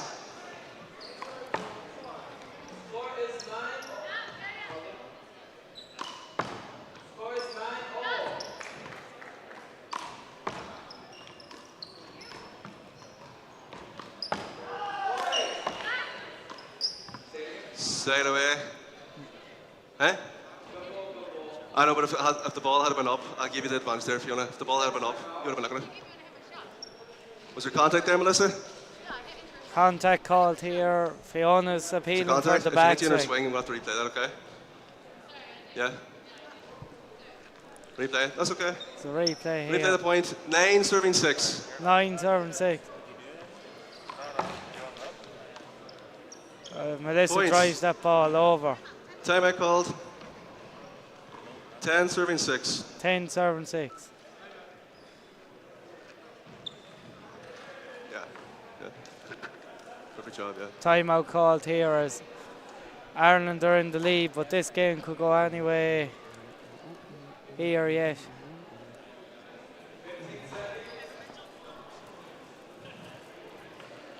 Of course, Fiona originally was meant to pair up with Katrina Casey, so the preparation here wouldn't be ideal. And for a pair that haven't trained, they're doing very well as far, and we wish Katrina all the best in her recovery.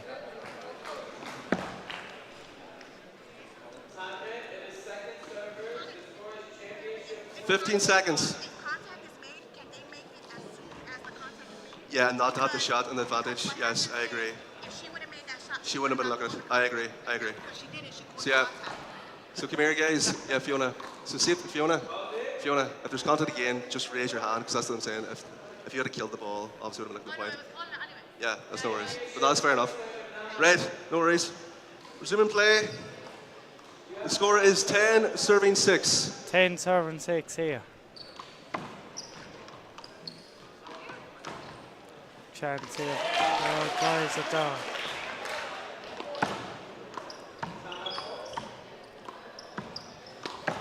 Oh, shot. And field goes for again. Mel takes it. Kira covering it. Big rally here. Oh, Points. Good rally. Sully just misses it. There's a big rally there, folks. 11 playing 6. 11 playing 6. The Irish pair here are beginning to open up a lead and find their comfort. Points.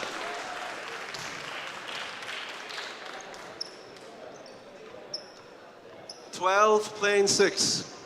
12 plays 6. Long ball. Second serve.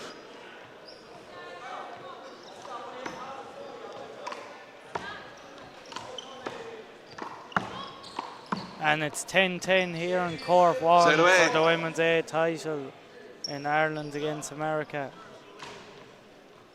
7 serving 12.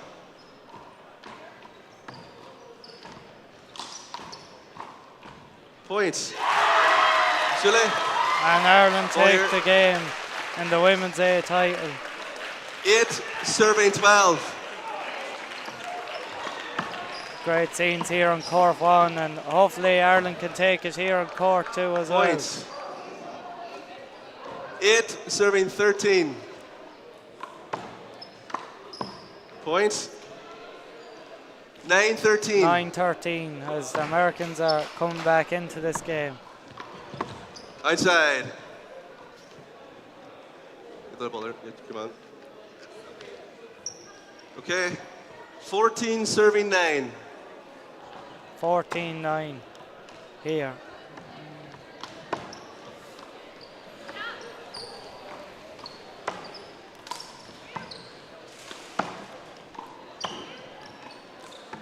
Hold it, replay. Fiona called contact. Fiona put up her hand, replay. 14-9. 14.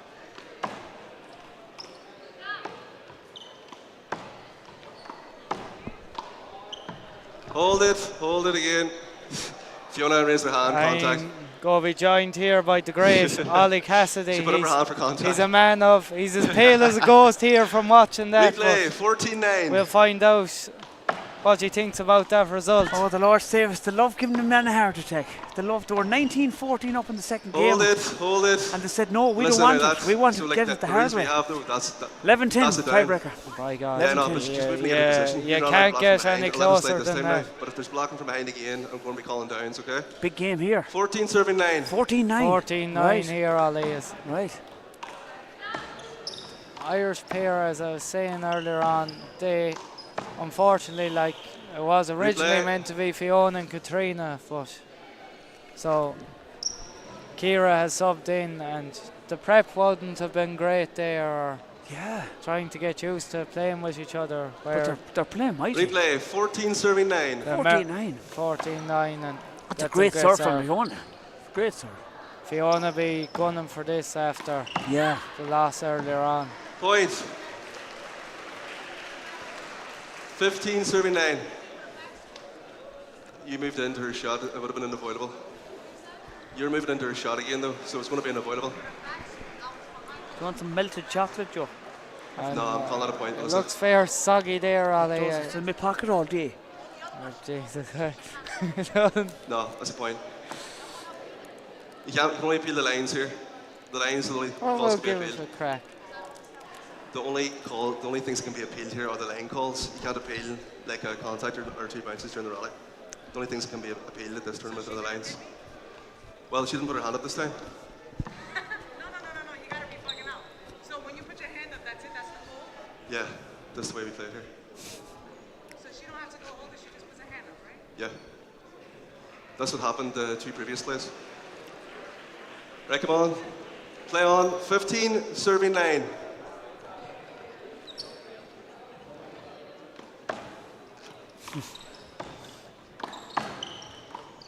Points. Timeout called. Score is 16-9 when we resume. Timeout called here from Team Ireland. 16-9. Or to Ireland. 16-9. They have a great chance of taking the first game, Joe. I think this first game is over, Ollie. In my eyes, I thought the last game was over. 19-14 up, I thought.